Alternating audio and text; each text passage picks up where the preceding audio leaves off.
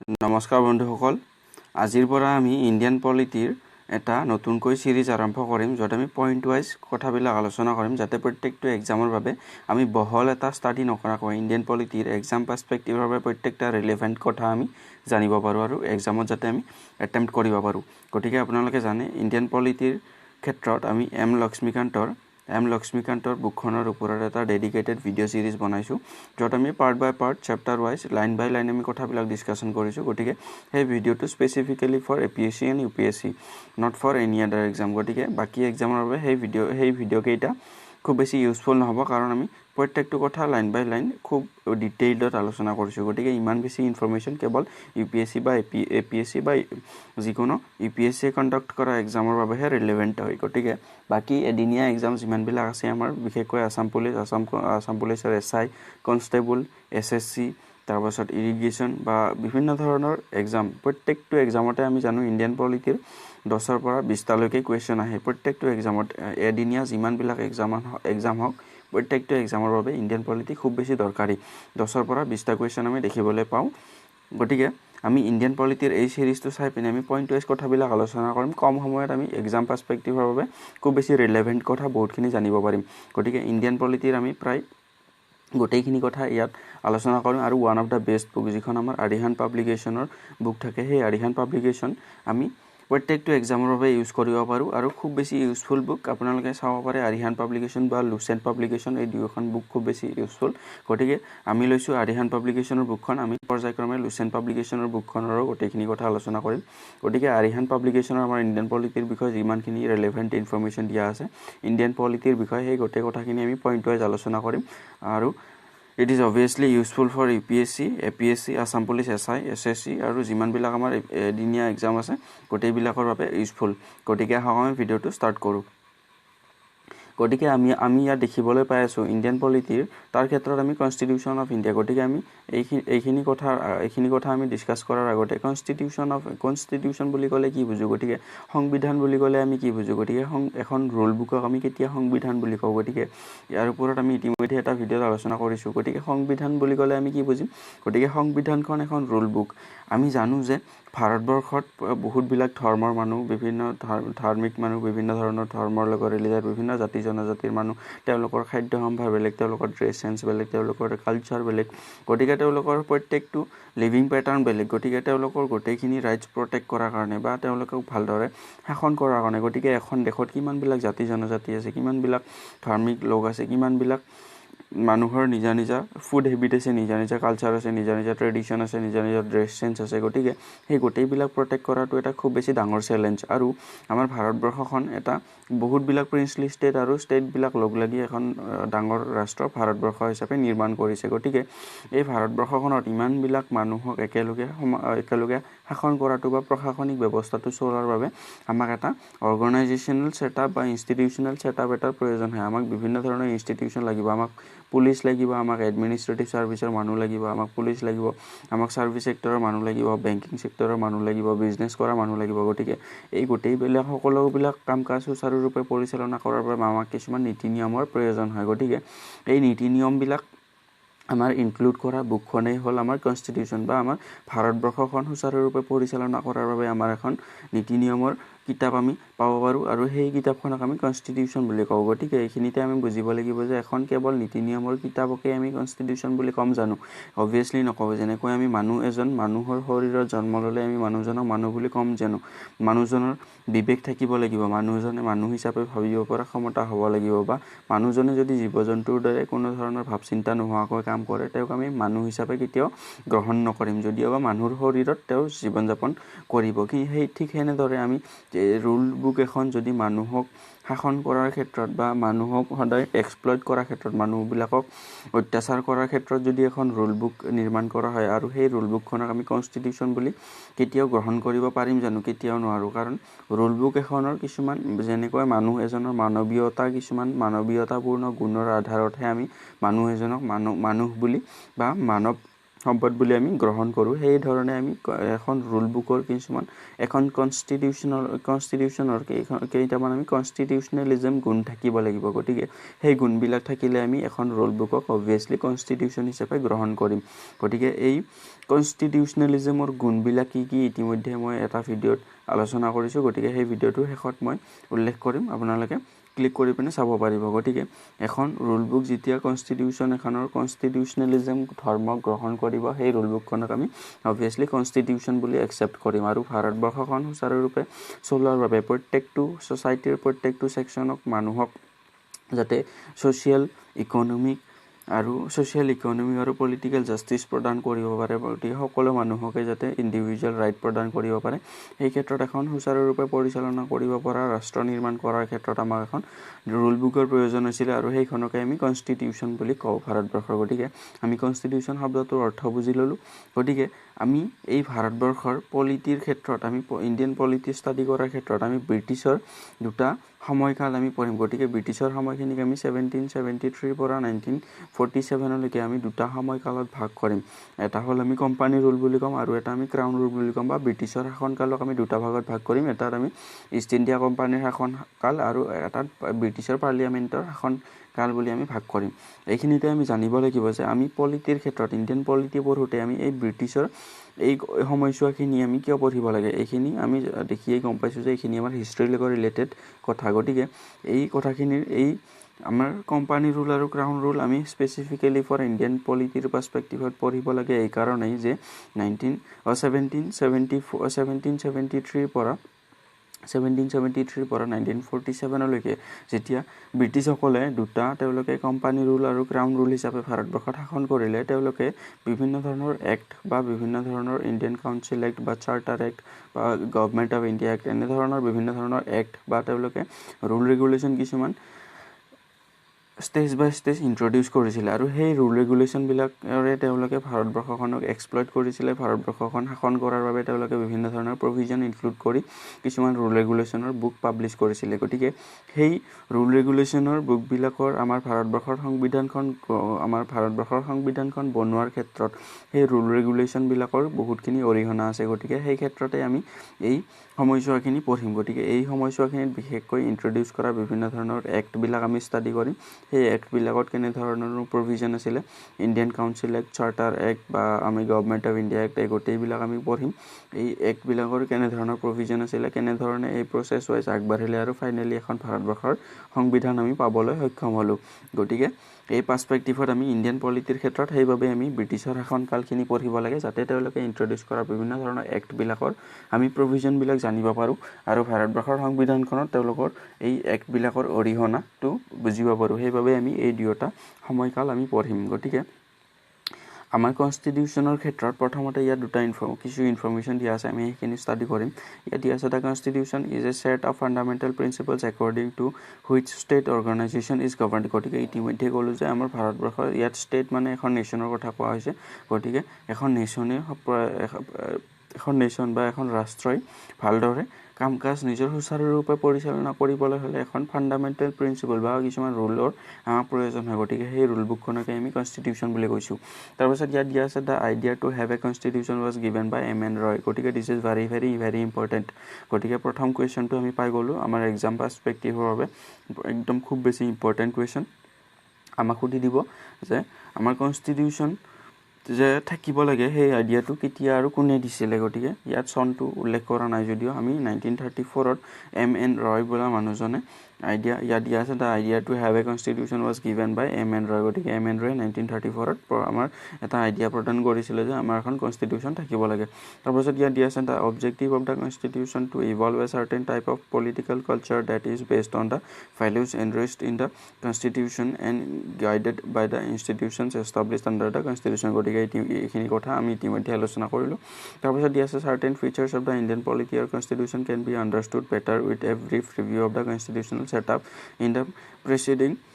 Periods গতিকে আমাৰ ইতিমধ্যে আলোচনা কৰোঁ যে ব্ৰিটিছৰ শাসনকালত কিছুমান এক্ট আৰু কিছুমান বিভিন্ন ধৰণৰ তেওঁলোকে এক্ট ইন্ট্ৰডিউচ কৰিছিলে গতিকে সেইবিলাক আমি ষ্টাডি কৰি পিনে এটা ব্ৰিফ ৰিভিউ চাই পিনে আমি কনষ্টিটিউচনেল ফ্ৰেমৱৰ্কৰ এটা বেটাৰ আণ্ডাৰষ্টেণ্ডিং ল'ব পাৰিম ইয়াত দিয়া আছে as modern political institutions organised and developed in India mainly during the British rule the origin and growth of the Indian constitution has its root in the British period of Indian history গতিকে আমাৰ ভাৰতবৰ্ষৰ ইতিহাসত British পিৰিয়ডৰ সময়খিনিত আমাৰ constitutional root বা আমাৰ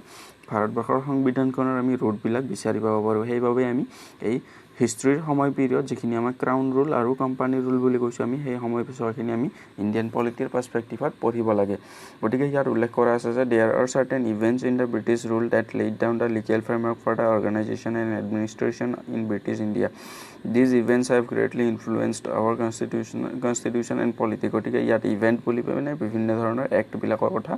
কোৱা হৈছে তাৰপিছত ইয়াত কোৱা হৈছে যে উই will study the British India in two main periods, two time periods. One is company rule and another one is crown rule in India. গতিকে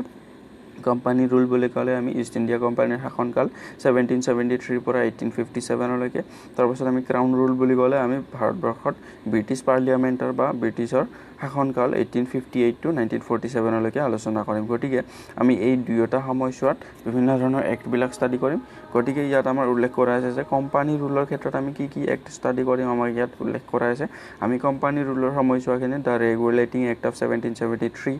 এই এক্টখনত কি কিনো প্ৰভিজন আছিলে কেনে ধৰণৰ কথা উল্লেখ কৰা আছিলে সেইবিলাক আমি ষ্টাডি কৰিম গতিকে ইয়াত কোৱা আছে the regulating act of 1773 Pitt India act of 1784 তাৰপিছত charter act of 1793 charter act of 1813 তাৰপিছত দিয়া আছে চাৰ্টাৰ এক্ট অফ 1833 তাৰপিছত দিয়া আছে চাৰ্টাৰ এক্ট অফ 1853 গতিকে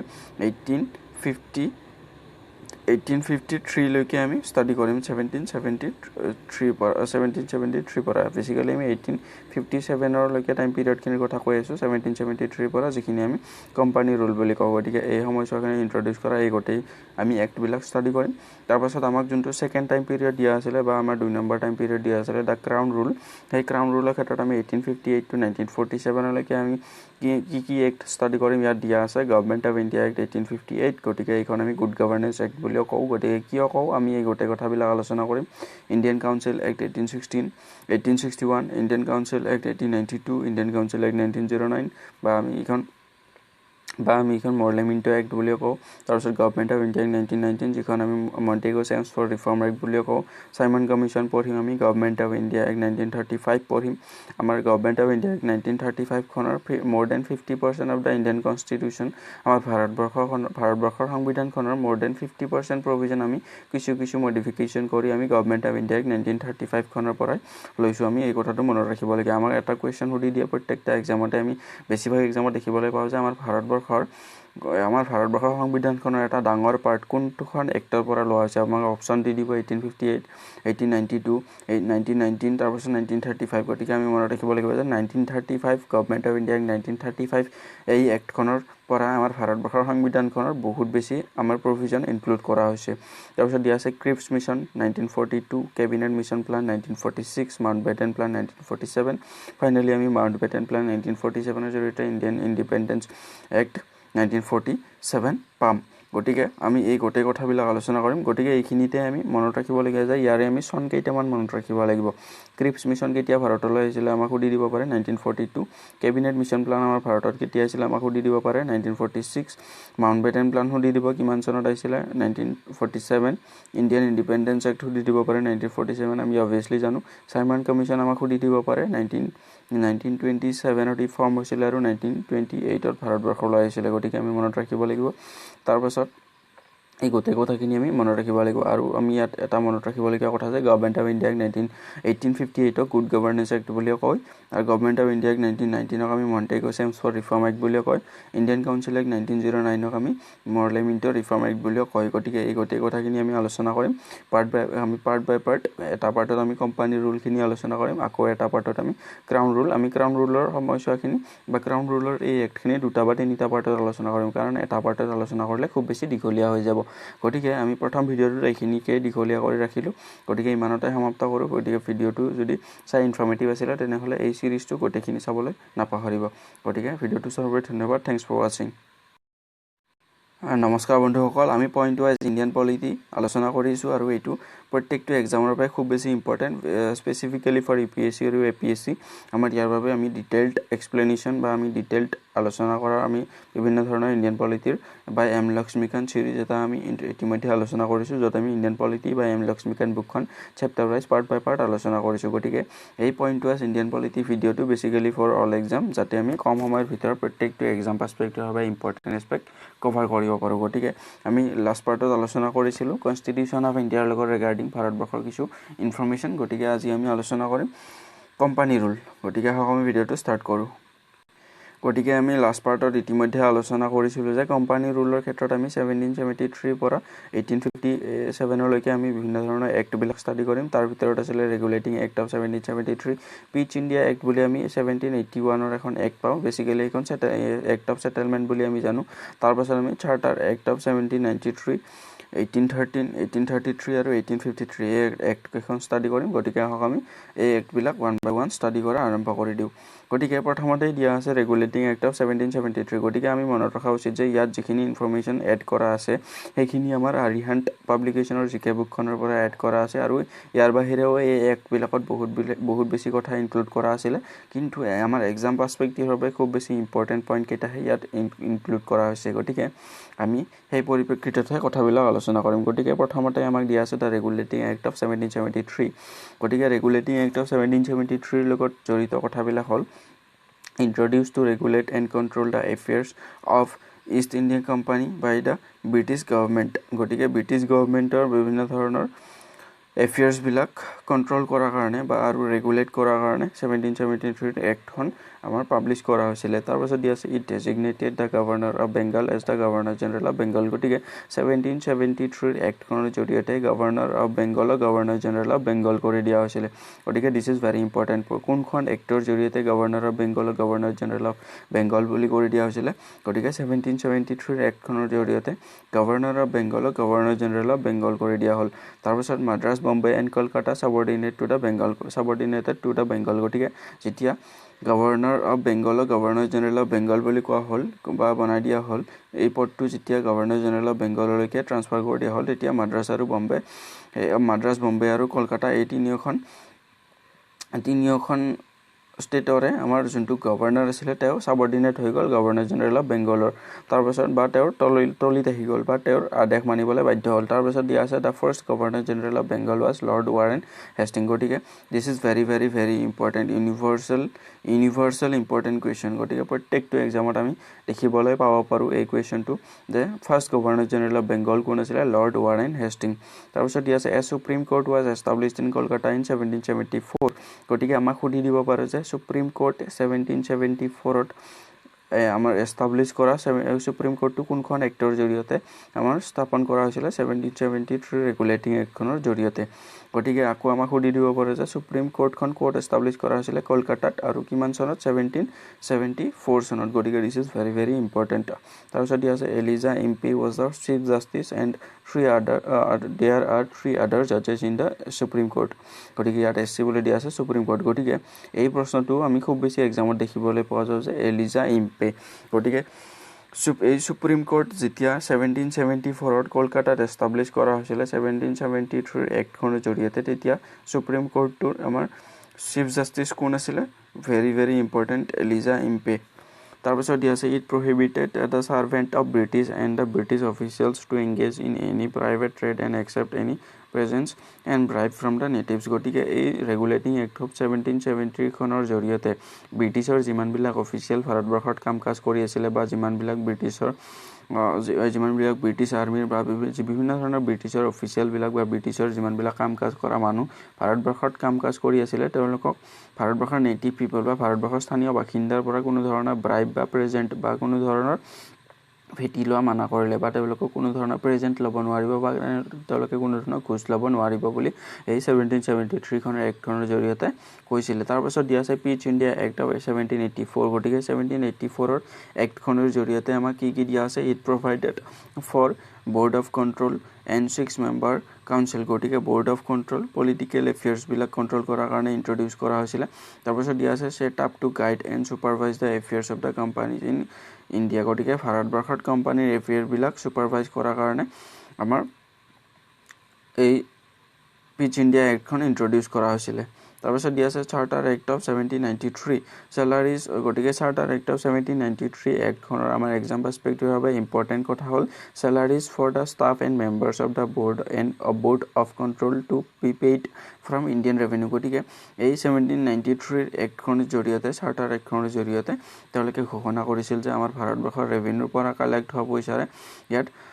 salaries for the staff and members of the board of control গতিকে board of controller staff আৰু মেম্বাৰ বিলাকৰ salary ইণ্ডিয়ান ৰেভিনিউৰ পৰা দিয়া হ'ব চাৰ্টাৰ এক্ট অফ 1830 খনৰ জৰিয়তে আমাৰ ভাৰতবৰ্ষত তেওঁলোকে ইন্ট্ৰডিউচ কৰা এক্সাম পাৰ্সপেক্টিভৰ বাবে ইম্পৰ্টেণ্ট কথা হ'ল ended East India Company monopoly of trade and provided 1 lakh grant for education in India গতিকে আমাৰ ভাৰতবৰ্ষত এডুকেশ্যনৰ বাবে 1 লাখ গ্ৰেণ্ট প্ৰভাইড কৰিছিলে আৰু কোম্পানীৰ মনোপলি তো হেক কৰি দিয়া হৈছিলে কোম্পানীৰ মনোপলি হেক কৰি দিয়া হৈছিলে ইন ট্ৰেড তাৰপাছত ইয়াত আকৌ ইম্পৰ্টেণ্ট এক্সামৰ বাবে হ'ল the company's monopoly in trade with China and trade in tea was remained enacted গতিকে যদিও বা কোম্পানীৰ মনোপলিটো হেক কৰি দিয়া হৈছিলে কিন্তু the company's monopoly in trade with China and trade in tea was remained enacted গতিকে এইখিনি ক্ষেত্ৰত চাইনাৰ লগত ট্ৰেড কৰা আৰু টিৰ ট্ৰেড কৰাৰ ক্ষেত্ৰত মনোপলি তেওঁলোকে বৰ্তাই ৰাখিছিলে তাৰপিছত চাৰ্টাৰ এক্ট অফ 1833 ক্ষেত্ৰত আমাৰ ইম্পৰ্টেণ্ট কথাখিনি ইয়াত দিয়া আছে The centralization of the powers begin. The Governor General of Bengal was to be Governor General of India গতিকে Governor General of Bengal Governor General of India কৰি দিয়া হ'ল গতিকে আমি ইতিমধ্যে পালো যে 1773 খনৰ এক্টখনৰ জৰিয়তে Governor of Bengal Governor General of Bengal কৰি দিয়া হ'ল আৰু first Governor General of Bengal আছিল লৰ্ড ৱাৰেন হেষ্টিং তাৰপিছত 1833 খনৰ এক্টখনৰ জৰিয়তে Governor General of Bengal Governor General of India কৰি দিয়া হ'ল গতিকে this is very important exam perspective হবে কোনখন এক্টৰ জৰিয়তে আমাৰ Governor General of Bengal Governor General of India কৰি দিয়া হ'ল 1833 খনৰ এক্টখনৰ জৰিয়তে আৰু first Governor General of India কোন আছিল লৰ্ড উইলিয়াম বেন্টিক গতিকে first Governor General of Bengal আছিল লৰ্ড ৱাৰেন হেষ্টিং আৰু first Governor General of India আছিল লৰ্ড উইলিয়াম বেন্টিক গতিকে this is very important universal important question তাৰপিছত দিয়া আছে all legislative administrative and financial powers were handed over to Governor General in Council legislative powers were also given to Governor General in Council and Madras were deprived of their legislative powers গতিকে মাদ্ৰাছৰ legislative power hack কৰি দিয়া হ'ল বা deprived কৰি দিয়া হ'ল তাৰপিছত দিয়া আছে all legislative administrative and financial powers were handed over the Governor General in Council গতিকে Governor General কাউন্সিলত গোটেইখিনি কাম কাজ সঁপি দিয়া হ'ল গতিকে সেইভাবে কোৱা হৈছে পাৱাৰৰ চেন্ট্ৰেলাইজেশ্যন আৰম্ভ হৈছিল তাৰপিছত দিয়া আছে a fourth member in the Governor General's Council was added as a law member গতিকে এজন 4 নম্বৰ মেম্বাৰ হিচাপে এজন ল মেম্বাৰক এড কৰা হৈছিল গভৰ্ণৰ জেনেৰেলৰ কাউন্সিলত তাৰপিছত দিয়া আছে a law commission under Lord Macaulay was constituted for codification of laws গতিকে লৰ কডিফিকেশনৰ কাৰণে এখন ল কমিশন গঠন কৰা হৈছিল under the leadership of Lord Macaulay তাৰপিছত দিয়া আছে the company was no more এইটো নাও হৈ আছে এইটো নাও নহয় now ঠিক আছে the company was now no more a trading body but had become political and territorial one গতিকে এই 1833 খনৰ এক্টখনৰ জৰিয়তে আমাৰ ভাৰতবৰ্ষত কোম্পানী ইষ্ট ইণ্ডিয়া কোম্পানীটো তেওঁলোকে নো মোৰ এ ট্ৰেডিং কোম্পানী গতিকে তেওঁলোকে কেৱল মাত্ৰ এটা বিজনেছ ৰিলেটেড কোম্পানী হৈ নাথাকিলে তেওঁলোকে আমাৰ পলিটিক্যাল আৰু এটা এডমিনিষ্ট্ৰেটিভ বডি হিচাপে তেওঁলোকে নিজকে সেটআপ কৰি ল'লে territorial one acting on behalf of the British government গতিকে ব্ৰিটিছ গভৰ্ণমেণ্টৰ বিহাফত তেওঁলোকে ভাৰতবৰ্ষত কাম কাজ আৰম্ভ কৰি দিলে তাৰপিছত আকৌ আছিলে আমাৰ ইম্পৰ্টেণ্ট চাৰ্টাৰ এক্ট অফ 1853 গতিকে 1853 খনৰ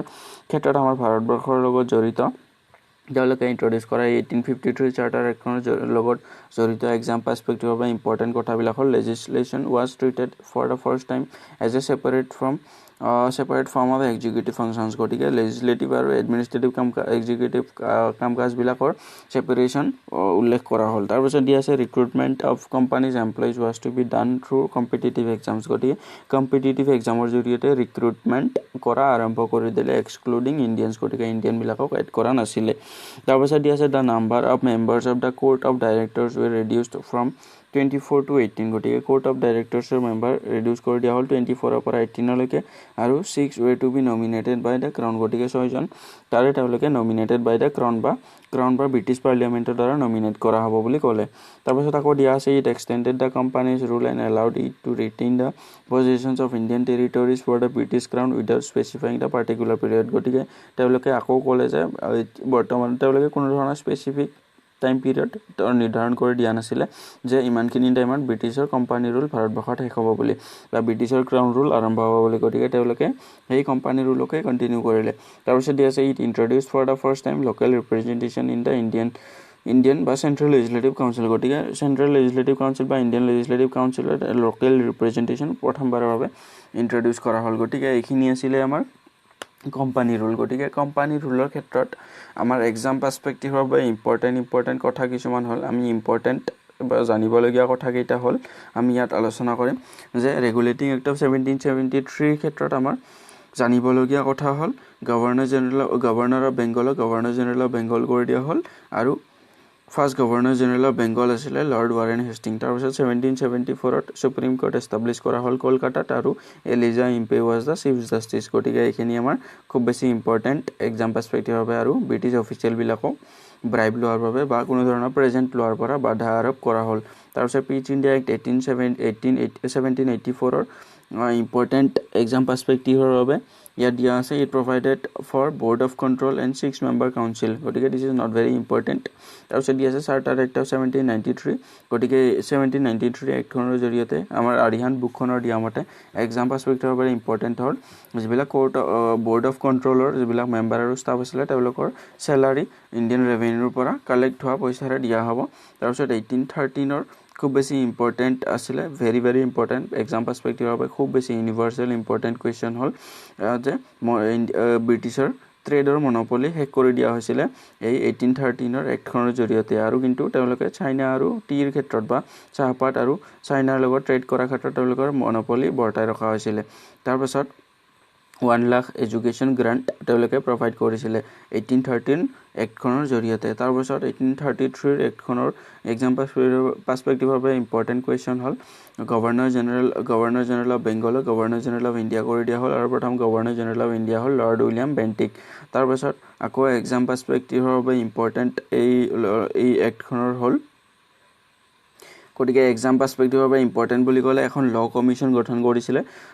লৰ্ড মেকালেৰ নেতৃত্বত এখন ল কমিশ্যন গঠন কৰিছিলে গতিকে লবিলাক কডিফিকেশ্যন কৰাৰ বাবে তাৰপাছত আকৌ এক্সাম পাৰ্সপেক্টিভৰ বাবে বুলি যদি আমি ইম্পৰ্টেণ্ট বুলি কওঁ তেতিয়াহ'লে ট্ৰেডিং তেওঁলোকে এই 1833 এক্টখনৰ পাছৰে পৰা তেওঁলোকে এটা ন' মোৰ ট্ৰেডিং বডি বাট তেওঁলোকে পলিটিকেল আৰু টেৰিটৰিয়েল বডি হিচাপে কাম কৰা আৰম্ভ কৰি দিছিলে তেওঁলোকে এটা বিজনেছ পাৰ্টি হৈ থকা নাছিলে তাৰপিছত 1853 ক্ষেত্ৰত যদি আমি এক্সাম পাৰ্সপেক্টিভৰ বাবে ইম্পৰ্টেণ্ট বুলি চাওঁ তেতিয়াহ'লে লেজিছলেশ্যনটো এটা ছেপাৰেট এটা গুৰুত্বপূৰ্ণ কাম হিচাপে ইয়াত ৰিকগনাইজ কৰা হৈছিলে তাৰপাছত ইয়াত দিয়া আছে number of members of court of directors গতিকে কোৰ্ট অফ ডাইৰেক্টৰৰ নাম্বাৰ কমাই দিয়া হৈছিলে বা ৰিডিউচ কৰি দিয়া হৈছিলে 24 to 18লৈকে আৰু 6 member were nominated by the British crown বা ব্ৰিটিছৰ পাৰ্লিয়ামেণ্টৰ দ্বাৰা 6জন মানুহক নমিনেট কৰা হৈছিলে আৰু কম্পিটিটিভ এক্সামৰ জৰিয়তে ব্ৰিটিছ অফিচিয়েলবিলাকৰ ৰিক্ৰুটমেণ্ট আৰম্ভ হৈছিলে এক্সক্লুডিং ইণ্ডিয়ানসকলৰ বাবে নহয় তাৰপিছত দিয়া আছে তাৰপিছত আৰু খুব বেছি ইম্পৰ্টেণ্ট এক্সাম পাৰ্সপেক্টিভৰ বাবে আমি যদি কওঁ তেতিয়াহ'লে it introduce for the first time local representation in India local representation in the Indian বা চেণ্ট্ৰেল লেজিছলেটিভ কাউন্সিল গতিকে চেণ্ট্ৰেল লেজিছলেটিভ কাউন্সিলত লোকেল ৰিপ্ৰেজেণ্টেশ্যন প্ৰভাইড কৰিছিলে তাৰপিছত আমি এক্সাম পাৰ্সপেক্টিভৰ বাবে যদি চামাৰী হিচাপে চাবলৈ যাওঁ তেতিয়াহ'লে এইখিনিত গোটেই কথাখিনিত আমাৰ ইম্পৰ্টেণ্ট আমি এদিনীয়া এক্সামৰ বাবে গভৰ্ণৰ জেনেৰেল অফ বেংগলক গভৰ্ণৰ জেনেৰেল অফ ইণ্ডিয়া কৰি দিয়া হৈছিলে 1833 এক্টখনৰ জৰিয়তে গভৰ্ণৰ জেনেৰেল অফ বেংগলক গভৰ্ণৰ জেনেৰেল অফ ইণ্ডিয়া কৰি দিয়া হৈছিলে তাৰপিছত প্ৰথম গভৰ্ণৰ জেনেৰেল অফ ইণ্ডিয়া আছিলে লৰ্ড উইলিয়াম বেণ্টিক তাৰপিছত 1773 এক্টখনৰ জৰিয়তে গভৰ্ণৰ অফ বেংগলক গভৰ্ণৰ জেনেৰেল অফ বেংগল কৰি দিয়া হৈছিলে আৰু প্ৰথম গভৰ্ণৰ জেনেৰেল অফ বেংগল আছিলে লৰ্ড ৱাৰেন হেষ্টিং গতিকে এইখিনি আছিলে আমাৰ ইম্পৰ্টেণ্ট কথা আকৌ আমি 1773 এক্টখনৰ জৰিয়তে 1774ত আমাৰ সুপ্ৰিম কোৰ্টৰ এষ্টাব্লিছ কৰা হৈছিলে কলকাতাত আৰু প্ৰথম চিফ জাষ্টিছ আছিলে এলিজা ইম্পে গতিকে এইখিনি ইম্পৰ্টেণ্ট কথা আছিলে গতিকে ইয়াৰ পাছত নেক্সট আমি আলোচনা কৰিম ক্ৰাউন ৰুল গতিকে আমি নেক্সট এইখিনিতে আমি কোম্পানী ৰুলটো শেষ কৰিলোঁ আৰু ইয়াৰ পাছত আমি আলোচনা কৰিম ক্ৰাউন ৰুল নমস্কাৰ বন্ধুসকল, আমি পইণ্ট ৱাইজ ইণ্ডিয়ান পলিটি আলোচনা কৰি আছোঁ আৰু প্ৰত্যেকটো এক্সামৰ বাবে খুব বেছি দৰকাৰী। গতিকে আমি ইণ্ডিয়ান পলিটিৰ 10ৰ পৰা 20টা কুৱেশ্যন আমি প্ৰত্যেকটা এক্সামতে দেখিবলৈ পাওঁ। গতিকে সেইবাবে আমি এই চিৰিজটোৰ জৰিয়তে এটা প্ৰচেষ্টা কৰিছোঁ যাতে কম সময়ৰ ভিতৰতে আমি এক্সাম পাৰ্চপেক্টিভৰ বাবে ইম্পৰ্টেণ্ট কুৱেশ্যনবিলাক আমি কভাৰ কৰিব পাৰোঁ। গতিকে ইতিমধ্যে আমি ইণ্ডিয়ান পলিটি খুব বেছি পৰিমাণে আৰম্ভ কৰিব পৰা নাই। জাষ্ট আমি দুটা পাৰ্ট আমি শেষ কৰিছোঁ আৰু সেই দুটা পাৰ্টত আমি কোম্পানী ৰুলৰ কথা আমি আলোচনা কৰিছোঁ। কোম্পানী ৰুল আৰু আমাৰ ভাৰতবৰ্ষৰ কনষ্টিটিউশ্যনখনৰ ৰিলেটেড কিছু অলপ সংখ্যক কথা আমি আলোচনা কৰিছোঁ। আজি আমি আলোচনা কৰিম ক্ৰাউন ৰুল, আৰু এই ক্ৰাউন ৰুলত এক্সাম পাৰ্চপেক্টিভৰ বাবে খুব বেছি ইম্পৰ্টেণ্ট কুৱেশ্যন বনিব পৰা কিছুমান কথা আছে, আৰু তাৰ পাছতহে আমি ৰিয়েলি আমি ইণ্ডিয়ান পলিটিৰ বিষয়ে আমি ষ্টাডি কৰিবলৈ আৰম্ভ কৰিম আমাৰ এই হিষ্টৰিকেল পাৰ্চপেক্টিভখিনি পঢ়াৰ পাছত। গতিকে আহক আমি আজি ষ্টাডি কৰোঁ আমাৰ ক্ৰাউন ৰুল। গতিকে আমি ইয়াত চাব পাৰোঁ আমি ক্ৰাউন ৰুলত কি ষ্টাডি কৰিম। ক্ৰাউন ৰুলত আমি ষ্টাডি কৰিবলগীয়া এক্টকেইখন এক্টকেইখনৰ ভিতৰত আছে গভৰ্ণমেণ্ট অফ ইণ্ডিয়া এক্ট 1858। ইতিমধ্যে আমি এক্টখনক গুড গভৰ্নেন্স এক্ট কয় বুলি আমি আলোচনা কৰিছিলোঁ। Indian council act 1861, Indian council act 1892, Indian council act 1909, যিখন আমি পাৰ্লিয়ামেণ্টৰ ৰিফৰ্ম এক্ট বুলি কওঁ। তাৰপাছত এটা গভৰ্ণমেণ্ট অফ ইণ্ডিয়া এক্ট 1919, যিখন আমি মণ্টেগো চেমছফৰ্ড ৰিফৰ্ম এক্ট বুলি কওঁ। Simon commission 1927। তাৰপাছত গভৰ্ণমেণ্ট অফ ইণ্ডিয়া এক্ট 1935, আমাৰ ভাৰতবৰ্ষৰ more than 50% প্ৰভিজন ভাৰতবৰ্ষৰ কনষ্টিটিউশ্যনখনৰ আমি কিছু মডিফিকেশ্যনৰ জৰিয়তে গভৰ্ণমেণ্ট অফ ইণ্ডিয়া এক্ট 1935খনৰ পৰা এডাপ্ট কৰিছোঁ। ক্ৰিপছ মিছন 1942 আহিছিলে। কেবিনেট মিছন প্লান 1946, যাৰ জৰিয়তে আমি কনষ্টিটিউৱেণ্ট এছেম্বলি স্থাপন কৰি ভাৰতবৰ্ষৰ কনষ্টিটিউশ্যন মেকিং প্ৰচেছটো আৰম্ভ কৰিছিলোঁ। মাউণ্টবেটেন প্লান 1947, যাৰ জৰিয়তে আমাৰ ভাৰতবৰ্ষ আৰু পাকিস্তান ভাৰতবৰ্ষক দুটা ভাগত ভাগ কৰি দিয়া হ'ল। তাৰপিছত দিয়া আছে the Indian independence act of 1947। গতিকে আহক আমি এই গোটেই কথাখিনি আলোচনা কৰিম। গতিকে আমি ক্ৰাউন ৰুলৰ সময়ছোৱাখিনি 1858 পৰা 1947 এই সময়ছোৱাখিনি 2-3টা পাৰ্টত আলোচনা কৰিম, কাৰণ খুব বেছি ইম্পৰ্টেণ্ট কথা আছে। গোটেইখিনি কথা আমি ভালদৰে কভাৰ কৰিব লাগিব। গতিকে আমি ব্ৰিটিছৰ সময়ছোৱাখিনি, ভাৰতবৰ্ষৰ সময়ছোৱাখিনি, ব্ৰিটিছৰ শাসনকালৰ সময়ছোৱাখিনি 1773 পৰা 1857লৈকে কোম্পানী ৰুল বুলি আলোচনা কৰিছিলোঁ। আৰু ইতিমধ্যে আমি এই কোম্পানী ৰুলৰ বিভিন্ন ধৰণৰ এক্টবিলাক ষ্টাডি কৰিছোঁ। তাৰপাছত আমি 1858 পৰা 1947লৈকে এই সময়ছোৱাখিনি আমি ব্ৰিটিছ পাৰ্লিয়ামেণ্টৰ শাসন বা ব্ৰিটিছৰ ক্ৰাউন ৰুল বুলি কৈছোঁ। গতিকে এই সময়ছোৱাখিনিত বিভিন্ন ধৰণৰ এক্টবিলাক আমি ষ্টাডি কৰিম। গতিকে এই এক্টবিলাক আমি কিয় ষ্টাডি কৰি আছোঁ, কাৰণ আমি জানো আৰু আমি ইতিমধ্যে পাইছোঁ যে এই এক্টবিলাকেই আমাৰ ভাৰতবৰ্ষৰ সংবিধানখনৰ ৰুট, বা আমি ভাৰতবৰ্ষৰ সংবিধানখন বনোৱাৰ ক্ষেত্ৰত আমাৰ এই এক্টবিলাকৰ পৰা বিভিন্ন ধৰণৰ আমি কিছু গ্লিমছ পাই আহিছোঁ। গতিকে আহক আমি আজিৰ এই ক্ৰাউন ৰুলৰ কথাবিলাক আমি এক্টবিলাক ষ্টাডি কৰোঁ। গতিকে ক্ৰাউন ৰুলৰ ক্ষেত্ৰত আমি পঢ়িবলগীয়া সময়ছোৱাখিনি 1857 নহয়, এইটো 1858 হ'ব লাগে। 1858 পৰা 1947, গতিকে বহু ক্ষেত্ৰত আমি 1857 বুলিও কওঁ। গতিকে এইটো ভুল নহয়, এইটো বেছিভাগতে আমি 1857 হিচাপেও পাম। গতিকে প্ৰথমতে আমি ষ্টাডি কৰিম গভৰ্ণমেণ্ট অফ ইণ্ডিয়া এক্ট 1858। গতিকে গভৰ্ণমেণ্ট অফ ইণ্ডিয়া এক্ট 1858ৰ এই এক্টখনৰ আমাৰ ইম্পৰ্টেণ্ট এক্সাম পাৰ্চপেক্টিভৰ বাবে ইম্পৰ্টেণ্ট কথাবিলাক এনেধৰণৰ ইয়াত দিয়া আছে। The power was transferred from the company to the British crown. গতিকে আমাক প্ৰথমেই সুধি দিব পাৰে যে কোনখন এক্টৰ জৰিয়তে ইষ্ট ইণ্ডিয়া কোম্পানীৰ শাসনকাল ব্ৰিটিছ পাৰ্লিয়ামেণ্টৰ হাতলৈকে ট্ৰান্সফাৰ কৰি দিয়া হ'ল। সেই এক্টখন হ'ল 1858ৰ গভৰ্ণমেণ্ট অফ ইণ্ডিয়া এক্ট 1858। তাৰপাছত দিয়া আছে court of directors and board of control was abolished. The post of secretary of state was established. A 15-member council was established to assist. Secretary of State was member of British cabinet and answerable to British Parliament. গতিকে board of কণ্ট্ৰলাৰ্ছ আৰু board of directors, গতিকে যিবিলাক political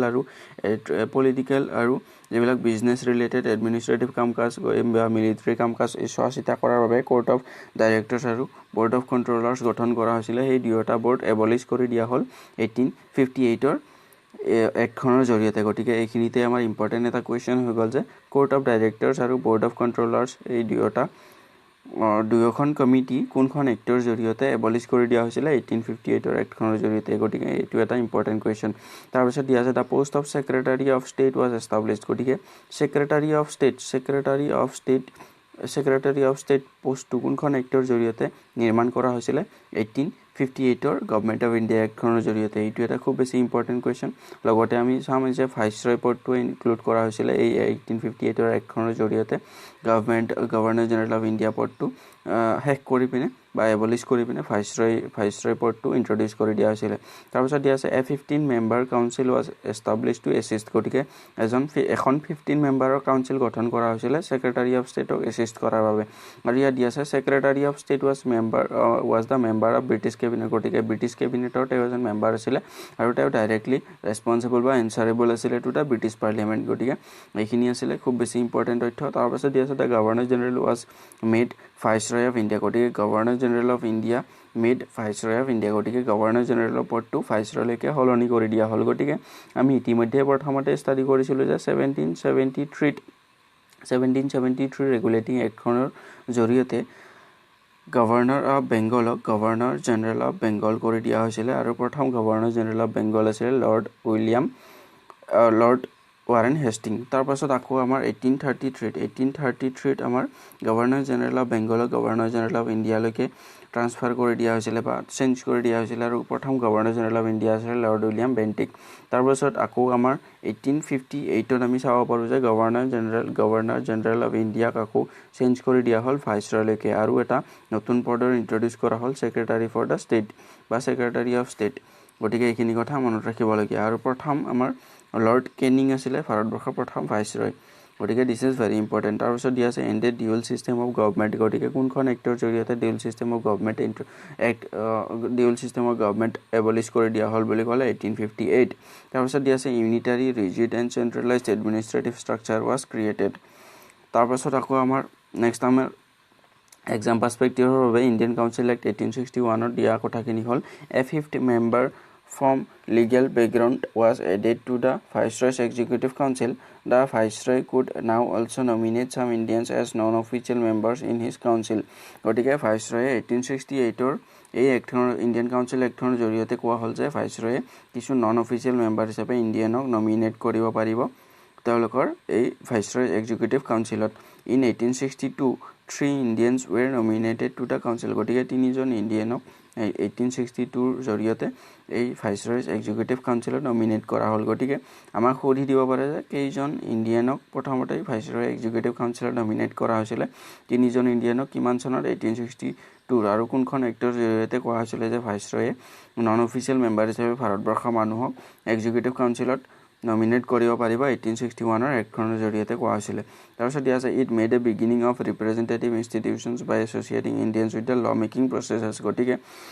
ইণ্ডিয়ানবিলাকক institution associating Indians with the law making process গতিকে law making প্ৰচেছত ভাৰতবৰ্ষৰ মানুহসকলক associate কৰি পিনে আকৌ বিগিনিং অফ ৰিপ্ৰেজেণ্টেশ্যন কৰা বুলি কৈছে 1868ৰ এক্টখনৰ জৰিয়তে তাৰপাছত দি আছে the executive council was now to be called the central legislative council গতিকে ভাইচৰয়ৰ যিখন এক্সিকিউটিভ কাউন্সিল আছিলে সেই এক্সিকিউটিভ কাউন্সিলখনক এই 1868খনৰ এক্টখনৰ জৰিয়তে কোৱা হ'ল যে চেণ্ট্ৰেল লেজিছলেটিভ কাউন্সিল গতিকে this is very very important exam পাৰ্সপেক্টিভৰ বাবে গতিকে চেণ্ট্ৰেল লেজিছলেটিভ কাউন্সিল কেতিয়া গঠন কৰা হৈছিলে 1861ত যিখন আমাৰ এক্সিকিউটিভ কাউন্সিল আছিলে সেইখনকে আমি শেষত গৈ চেণ্ট্ৰেল লেজিছলেটিভ কাউন্সিল বুলি ক'লোঁ তাৰপিছত দিয়া আছে পৰ্টফলিঅ' ছিষ্টেম গতিকে এইটো খুব বেছি ইম্পৰ্টেণ্ট কুৱেশ্যন পৰ্টফলিঅ' ছিষ্টেম কোনে ইন্ট্ৰডিউচ কৰিছিলে লৰ্ড কেনিঙে ইয়াত দিয়া আছে portfolio' system which was introduce by Lord Canning in 1859 গতিকে কিমান চনত ইন্ট্ৰডিউচ কৰিছিলে পৰ্টফলিঅ' ছিষ্টেমটো 1859 চনত গতিকে ভেৰি ভেৰি ইম্পৰ্টেণ্ট কোনে ইন্ট্ৰডিউচ কৰিছিলে লৰ্ড কেনিঙে কিমান চনত 1859 কি portfolio system was given recognition so that work could be distributed among the members tarpor diase the viceroy was given the power to issue the ordinances gotike very important question etu khub beshi ami exam ot ahi thoka dekhibole pao je কোনখন এক্টৰ জৰিয়তে ভাইচৰয়ক ordinance issue কৰাৰ permission দিয়া হৈছিল বা ordinance issue কৰাৰ power প্ৰদান কৰা হৈছিল গতিকে ইণ্ডিয়ান কাউন্সিল এক্ট অফ 1861 খনৰ জৰিয়তে তাৰপাছত আকৌ দিয়া আছে দ্য ইণ্ডিয়ান কাউন্সিল এক্ট 1892 গতিকে 1892 এক্টখনৰ ইয়াত ইনফৰমেশন দিয়া থকাখিনি হ'ল though it was insignificant but it brought an element of representation for the first time by allowing discussion of budget গতিকে প্ৰথমবাৰৰ বাবে বাজেটৰ ওপৰত ডিসকাশন কৰাৰ বাবে এলাউ কৰা হ'ল 1892 this act also introduced the element of election in India গতিকে ইলেকশন ভাৰতবৰ্ষত ইন্ট্ৰডিউচ কৰিলে 1892 ইণ্ডিয়ান কাউন্সিল এক্ট খনে তাৰপিছত দিয়া আছে although the majority of the official members were retained. The non-official members were to be nominated by the Bengal Chamber of Commerce and Provincial Legislative Councils. গতিকে এইটো খুব বেছি ইম্পৰ্টেণ্ট ইনফৰমেশ্যন এক্সাম পাৰ্সপেক্টিভৰ বাবে যে এলিমেণ্ট অফ ইলেকশ্যন ইন্ট্ৰডিউচ কৰা হ'ল আমাৰ ভাৰতবৰ্ষত আকৌ এটা ইম্পৰ্টেণ্ট ইনফৰমেশ্যন দিয়া আছিলে যে বাজেটৰ ওপৰত ডিছকাশ্যন কৰাৰ বাবে এলাউ কৰা হ'ল তাৰপিছত আকৌ আমাৰ এক্সাম পাৰ্সপেক্টিভৰ বাবে খুব বেছি ইম্পৰ্টেণ্ট এখন এক্ট হ'ল Indian council act of 1909 or Morley Minto reforms act গতিকে মৰলে মিণ্টো ৰিফৰ্ম এক্টখন এক্সামৰ বাবে খুব বেছি ইম্পৰ্টেণ্ট একদম হট টপিক গতিকে আমি খুব বেছি ভাল ধৰণে ইয়াৰ কথাবিলাক আলোচনা কৰিব লাগিব প্ৰথমতে দিয়া আছে lord Morley the then secretary of state of India and lord Minto the then viceroy of India গতিকে আমি ইতিমধ্যে আলোচনা কৰিছোঁ যে 1858 গভৰ্ণমেণ্ট অফ ইণ্ডিয়া এক্ট 1858 খনৰ জৰিয়তে সেক্ৰেটাৰী অফ ষ্টেট বোলা এটা পদ ইন্ট্ৰডিউচ কৰা হৈছিল আৰু গভৰ্ণৰ জেনেৰেল অফ ইণ্ডিয়াক এবলিশ কৰি ভাইসৰয় এটা পদ ইন্ট্ৰডিউচ কৰা হৈছিল গতিকে মৰলে মিণ্টো ৰিফৰ্ম এক্ট বুলি আমি যেতিয়া কম তেতিয়া মৰলে আছিলে সেক্ৰেটাৰী অফ ষ্টেট আৰু মিণ্টো আছিলে লৰ্ড মিণ্টো আছিলে ভাইসৰয় গতিকে সেইভাবে আমি ইণ্ডিয়ান কাউন্সিল এক্ট অফ 1909 খনক মৰলে মিণ্টো ৰিফৰ্ম এক্ট বুলিও কওঁ তাৰপিছত দিয়া আছে announce some reforms in the British parliament গতিকে কি ৰিফৰ্ম তেওঁলোকে এনাউন্স কৰিছিলে 1909 এক্টখনৰ জৰিয়তে the members of the legislative council could ask supplementary questions discuss bill move resolutions on financial statements and so' on গতিকে এইবিলাক তেওঁলোকক পাৱাৰ প্ৰদান কৰা হৈছিলে যে The members of the Legislative Council could ask supplementary questions, discuss bills, move resolutions on financial statements and so on. The Legislative Councils both at the center and the provinces was expanded. গতিকে center আৰু province দুয়োটাতে Legislative Councilৰ সংখ্যা খুব বেছি বঢ়াই দিয়া হ'ল বা এক্সপান্ড কৰি দিয়া হ'ল তাৰপিছত দিয়া আছে it retained the official majority in the central legislative council গতিকে যদিও বা এক্সপান্ড কৰি দিয়া হ'ল চেন্ট্ৰেল লেজিসলেটিভ কাউন্সিলত তেওঁলোকৰ অফিচিয়েল মেজৰিটিটো বৰ্তাই ৰাখিলে আৰু প্ৰভিন্সিয়েল লেজিসলেটিভ কাউন্সিলত তেওঁলোকে নন অফিচিয়েল মেজৰিটি হোৱাৰ বাবে এলাউ কৰিলে ইয়াত দিয়া আছে but allowed the provincial legislative councils to have non official majority মানে ইণ্ডিয়ান মানুহ গতিকে তেওঁলোকে ভাৰতবৰ্ষৰ মানুহসকলক নন অফিচিয়েল মেম্বাৰ হিচাপেহে তেওঁলোকে নমিনেট কৰিছিলে গতিকে সেইভাবে চেন্ট্ৰেল লেজিসলেটিভ কাউন্সিলত অফিচিয়েল মেজৰিটি বা ব্ৰিটিছসকলৰ মেজৰিটি থাকিব লাগিব কিন্তু প্ৰভিন্সিয়েল লেজিসলেটিভ কাউন্সিলত তেওঁলোকে নন অফিচিয়েল মেজৰিটি বা ইণ্ডিয়ান মানুহৰ মেজৰিটি হোৱাটো এলাউ কৰি দিছিলে তাৰপিছত দিয়া আছে communal ৰিপ্ৰেজেন্টেশ্যন was introduced because Muslims were given a separate electorate and there were reservation of seats on religious grounds গতিকে প্ৰত্যেকটো এক্সামৰ বাবে ইম্পৰ্টেণ্ট কুৱেশ্যন হ'ল এইটো গতিকে কিমান চনৰ এক্টখনৰ জৰিয়তে কমিউনেল ইলেক্টৰেট বা কমিউনেল ৰিপ্ৰেজেন্টেশ্যন প্ৰদান কৰা হয় মুছলিমসকলক 1909 এক্টখনৰ জৰিয়তে বা মৰলে মিণ্টো ৰিফৰ্ম এক্টখনৰ জৰিয়তে গতিকে universal important question very important প্ৰত্যেকটো এক্সামতে আমি প্ৰায়বিলাক এক্সামতে আমি এই কুৱেশ্যনটো দেখিবলৈ পাম গ্যাৰেণ্টি তাৰপিছত দিয়া আছে Satyendra Prasad Sinha became the first Indian to join the viceroy's executive council গতিকে এইটোও খুব বেছি ইম্পৰ্টেণ্ট এক্সাম পাৰ্সপেক্টিভৰ বাবে Satyendra Prasad Sinha became the first Indian to join the viceroy's executive council তাৰপিছত আকৌ দিয়া আছে গভৰ্ণমেণ্ট অফ ইণ্ডিয়া এক্ট 1919 গতিকে ভাৰতবৰ্ষত আকৌ গভৰ্ণমেণ্ট অফ ইণ্ডিয়া এক্ট 1990 খনক আমি মণ্টেগো চেমছফৰ্ড ৰিফৰ্ম এক্ট বুলি কওঁ মণ্টেগো চেমছফৰ্ড কিয় কওঁ মণ্টেগো was the secretary of state আৰু চেমছফৰ্ড আছিলে ভাইসৰয় গতিকে সেইভাবে আমি গভৰ্ণমেণ্ট অফ ইণ্ডিয়া এক্ট 1990 খনক মণ্টেগো চেমছফৰ্ড ৰিফৰ্ম এক্ট বুলি কওঁ গতিকে 1909 এক্টখনৰ দৰেই এই 1919 এক্টখনক খুব বেছি ইম্পৰ্টেণ্ট এক্সাম পাৰ্সপেক্টিভৰ বাবে গতিকে ইয়াত দিয়া ইনফৰমেশ্যনবিলাক হ'ল Samuel Montagu, the Secretary of State for India and Lord Chelmsford, Viceroy of India, prepared a report to introduce self-governing institutions in India. Yes, it relaxed the central control over the provinces by separating the central and provincial subjects. গতিকে এইটো খুব বেছি important exam পাৰ্সপেক্টিভৰ বাবে আমাক সুধি দিব পাৰে যে কোনখন এক্টৰ জৰিয়তে চেন্ট্ৰেল আৰু প্ৰভিন্সিয়েল দুয়োটাৰে সাবজেক্টবিলাক ডিভাইড কৰা হৈছিলে গতিকে মণ্টেগো চেমছফৰ্ড ৰিফৰ্ম এক্ট বা গভৰ্ণমেণ্ট অফ ইণ্ডিয়া এক্ট 1919 খনৰ জৰিয়তে চেন্ট্ৰেল আৰু প্ৰভিন্সিয়েল সাবজেক্টবিলাক ডিভাইড কৰা হৈছিলে আকৌ তাৰ পাছত দিয়া আছে the powers of the secretary of state were drastically reduced গতিকে সেক্ৰেটাৰী অফ ষ্টেটৰ পাৱাৰবিলাক ৰিডিউচ কৰি দিয়া হৈছিলে তাৰপাছত আকৌ কোৱা হৈছে যে the number of members of the Indian council was reduced গতিকে ইণ্ডিয়ান কাউন্সিলৰ যিবিলাক মেম্বাৰৰ নাম্বাৰ আছিলে বা সংখ্যা আছিলে সেইটো ৰিডিউচ কৰি দিয়া হ'ল some executive council members were to be Indians গতিকে আকৌ প্ৰথম কোৱা হ'ল যে এক্সিকিউটিভ কাউন্সিলৰ কিছু মেম্বাৰ ইণ্ডিয়ান হ'ব লাগিব তাৰ direct election was introduced for the first time in the country গতিকে প্ৰথম আমাৰ ভাৰতবৰ্ষৰ ডাইৰেক্ট ইলেকশ্যন ইন্ট্ৰডিউস কৰা হ'ল গতিকে খুব বেছি ইম্পৰ্টেণ্ট ইনফৰমেশ্যন তাৰপাছত আকৌ দিয়া আছে the central legislative was to have a bicameral legislature for the first time গতিকে চেন্ট্ৰেল লেজিসলেটিভত বাইকেমেৰেল লেজিসলেচাৰ কৰা লোৱাৰ হাউচ বা আপাৰ হাউচ ইন্ট্ৰডিউস কৰা হ'ল তাৰপাছত দিয়া আছে ডায়াৰকি সিস্টেম গতিকে এক্সাম পাৰ্সপেক্টিভৰ পৰা ইম্পৰ্টেণ্ট খুব বেছি ভেৰি ইম্পৰ্টেণ্ট কুৱেশ্যন হ'ল ডায়াৰকি সিস্টেম ইন্ট্ৰডিউস কৰা হৈছিলে 1919 এক্টখনৰ জৰিয়তে বা মন্টেগু চেমছফৰ্ড ৰিফৰ্ম এক্টখনৰ জৰিয়তে ডায়াৰকি সিস্টেম ইন্ট্ৰডিউস কৰা হৈছিলে ইন দ্য প্ৰভিন্সেছ আমাক সুধি দিব পাৰে যে কোনখন এক্টৰ জৰিয়তে প্ৰভিন্সবিলাকৰ ডায়াৰকি সিস্টেম ইন্ট্ৰডিউস কৰা হৈছিলে তাৰপিছত দিয়া আছে the provincial subjects of administration were to be divided into two categories reserved and transferred গতিকে প্ৰভিন্সিয়েল সাবজেক্টবিলাক দুটা ভাগত ভাগ কৰি দিছিলে transferred subjects were administered by the governor with the help of the ministers responsible to the legislative council গতিকে transferred সাবজেক্টখিনি গভৰ্ণৰে গভৰ্ণ কৰিব বা এডমিনিষ্টাৰ কৰিব মিনিষ্টাৰসকলৰ লগত লগ লাগি আৰু মিনিষ্টাৰসকল ৰেছপনচিবল আছিলে লেজিসলেটিভ কাউন্সিলৰ ওপৰত কিন্তু যিখিনি ৰিজাৰ্ভড সাবজেক্ট আছিলে সেই ৰিজাৰ্ভ সাবজেক্টখিনি গভৰ্ণৰে এডমিনিষ্টাৰ কৰিব মিনিষ্টাৰসকলৰ লগত লগ লাগি কিন্তু without being responsible to the legislative council গতিকে আমাক সুধি দিব পাৰে যে কোনখিনি সাবজেক্ট এডমিনিষ্টাৰ কৰাৰ বাবে গভৰ্ণৰ আৰু মিনিষ্টাৰসকলে ৰেছপনচিবল আছিলে টু দ্য লেজিসলেটিভ কাউন্সিল গতিকে ট্ৰান্সফাৰ্ড সাবজেক্টখিনি এডমিনিষ্টাৰ কৰাৰ বাবে লেজিসলেটিভ কাউন্সিলৰ ওপৰত তেওঁলোকে ৰেছপনচিবল আছিলে কিন্তু যিবিলাক ৰিজাৰ্ভ সাবজেক্ট আছিল সেই ৰিজাৰ্ভ সাবজেক্টখিনি তেওঁলোকে এডমিনিষ্টাৰ কৰাৰ বাবে মিনিষ্টাৰসকলে এক্সিকিউটিভ কাউন্সিলে without being responsible legislative council গতিকে লেজিসলেটিভ কাউন্সিলৰ ওপৰত তেওঁলোকৰ কোনো ধৰণৰ ৰেছপনচিবিলিটি নাছিল তাৰপাছত আকৌ দিয়া আছে চাইমন কমিশ্যন গতিকে চাইমন কমিশ্যন ইতিমধ্যে আমি আলোচনা কৰিছোঁ যে it was constituted in 1927 to inquire the working of the act of 1919 গতিকে 1919ৰ এক্টখনৰ যিবিলাক প্ৰভিজন ইনক্লুড কৰা হৈছিলে সেই গোটেইবিলাক কেনেধৰণে কাম কাজ আগবাঢ়িছে সেইবিলাক এক্সামাইন কৰাৰ বাবে আৰু 1919ৰ এক্টখনতে উল্লেখ কৰা আছিলে যে প্ৰত্যেক 10 বছৰৰ মূৰে মূৰে এখন কমিটি স্থাপন কৰা হ'ব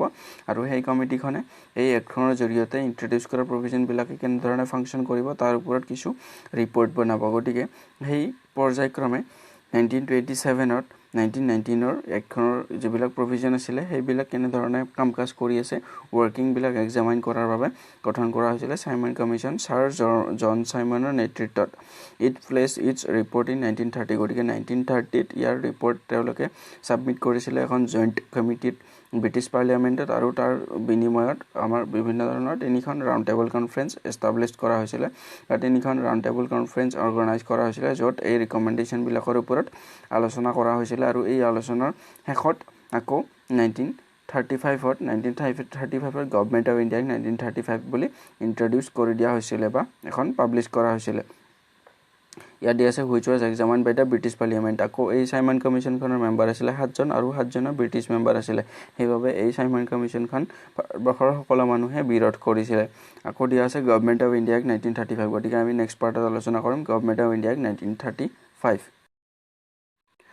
নমস্কাৰ বন্ধুসকল আমি ইণ্ডিয়ান পলিটিৰ ক্ষেত্ৰত ভাৰতবৰ্ষৰ ব্ৰিটিছসকলৰ শাসনকালক দুটা ভাগত ভাগ কৰি ব্ৰিটিছৰ যিখিনি আছিলে আমাৰ কোম্পানী ৰুল 1773 পৰা 1857 লৈকে আকৌ আমাৰ 1858 পৰা 1947 লৈকে যিখিনি আমি ক্ৰাউন ৰুল বুলি কৈছিলোঁ বা ব্ৰিটিছৰ কোম্পানীৰ শাসন আৰু ব্ৰিটিছৰ পাৰ্লিয়ামেণ্টৰ শাসন বা ব্ৰিটিছ চৰকাৰৰ শাসন এই দুয়োটা সময়ছোৱাৰে বিভিন্ন ধৰণৰ এক্টবিলাক আমি ষ্টাডি কৰি আছোঁ আৰু সেই ক্ৰমতে আমি ব্ৰিটিছৰ পাৰ্লিয়ামেণ্টৰ বা ব্ৰিটিছ ক্ৰাউনৰ আমি বিভিন্ন ধৰণৰ এক্টবিলাক 1909ৰ এক্টখনৰ জৰিয়তে আমি চাইছিলোঁ যে ভাৰতবৰ্ষত কমিউনেল ৰিপ্ৰেজেণ্টেশ্যন ইন্ট্ৰডিউস কৰা হৈছিলে মুছলিমসকলৰ বাবে খুব বেছি ইম্পৰ্টেণ্ট হৈ যায় 1919ৰ এক্টখনত আমি ইতিমধ্যে আলোচনা কৰিছিলোঁ যে ডায়াৰকি সিস্টেম ইন্ট্ৰডিউস কৰা হৈছিলে প্ৰভিন্সবিলাকত আকৌ এই 1919ৰ এক্টখনতে উল্লেখ কৰা আছিলে যে 10 বছৰ প্ৰত্যেক 10 বছৰৰ অন্তৰালত এখন কমিটি স্থাপন কৰা হ'ব এই 1919ৰ ইন্ট্ৰডিউস কৰা ৰিকমেণ্ডেশ্যনবিলাক কেনেধৰণে আগবাঢ়িছে সেইবিলাক এক্সামাইন কৰাৰ বাবে আৰু সেই ক্ৰমতে চাইমন কমিশ্যন বুলি এখন কমিটি স্থাপন কৰা হৈছিলে 1927ত আৰু 28ত ভাৰতবৰ্ষলৈ আহিছিলে আৰু তেওঁলোকৰ 7জন মেম্বাৰ আছিলে আৰু গোটেইকেইজন ব্ৰিটিছ মেম্বাৰ আছিলে সেইবাবে তেওঁলোকক ভাৰতবৰ্ষত বিৰোধিতা সন্মুখীন হ'বলগীয়া হৈছিলে আৰু জন চাইমন আছিলে তেওঁলোকৰ চেয়াৰমেন বা তেওঁলোকৰ কমিটিৰ হেড আৰু তেওঁলোকে নিজৰ ৰিকমেণ্ডেশ্যনবিলাক 1930ত এখন জইণ্ট কমিটিৰ হাতত ছাবমিট কৰিছিলে আৰু তাৰ পৰিপ্ৰেক্ষিততেই 30 তেওঁলোকে নিজৰ ৰিকমেণ্ডেশ্যনবিলাক ছাবমিট কৰাৰ পাছত ৰাউণ্ড টেবল কনফাৰেন্সৰ আয়োজন কৰা হৈছিলে 3খন ৰাউণ্ড টেবল কনফাৰেন্স হৈছিলে আমি ইতিমধ্যে জানো আৰু এই 3খন ৰাউণ্ড টেবল কনফাৰেন্সৰ ডিছকাশ্যনৰ শেষত 1935ৰ এক্টখন ইন্ট্ৰডিউচ কৰি দিয়া হৈছিলে গতিকে এই গোটেই কথাবিলাক আমি আলোচনা কৰিম গতিকে আকৌ আমি এটা ৰিভিজন কৰি লওঁ যে আমি 1773 ৰেগুলেটিং এক্টখনৰ জৰিয়তে গভৰ্ণৰ জেনেৰেল অফ বেংগল কৰি দিয়া হৈছিলে 1833 এক্টখনৰ জৰিয়তে গভৰ্ণৰ জেনেৰেল অফ বেংগলক গভৰ্ণৰ জেনেৰেল অফ ইণ্ডিয়া কৰি দিয়া হৈছিলে আকৌ 1858ৰ এক্টখনৰ জৰিয়তে গভৰ্ণৰ জেনেৰেল অফ ইণ্ডিয়াক ভাইসৰয় কৰি দিয়া হৈছিলে গতিকে এই ইনফৰমেশ্যনখিনি খুব বেছি ইম্পৰ্টেণ্ট প্ৰথম ভাইসৰয় আছিলে লৰ্ড কেনিং প্ৰথম গভৰ্ণৰ জেনেৰেল অফ ইণ্ডিয়া আছিলে লৰ্ড উইলিয়াম বেণ্টিক আৰু প্ৰথম গভৰ্ণৰ জেনেৰেল অফ বেংগল আছিলে লৰ্ড ৱাৰেন হেষ্টিং গতিকে এইখিনি ইনফৰমেশ্যন খুব বেছি ইম্পৰ্টেণ্ট তাৰপাছত আজি আমি ষ্টাডি কৰিম গভৰ্ণমেণ্ট অফ ইণ্ডিয়া এক্ট 1935 গতিকে 1935ৰ ক্ষেত্ৰত ভাৰতবৰ্ষত ইন্ট্ৰডিউচ কৰা গভৰ্ণমেণ্ট অফ ইণ্ডিয়া এক্ট 1935 খনৰ এক্সাম পাৰ্সপেক্টিভৰ বাবে ইম্পৰ্টেণ্ট কথাবিলাক এনেধৰণৰ ইয়াত দিয়া আছে ডায়াৰকি was abolished গতিকে ডায়াৰকি সিস্টেম 1919ৰ এক্টখনৰ জৰিয়তে আমাৰ প্ৰভিন্সবিলাকত ইন্ট্ৰডিউচ কৰা হৈছিল আমি জানো আৰু 1919ৰ এই ডায়াৰকি সিস্টেমটো প্ৰভিন্সবিলাকত 1935 এক্টখনৰ জৰিয়তে এবলিশ কৰি দিয়া হ'ল কিন্তু ডায়াৰকি সিস্টেমটো ইন্ট্ৰডিউচ কৰা হ'ল ফেডাৰেল লেভেলত বা চেন্ট্ৰেল লেভেলত তাৰপাছত আকৌ দিয়া হ'ল যে আমাক এইখিনিতে এটা ইম্পৰ্টেণ্ট কুৱেশ্যন হৈ যায় যে কোনখন এক্টৰ জৰিয়তে ডায়াৰকি সিস্টেমটো এবলিশ কৰি দিয়া হ'ল প্ৰভিন্সবিলাকত 1935ৰ গভৰ্ণমেণ্ট অফ ইণ্ডিয়া এক্টখনৰ জৰিয়তে আৰু কোনখন এক্টৰ জৰিয়তে চেন্ট্ৰেলত বা ফেডাৰেল লেভেলত ডায়াৰকি সিস্টেম ইন্ট্ৰডিউচ কৰা হ'ল 1935ৰ গভৰ্ণমেণ্ট অফ ইণ্ডিয়া এক্টখনৰ জৰিয়তে ভেৰি ইম্পৰ্টেণ্ট দুটা কুৱেশ্যন হৈ যায় আমি এই এটা লাইনৰ পৰাই তাৰপাছত আকৌ দিয়া আছে the division of subjects was made into 3 list federal provincial and concurrent গতিকে ছাবজেক্টৰ ডিভিজন আমি চাইছিলোঁ যে ইতিমধ্যে 1919ৰ এক্টখনৰ জৰিয়তে দুটা ভাগত ভাগ কৰিছিলে প্ৰভিন্সিয়েল আৰু ফেডাৰেল গতিকে ইয়াত কৰা হৈছে যে ফেডাৰেল প্ৰভিন্সিয়েল আৰু কনকাৰেণ্ট আমি 1919ৰ এক্টখনৰ দুটা ভাগ পাইছিলোঁ যোনটো ট্ৰান্সফাৰ্ড আৰু ৰিজাৰ্ভড প্ৰভিন্সবিলাকৰ ছাবজেক্টৰ ট্ৰান্সফাৰ আৰু ৰিজাৰ্ভ দুটা ভাগত ভাগ কৰিছিলে ট্ৰান্সফাৰ ছাবজেক্টবিলাক গভৰ্ণৰে এডমিনিষ্টাৰ কৰিছিলে মিনিষ্টাৰবিলাকৰ লগত লগ হৈ বা মিনিষ্টাৰবিলাকৰ বিভিন্ন ধৰণৰ পাৰ্মিশ্যন বা বিভিন্ন ধৰণৰ তেওঁলোকে এডভাইচ লৈ পিনে আৰু তেওঁলোকে ৰেছপন্সিবল আছিলে to the legislative council of province কিন্তু ৰিজাৰ্ভ ছাবজেক্টবিলাক গভৰ্ণৰে এডমিনিষ্টাৰ কৰিছিলে এক্সিকিউটিভ কাউন্সিলৰ লগত without being responsible to the legislative council গতিকে এইখিনি ইনফৰমেশ্যন আমি পাইছিলোঁ ইয়াত কোৱা হৈছে যে ডিভিজন অফ ছাবজেক্টবিলাক তিনিটা ভাগত ভাগ কৰি দিয়া হৈছিলে ফেডাৰেল প্ৰভিন্সিয়েল আৰু কনকাৰেণ্ট গতিকে আমাক সুধি দিব পাৰে যে 1935ৰ গভৰ্ণমেণ্ট অফ ইণ্ডিয়া এক্টখনৰ জৰিয়তে কি ভাগত ছাবজেক্টবিলাকক তিনিটা ভাগত ভাগ কৰা হৈছিলে ফেডাৰেল প্ৰভিন্সিয়েল আৰু কনকাৰেণ্ট তাৰপিছত ইয়াত দিয়া ইনফৰমেশ্যনখিনি it provided for the establishment of a all India federation consisting of British provinces and princely states as unit but the federation did not came into effect because the Indian princely state had not joined the federation গতিকে 1935ৰ government of India 1935 খনৰ জৰিয়তে এটা all India federation গঠন কৰাৰ কথা কোৱা হৈছিলে যিমানবিলাক প্ৰিন্সলি ষ্টেট আছে আৰু ব্ৰিটিছ প্ৰভিন্স আছে সেই গোটেইবিলাক লগ হৈ পিনে কিন্তু প্ৰিন্সলি ষ্টেটবিলাকে জইন নোহোৱাৰ বাবে এই ফেডাৰেশ্যনটো কোনোদিনে এক্সিষ্ট কৰিব নোৱাৰিলে গতিকে আমাক সুধি দিব পাৰে যে 1935 এক্টখনৰ বা কোনখন এক্টৰ জৰিয়তে এটা অল ইণ্ডিয়া ফেডাৰেশ্যন গঠন কৰাৰ কথা কোৱা হৈছিলে 1935ৰ এক্টখনৰ জৰিয়তে This is very important. Also, it introduced bicameralism in 6 out of 11 provinces. Also, the federal legislature had 2 chambers, the Council of State and Federal Assembly. The Council of State was to be a permanent body with 1/3 of its members retiring every 2 years. Okay, this is not very important exam perspective of the governor was given power to use their discretion in certain matters. The act provided for a federal court. Okay, this is very important. Okay, eta federal court or nirman kora kotha koa hoise 1935 খনৰ act খনৰ জৰিয়তে গতিকে কোনখন এক্টৰ জৰিয়তে এটা federal court নিৰ্মাণৰ কথা কোৱা হৈছিল 1935ৰ গভৰ্ণমেণ্ট অফ ইণ্ডিয়া এক্টৰ জৰিয়তে এইখিনিতে আমি ক'ব লাগিব যে 1773 ৰেগুলেটিং এক্ট খনৰ জৰিয়তে 1774ত সুপ্ৰিম কোৰ্টৰ স্থাপন কৰা হৈছিল কলকাতাত আৰু Eliza Impey was the chief justice গতিকে this is very important আমি এটা ৰিভিজন কৰি লও ইয়াত দিয়া আছে it further extended the principle of communal representation by providing separate electorates for depressed classes women and labor গতিকে আমি জানো যে communal representation মুসলিম সকলক প্ৰদান কৰিছিল 1909ৰ যিখন আমাৰ মৰ্লেমেণ্ট ৰিফৰ্ম এক্ট আছিল সেইখনৰ জৰিয়তে কমিউনেল ৰিপ্ৰেজেন্টেশন মুসলিম সকলক প্ৰদান কৰা হৈছিল ইয়াত কোৱা হৈছে যে কমিউনেল ৰিপ্ৰেজেন্টেশন টু ফাৰ্দাৰ এক্সটেন্ড কৰি দিয়া হৈছিল বা বঢ়াই দিয়া হৈছিল ওমেন লেবাৰ ডিপ্ৰেছড ক্লাছ সকলোকে বেলেগ সেপাৰেট ইলেক্টৰেট প্ৰভাইড কৰা হৈছিল তাৰপিছত দিয়া আছে it provided for the establishment of a reserve bank of India to control the currency and credit of the country গতিকে আমি ইতিমধ্যে মনত ৰাখিব লাগিব যে 1935 ৰ গভৰ্ণমেণ্ট অফ ইণ্ডিয়া এক্টৰ জৰিয়তে এটা ফেডাৰেল কোৰ্টৰ নিৰ্মাণৰ কথা কোৱা হৈছে এটা অল ইণ্ডিয়া ফেডাৰেশ্যন নিৰ্মাণৰ কথা কোৱা হৈছিল আৰু এটা ৰিজাৰ্ভ বেংকৰ নিৰ্মাণ কৰা হৈছিল গতিকে এইখিনি ইম্পৰ্টেন্ট ইনফৰমেশন আমি মনত ৰাখিব লাগিব গতিকে 1935 Government of India Act জৰিয়তে provided for the establishment of a reserve bank of India to control the currency and credit of the country গতিকে very important তাৰপিছত দিয়া আছে it provided for the establishment of a federal public service commission and joint public service commission for two or more provinces গতিকে public service commission federal গতিকে central levelত public service commissioner গঠন কৰা হৈছিল আৰু joint বা দুখন ষ্টেটৰ বাবে এখন joint public service commissioner গঠন কৰা হৈছিল বা দুখন বা তিনিখন চাৰিখন বা দুখনতকৈ বেছি ষ্টেটৰ বাবে বা প্ৰভিন্সৰ বাবেও পাব্লিক জয়েন্ট পাব্লিক সাৰ্ভিসৰ গঠন কৰা হৈছিল গতিকে আমাক সুধি দিব পাৰে যে সেন্ট্ৰেল পাব্লিক বা ফেডাৰেল পাব্লিক সাৰ্ভিস কমিশন আৰু জয়েন্ট পাব্লিক সাৰ্ভিস কমিশন কোনখন এক্টৰ জৰিয়তে ইন্ট্ৰোডিউস কৰা হৈছিল আমি বা এস্টাবলিশ কৰা হৈছিল আমি এতিয়া ক'ব লাগিব যে গভৰ্ণমেণ্ট অফ ইণ্ডিয়া এক্ট 1935 খনৰ জৰিয়তে এস্টাবলিশ কৰা হৈছিল ফেডাৰেল পাব্লিক সাৰ্ভিস কমিশন আৰু জয়েন্ট পাব্লিক সাৰ্ভিস কমিশনৰ গতিকে এইখিনি আছিল 1935 ৰ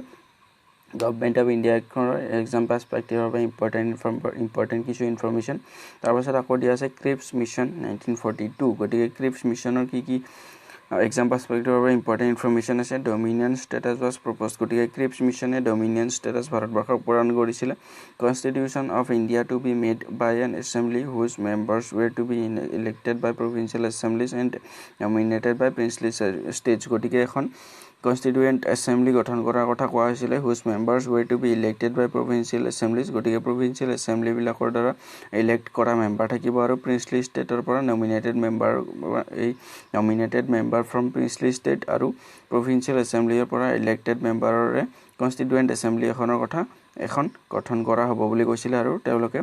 ভাৰতবৰ্ষৰ বাবে এখন কনস্টিটিউশন অফ ইণ্ডিয়া মেড কৰিব পাৰিব বা গঠন কৰিব পাৰিব বুলি কোৱা হৈছিল ক্ৰিপছ মিশনৰ জৰিয়তে ইয়াত আছে any provincial state not prepared to accept the constitution could negotiate separately with Britain গতিকে আকৌ princely state বিলাকক আকৌ এটা সুবিধা প্ৰদান কৰা হৈছিল বা provincial state বিলাকক আকৌ সুবিধা প্ৰদান কৰা হৈছিল এই ক্ৰিপছ মিশনখনৰ জৰিয়তে যে তেওঁলোকে যদি ভাৰতবৰ্ষৰ কনস্টিটিউশনখন একচেপ্ট কৰিব নিবিচাৰে গতিকে তেওঁলোকে ব্ৰিটিছৰ লগত বেলেগকৈ কথা পাতিব পাৰে তাৰপাছত দিয়া আছে কেবিনেট মিশন প্লান 1946 গতিকে 1946 ৰ কেবিনেট মিশন প্লানখনৰ জৰিয়তে গতিকে আমাক এক্সামত খুব বেছি পৰিমাণে হুটে এই কেবিনেট মিশন প্লানখন কিমান চনত ভাৰতবৰ্ষলৈ আহিছিল 1942 very important আকৌ আমাক এক্সামৰ বাবে সুধি দিব কেবিনেট মিশন প্লানখন কিমান চনত ভাৰতবৰ্ষলৈ আহিছিল 1946 গতিকে ইয়াত দিয়া ইনফৰমেশন খিনি এনে ধৰণৰ ইয়াত দিয়া আছে according to this plan there was to be a union of India consisting of both the British India and the Indian states with control over foreign affairs defense and communication গতিকে এখন union of India গঠন কৰাৰ কথা কোৱা হৈছিল য'ত princely state আৰু British ইণ্ডিয়াৰ বিভিন্ন ধৰণৰ প্ৰভিন্স বিলাক থাকিব তাৰপাছত আকৌ দিয়া আছে the provinces were given the powers to legislate all subjects except foreign affairs defense and communication গতিকে প্ৰভিন্স বিলাকক সকলো ধৰণৰ তেওঁলোকক পাৱাৰ প্ৰদান কৰা হ'ব except foreign affairs defense আৰু communication তাৰপাছত দিয়া আছে India was to be divided into three groups of provinces group A group B আৰু group C গতিকে কেবিনেট মিশন প্লান 1946 খনৰ জৰিয়তে ভাৰতবৰ্ষৰ প্ৰভিন্স বিলাকক তিনিটা ভাগত ভাগ কৰাৰ কথা কোৱা হৈছিল গ্ৰুপ A গ্ৰুপ B আৰু গ্ৰুপ C তাৰপিছত দিয়া আছে the plan provided that the union constitution was to be framed by a constituent assembly গতিকে এখন ভাৰতবৰ্ষৰ বাবে ইউনিয়ন কনস্টিটিউশন বা এজ এ হোল এখন কনস্টিটিউশন নিৰ্মাণ কৰা হ'ব কনস্টিটুৱেন্ট এছেম্বলিৰ দ্বাৰা তাৰপিছত দিয়া আছে the members of which were to be elected on a communal basis by the provincial legislative assemblies and representative of the states joining the union গতিকে যিবিলাক ষ্টেটে ইউনিয়ন জয়েন কৰিব বিচাৰে তেওঁলোকৰ ৰিপ্ৰেজেন্টেটিভ তাৰপিছত বিভিন্ন ধৰণৰ লেজিসলেটিভ এছেম্বলিৰ পৰা ইলেক্টেড মেম্বাৰৰ দ্বাৰা এখন কনস্টিটুৱেন্ট এছেম্বলি গঠন কৰা হ'ব আৰু তেওঁলোকে এখন ভাৰতবৰ্ষৰ বাবে কনস্টিটিউশন নিৰ্মাণ কৰিব গতিকে সেই কথাখিনি কোৱা হৈছিল কেবিনেট মিশন প্লানৰ জৰিয়তে যিখন আহিছিল আমাৰ 1946 ত ক্ৰিপছ মিশন ভাৰতবৰ্ষলৈ আহিছিল 1942 গতিকে very important তাৰপিছত দিয়া আছে মাউণ্টবেটেন প্লান গতিকে মাউণ্টবেটেন প্লানৰ ইম্পৰ্টেন্ট কথাখিনি হ'ল lord Mountbatten the viceroy of India গতিকে সেই সময়ত ভাৰতবৰ্ষৰ ভাইসৰয় আছিল লৰ্ড মাউণ্টবেটেন ভাৰতবৰ্ষই যেতিয়া স্বাধীনতা লাভ কৰিছিল ভাৰতবৰ্ষৰ ভাইসৰয় কোন আছিল আমাক সুধি দিব পাৰে এক্সামত ইতিমধ্যে আহি থকা কোৱেশ্চন ভাৰতবৰ্ষৰ স্বাধীনতাৰ সময়ত ভাইসৰয় কোন আছিল লৰ্ড মাউণ্টবেটেন ইয়াতে আছে lord Mountbatten the viceroy of India put forth the partition plan গতিকে তেওঁ partition plan আগবঢ়াইছিলে known as Mountbatten plan গতিকে ভাৰতবৰ্ষক দুভাগত ভাগ কৰি দিছিলে Mountbatten plaনৰ জৰিয়তে ইণ্ডিয়া আৰু পাকিস্তানত known as Mountbatten plan গতিকে আমি এই প্লেনটোকে partition plan বা Mountbatten plan বুলি কওঁ the plan was accepted by the Congress and the Muslim League গতিকে এই Mountbatten plan টো দুয়ো পাৰ্টিয়ে কংগ্ৰেছ আৰু মুছলিম লীগ দুয়োটাই গ্ৰহণ কৰিছিলে গতিকে ইতিমধ্যে আমি ইয়াত এটা কথা ৰিভিজন কৰিলো যে কংগ্ৰেছ কেতিয়া স্থাপন কৰা হৈছিল 1885ত কংগ্ৰেছৰ স্থাপন কৰা হৈছিল ও হিউম গতিকে 1885ত কংগ্ৰেছৰ স্থাপন কৰা হৈছিল বাই ও হিউম এজন ব্ৰিটিছ সিভিল সাৰ্ভেন্ট আছিল তাৰ পাছত আকৌ মুছলিম লীগৰ স্থাপন কেতিয়া কৰা হৈছিল 1906 গতিকে দিস ইজ very important গতিকে ইয়াত মুছলিম লীগ আৰু কংগ্ৰেছৰ দ্বাৰা এই মাউণ্টবেটেন প্লানটো একচেপ্ট কৰা হৈছিল তাৰ পাছত কোৱা হৈছে immediate effect was given to the plan by enacting the Indian Independence Act 1947 গতিকে ইণ্ডিয়ান ইণ্ডিপেণ্ডেন্স এক্ট 1947 তাৰ পাছতে ইন্ট্ৰোডিউস কৰি দিয়া হ'ল ইয়াত দিয়া আছে the Indian Independence Act 1947 গতিকে ইণ্ডিয়ান ইণ্ডিপেণ্ডেন্স এক্ট 1947 খনৰ জৰিয়তে ভাৰতবৰ্ষই আমি স্বাধীনতা লাভ কৰিলো ইয়াত দিয়া আছে it ended the British rule in India and declared as an independent and sovereign state from 15 August 1947 গতিকে ইণ্ডিপেণ্ডেন্স ঘোষণা কৰিলে ভাৰতবৰ্ষই নিজকে এখন স্বাধীন ৰাষ্ট্ৰ হিচাপে নিজকে ঘোষণা কৰিলে 15 August 1947 ৰ পৰা ইয়াত দিয়া আছে the office of secretary of the state was abolished গতিকে secretary of state ৰ পদটো abolish কৰি দিয়া হ'ল আৰু ইয়াত দিয়া হ'ল the crown no longer remained the source of authority গতিকে ক্ৰাউন বা ব্ৰিটিছ পাৰ্লিয়ামেন্টৰ পৰা কোনো ধৰণৰ পাৱাৰ সোৰ্স বাকি নাথাকিলে ইয়াত দিয়া আছে the act provided for the creation of two constituent assemblies for the India and Pakistan গতিকে দুখন সংবিধান সভাৰ গঠন কৰা হ'ল ইণ্ডিয়া আৰু পাকিস্তানৰ বাবে তাৰ পাছত আকৌ দিয়া আছে from 15 August 1947 India ceased to be a dependency of the British crown over the Indian states the governor general and provincial governors acted as constitutional heads গতিকে governor general আৰু provincial governors বিলাকে constitutional head হিচাপে কাম কৰিবলৈ আৰম্ভ কৰিলে তাৰ পাছত দিয়া আছে the central legislature of India comprising of the legislative assembly and the council of states ceased to exist on 14th August 1947 and the constituent assembly was to function also as a central legislature with complete sovereignty গতিকে আমাৰ constituent assembly খনে central legislative assembly হিচাপে কামকাজ কৰিছিল আৰু তেওঁলোকে যেতিয়া constituent assembly হিচাপে কামকাজ কৰিছিল তেওঁলোকৰ সভাপতি বেলেগ আছিল আৰু তেওঁলোকে যেতিয়া central legislative council হিচাপে তেওঁলোকে কামকাজ কৰিছিল তেওঁলোকৰ সভাপতি বেলেগ আছিল তাৰ পাছত আকৌ কোৱা হৈছে যে interim government গতিকে interim governmentor related ইয়াৰ ইনফৰমেশন খিনি দিয়া আছে the interim government of India formed on 2nd September গতিকে interim government খন কেতিয়া স্থাপন কৰা হৈছিল 2 September 1946 from the newly elected constituent assembly of India গতিকে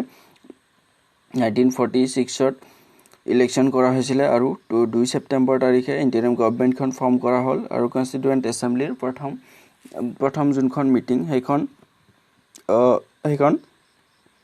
9 November তাৰিখে অনুষ্ঠিত হৈছিল Also, they had the task of assisting the transfer of power from British rule to independent India. গতিকে Constituent Assembly খনৰ জৰিয়তে যিখন 1946 ত গঠন কৰা হৈছিল তেওঁলোকে ভাৰতবৰ্ষৰ সংবিধানখন নিৰ্মাণ কৰাৰ কামকাজত লাগি গ'ল গতিকে ইয়াৰ ৰিগাৰ্ডিং আমি বিভিন্ন ধৰণৰ ইনফৰমেশন খিনি আমি ইতিমধ্যে আলোচনা কৰিলো নেক্সট আমি আলোচনা কৰিম মেকিং অফ দা কনস্টিটিউশন গতিকে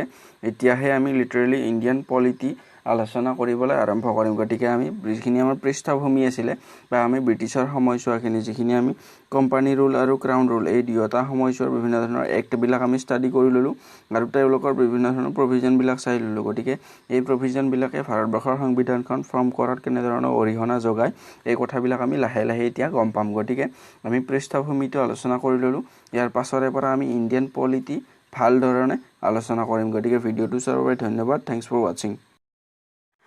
নমস্কাৰ বন্ধুসকল আমি আলোচনা কৰি আছো ইণ্ডিয়ান পলিটিৰ পইণ্ট ৱাইজ সিৰিজটো আমি এই সিৰিজটোক নাম দিছো পইণ্ট ৱাইজ ইণ্ডিয়ান পলিটি প্ৰত্যেকটো এক্সামৰ বাবে UPSC APS-C Assam police SI SSC বা ইৰিগেশ্যন ডিপাৰ্টমেণ্ট বা যিকোনো ধৰণৰ এক্সাম য'ত ইণ্ডিয়ান পলিটি আহে আমি জানো প্ৰত্যেকটা এক্সামত 10ৰ পৰা 20টা কুৱেশ্যন আমি ইণ্ডিয়ান পলিটিৰ পৰা দেখিবলৈ পাওঁ আৰু এই কুৱেশ্যন কেইটা এটেম্প্ট কৰিবলৈ হ'লে আমাৰ ইণ্ডিয়ান পলিটিৰ এটা সম্যক জ্ঞান থকাটো খুব বেছি দৰকাৰী গতিকে যাতে আমি এটা বহলভাৱে ষ্টাডি নকৰাকৈ আমি চেপ্টাৰবিলাক লাইন বাই লাইন নপঢ়াকৈ এটা ভাল জ্ঞান ল'ব পাৰোঁ ইণ্ডিয়ান পলিটিৰ ওপৰত এটা ভাল জ্ঞান ল'ব পাৰোঁ আৰু প্ৰত্যেকটা এক্সামত আমি কুৱেশ্যনবিলাক যাতে এটেম্প্ট কৰিব পাৰোঁ সেইবাবে আমি আৰিহান্ত পাব্লিকেশ্যনৰ বুকখনৰ পৰা যিখিনি আমাৰ ইম্পৰ্টেণ্ট ইনফৰমেশ্যন ইণ্ডিয়ান পলিটিৰ বিষয়ে দিয়া আছে সেই গোটেইখিনি আমি আজি আলোচনা কৰি আছোঁ আৰু ইণ্ডিয়ান পলিটি আৰু লুচেণ্ট জিকে এই দুয়োখন কিতাপ সাফিচিয়েণ্ট যিকোনো ধৰণৰ এক্সামৰ বাবে গতিকে আপোনালোকে লুচেণ্ট জিকে বা আৰিহান্ত পাব্লিকেশ্যনৰ জিকে বুক যিকোনো এখন প্ৰিফাৰ কৰিব পাৰে গতিকে আমি আৰিহান্ত পাব্লিকেশ্যনৰ জিকে বুকখনৰ পৰা আলোচনা কৰি আছোঁ এইখন আমি শেষ কৰাৰ পাছত আমি লুচেণ্ট জিকেখনৰ পৰা আকৌ আমি আলোচনা কৰিম গতিকে আমি ইতিমধ্যে 4টা পাৰ্ট আলোচনা কৰিছোঁ গতিকে আমি ইতিমধ্যে 4টা পাৰ্ট আলোচনা কৰিছিলোঁ য'ত আমি ব্ৰিটিছৰ শাসনকালখিনি আমি দুটা ভাগত ভাগ কৰিছিলোঁ 1773 পৰা 1857 আমি কোম্পানী ৰুল বুলি কৈছিলোঁ বা কোম্পানীৰ শাসনকাল বুলি কৈছিলোঁ তাৰপিছত 1858 পৰা 1947 আমি আমাৰ ভাৰতবৰ্ষৰ ব্ৰিটিছ পাৰ্লিয়ামেণ্টৰ শাসন বুলি কৈছিলোঁ গতিকে এই দুয়োটা শাসনকালত তেওঁলোকে কেনেধৰণৰ এক্ট কিছুমান পাব্লিছ কৰিছিলে চাৰ্টাৰ এক্ট ৰেগুলেটিং এক্ট বা ইণ্ডিয়ান কাউন্সিল এক্ট বা গভৰ্ণমেণ্ট অফ ইণ্ডিয়া এক্ট এই গোটেইবিলাক এক্টৰ জৰিয়তে তেওঁলোকে কি প্ৰভিজন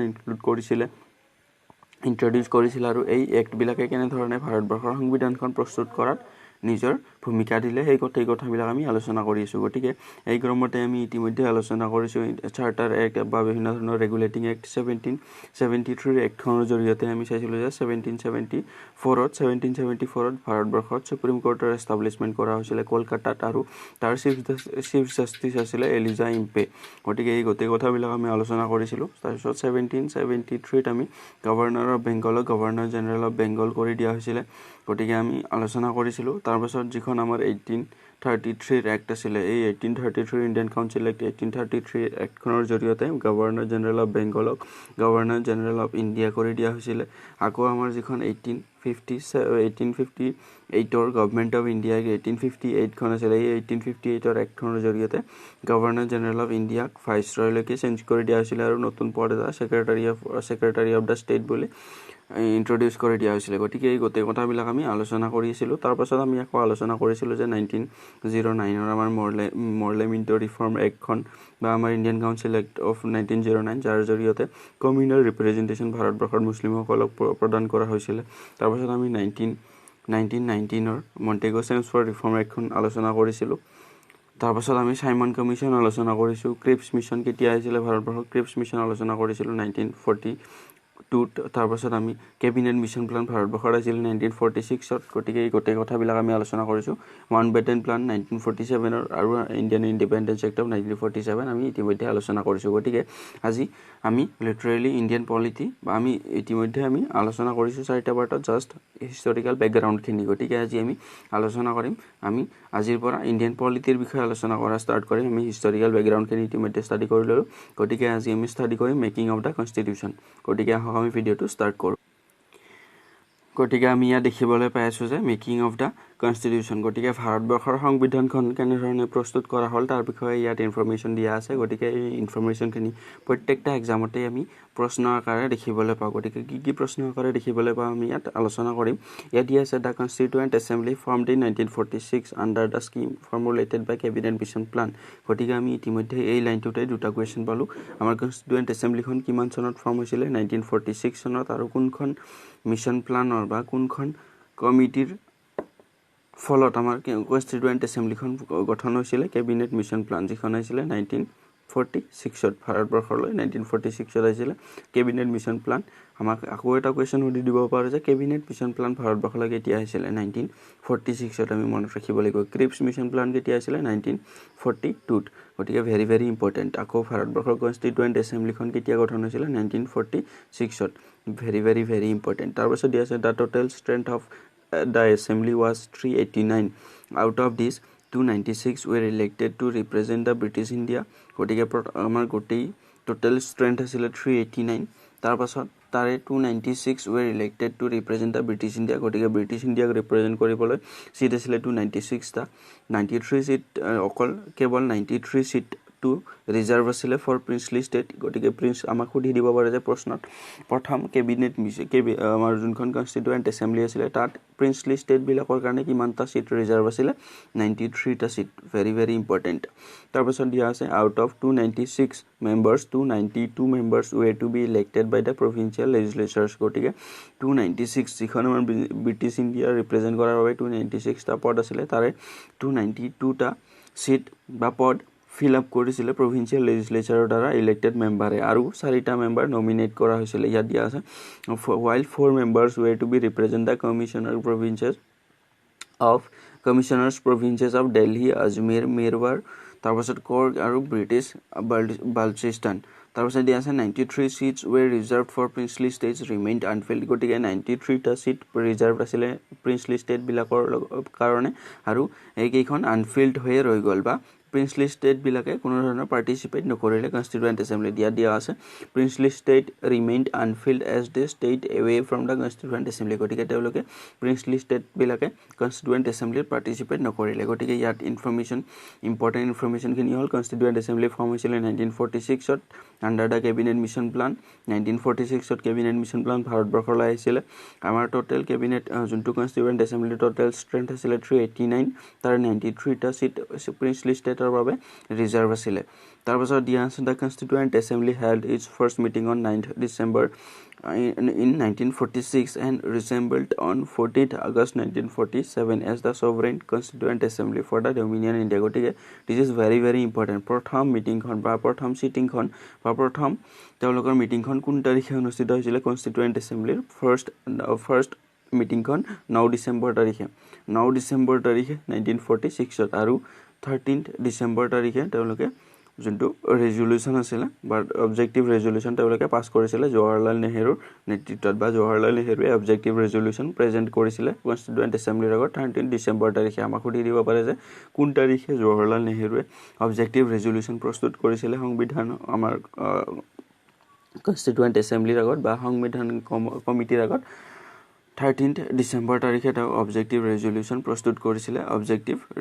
প্ৰস্তুত কৰিছিলে সংবিধান সংশোধন আমাৰ যোনখন কমিটি আছিল বা আমাৰ কনষ্টিটুৱেণ্ট এছেম্বলি আছিল তাৰ আগত 13th December তাৰিখে তেওঁ অবজেক্টিভ ৰেজুলেশ্যন প্ৰদান কৰিছিল জৱাহৰলাল নেহৰু আৰু 9th December তাৰিখে প্ৰথম সিটিংখন তেওঁলোকৰ হৈছিল বা প্ৰথম মিটিং আকাৰে তেওঁলোকে বহিছিল 1946ত আমাৰ ভাৰতবৰ্ষৰ কনষ্টিটুৱেণ্ট এছেম্বলিখন ফৰ্ম কৰা হৈছিল under the cabinet mission plan very important আৰু 93টা সিট ৰিজাৰ্ভ আছিলে প্ৰিন্সলি ষ্টেটৰ বাবে আৰু টোটেল ষ্ট্ৰেংথ আছিলে 389 ভেৰি ইম্পৰ্টেণ্ট তাৰপাছত দিয়া আছে ইট টুক 2 years 11 months and 18 days to make the constitution of India very important direct examত অহা question এইটোৱে এটা হ'ল যে আমাৰ ভাৰতবৰ্ষৰ সংবিধানখন নিৰ্মাণ কৰাৰ বাবে কিমান সময় লাগিছিল গতিকে আমি জানিব লাগিব 2 years 11 months 18 days direct question আমি 2-3টা এক্সামত এই কোৱেশ্চনটো ডাইৰেক্ট অহা দেখা পাইছো গতিকে 2 বছৰ 11 মাহ 18 দিন সময় লাগিছিল আমাৰ ভাৰতবৰ্ষৰ সংবিধানখন বনোৱাৰ বাবে গতিকে খুব বেছি ইম্পৰ্টেন্ট ইনফৰমেশ্যন এটো মনত ৰাখিব লাগিব তাৰপিছত দিয়া আছে objective ৰেজুলেশ্যন was moved in the first session of the constituent assembly on 30th December 1946 by Pandit Jawaharlal Nehru which was adopted after considerable deliberation and debate in the assembly on 22nd January 1947 গতিকে ইতিমধ্যে ক'লো যে এইখিনিত exam পাৰ্সপেক্টিভৰ বাবে important ইনফৰমেশ্যনটো হ'ল যে objective ৰেজুলেশ্যন কোনে প্ৰস্তুত কৰিছিল জৱাহৰলাল নেহৰু পণ্ডিত জৱাহৰলাল নেহৰু কিমান চনত 1946 চনত আৰু 13 ডিসেম্বৰ তাৰিখে গতিকে আমি মনত ৰখাটো উচিত যে 1946 চনত কনষ্টিটুৱেণ্ট এছেম্বলিখন গঠন হৈছিল 9th December তাৰিখে তেওঁলোকে ফাৰ্ষ্ট সিটিংখন অনুষ্ঠিত কৰিছিল আকৌ 13 December তাৰিখে অবজেক্টিভ ৰেজুলেশ্যন জৱাহৰলাল নেহৰুৱে কনষ্টিটুৱেণ্ট এছেম্বলিৰ আগত প্ৰস্তুত কৰিছিল এখিনি খুব বেছি ইম্পৰ্টেন্ট ইনফৰমেশ্যন তাৰপিছত আছে doctor Sachchidananda Sinha was the first president of the constituent assembly when it met on 9th December 1946 while later Dr. Rajendra Prasad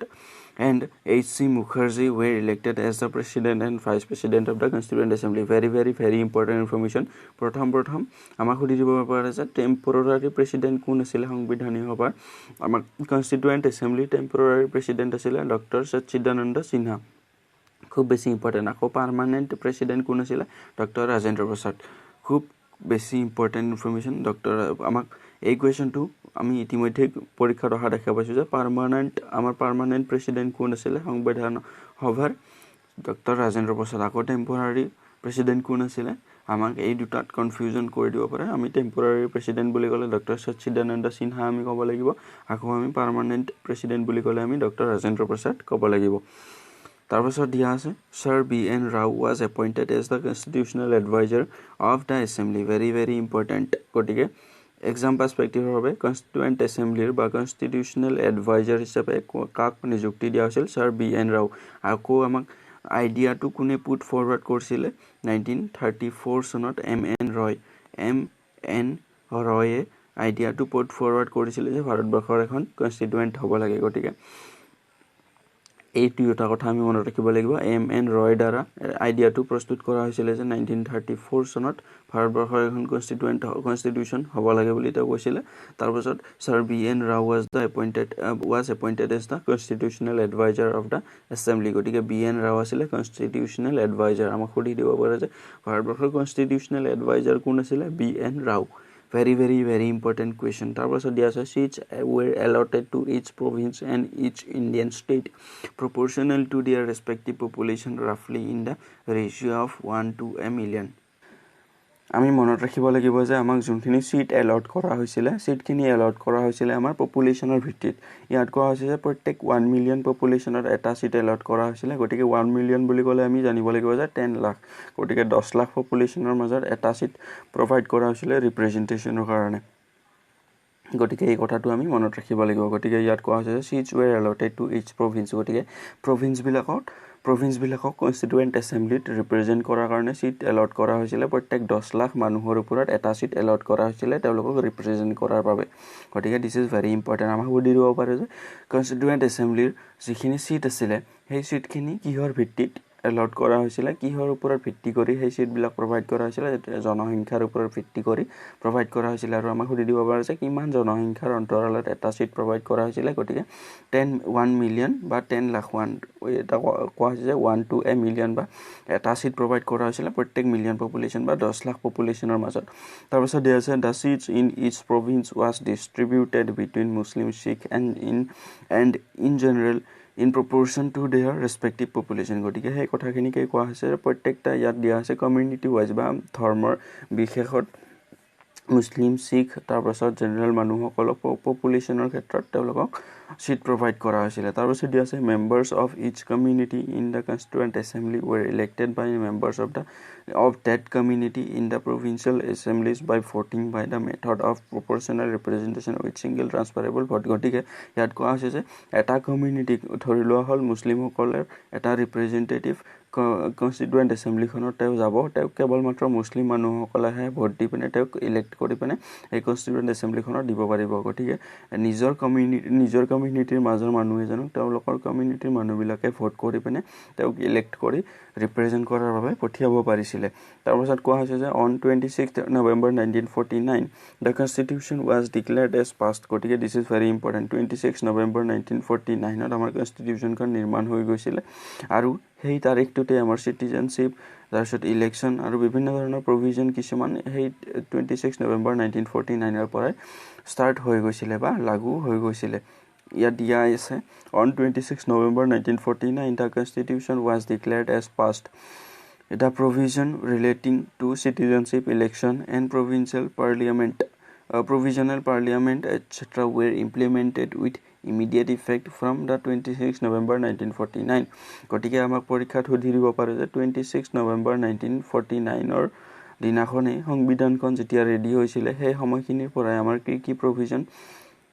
ইনফোৰ্স হৈ গৈছিল বা কি প্ৰভিজন আমাৰ ইমপ্লিমেন্ট হৈ গৈছিল আমাক সুধি দিব পাৰে তেতিয়া আমি ক'ব লাগিব যে সিটিজেনশিপৰ লগত জড়িত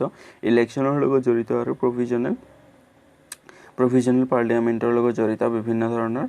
provision বিলাক আমাৰ এই ডিএনআৰ পৰা 26 নৱেম্বৰ 1949 ৰ পৰা ইমপ্লিমেন্ট হৈ গৈছিল তাৰপিছত দিয়া আছে the rest of the provision came into force on 26 January 1950 গতিকে আমাৰ ভাৰতবৰ্ষৰ সংবিধানখন 26 নৱেম্বৰ 1949 তে ৰেডি হৈ গৈছিল কিন্তু তথাপিও আমি আকৌ এমাহ 26 জানুৱাৰী 1950 লৈকে কিয় ৱেইট কৰিলো কনস্টিটিউশনখন এডাপ্ট কৰাৰ বাবে বা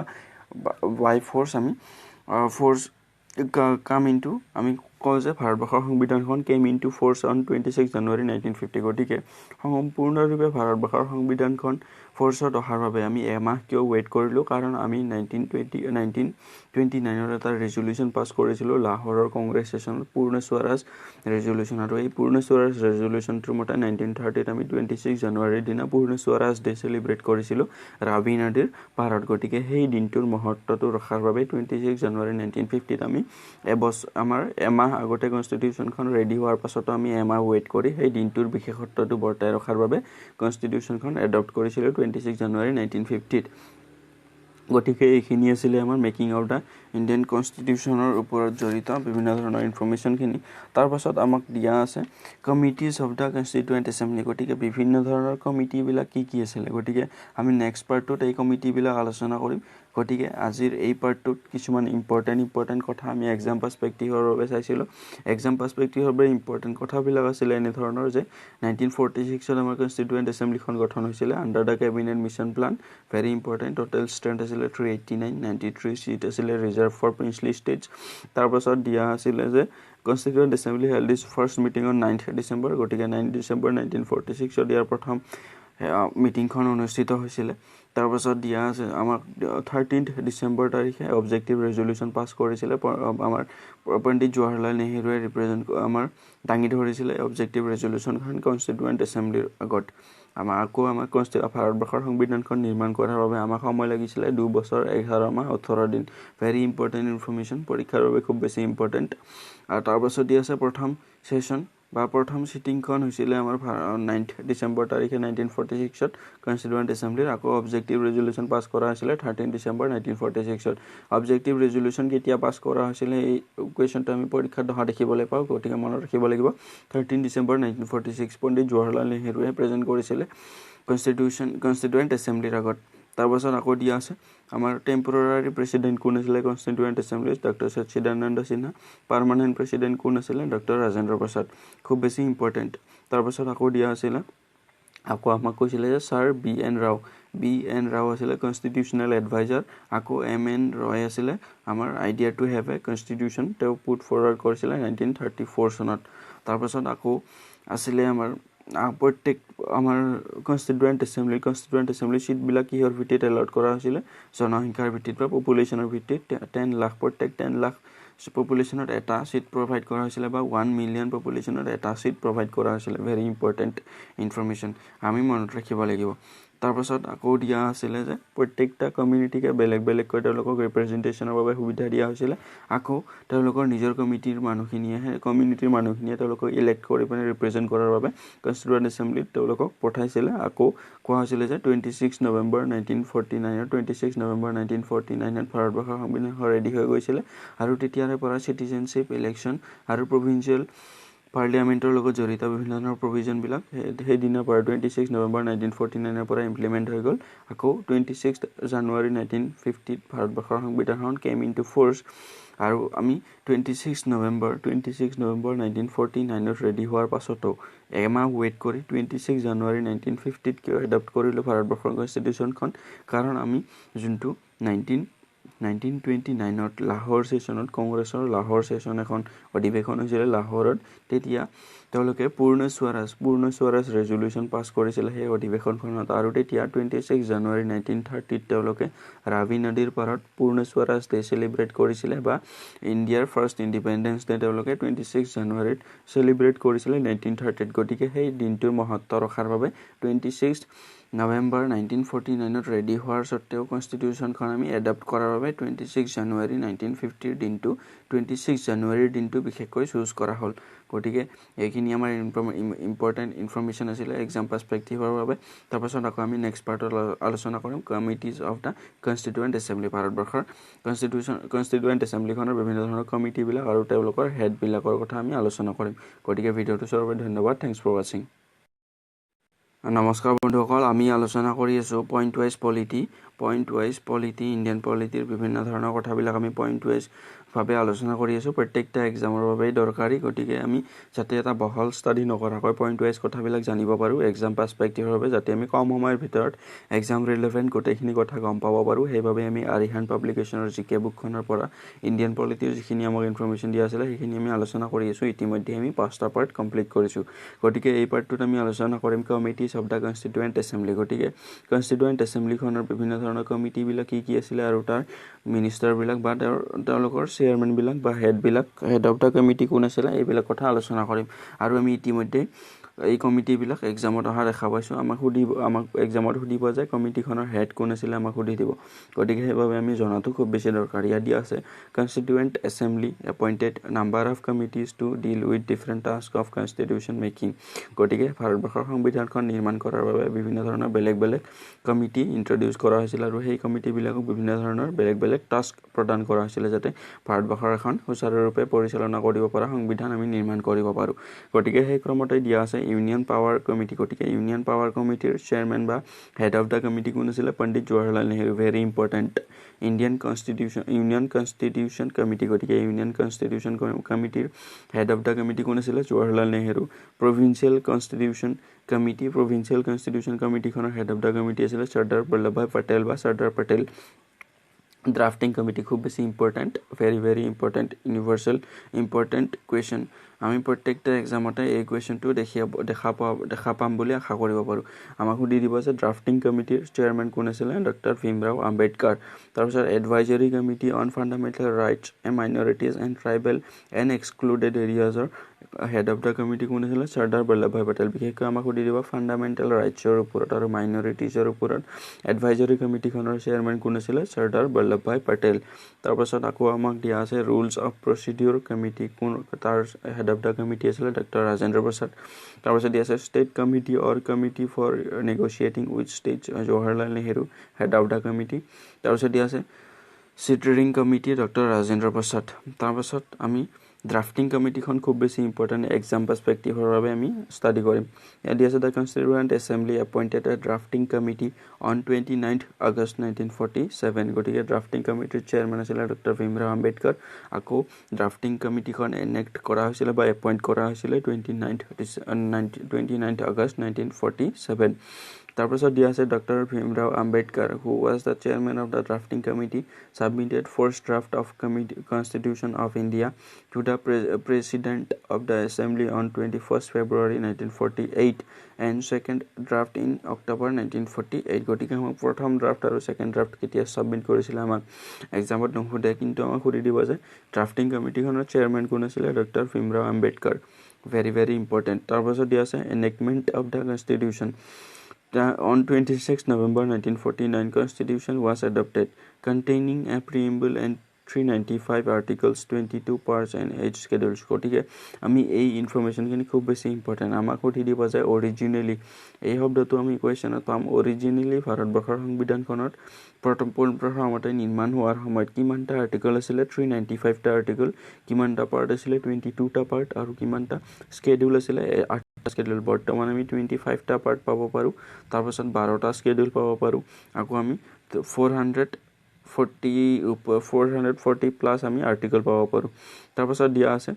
The Constitution have undergone 100 আমাৰ কনস্টিটিউশন খনে 100ৰ ওপৰত এমেন্ডমেন্টস আমি জানো যে কনস্টিটিউশন খন আমি প্ৰয়োজন সাপেক্ষে এমেন্ডমেন্ট কৰি হালহলনি কৰিব পাৰো কিছুমান আমি একসেপ্ট বেসিক ফিচাৰ্স ভাৰতবৰ্ষৰ সংবিধানখনৰ আমি বেসিক ফিচাৰ্স কিনিৰ বাদে আমাৰ সংবিধানখনত আমি সময় সাপেক্ষে প্ৰয়োজন অনুসৰি কিছুমান আমি চেঞ্জ কৰিব পাৰো গতিকে সেই পাৱাৰটোক আমি এমেন্ডমেন্ট বুলি কওঁ সেই চেঞ্জৰ প্ৰক্ৰিয়াটোক আমি এমেন্ডমেন্ট বুলি কওঁ গতিকে ভাৰতবৰ্ষৰ সংবিধানখন যেতিয়া পৰা নিৰ্মাণ কৰা হৈছে তেতিয়াৰে পৰা 100টাৰ ওপৰত আমি এমেন্ডমেন্ট কৰিছো আৰু আমি 42nd যোনটো আমি কনস্টিটিউশনাল এমেন্ডমেন্ট কৰিছিলো 1976ত গতিকে আমি মনত ৰাখিব লাগিব যে 42nd এমেন্ডমেন্টখন আহিছিল 1976ত আহিছিল 42nd কনস্টিটিউশনাল এমেন্ডমেন্টখন আৰু এই এমেন্ডমেন্টখনক আমি মিনি কনস্টিটিউশন বুলি কওঁ গতিকে ইয়াত কোৱা আছে দা constitution have আন্ডাৰগন 100 plus amendments in the last 70 plus years. The constitution in its current form contains গটিকে আমি current formত 440 plus article পাব পাৰো 25 টা parts পাব পাৰো আৰু 12 টা schedule পাব পাৰো গটিকে এইকেইটা নোট কৰি লব নেক্সট দিয়া আছে enforcement of the constitution. The constitution came into force on 26 January 1950. গতিকে আমি came into force 26 January 1950 কিন্তু এডপ্ট কৰা হৈছিল আমাৰ 26 November 1949 was specially গতিকে 26 January 1952 স্পেশালি কিয় চুজ কৰা হ'ল গতিকে আমি জানো যে 26 November 1949 আমাৰ এই কনষ্টিটিউচনখন এডপ্ট কৰা হৈছিল কিন্তু এবছৰ আমাৰ 26 November 1949 পৰা আমি 26 জানুৱাৰীলৈকে আমি কিয় ৱেইট কৰিলোঁ নৱেম্বৰ ডিচেম্বৰ জানুৱাৰীলৈকে আমি কিয় ৱেইট কৰিলোঁ 1950 গতিকে ৱেইট কৰাৰ কাৰণটো হ'ল ইয়াত দিয়া আছে was specially chosen as the date of commencement of the constitution because of this day in 1930 the Purna Swaraj Day was celebrated as the resolution passed in the Lahore session 1929 of the INC by Indian National Congress গতিকে আমাৰ Indian National Congress 1929 লাহোৰত হোৱা সেশনখনত পূৰ্ণ স্বৰাজ ৰেজলিউচন পাছ কৰা হৈছিল আৰু সেই ক্ৰমতে 1930 26 জানুৱাৰী তাৰিখে ৰাভি নদীৰ পাৰত আমি পূৰ্ণ স্বৰাজ ডে বা ভাৰতবৰ্ষৰ প্ৰথম ইন্ডিপেন্ডেন্স ডে সেলিব্ৰেট কৰিছিল গতিকে সেই দিনটোৰ মহত্ব ৰখাৰ বাবে আমি 26 নৱেম্বৰৰ বাদে 26 জানুৱাৰী 1950 আমাৰ ভাৰতবৰ্ষৰ সংবিধানখন আমি কেম ইনটু ফোৰ্স অহা বুলি কওঁ বা ভাৰতবৰ্ষৰ সংবিধানখন সম্পূৰ্ণৰূপে কাৰ্যকৰী হোৱা বুলি কওঁ গতিকে সোৰ্সেস অফ দ্য ইন্ডিয়ান কনস্টিটিউশন দিয়া আছে গতিকে আমি নেক্সট পাৰ্টত আলোচনা কৰিম ভাৰতবৰ্ষৰ সংবিধানখন বিভিন্ন ধৰণৰ আমি বেলেগ বেলেগ সোৰ্সৰ পৰা কালেক্ট কৰিছো গতিকে সেই সোৰ্সবিলাক আমি আলোচনা কৰিম গতিকে ভিডিওটো চোৱাৰ ধন্যবাদ থ্যাঙ্কস ফৰ ওয়াচিং নমস্কাৰ বন্ধুসকল আমি আলোচনা কৰি আছো ইন্ডিয়ান পলিটি পইণ্ট ওয়াইজ আমি ইন্ডিয়ান পলিটিৰ বিভিন্ন ধৰণৰ ইনফৰমেশন বিলাক পইণ্ট ওয়াইজ আলোচনা কৰিছো যাতে প্ৰত্যেকটা এক্সামৰ বাবে আমি ৰিলেভেন্ট কিছুমান ইনফৰমেশন পাব পাৰো আৰু এটা আমি ব্ৰড ষ্টাডি নকৰাকৈ আমি এটা ক্ৰিপ ষ্টাডি কৰিব পাৰো যাতে আমি কম সময়ৰ ভিতৰত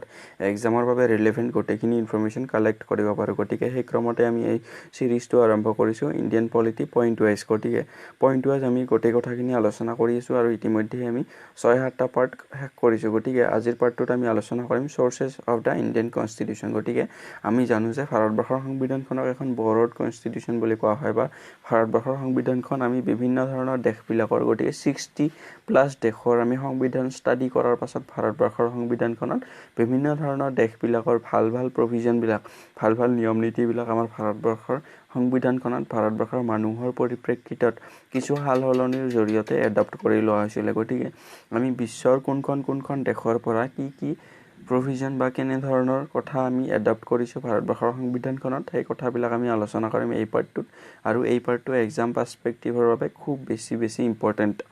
এক্সামত আমি ইয়াৰ পৰা দুই এটা কোৱেশ্চন প্ৰত্যেকটা এক্সামত দেখিবলৈ পাওঁ গতিকে আহক আমি ভিডিওটো ষ্টাৰ্ট কৰো ইয়াত দিয়া আছে সোৰ্সেস অফ দা ইন্ডিয়ান কনস্টিটিউশন গতিকে আমি ভাৰতবৰ্ষৰ সংবিধানখনৰ কি বস্তু কৰ পৰা এড কৰিছো এই বিষয় ইয়াত দিয়া আছে প্ৰথমতে দিয়া আছে the Government of India Act 1935 formed the basis or blueprint of the Constitution of India with the features of federal system, office of governor, etc. Besides, the Constitution of India has borrowed certain features from foreign constitutions as well. গতিকে ইয়াত কোৱা হৈছে যে ভাৰতবৰ্ষৰ সংবিধানখনৰ যোনটো আমি blueprint বা বেকবোন বুলি কওঁ সেইটো 1935 যিখন আমাৰ গভৰ্নমেন্ট অফ ইণ্ডিয়া এক্ট আছিল সেইখনে প্ৰিন্ট কৰা বুলি কৈছে বা গভৰ্নমেন্ট অফ ইণ্ডিয়া 1935 খনৰ এটা major portion more than 50% provision আমি কিছু হালহলনিৰ জৰিয়তে more than 50% provision আমি লৈছো 1935 ৰ এই government of India act of 1935 খনৰ পৰা গতিকে আমাৰ ভাৰতবৰ্ষৰ সংবিধানখন আমি বেকবোন বুলি ক'ব পাৰো 1935 ৰ এই গভৰ্নমেন্ট অফ ইণ্ডিয়া এক্ট খনৰ গতিকে আমাৰ এক্সামত সুধি দিয়া আমি দেখা পাও যে আমাক সুধি দিব ভাৰতবৰ্ষৰ কনস্টিটিউশন খনৰ বেকবোন বুলি আমি কোনখন এক্টক জানো তেতিয়া আমাক সুধি দিব যে 1919 ৰ মন্টেগু চেমছৱৰ্ড ৰিফৰ্ম এক্ট 1935 ৰ গভৰ্নমেন্ট অফ ইণ্ডিয়া এক্ট 1909 ৰ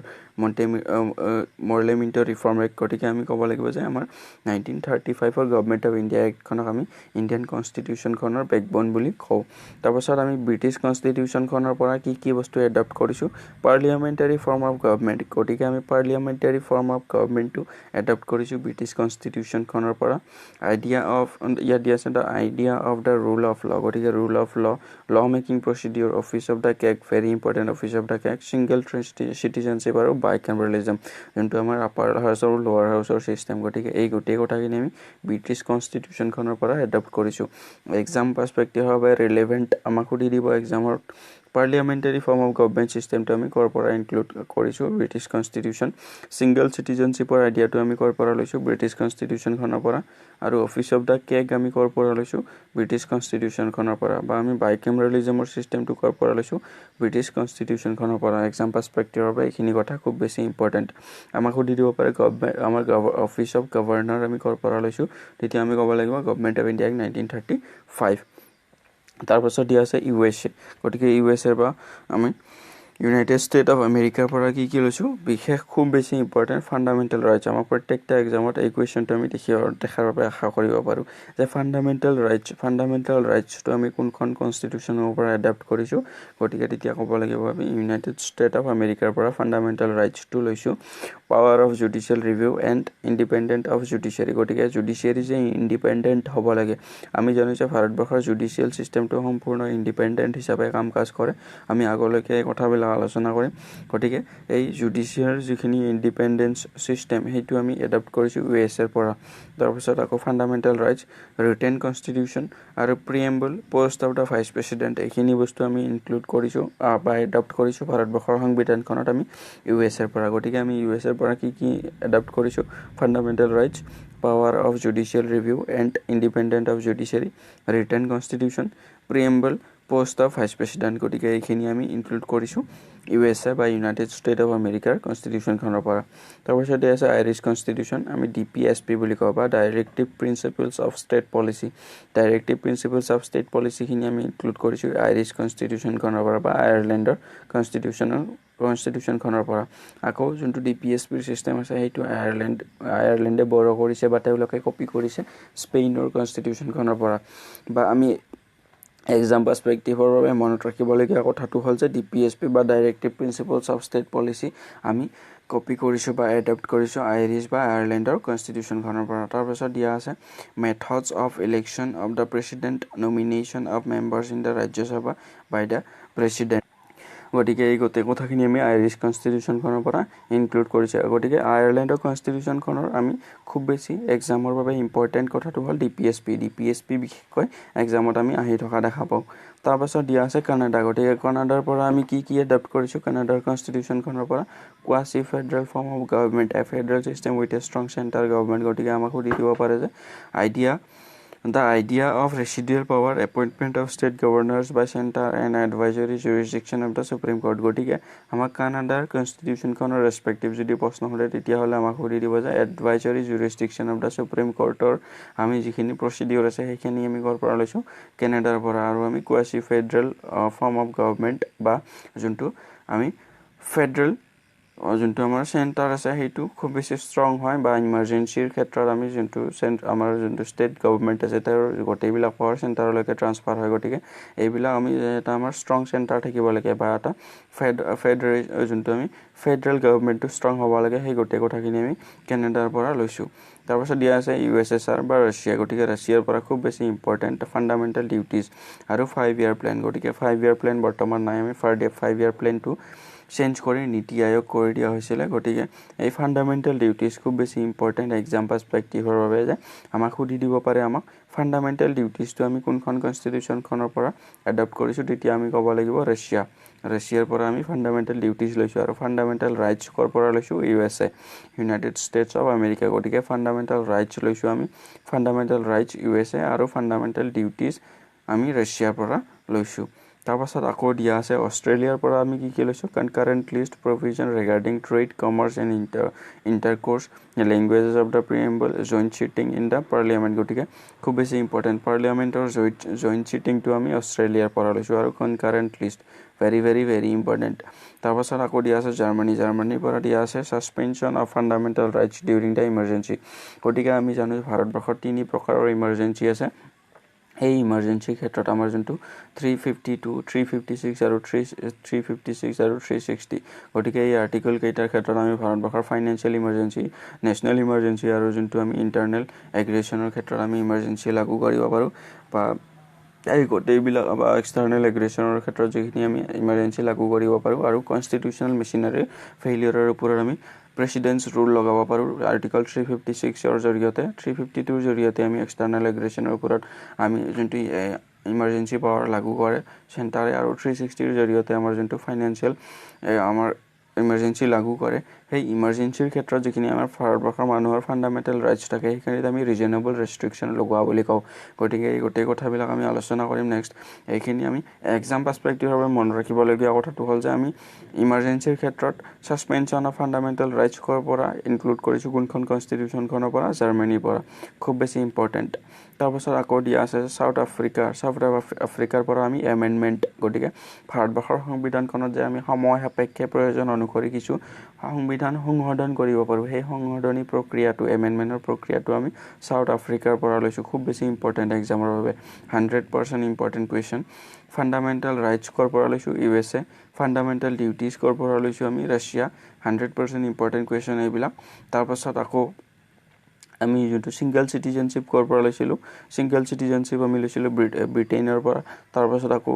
ইমাৰ্জেঞ্চিৰ ক্ষেত্ৰত ফাণ্ডামেণ্টেল ৰাইটছটো যেতিয়া আমি ৰিজনেবল ৰেষ্ট্ৰিকশ্যন কেতিয়া ক'ৰ পৰা লৈছিলোঁ জাৰ্মানীৰ পৰা আকৌ 100% ইম্পৰ্টেণ্ট কুৱেশ্যন এটা হ'ল সংবিধান সংশোধনী প্ৰক্ৰিয়া বা এমেণ্ডমেণ্টৰ প্ৰক্ৰিয়াটো আমি লৈছোঁ চাউথ আফ্ৰিকাৰ কনষ্টিটিউশ্যনখনৰ পৰা তাৰপিছত দি আছে ফ্ৰেঞ্চৰ পৰা আমি ফ্ৰেঞ্চ কনষ্টিটিউশ্যনখনৰ পৰা লৈছোঁ ৰিপাব্লিকান অফ লিবাৰ্টি ইকুৱেলিটি আৰু ফ্ৰেটাৰ্নিটি গতিকে লিবাৰ্টি ইকুৱেলিটি আৰু ফ্ৰেটাৰ্নিটিৰ এই তিনিওটা শব্দ আমি এই ফ্ৰেঞ্চ কনষ্টিটিউশ্যনখনৰ পৰা লৈছোঁ বা আমি যোনটো ফ্ৰেঞ্চ ৰেভলিউশ্যন বুলি কওঁ বিশেষকৈ তাৰপাছত ইয়াত দি আছোঁ জাপানৰ পৰা আমি লৈছোঁ প্ৰচিডিউৰ এষ্টাব্লিছড বাই ল গতিকে প্ৰচিডিউৰ এষ্টাব্লিছড বাই ল এই কথাখিনি আমি লৈছোঁ জাপানৰ কনষ্টিটিউশ্যনখনৰ পৰা গতিকে এইখিনি আছিলে আমাৰ source of the Indian Constitution গতিকে sources of the Indian Constitutionত খুব বেছি এক্সাম পাৰ্চপেক্টিভৰ বাবে ৰিলেভেণ্ট বা ইম্পৰ্টেণ্ট বুলি যদি আমি কওঁ তেতিয়াহ'লে আমি ক'ব লাগিব বেকবোন অফ দ্য ইণ্ডিয়ান কনষ্টিটিউশ্যন বুলি আমি 1935 গভৰ্ণমেণ্ট অফ ইণ্ডিয়া এক্টখনক ক'ব পাৰোঁ খুব বেছি ইম্পৰ্টেণ্ট তাৰপাছত আমি ব্ৰিটিছ কনষ্টিটিউশ্যনখনৰ ক্ষেত্ৰত আমি পাৰ্লিয়ামেণ্টাৰী ফৰ্ম অফ গভৰ্ণমেণ্ট লৈছোঁ অফিচ অফ দ্য কেগ আৰু ছিংগল চিটিজেনশ্বিপ আৰু বাইকেমেৰালিজম এক্সামৰ বাবে খুব বেছি ইম্পৰ্টেণ্ট USA পৰা ফাণ্ডামেণ্টেল ৰাইটছ তাৰপিছত independent judiciary written constitution preamble আৰু post of vice president Irish constitution খুব বেছি ইম্পৰ্টেণ্ট 100% DPSP বা directive principles of state policy বাকীখিনি ইমান বেছি ইম্পৰ্টেণ্ট নহয় method of election of the president nomination of members of the in the Rajya Sabha by the president এইখিনি আমি আইৰিছ কনষ্টিটিউশ্যনখনৰ পৰা লৈছোঁ তাৰপাছত আইৰিছ কনষ্টিটিউশ্যনখনৰ এক্সামৰ বাবে ইম্পৰ্টেণ্ট DPSP বা directive principles of state policy আমি লৈছোঁ আইৰিছ কনষ্টিটিউশ্যন বা আয়াৰলেণ্ডৰ কনষ্টিটিউশ্যনখনৰ পৰা আকৌ কানাডাৰ ক্ষেত্ৰত ইম্পৰ্টেণ্ট হ'ল আমাৰ quasi federal form of government আমি লৈছোঁ তাৰপাছত আকৌ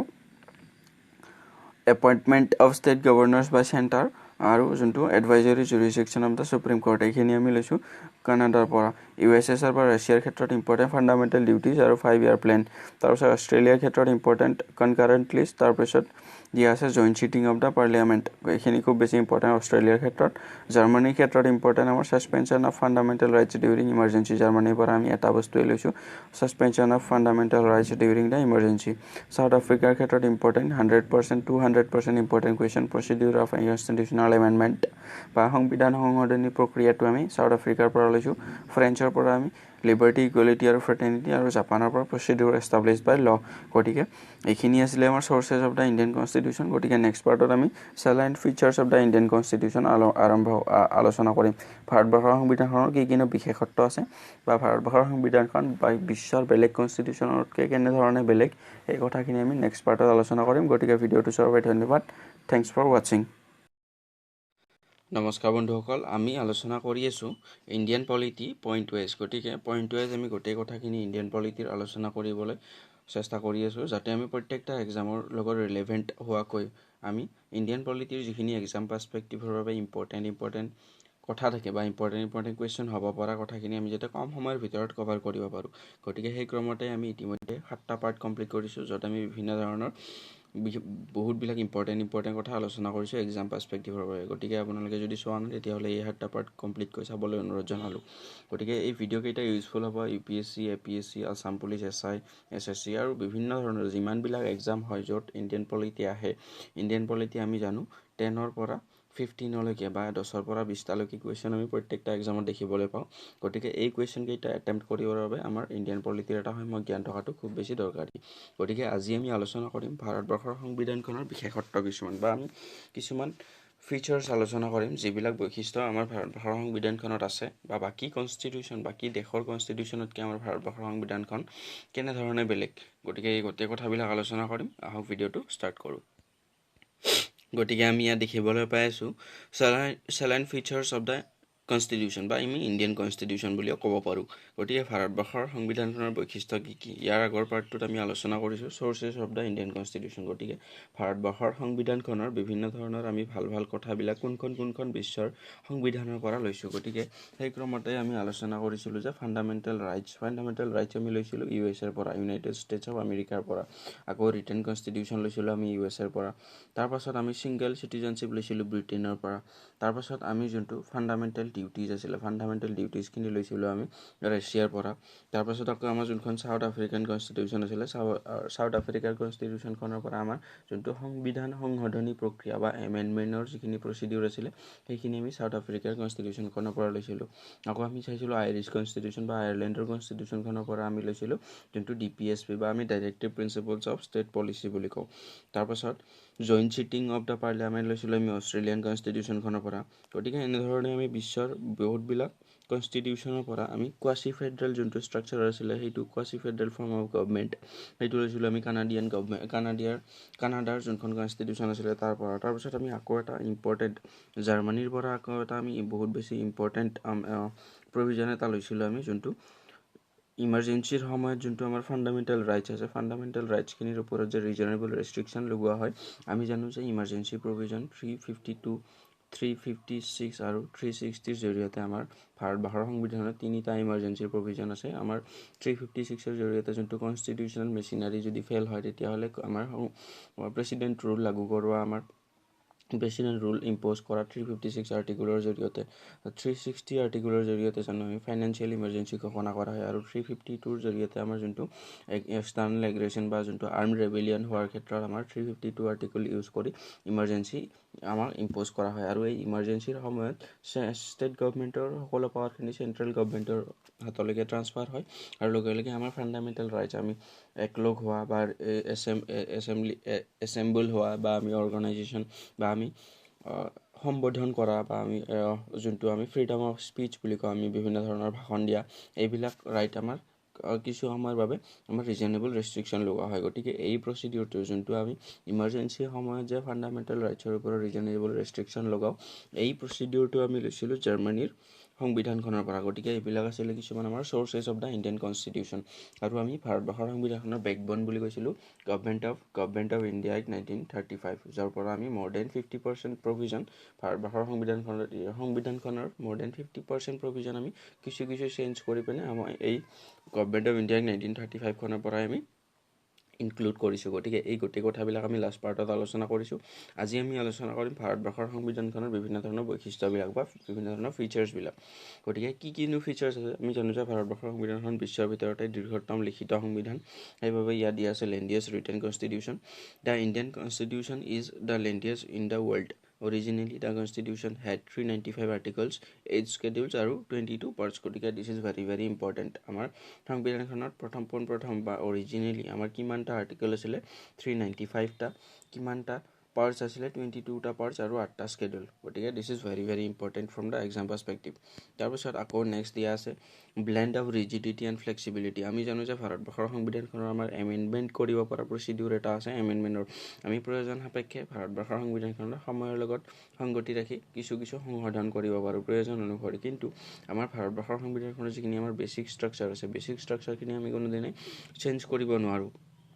আমাৰ সংবিধানখনৰ সেই প্ৰকৃতিটো আমি কোনোদিন চেঞ্জ কৰিব নোৱাৰোঁ বা আমাৰ ভাৰতবৰ্ষৰ সংবিধানখনৰ সেইকাৰণে আমি ৰিজিডিটি আৰু ফ্লেক্সিবিলিটি দুয়োটাৰে মিশ্ৰণ বুলি কওঁ গতিকে আমি কিছু চেঞ্জ কৰিব পাৰোঁ আৰু কিছু সংখ্যক আমি আমাৰ অংশ এনেকুৱা আছে আমি যোনখিনি চেঞ্জ কৰিব নোৱাৰোঁ আৰু কিছু সংখ্যক চেঞ্জ কৰিবৰ বাবে আমি চিম্পল মেজৰিটিৰ দ্বাৰা আমি চিম্পল এটা অৰ্ডিনাৰী ল মেকিং প্ৰচেছেৰে আমি কিছু চেঞ্জ কৰিব পাৰোঁ আৰু কিছুমান আমি এবছলিউট মেজৰিটিৰ দ্বাৰাহে চেঞ্জ কৰিব পাৰোঁ গতিকে সেইবাবে আমাৰ সংবিধানখনক ব্লেণ্ড অফ ৰিজিডিটি এণ্ড ফ্লেক্সিবিলিটি বা আমি ৰিজিডিটি আৰু ফ্লেক্সিবিলিটি দুয়োটাৰে সংমিশ্ৰণ বুলি ক'ব পাৰোঁ ইয়াত দিয়া আছে the procedure of the amendment of the constitution is partly flexible and partly rigid গতিকে ইয়াত কোৱা হৈছে যে পাৰ্টলি ফ্লেক্সিবল মানে কিছু সংখ্যক আমি সংশোধন কৰিব পাৰোঁ, পাৰ্টলি ৰিজিড মানে আমি কিছু সংখ্যক সংশোধন কৰিব নোৱাৰোঁ। Some provisions can be amended easily and some provisions can only be amended by passage in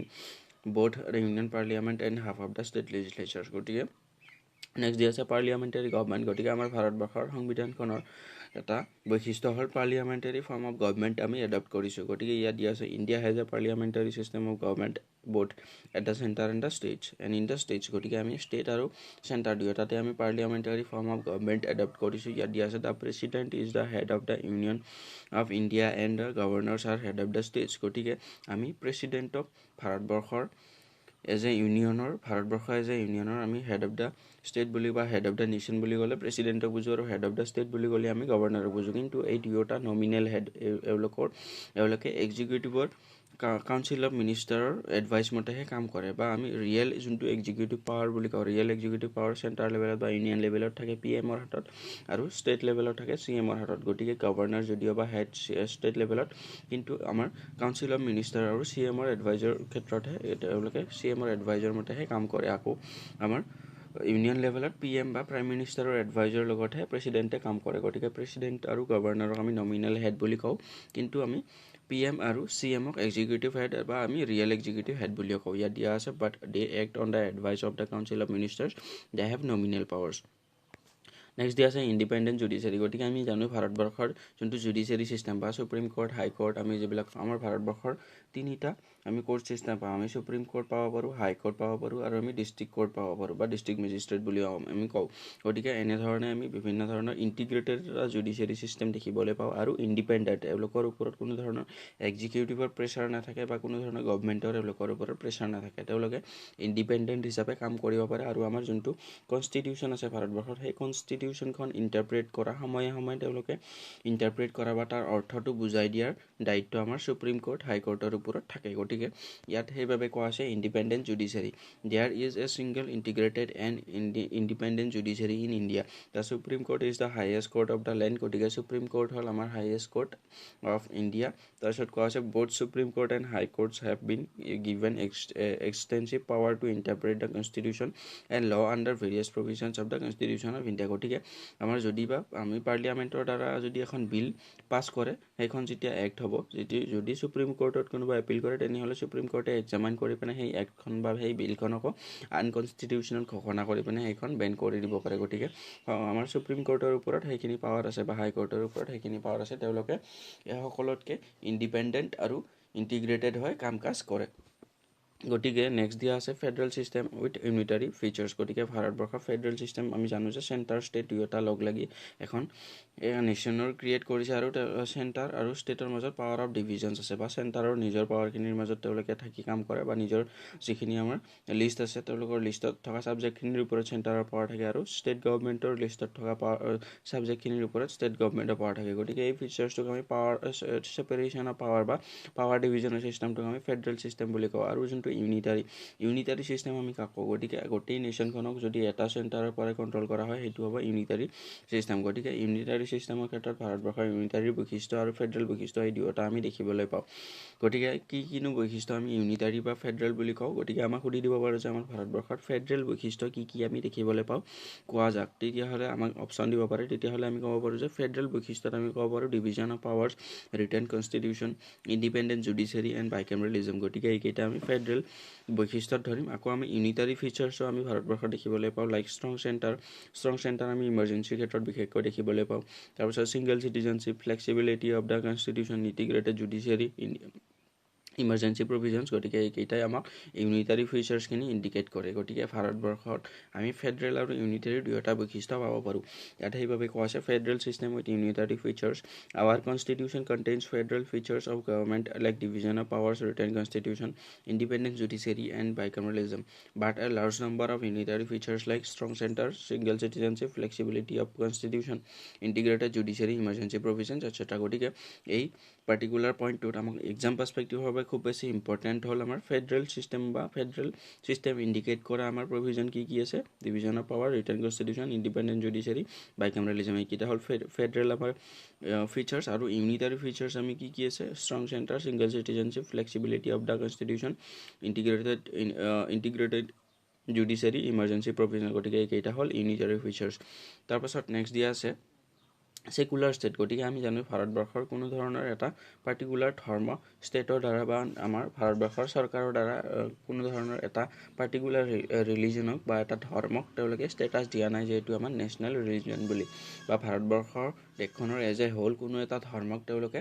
বিশেষকৈ কিছু সুবিধা প্ৰদান কৰা হোৱা নাই গতিকে সকলো ধৰ্মকে সমান হিচাপে ব্যৱহাৰ কৰে গতিকে সেইবাবে সেকুলাৰ ষ্টেট বুলি কোৱা হয় গতিকে ভাৰতবৰ্ষ এখন ধৰ্ম নিৰপেক্ষ ৰাষ্ট্ৰ ইয়াত সেইবাবে কোৱা হৈছে যে ভাৰতবৰ্ষৰ সংবিধানৰ আকৌ এটা খুব ডাঙৰ বৈশিষ্ট্য হ'ল সেকুলাৰ ষ্টেট বা ধৰ্ম নিৰপেক্ষ প্ৰকৃতিটো আমাৰ ভাৰতবৰ্ষৰ সংবিধানখনৰ খুব বেছি ডাঙৰ এটা বৈশিষ্ট্য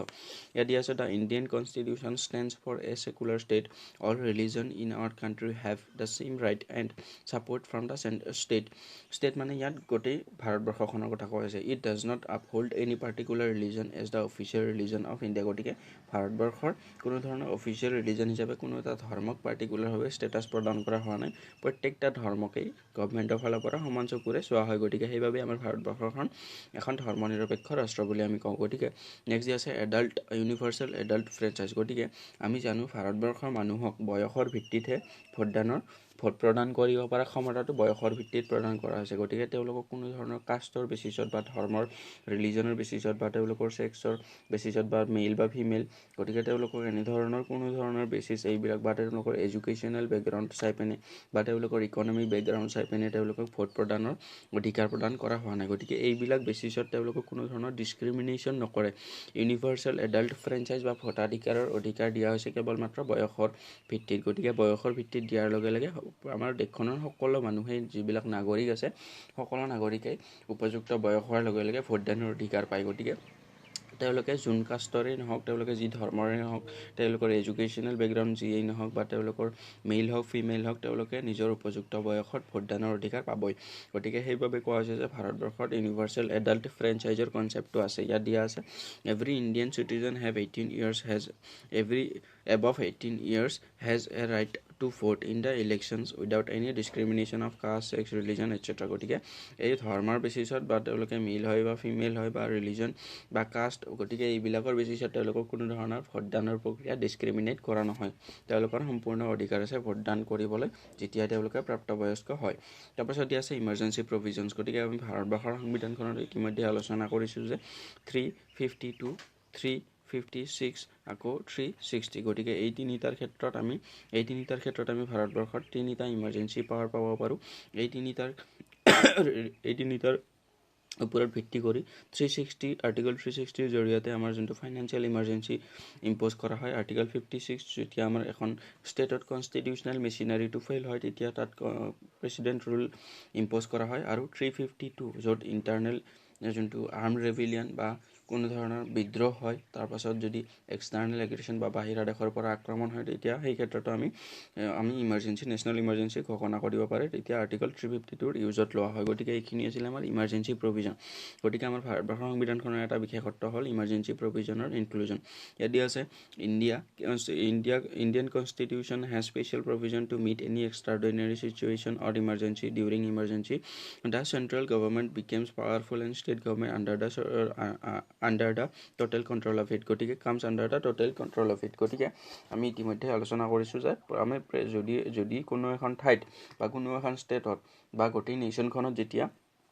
ইমাৰ্জেঞ্চি ইম্প'জ কৰা হয় বিভিন্ন ধৰণৰ এক্সট্ৰা অৰ্ডিনাৰী চিটুৱেশ্যনৰ লগত ডিল কৰাৰ কাৰণে বা টেকেল কৰাৰ কাৰণে তেতিয়া ষ্টেট গভৰ্ণমেণ্টৰ সকলো পাৱাৰ চেণ্ট্ৰেল গভৰ্ণমেণ্টলৈকে ট্ৰান্সফাৰ হৈ যায় বা সৰ্বেসৰ্বা হৈ যায় চেণ্ট্ৰেল গভৰ্ণমেণ্টৰ পৰা যি ডিচিশ্যন পাছ হয় সেই গোটেই ডিচিশ্যনখিনি সেই গোটেই পাৰ্টিকুলাৰ জেগাখিনি যিখিনি ইমাৰ্জেঞ্চি ঘোষণা কৰা হৈছে তাত চেণ্ট্ৰেল গভৰ্ণমেণ্টৰ কেৱল আদেশ চলিব গতিকে সেই সময়ত ষ্টেট গভৰ্ণমেণ্টৰ কোনো ধৰণৰ পাৱাৰ বাকী নাথাকে গতিকে এইখিনিকে কোৱা হয় আমাৰ ইমাৰ্জেঞ্চি প্ৰভিজন তাৰপাছত দিয়া আছে during emergency our federal system becomes unitary without any amendment of the constitution গতিকে আমাৰ ভাৰতবৰ্ষত ইমাৰ্জেঞ্চি লাগু কৰোৱাৰ পাছত আমাৰ যোনটো ফেডাৰেল চিষ্টেম বা আমি পাৱাৰ অফ ডিভিজন বুলি কওঁ ষ্টেটসকলৰ কিছুমান নিজা পাৱাৰ থাকে আৰু চেণ্টাৰৰ কিছুমান নিজা পাৱাৰ থাকে গতিকে এই ইমাৰ্জেঞ্চিৰ ক্ষেত্ৰত ভাৰতবৰ্ষৰ সংবিধান বা ভাৰতবৰ্ষৰ যোনটো পলিটিকেল ছেটআপ সেইটো ফেডাৰেল চিষ্টেমৰ পৰা ডাইৰেক্ট ইউনিটাৰী ফিচাৰ্ছলৈকে বা ইউনিটাৰী চিষ্টেমলৈকে ট্ৰান্সফাৰ হৈ যায় without any amendment of the constitution গতিকে এই ইউনিটাৰী ফিচাৰ্ছ মানে কি পাৱাৰৰ অকল এটাই অথৰিটি চেণ্ট্ৰেল গভৰ্ণমেণ্ট গতিকে তাত ষ্টেট গভৰ্ণমেণ্টৰ কোনো ধৰণৰ ৰোল বাকী নাথাকে ইমাৰ্জেঞ্চিৰ সময়ত গতিকে সেইবাবে কোৱা হৈছে during emergency emergency, the federal system becomes unitary without any amendment of the constitution. গতিকে এইখিনি আছিলে আমাৰ ভাৰতবৰ্ষৰ সংবিধানখনৰ কিছু বৈশিষ্ট্য। এই বৈশিষ্ট্যবিলাক আমি ইতিমধ্যে আলোচনা কৰিলোঁ। ভাৰতবৰ্ষৰ সংবিধানখন বিশ্বৰ বাকী দেশৰ সংবিধানতকৈ কেনেধৰণে বেলেগ, ভাৰতবৰ্ষৰ আমি সংবিধানখন আলোচনা কৰিলোঁ যে ই লেণ্ডিয়েষ্ট বা সকলোতকৈ দীৰ্ঘতম লিখিত সংবিধান। ভাৰতবৰ্ষৰ সংবিধানৰ কিছু আমি ৰিজিডিটি আৰু ফ্লেক্সিবিলিটিৰ কম্বিনেশ্যন দেখিবলৈ পাওঁ। পাৰ্লিয়ামেণ্টাৰী ছিষ্টেম অফ গভৰ্ণমেণ্ট আছে আমাৰ ভাৰতবৰ্ষৰ আমি পলিটিকেল ছেটআপটো। তাৰপাছত ইণ্ডিপেণ্ডেণ্ট জুডিচিয়াৰী বা সুপ্ৰিম কোৰ্ট আৰু হাইকোৰ্ট সৰ্বেসৰ্বা, আৰু তেওঁলোকে কনষ্টিটিউশ্যনৰ যিকোনো ধৰণৰ কনষ্টিটিউশ্যনখন তেওঁলোকে ইণ্টাৰপ্ৰেট কৰাৰ সম্পূৰ্ণ অধিকাৰ দিয়া হৈছে। Federal system and unitary features. Federal ফিচাৰ্ছত আমি পাইছিলোঁ power of division, independent judiciary, written constitution. আকৌ আমি ইউনিটাৰী ফিচাৰ্ছত পাইছিলোঁ ছিংগল চিটিজেনশ্বিপ, তাৰপাছত ইণ্টিগ্ৰেটেড জুডিচিয়াৰী, ইমাৰ্জেঞ্চি পাৱাৰ, বিভিন্ন ধৰণৰ এইবিলাক কথা। তাৰপাছত আমি জানো যে ভাৰতবৰ্ষৰ সংবিধানখন বা ভাৰতবৰ্ষখন এখন ছেকুলাৰ ষ্টেট বা ধৰ্ম নিৰপেক্ষ ৰাষ্ট্ৰ, কোনো ধৰণৰ অফিচিয়েল আমাৰ ৰিলিজন নাই। তাৰপিছত দিয়া আছে ইউনিভাৰ্চেল এডাল্ট ফ্ৰেঞ্চাইজ, বয়সৰ ভিত্তিত উপযুক্ত বয়স হ'লে সকলোকে ভোটাধিকাৰৰ অধিকাৰ প্ৰদান কৰা হৈছে without any discrimination based on the caste, sex, religion etcetera. তাৰপিছত ইমাৰ্জেঞ্চি প্ৰভিজন, আমি জানো ইমাৰ্জেঞ্চি প্ৰভিজনৰ তিনিটা আৰ্টিকুলৰ জৰিয়তে আমাক নেশ্যনেল ইমাৰ্জেঞ্চি, প্ৰেচিডেণ্ট ৰুল আৰু ফাইনেন্সিয়েল ইমাৰ্জেঞ্চি ইম্প'জ কৰা হয় বিভিন্ন ধৰণৰ এক্সট্ৰা অৰ্ডিনাৰী চিটুৱেশ্যনৰ লগত ডিল কৰাৰ কাৰণে। আৰু সেই ক্ষেত্ৰত চেণ্ট্ৰেল গভৰ্ণমেণ্ট সৰ্বেসৰ্বা হয় আৰু state government comes under the central government without any amendment of the constitution. গতিকে this was all about the features of salient features of the Indian constitution বা ভাৰতবৰ্ষৰ সংবিধানখনৰ বিশেষ কিছু বৈশিষ্ট্য। গতিকে আমি নেক্সট আলোচনা কৰোঁ evolution of states and union territories. গতিকে ভিডিঅ'টো চোৱাৰ বাবে ধন্যবাদ। থেংকছ ফৰ ৱাচিং।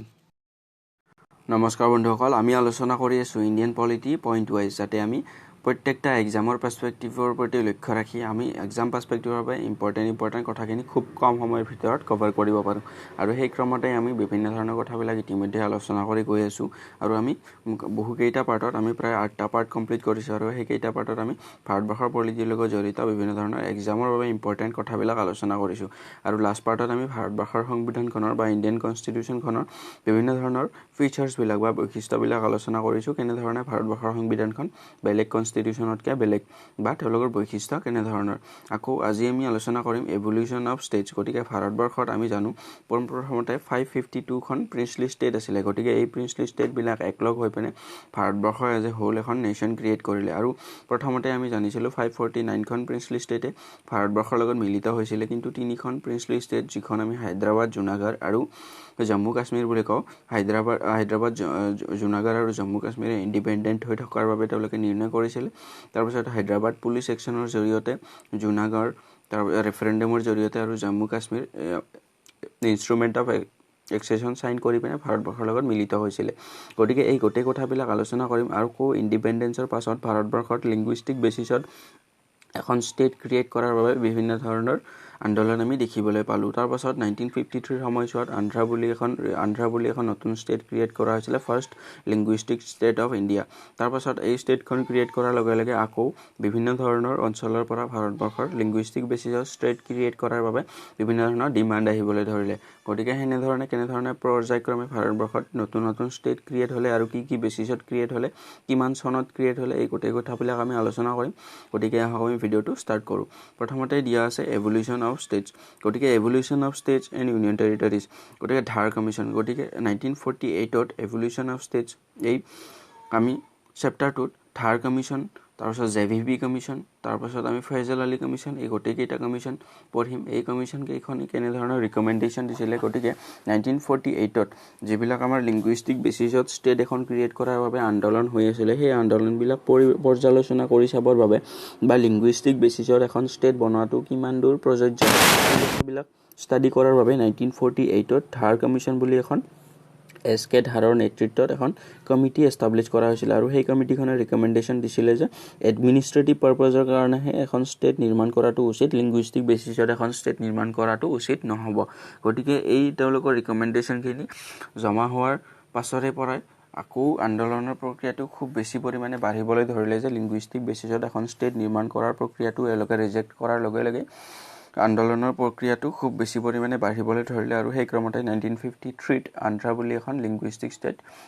ইণ্ডিয়ান গভৰ্ণমেণ্টে বনাবলৈ বাধ্য হ'ল। তাৰপাছত আৰু আকৌ আমাৰ নতুন নতুন দুখন কমিটি JVV কমিটি, আকৌ ফৈজল আলী কমিটি, তেওঁলোকৰ ৰিকমেণ্ডেশ্যনবিলাক কেনেধৰণৰ আছিলে। JVV কমিটি বা জৱাহৰলাল নেহৰু,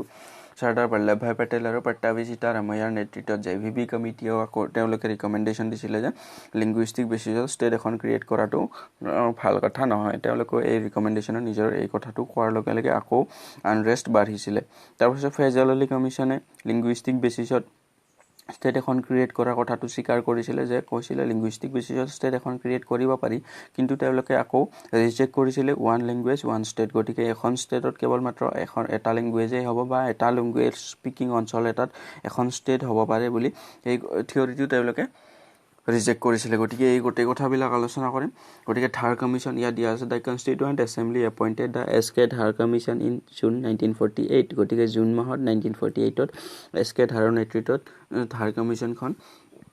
এপইণ্ট কৰা হৈছিলে। তাৰপাছত দিয়া আছে to study the feasibility of the reorganisation of states on the linguistic basis. গতিকে এই কথাখিনিকে ক'লোঁ, লিংগুইষ্টিক বেচিছত কিমান দূৰ প্ৰযোজ্য এখন ষ্টেট নিৰ্মাণ কৰাটো, সেই কথাটো ষ্টাডি কৰাৰ বাবে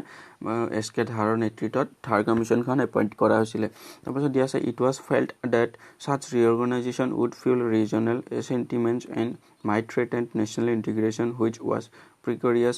in the background of partition. Thus, the Thar Commission categorically rejected the basis of linguistic formation of the states. গতিকে Thar Commission ৰিজেক্ট কৰিছিলে যে লিংগুইষ্টিক বেচিছত বা ভাষাৰ আধাৰত, ভাষাৰ ওপৰত ভিত্তি কৰি এখন ষ্টেট নিৰ্মাণ কৰা কথাটো Thar Commission তেওঁলোকে ৰিজেক্ট কৰিছিলে। তাৰপাছত আহিলে JVV কমিটি। JVPৰ সম্পূৰ্ণ ফুল ফৰ্মটো হ'ল জৱাহৰলাল নেহৰু, জে মানে, ভি মানে চৰ্দাৰ বল্লভভাই পেটেল আৰু পি মানে হ'ল পট্টাভি সীতাৰামাইয়া। তেওঁলোকৰ নেতৃত্বত JVP কমিটি গঠন কৰা হৈছিলে। তাৰপিছত দিয়া আছে the Congress in its Jaipur session in 1948 appointed a 3-member committee to consider the recommendation of the Thar Commission. Its members were Jawaharlal Nehru, Vallabhbhai Patel and Pattabhi Sitaramayya. গতিকে আমাক সুধি দিব পাৰে যে JVP কমিটিৰ মেম্বাৰ কেইজন কোন কোন আছিলে। তাৰপিছত দিব পাৰে the committee rejected language as the basis for the reorganisation despite popular support for it. গতিকে যদিওবা বহুত মানুহৰ ডিমাণ্ড আছিলে লিংগুইষ্টিক বেচিছত বা ভাষাৰ ওপৰত ভিত্তি কৰি এখন ষ্টেট নিৰ্মাণ কৰাটো, কিন্তু JVP কমিটিয়েও ধাৰ কমিশ্যনৰ দৰে একেই তেওঁলোকে ৰিজেক্ট কৰিছিলে linguistic basis for the reorganisation of a state. তাৰপিছত আহিলে 1953 সময়ছোৱাখিনি। ইয়াত দিয়া আছে in October 1953 the government of India was forced to create the first linguistic state known as Andhra Pradesh by separating the Telugu speaking area from Madras presidency. গতিকে মাদ্ৰাছ প্ৰেচিডেঞ্চিৰ পৰা Telugu speaking মানুহখিনিক বেলেগ কৰি পিনে আন্ধ্ৰা বুলি এখন নতুন ষ্টেটৰ গঠন কৰিবলগীয়া হ'ল 1950। গতিকে this is very important, universal important question. কিমান চনত ভাৰতবৰ্ষৰ প্ৰথম লিংগুইষ্টিক ষ্টেটখন গঠন কৰা হৈছিলে? 1953 চনত। আৰু ষ্টেটখনৰ নাম কি আছিলে? আন্ধ্ৰা। Very important. ক'ৰ পৰা? মাদ্ৰাছ প্ৰেচিডেঞ্চিৰ পৰা তেলেগু স্পিকিং মানুহখিনিক বেলেগ কৰি পিনে বনোৱা হৈছিলে। তাৰপাছত দিয়া আছে Kurnool was the first capital of Andhra state with the High Court at Guntur. Presently, Hyderabad is the capital and also the High Court and seat. গতিকে 1953 কথাটো খুব বেছি ইম্পৰ্টেণ্ট। তাৰপিছত আহিলে ফৈজল আলী কমিশ্যন। গতিকে ফৈজল আলী কমিশ্যনৰ ৰিকমেণ্ডেশ্যন কেনেধৰণৰ আছিলে? ফৈজল আলী কমিশ্যনৰ ৰিকমেণ্ডেশ্যন আছিলে after the creation of Andhra state demand for the creation of states of linguistic basis intensified and Fazl Ali commission was constituted in December 1953। গতিকে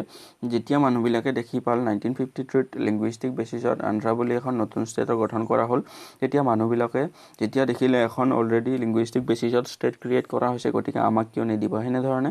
এই আন্দোলনৰ প্ৰক্ৰিয়াটো খুব ক্ষীপ্ৰ গতিত আগবাঢ়িবলৈ ধৰিলে। আৰু তাৰ প্ৰতি লক্ষ্য ৰাখি 1953 ফৈজল আলী কমিশ্যন এখন গঠন কৰা হ'ল আকৌ কথাটো এবাৰ ষ্টাডি কৰাৰ বাবে। তাৰপাছত ইয়াত দিয়া আছে which was also known as the State Reorganization Commission accepted the language as the basis of reorganization of the states but rejected the theory of one language one state. গতিকে ইতিমধ্যে ক'লোঁ যে ফৈজল আলী কমিশ্যনখনৰ ৰিকমেণ্ডেশ্যনখিনিক ছাবমিট কৰিছিলে 1956 চনত। আৰু এই 1956 চনত ছাবমিট কৰা তেওঁলোকৰ ৰিকমেণ্ডেশ্যনখিনিক ষ্টেট ৰিঅৰ্গেনাইজেশ্যন এক্ট অফ 1956 বুলিও কয়। আৰু তেওঁলোকে ইতিমধ্যে মই প্ৰথমতে কৈছিলোঁ যে এই ফৈজল আলী কমিশ্যনখনে লিংগুইষ্টিক বেচিছত they accepted the reorganization commission accepted the language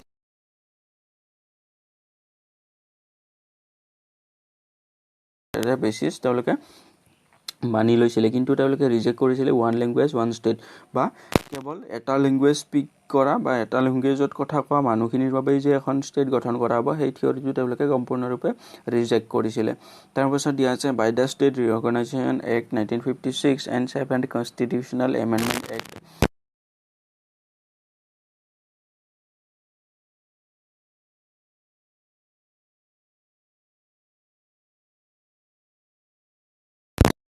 টেৰিটৰীবিলাকক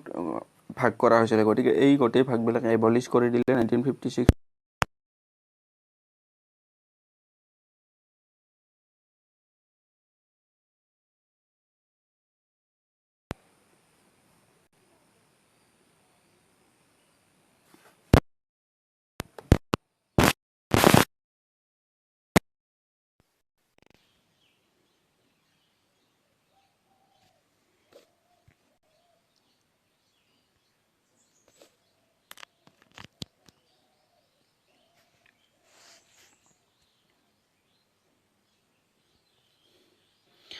তাৰ পাছত আকৌ দিয়া আছে the distinction between states was abolish, some of them were merged with adjacent state and some others ৱেৰ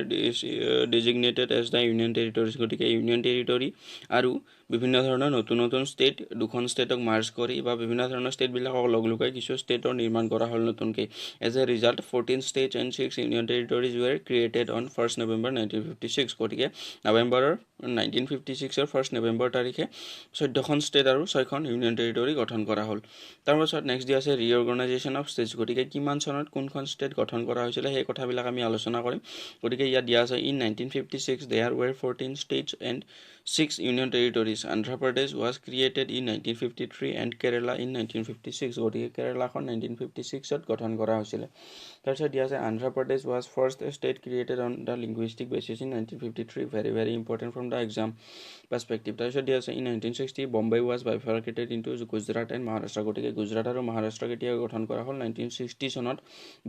বম্বেক দুভাগ কৰি পিনে। আকৌ নেক্সট দিয়া আছে in 1963 Nagaland was created A separate state. গতিকে ভেৰি ইম্পৰ্টেণ্ট। গতিকে 1947 ক্ষেত্ৰত আমাৰ ভাৰতবৰ্ষৰ নৰ্থ ইষ্টাৰ্ণ ৰিজনখিনিত অকল কেৱল মাত্ৰ এখন ষ্টেট আছিলে, সেইখন আছিলে অসম, আৰু ইউনিয়ন টেৰিটৰী আছিলে অৰুণাচল প্ৰদেশ। গতিকে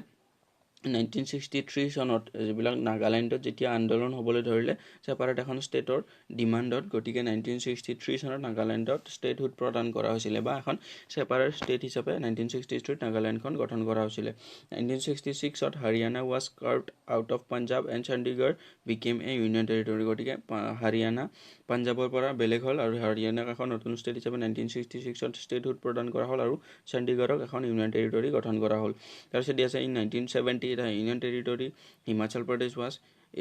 elevated to the status of a state. গতিকে 1970ত হিমাচল প্ৰদেশৰ ইউনিয়ন টেৰিটৰীৰ পৰা এখন ষ্টেটহুড প্ৰদান কৰা হ'ল। তাৰপিছত দিয়া আছে in 1971 Manipur, Tripura and Meghalaya were granted statehood. গতিকে 1971ত মণিপুৰ, ত্ৰিপুৰা আৰু মেঘালয়ক ষ্টেটহুড প্ৰদান কৰা হ'ল। In 1974 Sikkim became A associate state of Indian union. গতিকে 1974ত ছিকিমখন এখন ভাৰতবৰ্ষৰ এছ'চিয়েট ষ্টেট হৈছিলে। তাৰপিছত 36 constitutional act of 1975 Sikkim became A full fledged state of the Indian union. গতিকে তেওঁলোকে 1974ত ছিকিমখন এখন এছ'চিয়েট ষ্টেট হৈছিলে ভাৰতবৰ্ষৰ, আৰু 1975ত এখন ফুল ফ্লেজেড ষ্টেট হিচাপে ভাৰতবৰ্ষৰ লগত মিলিত হৈছিলে ছিকিম, আৰু 1971ত মণিপুৰ, ত্ৰিপুৰা আৰু মেঘালয়ক ষ্টেটহুড প্ৰদান কৰা হৈছিলে। তাৰপিছত দিয়া আছে in 1986 Mizoram and Arunachal Pradesh came into being. গতিকে ইয়াত দিয়া আছে 1986ৰ সময়ছোৱাখিনিত মিজোৰাম, অৰুণাচল প্ৰদেশ ষ্টেটহুড পালে, বা মিজোৰাম আৰু অৰুণাচল প্ৰদেশ বুলি দুখন ষ্টেট গঠন কৰা হ'ল 1986ত। তাৰপিছত দিয়া আছে in 1987 Goa came into existence. গতিকে 1987ত গোৱাখন নিৰ্মাণ কৰা হ'ল এজ এ ষ্টেট। 2000 চনত ইন 2000 দেয়াৰ 3 মোৰ নিউ ষ্টেট, ছত্তীশগড়, উত্তৰাখণ্ড আৰু ঝাৰখণ্ড। গতিকে ছত্তীশগড়, উত্তৰাখণ্ড আৰু ঝাৰখণ্ড বুলি 3 মোৰ নিউ ষ্টেটছ ক্ৰিয়েট কৰা হ'ল 2000 চনত। গতিকে 2000 চনত ছত্তীশগড়, উত্তৰাখণ্ড আৰু ঝাৰখণ্ড বুলি 3খন ষ্টেট ক্ৰিয়েট কৰা হ'ল। তাৰপাছত দিয়া আছে 2 জুন 2014। গতিকে 2014 2 জুনত 2 জুন তাৰিখে 2014ত ক্ৰিয়েট হোৱা এখন আমাৰ ভাৰতবৰ্ষৰ সকলোতকৈ latest state Telangana state came into existence after reorganization of Andhra Pradesh. গতিকে আন্ধ্ৰ প্ৰদেশৰ পৰা ভাগ কৰি তেলেংগানা এখন নতুন ষ্টেট ক্ৰিয়েট কৰা হ'ল 2 জুন 2014 তাৰপিছত দিয়া আছে by the 69th Constitutional Amendment Act 1991 Delhi was given the status of National Capital Territory of India. গতিকে দিল্লীক আমি NCR ৰিজন বুলি কওঁ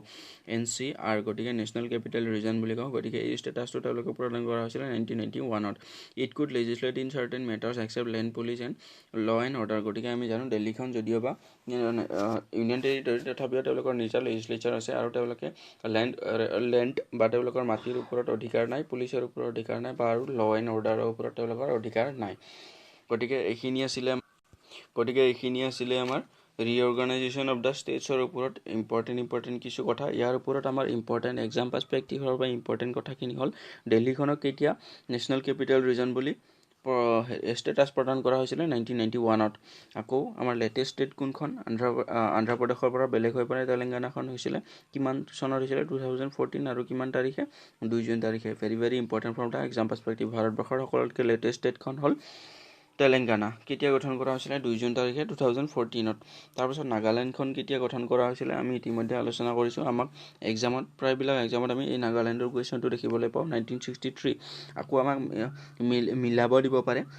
আমাক চন কেইটা দিব আৰু কোনখন ষ্টেট কেইখনৰ নাম দিব কোনখন ষ্টেট কেতিয়া গঠন কৰা হৈছিলে এইখিনি আমাক মিলাব দিব পাৰে আকৌ আমাক সজাব দিব পাৰে গতিকে কিমান চনৰ পৰা কিমান চনলৈকে কোনখন ষ্টেট প্ৰথমতে গঠন হৈছে আমাক ক্ৰমান্বয়ে সজাবৰ কাৰণে দিব পাৰে গতিকে এনেকুৱা ধৰণৰ কুৱেশ্যন আমি আহি থকা দেখা পাওঁ নাগালেণ্ডখন 1963 তাৰপিছত 1970 ইউনিয়ন টেৰিটৰি হিমাচলখন এখন ষ্টেট হ'লে তাৰপিছত 1953 আমাৰ আন্ধ্ৰা বুলি এখন লিংগুইষ্টিক বেচিছৰ প্ৰথম ষ্টেটখন গঠন কৰা হৈছিলে 1956 কেৰালাখন গঠন কৰা হৈছিলে ভেৰি ইম্পৰ্টেণ্ট ষ্টেট ৰিঅৰ্গানাইজেশ্যন এক্টখন কেতিয়া হৈছিলে 1956 আৰু 1956 ষ্টেট ৰিঅৰ্গানাইজেশ্যন এক্টখনৰ মতে কেইখন ষ্টেট আছিলে 14খন ষ্টেট আৰু 6খন union territory very important from the exam perspective তাৰপিছত গোৱাখন কেতিয়া স্থাপন কৰা হৈছিলে 1987 তাৰপিছত 2000 চনত কোন তিনিখন নতুন ষ্টেট ক্ৰিয়েট কৰা হৈছিলে ছত্তীশগড় উত্তৰাখণ্ড আৰু ঝাৰখণ্ড ভেৰি ইম্পৰ্টেণ্ট ছিকিমখন ভাৰতবৰ্ষৰ কেতিয়া এখন এছ'চিয়েট ষ্টেট হৈছিলে গতিকে আমি এছ'চিয়েট ষ্টেট আৰু পাৰ্মানেণ্ট ষ্টেট বা ফুল ফ্লেজেড ষ্টেটৰ মাজত কনফিউজ হ'ব পাৰোঁ গতিকে ছিকিমখন এছ'চিয়েট ষ্টেট অফ ইণ্ডিয়া হৈছিলে 1974 আৰু 75 হৈছিলে এখন ফুল ফ্লেজেড ভাৰতবৰ্ষৰ ষ্টেট গতিকে ভেৰি ইম্পৰ্টেণ্ট গতিকে এইখিনি আছিলে আমাৰ ষ্টেট ৰিঅৰ্গানাইজেশ্যন আৰু ইউনিয়ন টেৰিটৰিৰ লগত জড়িত বিভিন্ন ধৰণৰ ইম্পৰ্টেণ্ট আমাৰ ইনফৰমেশ্যনখিনি আৰু এক্সাম পাৰ্সপেক্টিভৰ পৰা ইম্পৰ্টেণ্ট কি হ'ব পাৰে আমি ইতিমধ্যে আলোচনা কৰিলোঁ গতিকে নেক্সট আমি আলোচনা কৰিম দ্য প্ৰিএম্বল গতিকে নেক্সট পাৰ্টত আমি প্ৰিএম্বলৰ কথা আলোচনা কৰিম বা প্ৰস্তাৱনা গতিকে ভিডিঅ'টো চোৱাৰ বাবে ধন্যবাদ থেংকছ ফৰ ৱাচিং নমস্কাৰ বন্ধুসকল আমি আলোচনা কৰি আছোঁ ইণ্ডিয়ান পলিটি পইণ্ট ৱাইজ প্ৰত্যেকটা এক্সাম পাৰ্সপেক্টিভৰ বাবে ইম্পৰ্টেণ্ট কথাখিনি আমাৰ আৰিহান্ত জিকে বুকখনত দিয়া ইণ্ডিয়ান পলিটিৰ গোটেইখিনি ইনফৰমেশ্যন আমি ইন শ্বৰ্ট পইণ্ট ৱাইজ আলোচনা কৰি আছোঁ যাতে প্ৰত্যেকটা এক্সামৰ বাবে আমি লাগতিয়াল কথাখিনি খুব সংক্ষেপে কভাৰ কৰিব পাৰোঁ গতিকে relevant for APSC Assam police SI SSC যিকোনো ধৰণৰ এক্সামত য'ত পলিটি আহে আমি জানো প্ৰত্যেকটা এক্সামত পলিটিৰ 10ৰ পৰা 20টালৈকে কুৱেশ্যন আমি দেখিবলৈ পাওঁ গতিকে এইকেইটা কুৱেশ্যন আমি এটেম্প্ট কৰিবলৈ হ'লে ইণ্ডিয়ান পলিটিৰ এটা সম্যক জ্ঞান থকাটো খুব বেছি দৰকাৰ গতিকে আমি এটা বহলভাৱে ষ্টাডি নকৰাকৈ খুব বেছি সংক্ষেপে পইণ্ট ৱাইজ বস্তুবিলাক ষ্টাডি কৰি এই কুৱেশ্যনবিলাক আমি এটেম্প্ট কৰিব যাতে পাৰোঁ সেই বিষয়ে আমি এই সিৰিজটো আৰম্ভ কৰিছোঁ পইণ্ট ৱাইজ ইণ্ডিয়ান জিঅ'গ্ৰাফি গতিকে আমি ইতিমধ্যে 8-9টা পাৰ্ট কমপ্লিট কৰিছোঁ গতিকে আমি নেক্সট পাৰ্টত আলোচনা কৰিম প্ৰিএম্বল বা প্ৰস্তাৱনা ভাৰতবৰ্ষৰ সংবিধানখনৰ প্ৰস্তাৱনানো কি গতিকে আজি আমি সেই বিষয়ে আলোচনা কৰিম গতিকে আহক আমি ভিডিঅ'টো ষ্টাৰ্ট কৰোঁ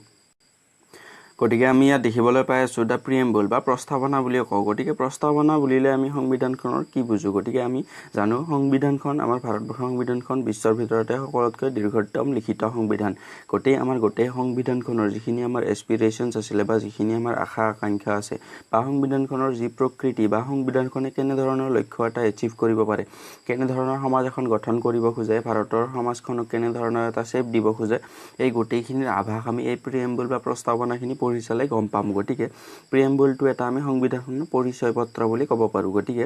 প্ৰিএম্বল বা প্ৰস্তাৱনাৰ অৰ্থ এইটোৱে যে আমি ভাৰতবৰ্ষৰ সংবিধানখনৰ এটা পৰিচয় পত্ৰ বুলি আমি এই প্ৰিএম্বলক কওঁ গতিকে ইয়াত দিয়া থকা ইনফৰমেশ্যনখিনি এনেধৰণৰ ইয়াত দিয়া আছে দ্য প্ৰিএম্বল মিনছ ইন্ট্ৰডিউচ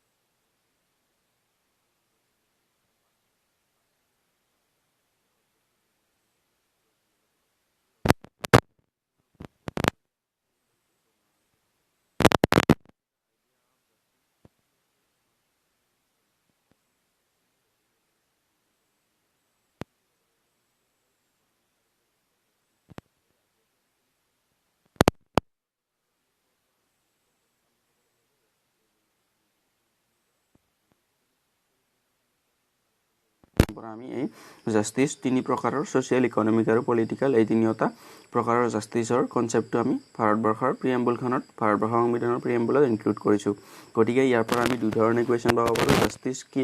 আমাৰ ভাৰতৰ প্ৰিএম্বলত ভাৰতবৰ্ষৰ সংবিধানখনৰ প্ৰিএম্বলত কেই প্ৰকাৰৰ জাষ্টিছৰ কথা কোৱা হৈছে আমি ক'ব লাগিব তিনি প্ৰকাৰৰ পলিটিকেল ছ'চিয়েল আৰু ইকনমিক গতিকে এই তিনিটা জাষ্টিছ আমি প্ৰদান কৰাৰ কথা কোৱা হৈছে ভাৰতবৰ্ষৰ নাগৰিকক আৰু ইনস্পায়াৰ্ড ফ্ৰম হুইচ ৰেভলিউশ্যন বুলি সুধি দিব পাৰে আমাক তেতিয়া আমি ক'ব লাগিব ৰাছিয়ান ৰেভলিউশ্যন 1917 পৰা আমাৰ ইনস্পায়াৰ্ড এই জাষ্টিছ ছিষ্টেমটো তাৰপিছত দিয়া আছে the idea of liberty equality and fraternity have been taken from the French revolution গতিকে ৰাছিয়ান ৰেভলিউশ্যন আৰু ফ্ৰেঞ্চ ৰেভলিউশ্যনৰ পৰা আমি কি এডপ্ট কৰিছোঁ আমি জনাটো খুব বেছি দৰকাৰ গতিকে ফ্ৰেঞ্চ ৰেভলিউশ্যনৰ পৰা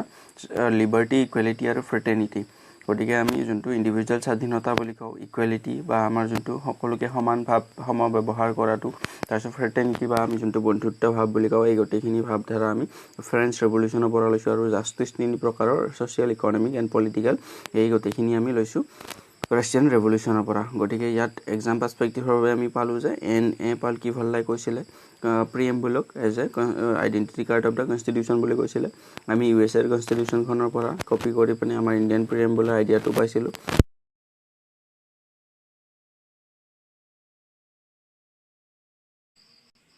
তাৰ পাছত কোৱা হৈছে যে আমাৰ যোনটো অবজেক্টিভ ৰেজলিউশ্যন জৱাহৰলাল নেহৰুৱে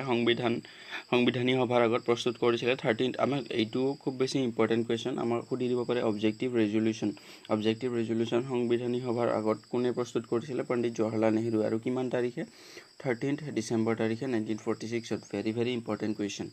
তাৰপাছত আকৌ দিয়া আছে ছিগনিফিকেঞ্চ অফ দ্য প্ৰিএম্বল গতিকে প্ৰিএম্বল বা প্ৰস্তাৱনাৰ ইম্পৰ্টেঞ্চ বা আমাৰ প্ৰয়োজনীয়তা কি ইয়াত দিয়া আছে the preamble embodies the basic philosophy and fundamental values like political moral and religious on which the constitution is based গতিকে সংবিধানখন আমাৰ ভাৰতবৰ্ষৰ সংবিধানখন যিহৰ ভিত্তিত আধাৰিত হৈ আছে পলিটিকেল বা মৰেল বা ৰিলিজিয়াছ বা ধাৰ্মিক তাৰপিছত পলিটিকেল বা ৰাজনৈতিক এই গোটেইখিনি আমাৰ ভেলু এই প্ৰিএম্বলটোত কনক্লুড কৰা হৈছে বা আমি ইয়াত গোটেই ফিলচফিটো ভাৰতবৰ্ষৰ সংবিধানখনৰ গোটেই ফিলচফি বা ভেলুটো বা ভাৰতবৰ্ষৰ সংবিধানখনৰ কেনেধৰণৰ এছপিৰেশ্যনছ আছে সেই গোটেইখিনি কথা আমি প্ৰিএম্বলতে পাব পাৰোঁ তাৰপিছত দিয়া আছে it contains the grand and novel vision of the constituent assembly গতিকে সেইখিনি কথাকে কোৱা হৈছে যে কনষ্টিটুৱেণ্ট এছেম্বলিৰ এটা কিমান ডাঙৰ মহান এটা ভাৱ আছিলে বা কনষ্টিটুৱেণ্ট এছেম্বলিয়ে ভাৰতবৰ্ষৰ সমাজখনক বা ভাৰতবৰ্ষখনক কেনেকুৱা এটা পজিশ্যনত দেখিব পাৰিছিলে কেনেকুৱা এটা দূৰদৰ্শী মনোভাৱৰ তেওঁলোকে গৰাকী আছিলে সেই কথাটো প্ৰমাণ কৰে তাৰপিছত দিয়া আছে it reflects the dream and aspirations of the founding fathers of the constitution গতিকে আমাৰ কনষ্টিটিউশ্যনখনৰ ফাউণ্ডিং ফাদাৰবিলাকৰ বা কনষ্টিটুৱেণ্ট এছেম্বলিৰ প্ৰত্যেকজন মানুহৰ তেওঁলোকে ৰিপ্ৰেজেণ্ট কৰা ভাৰতবৰ্ষৰ গোটেই মানুহবিলাকৰ ভাৰতবৰ্ষৰ সমাজখনৰ এছপিৰেশ্যনছ কি আছিলে কেনেধৰণৰ আশা আকাংক্ষা আছিলে এই গোটেইখিনি এই আমাৰ প্ৰিএম্বলটোৱে জাষ্টিফাই কৰে বা এই প্ৰিএম্বলটোৱে দৰ্শায় বুলি আমি ক'ব পাৰোঁ তাৰপিছত দিয়া আছে ইট প্ৰভাইডছ এ কি to the understanding and interpretation of the constitution গতিকে আমাৰ সংবিধানখনৰ আণ্ডাৰষ্টেণ্ডিং বা যিখিনি আমাৰ সংবিধানখনৰ কোৰ ভেলুজ আছে সেই গোটেইখিনি আমি এই প্ৰিএম্বলটোৰ জৰিয়তে ডিছক্ৰাইব কৰিব পাৰোঁ তাৰপিছত দিয়া আছে এমেণ্ডেবিলিটি অফ দ্য প্ৰিএম্বল গতিকে ইয়াত যদিওবা বেছি ডিটেইলডভাৱে দিয়া নাই কিন্তু 2-3টা কেছৰ পৰিপ্ৰেক্ষিতত বা সুপ্ৰিম কোৰ্টৰ 2-3টা কেছৰ পৰিপ্ৰেক্ষিতত তেওঁলোকে যোনটো আমাৰ প্ৰিএম্বল আছে বা প্ৰস্তাৱনা আছে সেইটো প্ৰথমতে কনষ্টিটিউশ্যনখনৰ পাৰ্ট নহয় বুলি ঘোষণা কৰিছিলে কিন্তু শেষত সুপ্ৰিম কোৰ্টে সংবিধানখনৰ ইণ্টিগ্ৰেল এটা পাৰ্ট বুলি প্ৰিএম্বলক বা প্ৰস্তাৱনাক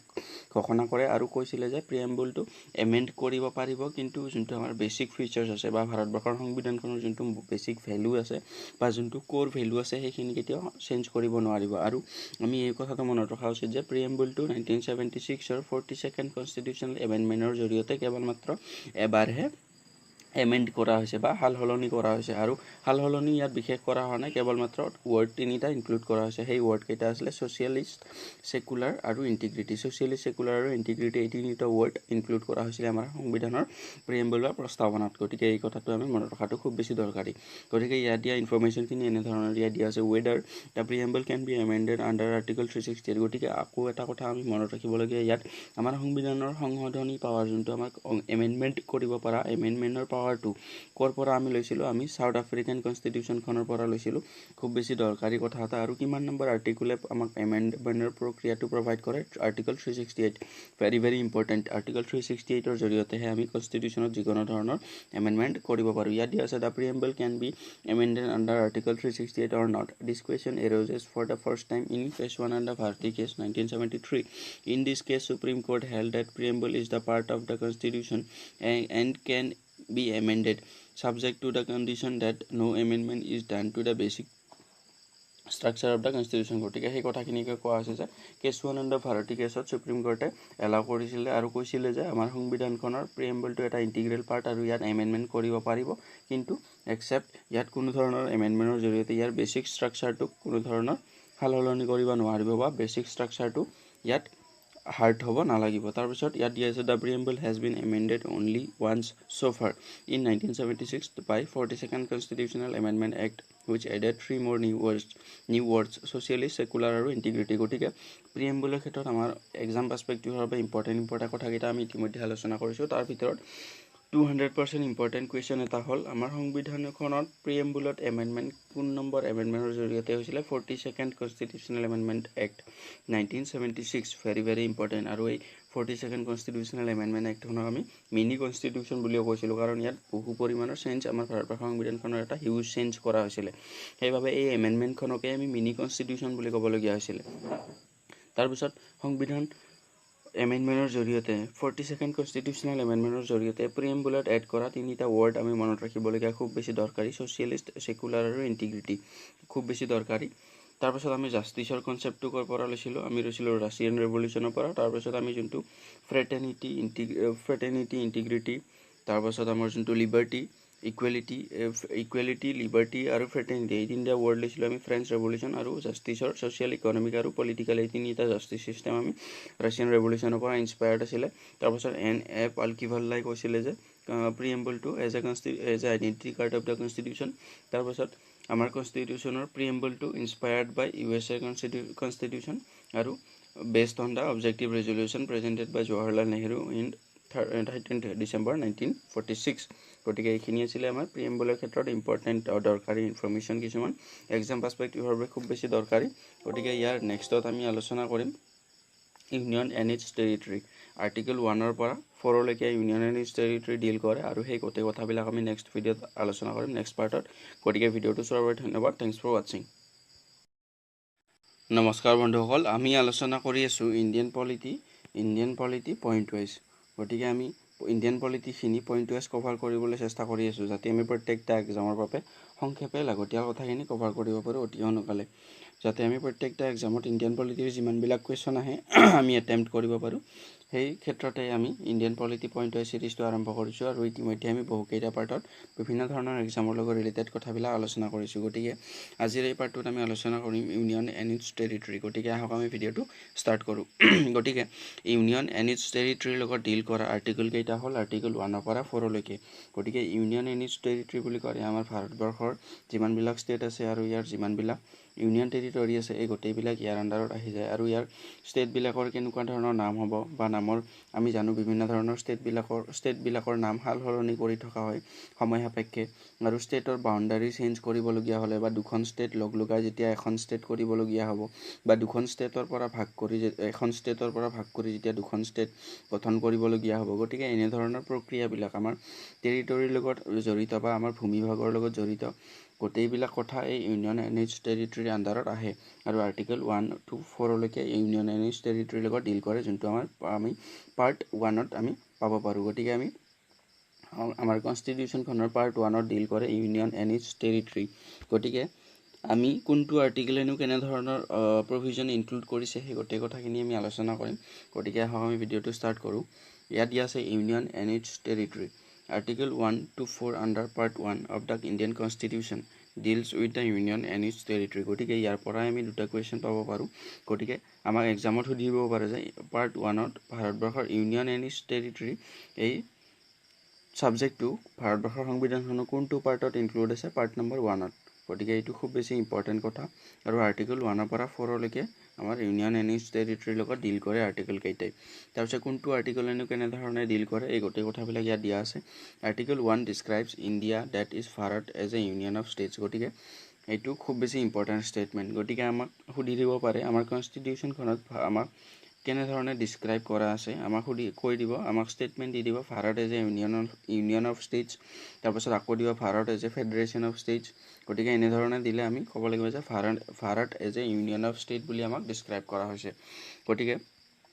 ইয়াত দিয়া আছে article 1 describes India that is Bharat as a union of states গতিকে ইণ্ডিয়া আৰু ভাৰত ইয়াত দুটা শব্দও বা দুটা নামো ইনক্লুড কৰা আছে কাৰণ আমাৰ যোনখন কনষ্টিটিউৱেণ্ট এছেম্বলি আছিলে সেই এছেম্বলিত থকা মানুহবিলাকে তেওঁলোকে কিছুমানে কৈছিলে যে ভাৰতৰ এটা মডাৰ্ণ নাম ইণ্ডিয়াত হ'ব লাগে আৰু বহুতেই কৈছিলে যে ভাৰতৰ ট্ৰেডিশ্যনেল নাম ভাৰতটোৱে আমি থ'ব লাগে তেতিয়া সেই দুয়োখিনি মানুহৰে ডিমাণ্ডটো ৰখাৰ বাবে ইণ্ডিয়া আৰু ভাৰত এই দুয়োটা শব্দক লগাই পিনে কোৱা হ'ল যে ইণ্ডিয়া ডেট ইজ ভাৰত গতিকে এই ক্ষেত্ৰত আমি এই দুয়োটা ৱৰ্ডেই পাওঁ সেইবাবে ইয়াত দিয়া আছে article 1 describes India that is Bharat as a union of states union of states বুলি কিয় কোৱা হয় ফেডাৰেশ্যন অফ ষ্টেট বুলি কিয় কোৱা নহয় কাৰণ আমাৰ ভাৰতবৰ্ষৰ ষ্টেটবিলাকে কোনো ধৰণৰ এগ্ৰিমেণ্টৰ জৰিয়তে এখন নেশ্যন ক্ৰিয়েট কৰা নাই একলগ হৈ পিনে আমাৰ ভাৰতবৰ্ষৰ ষ্টেটবিলাকৰ এটা ইউনিয়ন হৈ আমাৰ ভাৰতবৰ্ষৰ এখন নেশ্যন ক্ৰিয়েট হৈছে আৰু তেওঁলোকৰ কোনো ধৰণৰ অধিকাৰ নাই যে এই নেশ্যনৰ এটা ইউনিয়নৰ পৰা তেওঁলোকে বাদ হৈ গুচি যাব পাৰে বা ফালৰি কাটি ওলাই যাব পাৰে কিন্তু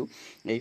ইউনিয়নটোৰ পাৱাৰ আছে এই ষ্টেটখনক দুভাগ কৰি দুখন ষ্টেটো বনাই দিব পাৰে আৰু দুখন ষ্টেটক লগ কৰি এখন ষ্টেটো বনাই দিব পাৰে সেইবাবে ইয়াত ইউনিয়ন অফ ষ্টেট বুলি কোৱা হয় আমাৰ ভাৰতবৰ্ষৰ যোনটো পলিটিকেল ছেটআপ তাৰপিছত ইয়াত কোৱা হৈছে according to article 1 the territory of India can be classified into 3 categories গতিকে আৰ্টিকল 1ৰ জৰিয়তে আমাৰ ভাৰতবৰ্ষৰ যোনটো টেৰিটৰী মানে আমাৰ বৰ্ডাৰ এৰিয়া বা ভাৰতবৰ্ষৰ ভূমিভাগক আমি তিনিটা কেটেগৰীত আমি ক্লাছিফাই কৰিব পাৰোঁ ইয়াত দিয়া আছে টেৰিটৰিজ অফ দ্য ষ্টেটছ গতিকে আমাৰ ষ্টেটবিলাক তাৰপিছত দিয়া আছে ইউনিয়ন টেৰিটৰিজ বা কেন্দ্ৰীয় শাসিত অঞ্চলবিলাক তাৰপিছত আকৌ 3 নম্বৰত দিয়া আছে territories that may be acquired by the government of India at any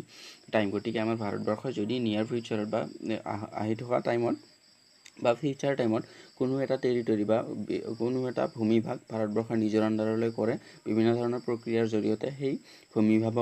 ভূমিভাগকো আমি ভাৰতবৰ্ষৰ ইউনিয়ন এণ্ড ইটছ টেৰিটৰী এই আণ্ডাৰতে সেই ভূমিভাগো আহি যাব গতিকে সেইবাবে আমাৰ যোনটো ইয়াত দিয়া আছে আৰ্টিকল 1 দ্য টেৰিটৰী অফ ইণ্ডিয়াক আমি তিনিটা ভাগত ক'ব পাৰোঁ গতিকে ভাৰতবৰ্ষৰ বৰ্তমানৰ ষ্টেটবিলাক কেন্দ্ৰীয় শাসিত অঞ্চলবিলাক আৰু ভাৰতবৰ্ষৰ এনেকুৱা অঞ্চল যিবিলাক আমি ফিউচাৰত ভাৰতবৰ্ষই নিজৰ অধীনলৈ আনিব সেই এৰিয়াবিলাককো বা সেনেকুৱা ধৰণৰ টেৰিটৰীবিলাককো আমাৰ ইণ্ডিয়াৰ ইউনিয়ন এণ্ড ইটছ টেৰিটৰী প্ৰভিজনটোত ইনক্লুড কৰাই আছে বা পাৰ্টটোত তাৰপিছত দিয়া আছে the names of the states and union territories and their territorial extent are mentioned in the first schedule of the constitution গতিকে প্ৰথম স্কেডিউলত আমি জানো যে ভাৰতবৰ্ষৰ সংবিধানখনৰ বৰ্তমান 12টা স্কেডিউল আছে প্ৰথমতে 8টা আছিলে বৰ্তমান বাঢ়ি গৈ 12টা স্কেডিউল আছে গতিকে প্ৰথম স্কেডিউলে ইয়াত ডিল কৰাৰ কথা কৈছে যে প্ৰথম স্কেডিউলে কি ডিল কৰে their territorial extent are mentioned in the first schedule of the Indian constitution তাৰপাছত আকৌ দিয়া আছে the territory of India is a wider expression than the union of India because the latter includes only states while the former includes not only states but also' union territories and territories that may be acquired by the government of India at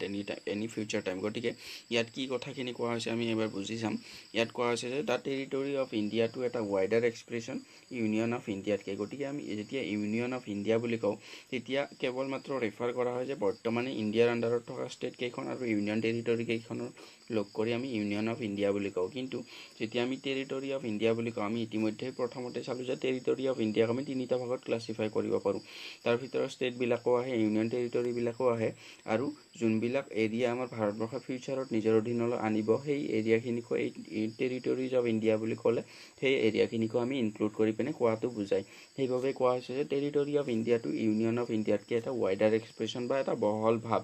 বুলি সেইবাবে কোৱা হয় তাৰপাছত দিয়া আছে সেইখিনি কথাকে ইয়াত কোৱা হৈছে তাৰপাছত ইয়াত কোৱা হৈছে যে article 2 empowers the parliament to admit into the union of India or establish new states on such terms and conditions as it thinks fit গতিকে আৰ্টিকল 2 এম্পাৱাৰ কৰে বা পাৱাৰ প্ৰদান কৰে পাৰ্লিয়ামেণ্টটোক যিকোনো ষ্টেট এখন ভাৰতবৰ্ষৰ লগত মিলিত কৰাৰ বা এডমিট কৰোৱাৰ ইউনিয়ন অফ ইণ্ডিয়াত বা ভাৰতবৰ্ষৰ লগত এখন নতুন ষ্টেট মিলিত কৰাৰ পাৱাৰ প্ৰদান কৰে আৰু এষ্টাব্লিছ নিউ ষ্টেটছ গতিকে নতুন ষ্টেট এখন গঠন কৰাৰো পাৱাৰ প্ৰদান কৰে আৰ্টিকল 2 গতিকে আমি যেতিয়া এখন ষ্টেট আমাক যদি কয় আমাৰ ভাৰতবৰ্ষৰ সকলোতকৈ লেটেষ্ট ষ্টেট বা যোনখন নিয়াৰ টাইমত গঠন হোৱা সকলোতকৈ লেটেষ্ট ষ্টেটখন হ'ল আমাৰ তেলেংগানা গঠন হৈছিলে 2 জুন 2014 তাৰিখে গতিকে যেতিয়া আমি কম তেলেংগানাখন ফৰ্ম হৈছিলে 2014 চনত তেতিয়া আৰ্টিকল 2 ইউজ হৈছিলে কাৰণ ইয়াত কোৱা আছে যে নতুন ষ্টেট এখন ইয়াত কোৱা হৈছে অৰ এষ্টাব্লিছ নিউ ষ্টেটছ গতিকে নতুন ষ্টেট এখন গঠন কৰাৰ বাবে আমাৰ আৰ্টিকল 2 এম্পাৱাৰ কৰিছে বা আৰ্টিকল 2 ইয়াত প্ৰভিজন দিয়া আছে পাৰ্লিয়ামেণ্টক সেইখিনি পাৱাৰ প্ৰদান কৰা হৈছে আৰ্টিকল 2ৰ জৰিয়তে গতিকে যেতিয়া আমি কম তেলেংগানাৰ দৰে এখন ষ্টেট ক্ৰিয়েট কৰা হ'ল 2014ত তেতিয়া এই ষ্টেটখন ক্ৰিয়েট কৰাৰ ক্ষেত্ৰত আৰ্টিকল 2ৰ ইউজ হৈছিলে সেই কথাখিনি আমি বুজিব লাগিব তাৰপিছত দিয়া আছে article 3 authorises the parliament to গতিকে আৰ্টিকল 3 পাৰ্লিয়ামেণ্টক প্ৰদান কৰা আৰ্টিকল 3ৰ পাৱাৰখিনি হ'ল form a new state by separating from any state গতিকে ফ্ৰম এ নিউ ষ্টেট গতিকে আমি ধৰি লওঁ এখন ষ্টেট আছে সেই ষ্টেটখনক দুভাগ কৰি দুখন নতুন ষ্টেট ক্ৰিয়েট কৰা পাৱাৰ প্ৰদান কৰে আৰ্টিকল 3 ইয়াত দিয়া আছে from a new state by separating from any state গতিকে এখন ষ্টেটৰ পৰা এটা ভূভাগ বেলেগ কৰি পিনে আকৌ এখন নতুন ষ্টেট ক্ৰিয়েট কৰিব পাৰে তাৰপিছত দিয়া আছে বাই ইউনাইটিং 2 অৰ মোৰ ষ্টেটছ গতিকে দুখন ষ্টেটক লগ কৰি পিনে এখন ষ্টেটত পৰিৱৰ্তিত কৰি দিব পাৰে সেই পাৱাৰটো আৰ্টিকল 3 পাৰ্লিয়ামেণ্টক প্ৰভাইড কৰিছে তাৰপাছত আকৌ দিয়া আছে অৰ বাই uniting 2 or more states or parts of states গতিকে দুখন ষ্টেটক একলগ কৰিও এখন ষ্টেট ক্ৰিয়েট কৰিব পাৰে বা দুখন ষ্টেটৰ কিছু পাৰ্ট একলগ কৰিও আকৌ এখন নতুন ষ্টেটৰ ক্ৰিয়েট কৰিব পাৰে সেইবাবে ইয়াত কোৱা হৈছে by uniting any territory to a part of any state তাৰপিছত দিয়া আছে increase the area of any state গতিকে সেই কথাখিনি ইয়াত এটা আৰ্টিকলতে সোমাই আছে যেতিয়া আমি এই এখন ষ্টেটক দুভাগ কৰি দুখন ষ্টেট ক্ৰিয়েট কৰিম তেতিয়া অবভিয়াছলি যোনখন এক্সিষ্টিং ষ্টেট আছিলে তাৰ বাউণ্ডাৰী কমি যাব দুটা ভাগত বিভক্ত হোৱাৰ লগে লগে বা যেতিয়া আমি দুখন ষ্টেট লগাই এখন ষ্টেট কৰিম তেতিয়া এই ষ্টেটখনৰ বাউণ্ডাৰী বাঢ়ি যাব গতিকে সেই কথাখিনিকে কোৱা হৈছে যে ইয়াত increase the area of any state তাৰপিছত diminish the area of any state গতিকে কোনো এখন ষ্টেটৰ বাউণ্ডাৰী বঢ়াব পাৰে বা কমাই দিব পাৰে তাৰপিছত দিয়া আছে alter the boundaries of any states বা সাল সলনি কৰি দিব পাৰে সেই একেখিনি কথাকেই কোৱা হৈছে তাৰপিছত alter the name of any state গতিকে এখন ষ্টেটৰ নামৰ সাল সলনি কৰি দিব পাৰে গতিকে আৰ্টিকল 3 এই পাৱাৰখিনি প্ৰভাইড কৰে আৰ্টিকল 2 আৰু পাৰ্লিয়ামেণ্টক প্ৰভাইড কৰা পাৱাৰখিনি হ'ল কোনো ধৰণৰ নতুন ষ্টেট এখনক ভাৰতবৰ্ষত মিলিত কৰিব পাৰে তাৰপিছত এষ্টাব্লিছ নিউ ষ্টেটছ আৰু বিভিন্ন ধৰণৰ টাৰ্ম কণ্ডিশ্যনৰ লগত ডিল কৰা প্ৰভিজনবিলাক আৰ্টিকল 2ত ইনক্লুড কৰা আছে তাৰপিছত নেক্সট দিয়া আছে a bill seeking to create a new state or alter boundaries of existing states can be introduced in other house of the parliament only by the recommendation of the president গতিকে যেতিয়াই কোনো এটা চেণ্টেন্সত only থাকিব সেই চেণ্টেন্সটো খুব বেছি মন কৰিবলগীয়া পৰীক্ষাৰ পাৰ্চপেক্টিভৰ কাৰণে কাৰণ এই ৱৰ্ডকেইটাই আমাক এক্সামত কনফিউজ কৰি দিয়ে গতিকে যেতিয়া এখন নতুন ষ্টেট ক্ৰিয়েট কৰাৰ বাবে এখন বিল ইন্ট্ৰডিউচ কৰিব সেইখন কেৱল মাত্ৰ ৰিকমেণ্ডেশ্যন অফ দ্য প্ৰেচিডেণ্টৰ ৰিকমেণ্ডেশ্যনতহে ইন্ট্ৰডিউচ কৰিব পাৰিব গতিকে এই কথাটো আমি মনত ৰখাটো খুব বেছি দৰকাৰী তাৰপিছত দিয়া আছে প্ৰেচিডেণ্ট ৰেফাৰ্ছ দ্য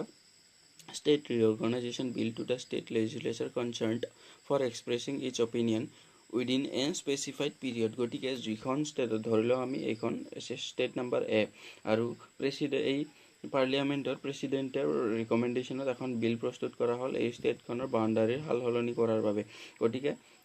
এই পাৰ্লিয়ামেণ্টে বা প্ৰেচিডেণ্টে এওঁলোকক এখন তেওঁলোকৰ অপিনিয়ন এই ক্ষেত্ৰত তেওঁলোকৰ অপিনিয়নটো তেওঁলোকে পাৰ্লিয়ামেণ্টক প্ৰদান কৰাৰ বাবে বা তেওঁলোকৰ মনোভাৱটো পাৰ্লিয়ামেণ্টক প্ৰদান কৰাৰ বাবে এটা স্পেচিফিক টাইম পিৰিয়ড দিব এই যোনখন ষ্টেটৰ বাউণ্ডাৰীটো চেঞ্জ কৰা হ'ব সেই ষ্টেটখনৰ তেওঁলোকৰ মনোভাৱ বা অপিনিয়নটো তেওঁলোকে শ্বেয়াৰ কৰিব পাৰিব কিন্তু within a certain period of time বা স্পেচিফিক টাইম পিৰিয়ডৰ ভিতৰত তেওঁলোকে নিজৰ অপিনিয়নটো শ্বেয়াৰ কৰিব লাগিব কিন্তু আকৌ ইয়াত নেক্সট ইনক্লুড কৰা আছে যে এই অপিনিয়নটো যদি এগেইনষ্টত বা ষ্টেটখনে যদি কয় আমাৰ বাউণ্ডাৰীটো চেঞ্জ কৰিব নালাগে প্ৰেচিডেণ্টক যদি সেই অপিনিয়নটো তেওঁ ছাবমিট কৰে কিন্তু এওঁলোকে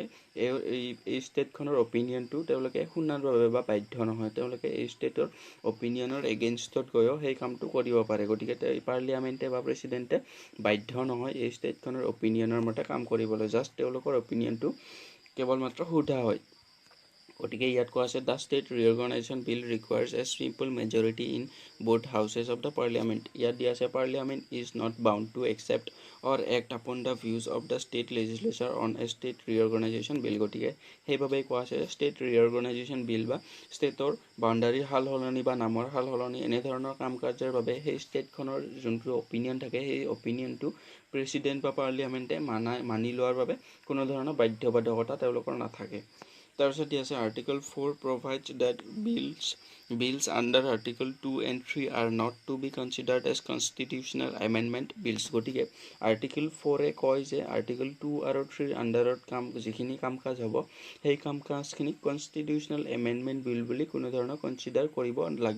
নালাগে গটিকে আৰ্টিকল 4 এ কয় যে ষ্টেটৰ লগত জড়িত তেওঁলোকৰ নামৰ হাল হলনি বা ষ্টেটৰ বাউণ্ডাৰী হাল হলনি বা বিভিন্ন ধৰণৰ আৰ্টিকল 2 আৰু 3 প্ৰভাইড কৰা যিখিনি আমাৰ প্ৰভিজন আছে তাৰ লগত ৰিলেটেড কাম কাজবিলাক যেতিয়া পাৰ্লিয়ামেন্টে কৰিব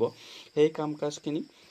কনস্টিটিউশনাল এমেন্ডমেন্ট বিল বুলি কোনো ধৰণৰ কনসিডাৰ কৰিবলগীয়া নহব সেইটো এটা সিম্পল প্ৰসেস হ'ব আৰু কনস্টিটিউশনাল এমেন্ডমেন্ট বিল বুলি যে কনসিডাৰ কৰিব নালাগে সেই কথাটো আৰ্টিকল 4 এ প্ৰভাইড কৰে বা আৰ্টিকল 4 ত উল্লেখ কৰা আছে তাৰ পাছত আকৌ নেক্সট দিয়া আছে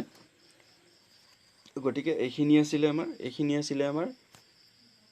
ইউনিয়ন এণ্ড ইটস টেৰিটৰি গটিকে ইউনিয়ন এণ্ড ইটস টেৰিটৰি এই কথাখিনি আমি আলোচনা কৰিলো আৰ্টিকল 1 ৰ পৰা 4 লৈকে আমাৰ ইউনিয়ন এণ্ড ইটস টেৰিটৰিৰ লগত ডিল কৰে পাৰ্ট নম্বৰ 1 ত আমি ইতিমধ্যে চালো কনস্টিটিউশনাল আমি জানো বৰ্তমান 25 টা পাৰ্ট আছে পাৰ্ট 1 ত আমি ইউনিয়ন এণ্ড ইটস টেৰিটৰি আৰু স্কেডিউল 1 ত ইউনিয়ন এণ্ড ইটস টেৰিটৰিটো আমি পাব পাৰো আৰ্টিকল 1 to 4 এ ডিল কৰে ভেৰি ইম্পৰ্টেন্ট তাৰপিছত আৰ্টিকল 2 আৰু 3 আৰ্টিকল 1 এ টেৰিটৰি অফ ইণ্ডিয়াত কি আহিব পাৰে বা আমি তিনিটা ভাগত ভাগ কৰি পিনে আমি টেৰিটৰি অফ ইণ্ডিয়া ক'ব পাৰো যিকেইখন আমাৰ ষ্টেট আছিলে ইউনিয়ন টেৰিটৰি আছিলে আৰু future territories that may be acquired by the Indian government in future গটিকে ফিউচাৰত আমাৰ ইণ্ডিয়ান গভৰ্নমেণ্টে একুৱাৰ্ড কৰিব পৰা গোটেইখিনি টেৰিটৰিক আমাৰ আৰ্টিকল 1 ত সামৰি লোৱা হৈছে আকৌ কোৱা হৈছিল যে আমাক আকৌ এটা কথা কোৱা হৈছিল যে টেৰিটৰি অফ ইণ্ডিয়া টু এটা wider expression than union of India আকৌ কিয় কোৱা হৈছিল কথাটো কাৰণ টেৰিটৰিজ অফ ইণ্ডিয়াই নিজৰ ভাৰতবৰ্ষৰ ষ্টেট কেইখন ইউনিয়ন টেৰিটৰি কেইখন আৰু সম্ভাৱিত সেই টেৰিটৰি কেইখনকো ইনক্লুড কৰে যিকেইখন ভাৰতে ফিউচাৰত নিজৰ আন্ডাৰলৈ আনিব পাৰে কিন্তু ইউনিয়ন অফ ইণ্ডিয়াত কেৱল মাত্ৰ আমি ভাৰতবৰ্ষৰ এক্সিস্টিং ষ্টেট কেইখন আৰু ইউনিয়ন টেৰিটৰি কেইখনৰ বা ভাৰতবৰ্ষৰ আন্ডাৰত থকা ভূমিভাগৰ কথাহে কওঁ কিন্তু টেৰিটৰি অফ ইণ্ডিয়া বুলি ক'লে আমি এটা পচিবিলিটিৰ কথাও কওঁ যিখিনিয়ে ভাৰতবৰ্ষৰ ফিউচাৰত ভূমিভাগ নিজৰ কণ্ট্ৰললৈ আনিব পাৰে সেইবাবে আমি টেৰিটৰি অফ ইণ্ডিয়াক এটা ওয়াইডাৰ এক্সপ্ৰেছন বুলি কওঁ দেন ইউনিয়ন অফ ইণ্ডিয়া তাৰপাছত আমি আৰ্টিকল 4 এ প্ৰভাইড কৰিছিলে যে আৰ্টিকল 2 আৰু 3 দ্বাৰা যিকোনো কাম কাজ হলে ষ্টেট ৰিঅৰ্গানাইজেশ্যনৰ বাবে ক্ষেত্ৰত যিকোনো ধৰণৰ কাম কাজ হলে আৰ্টিকল 4 ৰ মতে এই কাম কাজবিলাক এটা সিম্পল প্ৰসেছৰ দ্বাৰা হ'ব পাৰ্লিয়ামেণ্টাৰী প্ৰসেছৰ দ্বাৰা এই আৰ্টিকল 4 ৰ মতে এইবিলাক কোনো ধৰণৰ কনস্টিটিউশনাল এমেন্ডমেন্ট বিল ধৰণে বা কনস্টিটিউশনাল এমেন্ডমেন্ট বুলি কনসিডাৰ কৰা নহব আকৌ কোৱা হৈছিল যে ষ্টেট ৰিঅৰ্গানাইজেশ্যন বিল এখন কেৱল মাত্ৰ ইন্ট্ৰডিউস কৰিব পাৰিব কেৱল মাত্ৰ প্ৰেসিডেন্টৰ ৰিকমেন্ডেশনৰ বলতহে পাৰ্লিয়ামেন্টত ইন্ট্ৰডিউস কৰিব পাৰিব আকৌ পাৰ্লিয়ামেন্টে বা প্ৰেসিডেন্টে যোনখন ষ্টেটৰ ক্ষেত্ৰত সেই কাম কাজখিনি কৰিব ওলাইছে ষ্টেটখনৰ যোনটো অপিনিয়ন আছে সেই অপিনিয়নটো লোৱাটো দৰকাৰী এটা স্পেসিফিক টাইম পিৰিয়ডৰ ক্ষেত্ৰত কিন্তু সেই ষ্টেটখনৰ যিখিনি কনচাৰ্ন আছে বা অপিনিয়ন আছে সেইখিনি মানাৰ বাবে পাৰ্লিয়ামেন্ট বা প্ৰেসিডেন্ট বাধ্য নহয় গতিকে এই গোটেই কথাখিনি আমি আজি আলোচনা কৰিলো নেক্সট পাৰ্টত আমি চিটিজেনশিপৰ লগত জড়িত বিভিন্ন ধৰণৰ কথাবিলাক আলোচনা কৰিম গতিকে ভিডিঅটো চোৱাৰ বাবে ধন্যবাদ থ্যাঙ্কস ফৰ ওয়াচিং নমস্কাৰ বন্ধুসকল আমি আলোচনা কৰি আছো ইণ্ডিয়ান পলিটি পইণ্ট ওয়াইজ গতিকে ইণ্ডিয়ান পলিটি পইণ্ট ওয়াইজ আমি প্ৰত্যেকটা এক্সাম পাৰ্সপেক্টিভৰ বাবে ইম্পৰ্টেন্ট কথাবিলাক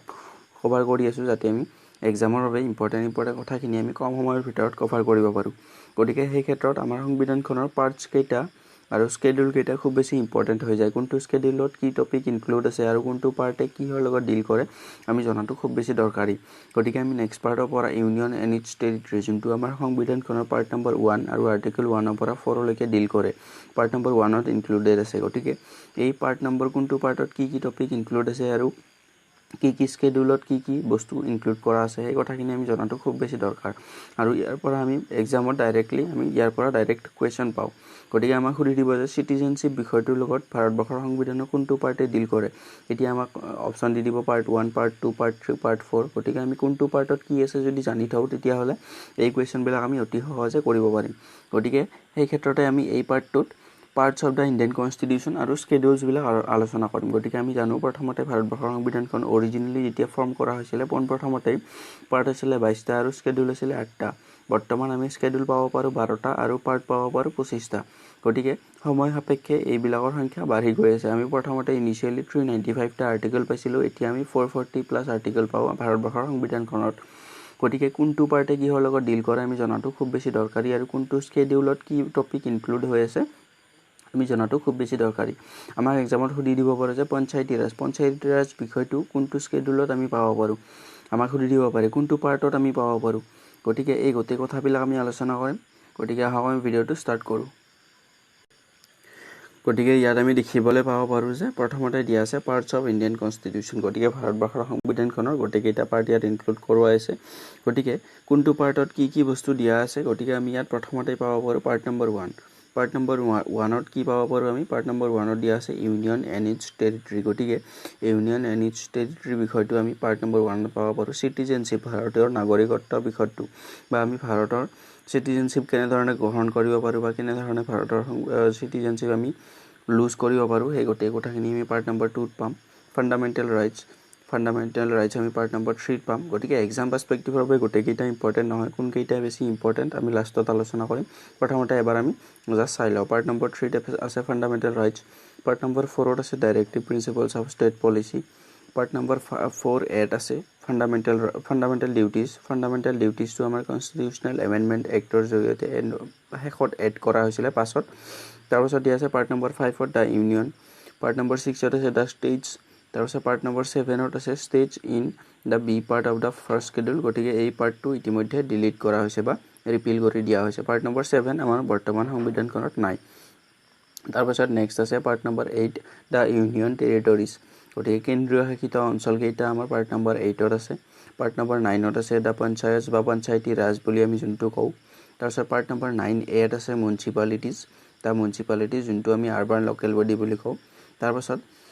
আমাৰ পাৰ্ট নম্বৰ 9Bত আছে the cooperative societies part number 10ত আছে the schedule and tribal areas part number 11ত আছে relations between union and states গতিকে কেন্দ্ৰ আৰু ৰাজ্যৰ ৰিলেশ্যনটো আমি পাৰ্ট নম্বৰ 11ত পাব পাৰোঁ তাৰপিছত নেক্সট দিয়া আছে পাৰ্ট নম্বৰ 12ত finance property contracts and suits part number 13ত পাব পাৰোঁ আমি trade and commerce within the territory of India গতিকে ভাৰতবৰ্ষৰ ভূমিভাগৰ ভিতৰৰ অংশত বা ভাৰতৰ বাউণ্ডাৰীৰ ভিতৰত ট্ৰেড আৰু কমাৰ্চৰ ৰিলেশ্যনবিলাক বা ট্ৰেড আৰু কমাৰ্চৰ ডিলবিলাক কেনেধৰণৰ হ'ব কেনেধৰণে ট্ৰেড কমাৰ্চ আগবাঢ়িব তাৰ লগত জড়িত বিভিন্ন ধৰণৰ কথাবিলাক পাৰ্ট নম্বৰ আমি 13ত পাম পাৰ্ট নম্বৰ 14ত আছে services under the union and states গতিকে ইউনিয়ন আৰু ষ্টেট বা ভাৰতবৰ্ষৰ কেন্দ্ৰ আৰু ৰাজ্যৰ আণ্ডাৰত যিবিলাক ছাৰ্ভিচ আছে তাৰ টাৰ্মছ আৰু কণ্ডিশ্যনবিলাক আমি পাৰ্ট নম্বৰ 14ত পাব পাৰোঁ নেক্সট যি আছে পাৰ্ট নম্বৰ 14A ট্ৰিবিউনেলছ আমি পাব পাৰোঁ তাৰপাছত নেক্সট আছে পাৰ্ট নম্বৰ 15 ইলেকশ্যন গতিকে আমাৰ যিবিলাক ইলেকশ্যন আমি দেখিবলৈ পাওঁ বিভিন্ন ধৰণৰ বিধানসভাৰ বা লোকসভাৰ গোটেই ইলেকশ্যনবিলাক আমাৰ পাৰ্ট নম্বৰ 15ত ডিল কৰে নেক্সট আছে part number 16 special provisions relating to certain classes part number 17 আছে লেংগুৱেজেছ তাৰপিছত পাৰ্ট নম্বৰ 18 আছে আমাৰ ইমাৰ্জেঞ্চি প্ৰভিজনছ গতিকে আমাৰ ইমাৰ্জেঞ্চি প্ৰভিজন যোনটো আমি প্ৰেচিডেণ্ট ৰুল লাগু কৰোৱা বুলি কওঁ সেই গোটেই প্ৰভিজনবিলাক আমাৰ পাৰ্ট নম্বৰ 18ত আছে পাৰ্ট নম্বৰ 19ত আছে মিছলিনিয়াছ গতিকে ইয়াত বিভিন্ন ধৰণৰ কথা উল্লেখ কৰা আছে part number 20 amendment of the constitution গতিকে this is very important amendment of the constitution part number 20ত আমি পাব পাৰোঁ নেক্সট আছে পাৰ্ট নম্বৰ 21ত temporary transitional and special provisions part number 22 short title date of commencement authoritative text in Hindi and repeals গতিকে this is not very important from the exam perspective গতিকে এক্সামৰ বাবে আমাৰ ইম্পৰ্টেণ্ট বা আমাৰ এক্সামৰ বাবে মনত ৰাখিবলগীয়া পাৰ্ট কেইটা কি এক্সামৰ বাবে দৰকাৰী হ'ল ইউনিয়ন এণ্ড ষ্টেটৰ part number 1 part number 2 citizenship part 3 fundamental rights part 4 directive principles of state policy part 4A fundamental duties part 5 union part 5 ইমান বেছি ইম্পৰ্টেণ্ট নহয় আমাৰ নেক্সট আছে ইম্পৰ্টেণ্ট পাৰ্ট নম্বৰ 8 আছে ইউনিয়ন টেৰিটৰিজ পাৰ্ট নম্বৰ 9 খুব বেছি important panchayati raj part number 9A municipalities part number 9B cooperative societies এইকেইটা খুব বেছি ইম্পৰ্টেণ্ট তাৰপাছত আকৌ ইম্পৰ্টেণ্ট আছে আমাৰ পাৰ্ট 14A পাৰ্ট 14A আছে ট্ৰিবিউনেল আমাৰ ইম্পৰ্টেণ্ট হৈ যায় পাৰ্ট নম্বৰ 17 ইম্পৰ্টেণ্ট আছে পাৰ্ট নম্বৰ 17ত আছে লেংগুৱেজেছ তাৰপিছত পাৰ্ট নম্বৰ 18 ইম্পৰ্টেণ্ট হৈ যায় emergency provision part number 20 important হৈ যায় এমেণ্ডমেণ্ট অফ দ্য কনষ্টিটিউশ্যন আৰু পাৰ্ট নম্বৰ 15 ইম্পৰ্টেণ্ট হৈ যায় ইলেকশ্যন গতিকে এইকেইটা পাৰ্ট আমাৰ এক্সাম পাৰ্সপেক্টিভৰ বাবে খুব বেছি ইম্পৰ্টেণ্ট আমি এবাৰ ৰিভিজন কৰি লওঁ পাৰ্ট 1ত আছে আমাৰ union and its territory part 2ত আছে আমাৰ চিটিজেনশ্বিপ পাৰ্ট 3ত আছে আমাৰ ফাণ্ডামেণ্টেল ৰাইটছ পাৰ্ট 4ত আছে আমাৰ ডিপিএছপি বা directive principle of state policy part 4a আছে আমাৰ ফাণ্ডামেণ্টেল ডিউটিজ তাৰপাছত নেক্সট আমাৰ ইম্পৰ্টেণ্ট আছিলে পাৰ্ট 9 পাৰ্ট 9ত আছিলে আমাৰ পঞ্চায়তী ৰাজ পাৰ্ট 9a আছিলে আমাৰ মিউনিচিপালিটিজ পাৰ্ট 9b আছিলে আমাৰ কোঅপাৰেটিভ সোসাইটিজ ইম্পৰ্টেণ্ট হৈ যায় তাৰপাছত পাৰ্ট 14a আছিলে আমাৰ ট্ৰিবিউনেলছ পাৰ্ট 15ত আছিলে ইলেকশ্যন খুব বেছি ইম্পৰ্টেণ্ট পাৰ্ট 20ত আছিলে এমেণ্ডমেণ্ট অফ দ্য কনষ্টিটিউশ্যন তো পাৰ্ট 18ত আছিলে ইমাৰ্জেঞ্চি প্ৰভিজন আৰু পাৰ্ট 17ত আছিলে আমাৰ লেংগুৱেজ খুব বেছি ইম্পৰ্টেণ্ট আমাৰ এইকেইটা গতিকে আমি এবাৰ এটা ৰিভিজন কৰি ল'ম গতিকে আমি এই পেজটোত এটা ৰিভিজন কৰি ল'ম তেতিয়া আমাৰ মনত থাকিব পাৰ্ট 1ত কি আছিলে union and its territory part 1 part 2ত আছিলে চিটিজেনশ্বিপ পাৰ্ট 3ত আছিলে ফাণ্ডামেণ্টেল ৰাইটছ পাৰ্ট 4ত আছিলে আমাৰ ডিপিএছপি তাৰপাছত পাৰ্ট 4a আছিলে আমাৰ ফাণ্ডামেণ্টেল ডিউটিজ এইকেইটা ইম্পৰ্টেণ্ট তাৰপাছত আমাৰ পাৰ্ট 9ত আছিলে আমাৰ পঞ্চায়তী ৰাজ পাৰ্ট 9a আছিলে আমাৰ মিউনিচিপালিটিজ তাৰপাছত পাৰ্ট 9b আছিলে আমাৰ কোঅপাৰেটিভ সোসাইটিজ তাৰপাছত আকৌ আছিলে আমাৰ পাৰ্ট 15ত আমাৰ আছিলে ইলেকশ্যন তাৰপাছত পাৰ্ট 17ত আছিলে আমাৰ লেংগুৱেজ পাৰ্ট 18ত আছিলে আমাৰ ইমাৰ্জেঞ্চি প্ৰভিজন আৰু পাৰ্ট 20ত আছিলে আমাৰ এমেণ্ডমেণ্ট অফ দ্য কনষ্টিটিউশ্যন গতিকে এইকেইটা খুব বেছি ইম্পৰ্টেণ্ট গতিকে এইকেইটা আমি এক্সাম পাৰ্সপেক্টিভৰ বাবে মনত ৰাখিবলগীয়া পাৰ্ট কেইটা হ'ল এইকেইটা পাৰ্ট 1ত আছিলে আমাৰ union and its territory part 2ত আছিলে আমাৰ চিটিজেনশ্বিপ পাৰ্ট 3ত আছিলে আমাৰ ফাণ্ডামেণ্টেল ৰাইটছ পাৰ্ট 4ত আছিলে আমাৰ ডিপিএছপি বা directive principles of state policy part 4a আছিলে আমাৰ ফাণ্ডামেণ্টেল ডিউটিজ তাৰপাছত আমাৰ পাৰ্ট 9ত আছিলে পঞ্চায়তী ৰাজ বা পঞ্চায়তছ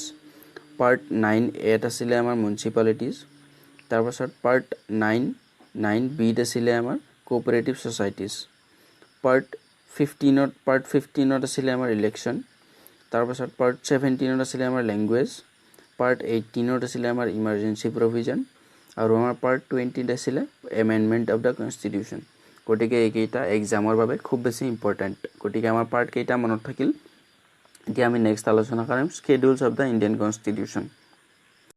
গতিকে আমি ইতিমধ্যে পাৰ্ট কেইটা আলোচনা কৰিলোঁ এক্সামৰ বাবে ইম্পৰ্টেণ্ট পইণ্ট কেইটাও আমি ইতিমধ্যে ৰিভিজন কৰি ল'লোঁ এতিয়া আমি আলোচনা কৰিম স্কেডিউলছ অফ দ্য ইণ্ডিয়ান কনষ্টিটিউশ্যন গতিকে আমাৰ ভাৰতবৰ্ষৰ সংবিধানখনৰ এক্সাম পাৰ্সপেক্টিভৰ বাবে ইম্পৰ্টেণ্ট স্কেডিউল কেইটা আমি চাম আৰু আকৌ এবাৰ আমি গোটেই 12টা স্কেডিউলত কি কিনো ইনক্লুড আছে আমি এবাৰ এটা কুইকভাৱে আমি এনে এবাৰ চাই ল'ম ফাৰ্ষ্ট স্কেডিউলত আছে list of states and union territories আমাৰ যোনটো ইউনিয়ন এণ্ড ইটছ টেৰিটৰী বুলি কওঁ সেইটো আমি পাৰ্ট 1ত পাইছিলোঁ আৰু ফাৰ্ষ্ট স্কেডিউলত পাম ছেকেণ্ড স্কেডিউলত আছে চেলাৰিজ of president governor chief justice জাজেছ of the supreme Court and high court of cake not very important third স্কেডিউলত আছে forms of oath and affirmation গতিকে শপত গ্ৰহণৰ প্ৰক্ৰিয়াবিলাক থাৰ্ড স্কেডিউলত আছে fourth schedule এলোকেট চিটছ for is states of India and Rajya Sabha গতিকে ৰাজ্যসভাত আৰু ষ্টেটবিলাকত কেনেধৰণে seat এলোকেট কৰা হ'ব সেই প্ৰচিডিউৰটো পাৰ্ট আমাৰ স্কেডিউল 4ত আছে ফিফ্থ স্কেডিউলত আছে administration and control of scheduled areas and tribes very important six স্কেডিউলত আমাৰ কেইখনমান ষ্টেটক স্পেচিয়েল পাৱাৰ এডমিনিষ্ট্ৰেশ্যনৰ কাৰণে দিয়া হৈছিলে ইয়াত দিয়া আছে provision for administration of tribal areas in Assam Meghalaya Tripura Mizoram and Arunachal Pradesh গতিকে 5খন ষ্টেটক ইয়াত স্পেচিয়েল পাৱাৰ দিয়া হৈছিলে to administer the tribal areas তাৰপিছত ছেভেন স্কেডিউলত আছে gives allocation of power and functions between union and states গতিকে এলোকেশ্যন অফ পাৱাৰ আৰু ফাংচনৰ এলোকেশ্যন কৰা হৈছে ষ্টেট আৰু ইউনিয়ন বা চেণ্টাৰৰ মাজত এইট স্কেডিউলত আছে list of 22 languages of the India recognised by the constitution গতিকে আমাৰ সাংবিধানিক ভাষাকেইটাৰ ইয়াত লিষ্টবিলাক উল্লেখ কৰা আছে এইট স্কেডিউলত নাইন স্কেডিউলত আছে contains acts and orders related to land tenure land tax railway industries গতিকে not very important from the exam perspective তাৰপিছত 10th স্কেডিউল আছে contain provisions of disqualification on grounds of defection তাৰপিছত next day আছে 11th schedule contains provision of panchayati raj খুব বেছি important 12th schedule contains provision of municipal corporation গতিকে আমাৰ exam পাৰ্সপেক্টিভৰ বাবে ইম্পৰ্টেণ্ট স্কেডিউল কেইটা যদি আমি আলোচনা কৰিবলৈ যাওঁ তেতিয়াহ'লে এক্সামৰ বাবে ইম্পৰ্টেণ্ট খুব বেছি প্ৰভিজন আমাৰ ইয়াত বা খুব বেছি দীঘলীয়া আমাৰ স্কেডিউল ইয়াত নাই আমি এক্সামৰ বাবে মনত ৰাখিবলগীয়া স্কেডিউল হ'ল ফাৰ্ষ্ট স্কেডিউলটো য'ত ইউনিয়ন আৰু ইটছ টেৰিটৰিজ ইনক্লুড আছে তাৰপিছত ফিফ্থ স্কেডিউল আমি মনত ৰাখিব লাগিব য'ত administration and control of schedule areas and tribes provide কৰা হৈছে 6 schedule মনত ৰাখিব লাগিব আমাক সুধি দিব পাৰে আমাৰ যোনটো অসমত CWL প্ৰটেষ্ট চলি আছিল হেতু বিশেষকৈ কোৱা হৈছিল যে কনস্টিটিউশনৰ 6 scheduleৰ ভায়োলেশনৰ কাৰণে কৈছিল গতিকে 6 scheduleত আমাক কি কোনখন ষ্টেটক স্পেশাল এডমিনিষ্ট্ৰেটিভ পাৱাৰ প্ৰদান কৰা হৈছে ট্ৰাইবেল এৰিয়া বিলাক এডমিনিষ্ট্ৰেট কৰাৰ বাবে এই ক্ষেত্ৰটো আমি জনাটো খুব বেছি দৰকাৰ এক্সাম পাৰ্সপেক্টিভৰ বাবে গতিকে 6 scheduleত অসম মেঘালয় ত্ৰিপুৰা মিজোৰাম আৰু অৰুণাচল প্ৰদেশক স্পেশাল কিছুমান পাৱাৰ প্ৰভাইড কৰা হৈছে এডমিনিষ্ট্ৰেচন কৰাৰ বাবে বা শাসন প্ৰক্ৰিয়াটো বা প্ৰশাসন প্ৰক্ৰিয়াটো চলোৱাৰ বাবে অফ ট্ৰাইবেল এৰিয়াছ বা ট্ৰাইবেল এৰিয়া বিলাকত কেনে ধৰণেনো শাসন প্ৰশাসনৰ বিষয়বিলাক চলিব সেই গতিবিলাক কাৰণে স্পেশাল পাৱাৰ প্ৰভাইড কৰা হৈছিল অসম মেঘালয় ত্ৰিপুৰা অৰুণাচল প্ৰদেশ আৰু মিজোৰাম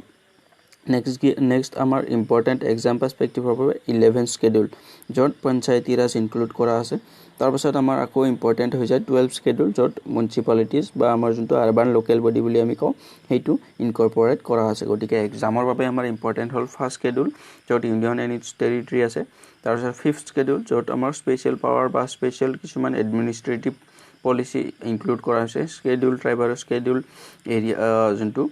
ST আৰু SC ৰ বাবে SC এৰিয়া বিলাকৰ বাবে স্কেডিউল ট্ৰাইব আৰু স্কেডিউল কাষ্টৰ এৰিয়া বিলাকৰ বাবে তাৰ 6 schedule আমি মনত ৰাখিব লাগিব 6 scheduleত পাঁচখন ষ্টেট অসম মেঘালয় ত্ৰিপুৰা মিজোৰাম অৰুণাচল প্ৰদেশ এই গোটেইখন ষ্টেটক স্পেশাল এডমিনিষ্ট্ৰেটিভ প্ৰভিজন দিয়া হৈছে ট্ৰাইবেল এৰিয়াৰ এডমিনিষ্ট্ৰেচনৰ কাৰণে তাৰ পাছত আকৌ আমি মনত ৰাখিব লাগিব 11 schedule য'ত আমি পঞ্চায়তী ৰাজ পাব পাৰো তাৰ পাছত আমি পাব পাৰো 12 schedule য'ত আমি মিউনিসিপালিটিজ পাব পাৰো গতিকে এই কেইটা আমাৰ এক্সাম পাৰ্সপেক্টিভৰ বাবে ইম্পৰ্টেন্ট schedule এই কেইটা schedule আমি মনত ৰাখিলে ইনাফ এক্সামৰ বাবে আকৌ আমি পাৰ্ট কেইটা এবাৰ আমি আলোচনা কৰিলাম আমাৰ পাৰ্ট আছিলে ফাৰ্স্ট পাৰ্টত আছিলে আমাৰ union and its territory second পাৰ্টত আছিলে সিটিজেনশিপ থাৰ্ড পাৰ্টত আছিলে ফান্ডামেন্টাল ৰাইটস ফোৰ্থ পাৰ্টত আছিলে আমাৰ DPSP বা directive principles of state policy 4A আছিলে আমাৰ ফান্ডামেন্টাল ডিউটিজ গতিকে সিৰিয়ালি আমাৰ এই কেইটা খুব বেছি ইম্পৰ্টেন্ট তাৰ পাছত আমাৰ পাৰ্ট নম্বৰ 9ত আছিলে panchayati raj part number 9A আছিলে আমাৰ মিউনিসিপালিটিজ পাৰ্ট নম্বৰ 9B আছিলে আমাৰ পাৰ্ট নম্বৰ 9B আছিলে আমাৰ কোঅপাৰেটিভ সোসাইটিজ এই কেইটা ইম্পৰ্টেন্ট হৈ যায় আকৌ আমি পাৰ্ট নম্বৰ 14 এটা পাইছিলো পাৰ্ট নম্বৰ 14A আমি ট্ৰিবিউনেলছ পাইছিলো পাৰ্ট নম্বৰ 15ত আমি ইলেকশন পাইছিলো তাৰপিছত পাৰ্ট নম্বৰ 17ত আমি ল্যাঙ্গুৱেজেছ পাইছিলো আৰু পাৰ্ট নম্বৰ 18ত ইমাৰ্জেন্সি প্ৰভিজন পাইছিলো লগতে পাৰ্ট নম্বৰ 20ত আমি এমেন্ডমেন্ট অফ দা কনস্টিটিউশন পাইছিলো গতিকে এই পাৰ্ট কেইটা এক্সামৰ বাবে খুব বেছি ইম্পৰ্টেন্ট আৰু ইতিমধ্যে আমি স্কেডিউল কেইটাও আলোচনা কৰিলো গতিকে আমি কনস্টিটিউশনৰ ইউনিয়ন এণ্ড ইটস টেৰিটৰি বা বিভিন্ন ধৰণৰ কথাবিলাক আলোচনা সিটিজেনশিপৰ লগত জড়িত কথাবিলাক আলোচনা কৰাৰ আগতে এই পাৰ্টৰ কোনটো পাৰ্টত কি প্ৰভিজন বা কোনটো পাৰ্টত কি টপিক ইনক্লুড কৰা আছে এই কথাখিনি জনাটো খুব বেছি দৰকাৰী আছিল গতিকে সেইভাবে আমি কথাখিনি আলোচনা কৰি ললো গতিকে ভিডিওটো চোৱাৰ বাবে ধন্যবাদ থ্যাঙ্কস ফৰ ওয়াচিং গতিকে ইয়াৰ পৰা আমি ডাইৰেক্ট কোৱেশ্চন এক্সপেক্ট কৰিব পাৰো কোনটো পাৰ্টৰ পৰা কি কোনটো পাৰ্টত আমি কি টপিক ইনক্লুড কৰা আছে গতিকে সেইভাবে ইম্পৰ্টেন্ট কেইটা খুব বেছি দৰকাৰী এক্সামৰ বাবে গোটেইকেইটা দৰকাৰী নহয় যেকেইটা আমি এক্সামৰ বাবে ইম্পৰ্টেন্ট বুলি কৈছো এইকেইটাহে ইম্পৰ্টেন্ট গতিকে চোৱাৰ বাবে ধন্যবাদ থ্যাঙ্কস ফৰ ওয়াচিং নমস্কাৰ বন্ধুসকল আমি আলোচনা কৰি আছো পইণ্ট ৱাইজ ইণ্ডিয়ান পলিটি আৰু এই সিৰিজটোৰ জৰিয়তে আমি প্ৰত্যেকটা এক্সামৰ বাবে যাতে আমি এটা ইণ্ডিয়ান পলিটিৰ সম্যক জ্ঞান ল'ব পাৰো বা ইণ্ডিয়ান কনস্টিটিউশনৰ যেকেইটা আমাৰ কোৱেশ্চন আহিব পাৰে সেই কেইটা যাতে আমি ভালদৰে এটেম্প্ট কৰি নম্বৰ কেইটা ল'ব পাৰো তাৰে প্ৰচেষ্টা এটা কৰি আছো আৰু সেই ক্ৰমতে আমি এই সিৰিজটো আৰম্ভ কৰিছো পইণ্ট ৱাইজ ইণ্ডিয়ান পলিটি আৰু এই ভিডিও সিৰিজটোৰ পাৰ্ট বাই পাৰ্ট আমি বহু কেইটা ভিডিও ইতিমধ্যে আলোচনা কৰিলো আৰু আমি আজিৰ এই পাৰ্টটোটো এটা ইম্পৰ্টেন্ট টপিক আলোচনা কৰিম গতিকে আহক আমি ভিডিওটো আৰম্ভ কৰো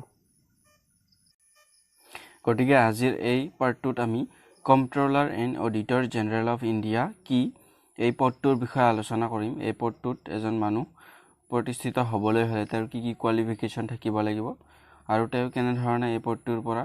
কেতিয়া ৰিটায়াৰমেন্ট ল'ব আৰু তেওঁ কিমান এজত ৰিটায়াৰমেন্ট ল'ব এই পদটোৰ কি কাম এই গোটেই কথাখিনি আমি আলোচনা কৰিম আৰু ইয়াৰ আগৰ পাৰ্টটোত আমি অফিচিয়েল ল্যাঙ্গুৱেজৰ কথা আলোচনা কৰিছো গতিকে যদি কোনোবাই চোৱা নাই তেতিয়াহলে চাবলৈ অনুৰোধ জনালো গতিকে এই ভিডিওটোৰ আমি এই হেডিংটোৰ পৰা এটা কথা গম পাই আছো যে controller and auditor general of India গতিকে অডিটৰ শব্দটো দি আমি গম পাব পাৰো যে এইটো পইচা পাতিৰ লগত ৰিলেটেড বা ফাইনান্সৰ লগত ৰিলেটেড পোষ্ট আৰু ই অডিট কৰে বা আমাৰ পাব্লিকৰ আমাৰ যিবিলাক মানুহৰ দ্বাৰা ট্যাক্স কালেকশন হয় গভৰ্ণমেন্টৰ দ্বাৰা মানুহৰ পৰা নাগৰিকৰ পৰা সেই ট্যাক্স কালেকশন হোৱা পইচাৰে গভৰ্ণমেন্টে বিভিন্ন ধৰণৰ পলিচিত তেওঁলোকে এলোকেশন ফাণ্ড এলোকেশ্যন কৰে গতিকে কোনটোত ক'ত কিমান খৰচ যায় গোটেইবিলাক অডিট কৰা কাম কাজ হ'ল এই controller and auditor general of ইণ্ডিয়াৰ গতিকে ইয়াত দিয়া ইনফৰমেশ্যনখিনি আমি এবাৰ চাই ল'ম ভালদৰে ইয়াত দিয়া আছে the constitution of India article 148 provides for an independent office of the comptroller and auditor general of India shortly আমি ক'ব পাৰো কেগ গতিকে কেগৰ বাবে আমাৰ আৰ্টিকল 148 কেগৰ লগত ডিল কৰে বা ই আমাৰ কেগৰ বাবে বা formation of controller and auditor জেনেৰেলৰ controller and auditor general of ইণ্ডিয়াৰ লগত ৰিলেটেড প্ৰভিজন বিলাক ই আৰ্টিকল 148 ত আমি পাব পাৰো তাৰ পাছত দিয়া আছে he is the guardian of the public purse and audits the accounts of the government at both the levels the centre and the states গতিকে আমি ইয়াৰ পৰা এটা কথা ইয়াত মন কৰিবলগীয়া যে আমি ইয়াত আমাক সুধি দিব পাৰে যে কন্ট্ৰোলাৰ আৰু অডিটৰ জেনেৰেল অফ ইণ্ডিয়াই কেৱল মাত্ৰ চেন্ট্ৰেল গভৰ্ণমেণ্টৰ একাউণ্টবিলাকৰহে অডিট কৰে যদি আমি কয় তেতিয়াহ'লে আমি এইটো ষ্টেটমেণ্ট ৰং হৈ যাব কাৰণ ইয়াত দিয়া আছে ই চেণ্টাৰ বোথ লেভেলছ গতিকে চেণ্টাৰ আৰু ষ্টেট দুয়োটা লেভেলতে ই যিবিলাক আমাৰ পাব্লিক একাউণ্ট থাকে তাৰ ই অডিট কৰে গতিকে ই চেণ্টাৰ আৰু ষ্টেট দুয়োটা একাউণ্টৰে ই অডিটৰ জিম্মেদাৰী বা দায়িত্ব পালন কৰে গতিকে সেই ক্ষেত্ৰত আমি ক'ব লাগিব যে চেণ্টাৰ আৰু ষ্টেট দুয়োটাৰে ৰেছপন্সিবিলিটিছখিনি লয় গতিকে যদি আমাক ষ্টেটমেণ্টত দি দিয়ে যে ই কেৱল মাত্ৰ চেণ্টাৰৰ অডিটবিলাক কৰে বা ষ্টেটৰ অডিট কৰে তেতিয়াহ'লে ভুল হৈ যাব ই বোথ দুয়োটা লেভেলৰে অডিটৰ কাম কৰে ইয়াত দিয়া আছে he is the guardian of the public purse গতিকে পাব্লিক পাৰ্স বা মানুহৰ দ্বাৰা যিবিলাক পৰিচালিত বা মানুহৰ পৰা টেক্স কালেকশ্যন হোৱাৰ পাছত যিবিলাক মানুহৰ কাম কাজৰ বাবে মানুহৰ বেনিফিটৰ বাবে বা সামান্য নাগৰিকৰ বেনিফিটৰ বাবে যিবিলাক পলিচিত এলোকেশ্যন হয় ফাণ্ডৰ সেই গোটেইবিলাক পাব্লিক পাৰ্সৰ আণ্ডাৰত পৰে আৰু সেই গোটেইবিলাকৰ অডিট কৰা কাম কাজ বা গাৰ্জেন তাৰ সেই একাউণ্টবিলাকৰ ৰেছপন্সিবিলিটি এই কন্ট্ৰোলাৰ আৰু অডিটৰ জেনেৰেলৰ ক'ত কিমান ফাণ্ড এলোকেশ্যন হ'ল ক'ত কিমান খৰচ গ'ল গোটেই বছৰটোৰ খৰচ কিমান হ'ল এইবিলাক চোৱা চিতা কৰাৰ দায়িত্ব কন্ট্ৰোলাৰ আৰু অডিটৰ জেনেৰেল অফ ইণ্ডিয়াৰ তাৰপাছত দিয়া আছে his duty is two uphold the Indian constitution of India গতিকে ইয়াত ইণ্ডিয়ান ৱৰ্ডটো নালাগে ইয়াত দিয়া আছে the his duty is two uphold the constitution of India and lodge of parliament in the field of financial administration গতিকে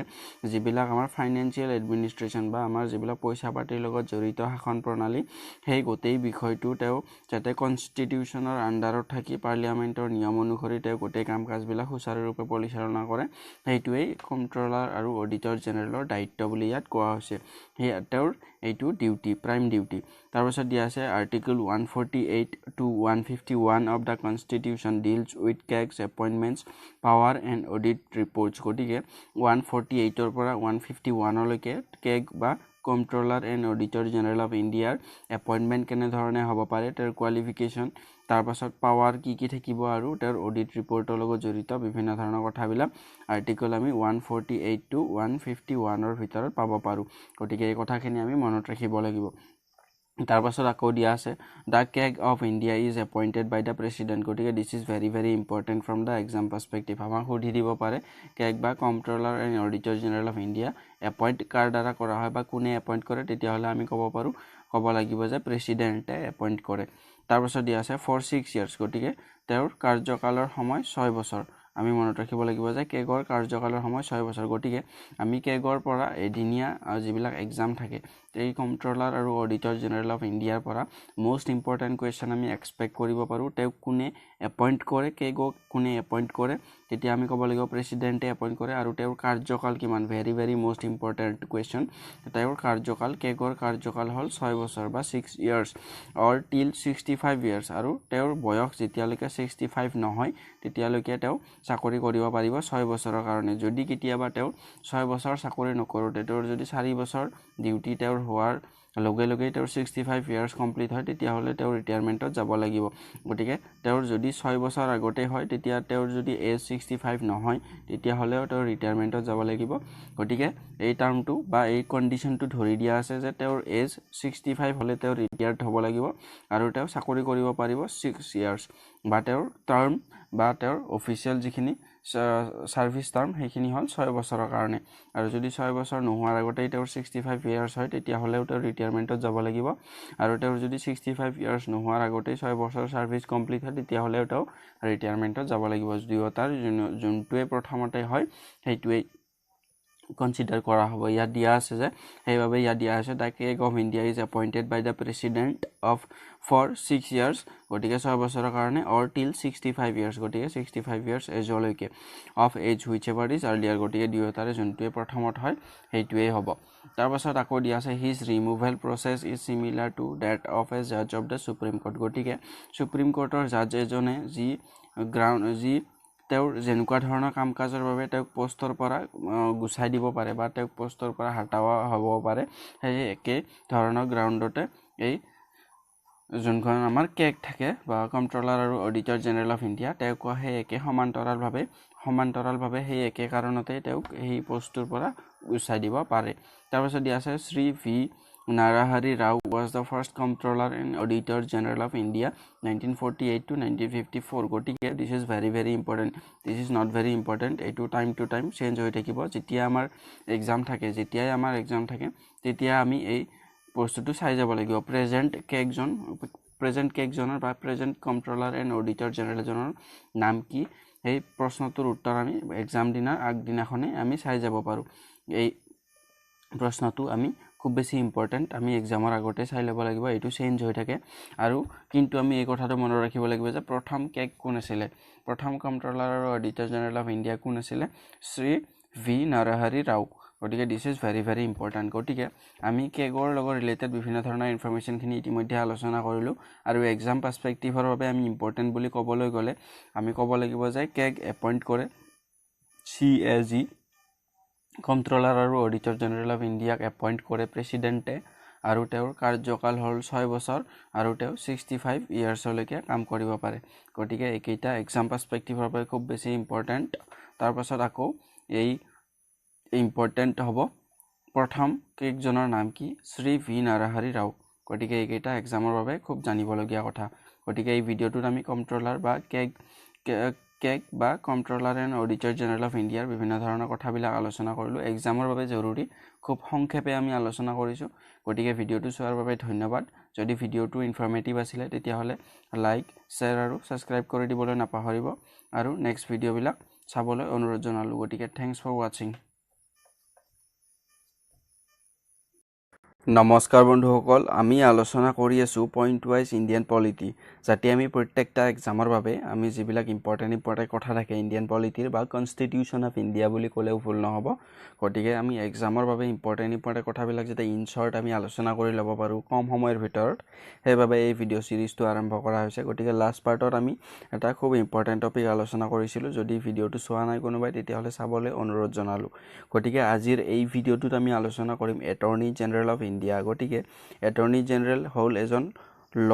বা আমাৰ গভৰ্ণমেন্টৰ highest ল অফিচাৰ বুলি আমি ক'ব পাৰো বা তেওঁ যিবিলাক গভৰ্ণমেন্টে যিবিলাক কেছত ইনভলভ থাকে তেওঁ গভৰ্ণমেন্টৰ সাইডৰ ফালৰ পৰা সুপ্ৰিম কোৰ্ট বা হাই কোৰ্টত নিজৰ পক্ষ বা গভৰ্ণমেন্টৰ যিটো পক্ষ থাকে সেইটো তেওঁ ৰাখে আমি ধৰি ললো দুজন মানুহ এইটো এ আৰু এইটো বি তেতিয়া এ আৰু বিৰ মাজত কিবা এটা কেছ চলিছে আমি ধৰি ললো বি হ'ল গভৰ্ণমেন্ট আৰু এই গভৰ্ণমেন্টৰ ফালৰ পৰা এজন উকিল বা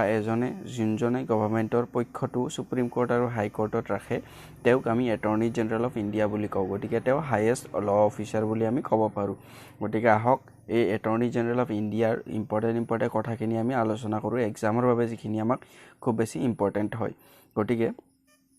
ইয়াত দিয়া ধৰণে কথাখিনি এনে ধৰণৰ ইয়াত দিয়া ইনফৰমেশনখিনি the constitution article 76 has provided for the office of attorney general of India he is the highest law officer in the country গতিকে আমাক সুধি দিব পাৰে যে এটৰ্নি জেনেৰেল অফ ইণ্ডিয়া কোন তেতিয়াহলে আমাক অপচনত দিব পাৰে তেওঁ হাইয়েষ্ট ল অফিচাৰ অফ দা কান্ট্ৰি বা তেওঁ highest army officer of the country তেওঁ highest navy officer of the country গতিকে এনে ধৰণে বিভিন্ন ধৰণৰ আমাৰ অপচন দি পিনে আমাক কনফিউজ কৰিব পাৰে তে সেই মৰ্মে আমি জনাটো খুব বেছি দৰকাৰ যে এটৰ্নি জেনেৰেল অফ ইণ্ডিয়া আমি ইতিমধ্যে যে আলোচনা কৰি আছো এটৰ্নি জেনেৰেল অফ ইণ্ডিয়া হ'ল আমাৰ কান্ট্ৰিখনৰ বা ভাৰতবৰ্ষৰ সকলোতকৈ ডাঙৰ ল অফিচাৰ বা হাইয়েষ্ট ল অফিচাৰ ইন দা কান্ট্ৰি বুলি আমি কওঁ তাৰ পাছত দিয়া আছে the attorney general of India must be a person গতিকে এটৰ্নি জেনেৰেল অফ ইণ্ডিয়া হ'ব লাগিলে এনেকুৱা এজন মানুহ হ'ব লাগিব who is qualified to be appointed as judge of the supreme court গতিকে তেওঁ এজন সুপ্ৰিম কোৰ্টৰ জাজ হ'বৰ কাৰণে কোৱালিফাই কৰিব পৰা তেওঁৰ কোৱালিফিকেশন থাকিব লাগিব বা তেওঁ কোৱালিফাই হ'ব লাগিব ইয়াত দিয়া আছে qualified to be appointed as judge of the Supreme Court গটিকে Supreme Courtৰ judge হ'ব পৰাকে যেতিয়া এজন মানুহ appoint বা qualified হ'ব তেতিয়া সেই মানুহজন Attorney General of India হ'ব পৰা qualification থাকা বুলি আমি ধৰি লওঁ ইয়াত দিয়া আছে he is appointed by the president this is very important গটিকে Attorney General of India কোনে appoint কৰে presidentে appoint কৰে গটিকে ইয়াত next দিয়া আছে the term of office of the Attorney General is not fixed গটিকে আমি যেনেকৈ last partত চাইছিলো যে Comptroller and Auditor General of India যোনটো সার্ভিস টার্ম আছিল হেতু আছিল 6 বছৰ বা 65 ইয়াৰ্স গটিকে হেতু ধৰি দিয়া আছিল কিন্তু আমাৰ এটৰ্নি জেনেৰেল অফ ইণ্ডিয়াৰ ক্ষেত্ৰত তেওঁ কোনো ধৰণৰ টাৰ্ম কন্ডিশন ধৰি দিয়া হোৱা নাই বা তেওঁ 6 বছৰৰ কাৰণে এই পোষ্টত থাকিব বা 65 ইয়াৰ্ছলৈকে এই পোষ্টত থাকিব বুলি কোনো ধৰণৰ ক্ৰাইটেৰিয়া ধৰি দিয়া হোৱা নাই গটিকে ইয়াত সেইভাবে কোৱা আছে the term of office of the attorney general is not fixed by the constitution গটিকে সংবিধানে তেওঁৰ কোনো ধৰণৰ অফিচৰ টাৰ্ম ধৰি দিয়া নাই গটিকে ইয়াত দিয়া আছে further the constitution does not contains the procedure and grounds for his removal গটিকে তেওঁক সেই পোষ্টৰ পৰা কেতিয়া গভৰ্ণমেন্টৰ এই পোষ্টৰ পৰা এটৰ্নি জেনেৰেল অফ ইণ্ডিয়াৰ পৰা এজন মানুহ যেতিয়া এটৰ্নি জেনেৰেল অফ ইণ্ডিয়া হৈ থাকিব তেওঁক সেই পোষ্টৰ পৰা কেতিয়া সেই পোষ্টৰ পৰা হটাব পাৰিব বা তেওঁক সেই পোষ্টৰ পৰা গুছাই দি এজন বেলেগ মানুহক এপইন্ট কৰিব পাৰিব এনে ধৰণৰ কোনো ধৰণৰ ইয়াত গ্ৰাউণ্ড ডিসকাস কৰা হোৱা নাই বা কি পদ্ধতিৰে তেওঁক বাহিৰ কৰি দিয়া হ'ব বা কি পদ্ধতিৰ কাৰণে তেওঁক কি দখৰ কাৰণে তেওঁক বাহিৰ কৰি দিব পাৰিব এনেকুৱা ধৰণৰ একো কনস্টিটিউশনখনত ডিসকাস কৰা হোৱা নাই গটিকে he holds office during the pleasure of the president গটিকে সেইভাবে কোৱা হয় যে তেওঁ প্ৰেসিডেন্টে যেতিয়াই মন যায় তেওঁক এপইন্ট কৰিব পাৰে বা প্ৰেসিডেন্টে যেতিয়া মন যায় তেওঁক এই পোষ্টৰ পৰা গুছাই দিব পাৰে গটিকে সেইভাবে ইয়াত কোৱা হৈছে যে he holds office during the pleasure of the president গটিকে এইটো খুব বেছি ইম্পৰ্টেন্ট স্টেটমেন্ট গটিকে আমাৰ অপচনত দি দিব পাৰে যে তেওঁ 65 ইয়াৰ্ছলৈকে সাৰ্ভিস কৰে এটৰ্নি জেনেৰেল অফ ইণ্ডিয়াই বা তেওঁৰ কাৰ্যকাল 6 বছৰ তাৰ পাছত আকৌ আমাক এটা অপচন দি দিব পাৰে যে he holds office during the pleasure of the president তেতিয়া হলে আমি মনত ৰাখিব লাগিব যে প্ৰেসিডেন্টেই তেওঁৰ টাৰ্ম বিলাক নিৰ্ধাৰণ কৰে তেওঁ কিমান বছৰলৈকে থাকিব বা কিমান বছৰত তেওঁ এই সাৰ্ভিসৰ পৰা অবসৰ ল'ব গটিকে প্ৰেসিডেন্টে নিজ ইচ্ছামতে তেওঁৰ কন্ডিশন বিলাক নিৰ্ধাৰণ কৰে সেইভাবে কোৱা হয় he holds office during the pleasure of the president তাৰ পাছত আকৌ দিয়া আছে the attorney general's duty is to give advice to the government of India upon such legal matters গটিকে যিকোনো ধৰণৰ কোৰ্ট কাছাৰী বা বিভিন্ন ধৰণৰ লিগেল মেটাৰ যিবিলাক আমাৰ কোৰ্টৰ লগত জড়িত যিমান বিলাক কথা থাকে সেই কথাবিলাকত তেওঁ এটৰ্নি জেনেৰেল অফ ইণ্ডিয়াই এডভাইস কৰে গভৰ্ণমেন্টক যেতিয়া প্ৰেসিডেন্টে তেওঁ কোনো এটা বিষয় লৈ পিনে তেওঁৰ পৰা এডভাইস বিচাৰে তেতিয়া তেওঁ এডভাইস গভৰ্ণমেন্টক প্ৰদান কৰে গটিকে সেইভাবে ইয়াত কোৱা হৈছে যে the attorney general's duty is to give advice to the government of India upon such legal matters which are referred to him by the president গটিকে যিবিলাক মেটাৰ বা যিবিলাক ইস্যু তেওঁৰ লগত ডিসকাস কৰাৰ কাৰণে প্ৰেসিডেন্টে বিচাৰে সেই কথাবিলাকত তেওঁ এডভাইস দিয়াৰ কাৰণে এই পোষ্টত তেওঁক ৰখা হয় তাৰ পাছত দিয়া আছে the attorney জেনেৰেলস appears before the supreme court and high courts in cases involving the government of india গটিকে ইতিমধ্যে মই ক'লো যদি আমি ধৰি লও এ আৰু বি এই দুয়োটাৰ মাজত এটা কেছ চলিব সুপ্ৰিম কোৰ্ট বা হাই কোৰ্টত আমি ধৰি ললো বি জন হল গভৰ্ণমেন্ট আমাৰ ইণ্ডিয়ান গভৰ্ণমেন্ট আৰু এই বি জনৰ ফালৰ পৰা তেওঁৰ পক্ষটো ৰাখিব সুপ্ৰিম কোৰ্ট বা হাই কোৰ্টত এটৰ্নি জেনেৰেল অফ ইণ্ডিয়া গটিকে তেওঁ এইভাবে গভৰ্ণমেন্টৰ পক্ষটো ৰাখিব গটিকে সেই কথাটোৱে ইয়াত কোৱা হৈছে দা attorney জেনেৰেলস appears before the supreme court and high court in cases involving the government of india গটিকে যিবিলাক কেছত গভৰ্ণমেন্ট অফ ইণ্ডিয়া ইনভলভ থাকে তেওঁলোকৰ পক্ষটো এটৰ্নি জেনেৰেলে কোৰ্টত ৰাখে তাৰ পাছত দিয়া আছে the attorney generals of India is not a member of the cabinet গটিকে this is very important information আমাক কনফিউজ কৰি দিয়াৰ কাৰণে আমাক দুই তিনিটা স্টেটমেন্ট দিব পাৰে যে Attorney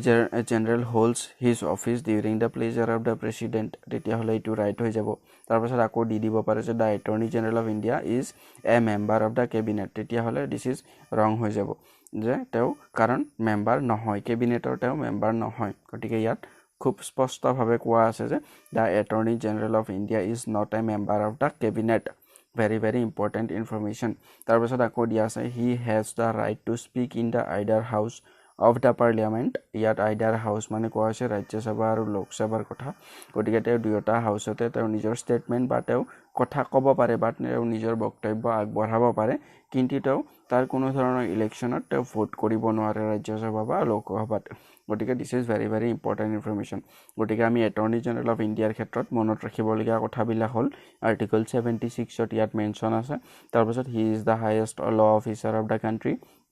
তাৰপিছত he is appointed by the president আৰু তেওঁৰ কোনো ধৰণৰ অফিচ টাৰ্ম বা 6 বছৰ বা 65 ইয়াৰ্ছ এনেকুৱা ধৰণৰ কোনো ধৰণৰ তেওঁৰ অফিচৰ টাৰ্ম ধৰি দিয়া নাই আৰু তেওঁ এজন এনেকুৱা মানুহ হ'ব লাগিব যিজনে কোৱালিফাইড টু বি এ জাজ অফ দ্য সুপ্ৰিম কোৰ্ট গতিকে তেওঁ সুপ্ৰিম কোৰ্টৰ জাজ হোৱাৰ কোৱালিফিকেশ্যন তেওঁ এপইণ্ট হোৱাৰ তেওঁৰ কোৱালিফিকেশ্যনখিনি থাকিব লাগিব তাৰপাছত ইয়াত দিয়া আছে he holds office during the pleasure of the president this is very very important তাৰপিছত প্ৰেচিডেণ্টে যিবিলাক বিষয়ৰ তেওঁৰ পৰা এডভাইচ বিচাৰিব সেই বিষয়বিলাকত তেওঁ গভৰ্ণমেণ্টক এটৰ্নি জেনেৰেল অফ ইণ্ডিয়াই এডভাইচ দিব পাৰে তাৰপাছত আকৌ দিয়া আছে যে গভৰ্ণমেণ্টৰ পক্ষ তেওঁ কোৰ্টত ৰাখে বা গভৰ্ণমেণ্টৰ ফালৰ পৰা তেওঁ সুপ্ৰিম কোৰ্ট বা হাই কোৰ্টত হাজিৰ হয় তাৰপিছত দিয়া আছে the attorney general of India is not a member of the cabinet very very important from the exam perspective তাৰপাছত আকৌ দিয়া আছে he has the right to speak in the either house of the parliament but he has no right to vote গতিকে this was all about the attorney general of India গতিকে এইখিনি আছিলে আমাৰ attorney general of India বিষয়ে জানিবলগীয়া আমি কথা গতিকে এক্সামৰ বাবে এই টপিকটো খুব বেছি ইম্পৰ্টেণ্ট গতিকে ভিডিঅ'টো চাই যদি ইনফৰ্মেটিভ পালে তেতিয়াহ'লে লাইক শ্বেয়াৰ আৰু ছাবস্ক্ৰাইব কৰি দিবলৈ নাপাহৰিব আৰু আগলৈকে ভিডিঅ'বিলাক চাই থাকিবলৈ অনুৰোধ জনালোঁ Thanks for watching. নমস্কাৰ বন্ধুসকল আমি আলোচনা কৰি আছো পইণ্ট ৱাইজ ইণ্ডিয়ান পলিটি যাতে আমি প্ৰত্যেকটা এক্সামৰ বাবে আমি কম সময়ৰ ভিতৰত দৰকাৰী যিবিলাক ইণ্ডিয়ান পলিটিৰ কথা আছে বা কনষ্টিটিউশ্যন অফ ইণ্ডিয়া বুলি আমি যিটো সেকশ্যন পাওঁ তাৰ ইম্পৰ্টেণ্ট কথাবিলাক যাতে আমি অতি সোনকালে জানি ল'ব পাৰোঁ আৰু যাতে তাৰ কুৱেশ্যনবিলাক আমি পৰীক্ষাত ভালদৰে এটেম্প্ট কৰিব পাৰোঁ গতিকে সেই লক্ষ্য আগত ৰাখি আমি ইতিমধ্যে এই সিৰিজটোত বিভিন্ন ধৰণৰ কথাবিলাক আলোচনা কৰি গৈ আছোঁ আৰু আমি লাষ্ট পাৰ্টত খুব ইম্পৰ্টেণ্ট টপিক এটা আলোচনা কৰিছোঁ যিটো আছিলে আমাৰ attorney general of the India গতিকে এটৰ্নি জেনেৰেল আছিলে highest law officer of the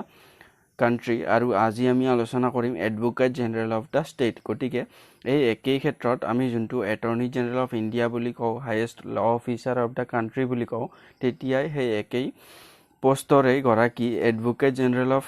the state গতিকে এই ল অফিচাৰজন তেওঁৰ দায়িত্ব থাকে ষ্টেটৰ ক্ষেত্ৰত বা তেওঁ highest law officer of the state বুলি আমি ক'ব পাৰোঁ গতিকে এখন ৰাজ্যৰ তেওঁ হায়েষ্ট ল অফিচাৰ বুলি আমি ক'ব পাৰোঁ আৰু যেতিয়া এটৰ্নি জেনেৰেল অফ ইণ্ডিয়া বুলি কওঁ তেতিয়া আমি কাণ্ট্ৰিখনৰ বা দেশখনৰ হায়েষ্ট ল অফিচাৰ বুলি কওঁ আৰু তেওঁ ৰিপ্ৰেজেণ্ট বা তেওঁ পক্ষ ৰাখে আমি ইতিমধ্যে আলোচনা কৰিছিলোঁ যে এ আৰু বি যদি দুজন মানুহৰ এটা কেছ থাকে হাইকোৰ্ট বা সুপ্ৰিম কোৰ্টত তেতিয়া আমি ধৰি লৈছিলোঁ বিজনক আমি গভৰ্ণমেণ্ট বুলি আৰু এওঁৰ পক্ষ ৰাখিছিলে এটৰ্নি জেনেৰেল অফ ইণ্ডিয়াই হাইকোৰ্ট বা সুপ্ৰিম কোৰ্টত গতিকে তেওঁ আছিলে গভৰ্ণমেণ্টৰ ফালৰ পৰা তেওঁ নিজৰ গভৰ্ণমেণ্টৰ পক্ষ ৰখা এজন ল অফিচাৰ বা highest law officer of the country বুলি আমি কৈছিলোঁ আৰু তেওঁক এপইণ্ট কৰিছিলে প্ৰাইম মিনিষ্টাৰে আৰু তেওঁ অফিচ হোল্ড কৰিছিলে during the pleasure of the president আৰু তেওঁ কেবিনেটৰ মেম্বাৰ নাছিলে গতিকে এই কথাবিলাক আমি লাষ্ট ভিডিঅ'ত আলোচনা কৰিছিলোঁ গতিকে সেই একেই আজি আমি আলোচনা কৰিম advocate general of the state গতিকে ইয়াত দিয়া আছে article 165 has provided for the office of the advocate general for the state গতিকে advocate general for the state বুলি আমি আৰ্টিকল 165 আৰ্টিকলে প্ৰভাইড কৰে এটা অফিচ যোনটোৰ নাম হ'ল advocate general for the state তাৰপাছত দিয়া আছে he acts as highest law officer in the state গতিকে এডভোকেট জেনেৰেল অফ ষ্টেট তেওঁ হ'ল হায়েষ্ট ল অফিচাৰ এখন ৰাজ্যৰ আৰু যোনখন attorney general of the country তেওঁ হায়েষ্ট ল অফিচাৰ হ'ল এখন দেশৰ তাৰপাছত দিয়া আছে corresponding to the attorney general of India গতিকে তেওঁ সেই এটৰ্নি জেনেৰেল অফ ইণ্ডিয়াৰ তেওঁৰ একে পষ্টৰে গৰাকী কেৱল মাত্ৰ তেওঁ এখন ষ্টেটৰ ৰেচপেক্টিভ কাম কৰে আৰু এটৰ্নি জেনেৰেলে এখন নেশ্যনৰ ৰেচপেক্টিভ কাম কৰে তাৰপাছত দিয়া আছে he is appointed by the governor গতিকে একেই ক্ষেত্ৰত যেতিয়া এটৰ্নি জেনেৰেল আমি আলোচনা কৰিছিলোঁ তেতিয়া পাইছিলোঁ যে তেওঁক এপইণ্ট কৰিছিলে প্ৰেচিডেণ্টে আৰু এডভোকেট জেনেৰেল অফ ষ্টেটক এপইণ্ট কৰে গভৰ্ণৰে গতিকে আমি জানো ষ্টেট এখনৰ হায়েষ্ট হেড হ'ল গভৰ্ণৰ প্ৰেচিডেণ্টে যোনজনক নমিনেট কৰে আৰু তেওঁ এপইণ্ট কৰে advocate general of the state আৰু প্ৰেচিডেণ্টে এপইণ্ট কৰিছিলে attorney general of the state attorney general of the country গতিকে এটৰ্নি জেনেৰেল থাকে কাণ্ট্ৰি এখনৰ আৰু এডভোকেট জেনেৰেল থাকে ষ্টেট এখনৰ তাৰপাছত আকৌ দিয়া আছে he is appointed by the governor to give advice to state government on legal matters গতিকে বিভিন্ন ধৰণৰ লিগেল মেটাৰ্ছবিলাকক তেওঁ এডভাইচ প্ৰদান কৰে ষ্টেট গভৰ্ণমেণ্টক বা ৰাজ্য এখনৰ গভৰ্ণমেণ্টক তেওঁ ৰাজ্যৰ চৰকাৰক তেওঁ বিভিন্ন ধৰণৰ এডভাইচ প্ৰদান কৰে লিগেল মেটাৰ্ছবিলাকত তাৰপাছত আকৌ দিয়া আছে and he also' perform such other duties as a legal nature that are assign to him by the governor গতিকে গভৰ্ণৰে তেওঁক যেনে ধৰণৰ কাম কাজ প্ৰদান কৰে লিগেল মেটাৰৰ লগত জড়িত তেওঁ সেই সকলোবিলাক কাম কাজ কৰাৰ বাবে বাধ্য বা তেওঁ কৰে গতিকে আমি এই ক্ষেত্ৰত এডভোকেট জেনেৰেল অফ দ্য ষ্টেটৰ এই কথাখিনি আমি মন কৰিবলগীয়া আৰু এটৰ্নি জেনেৰেল আৰু এডভোকেট জেনেৰেলৰ আমি ডিফাৰেঞ্চটো মনত ৰাখিব লাগিব আমি এটৰ্নি জেনেৰেল হ'ল এখন কাণ্ট্ৰিৰ তেওঁ হায়েষ্ট ল অফিচাৰ আৰু এডভোকেট জেনেৰেল বুলি ক'লে তেওঁ এখন ষ্টেটৰ highest law officer attorney জেনেৰেলে central গভৰ্ণমেণ্টক represent কৰে সুপ্ৰিম কোৰ্ট আৰু হাই কোৰ্টত আৰু এডভোকেট জেনেৰেলে ষ্টেট গভৰ্ণমেণ্টক ৰিপ্ৰেজেণ্ট কৰে সুপ্ৰিম কোৰ্ট বা হাই কোৰ্ট য'তেই নহওক গতিকে এই কথাখিনি আমি মনত ৰাখিবলগীয়া আৰু এটৰ্নি জেনেৰেলক এপইণ্ট কৰিছিলে প্ৰেছিডেণ্টে এডভোকেট জেনেৰেলক এপইণ্ট কৰিছিলে গভৰ্ণৰে গতিকে এটৰ্নি জেনেৰেলৰ কোনো ধৰণৰ ছাৰ্ভিচ কণ্ডিশ্যন কনষ্টিটিউশ্যনৰ দ্বাৰা নিৰ্ধাৰিত নাছিলে আৰু সেইদৰে একেদৰে এডভোকেট জেনেৰেলৰো নাই গভৰ্ণৰে ডিচাইড কৰে আৰু এটৰ্নি জেনেৰেলৰ ক্ষেত্ৰত প্ৰেছিডেণ্টে ডিচাইড কৰে গতিকে এইখিনি আছিলে আমাৰ advocate general of the state গতিকে খুব বেছি ইম্পৰ্টেণ্ট টপিক শ্বৰ্ট টপিক এটা আমি এক্সামৰ বাবে জানি থোৱাটো খুব বেছি দৰকাৰী গতিকে যদি ভিডিঅ'টো চাই ইনফৰ্মেটিভ পালে তেতিয়াহ'লে লাইক শ্বেয়াৰ আৰু ছাবস্ক্ৰাইব কৰি দিবলৈ নাপাহৰিব আৰু আগলৈকে ভিডিঅ'বিলাক চাই থাকিবলৈ অনুৰোধ জনালোঁ গতিকে থেংকছ ফৰ ৱাচিং মাছা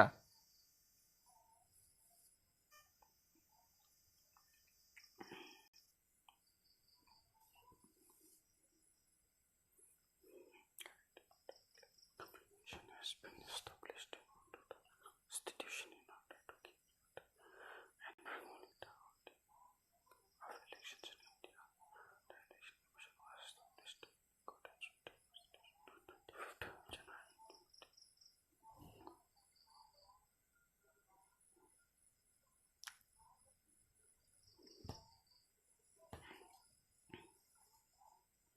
The Election Commission prepares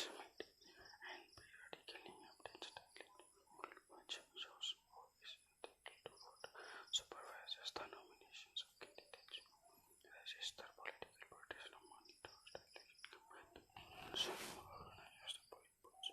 counting of votes, and the declaration of results to ensure the orderly and fair manner of elections. At present, the Election Commission consists of a Election Commission and no Election Commissioner. Provides for an independent election commission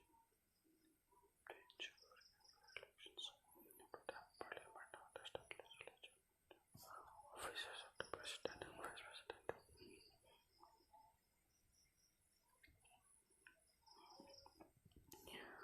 National election commissioner are appointed by the president for 6 years or 8 years.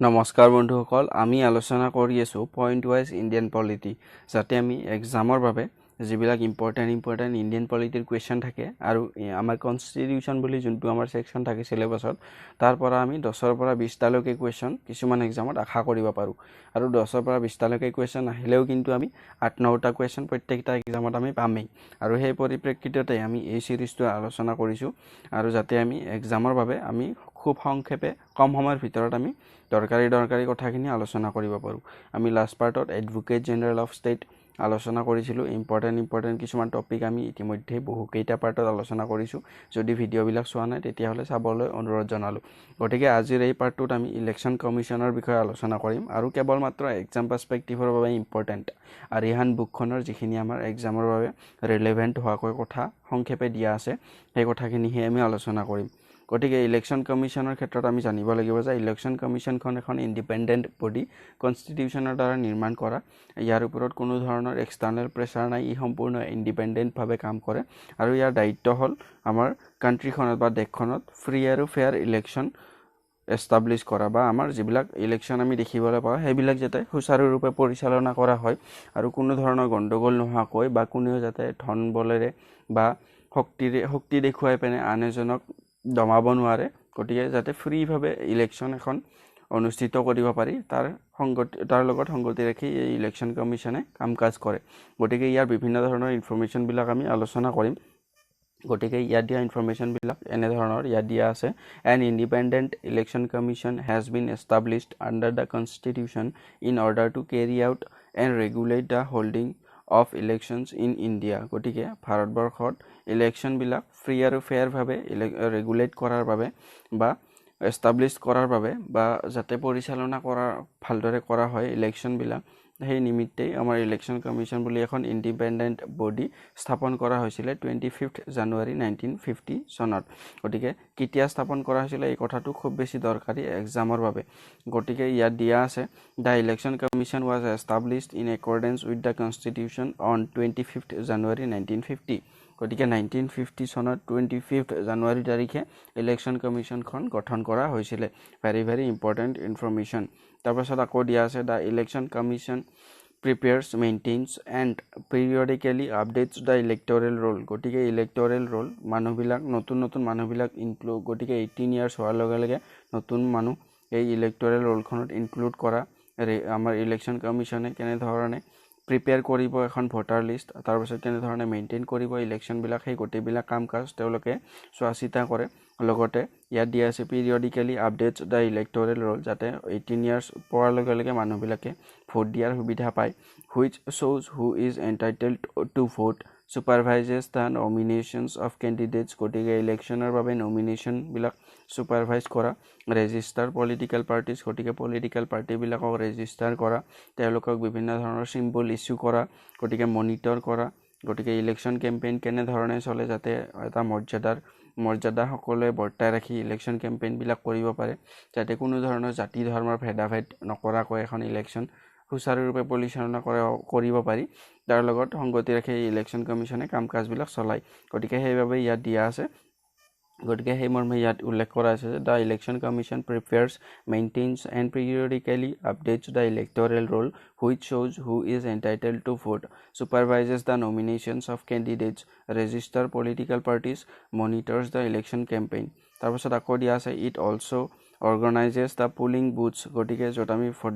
Vote কৰিবলৈ যাওঁ সেইবিলাক এওঁলোকে organise কৰে election কমিশ্যনৰ দ্বাৰাই তাৰপাছত counting of votes গতিকে ভোটবিলাক count কৰা ৰিজাল্ট ডিক্লেয়াৰ কৰা ইয়াত দিয়া আছে ডিক্লেৰেশ্যন অফ ৰিজাল্টছ তাৰপিছত ensures the orderly and fair manner of elections গতিকে ইলেকশ্যন কমিশ্যনে খুব ডাঙৰ ৰেছপনচিবিলিটি থকা এই কামবিলাক কৰে যাতে দেশখনত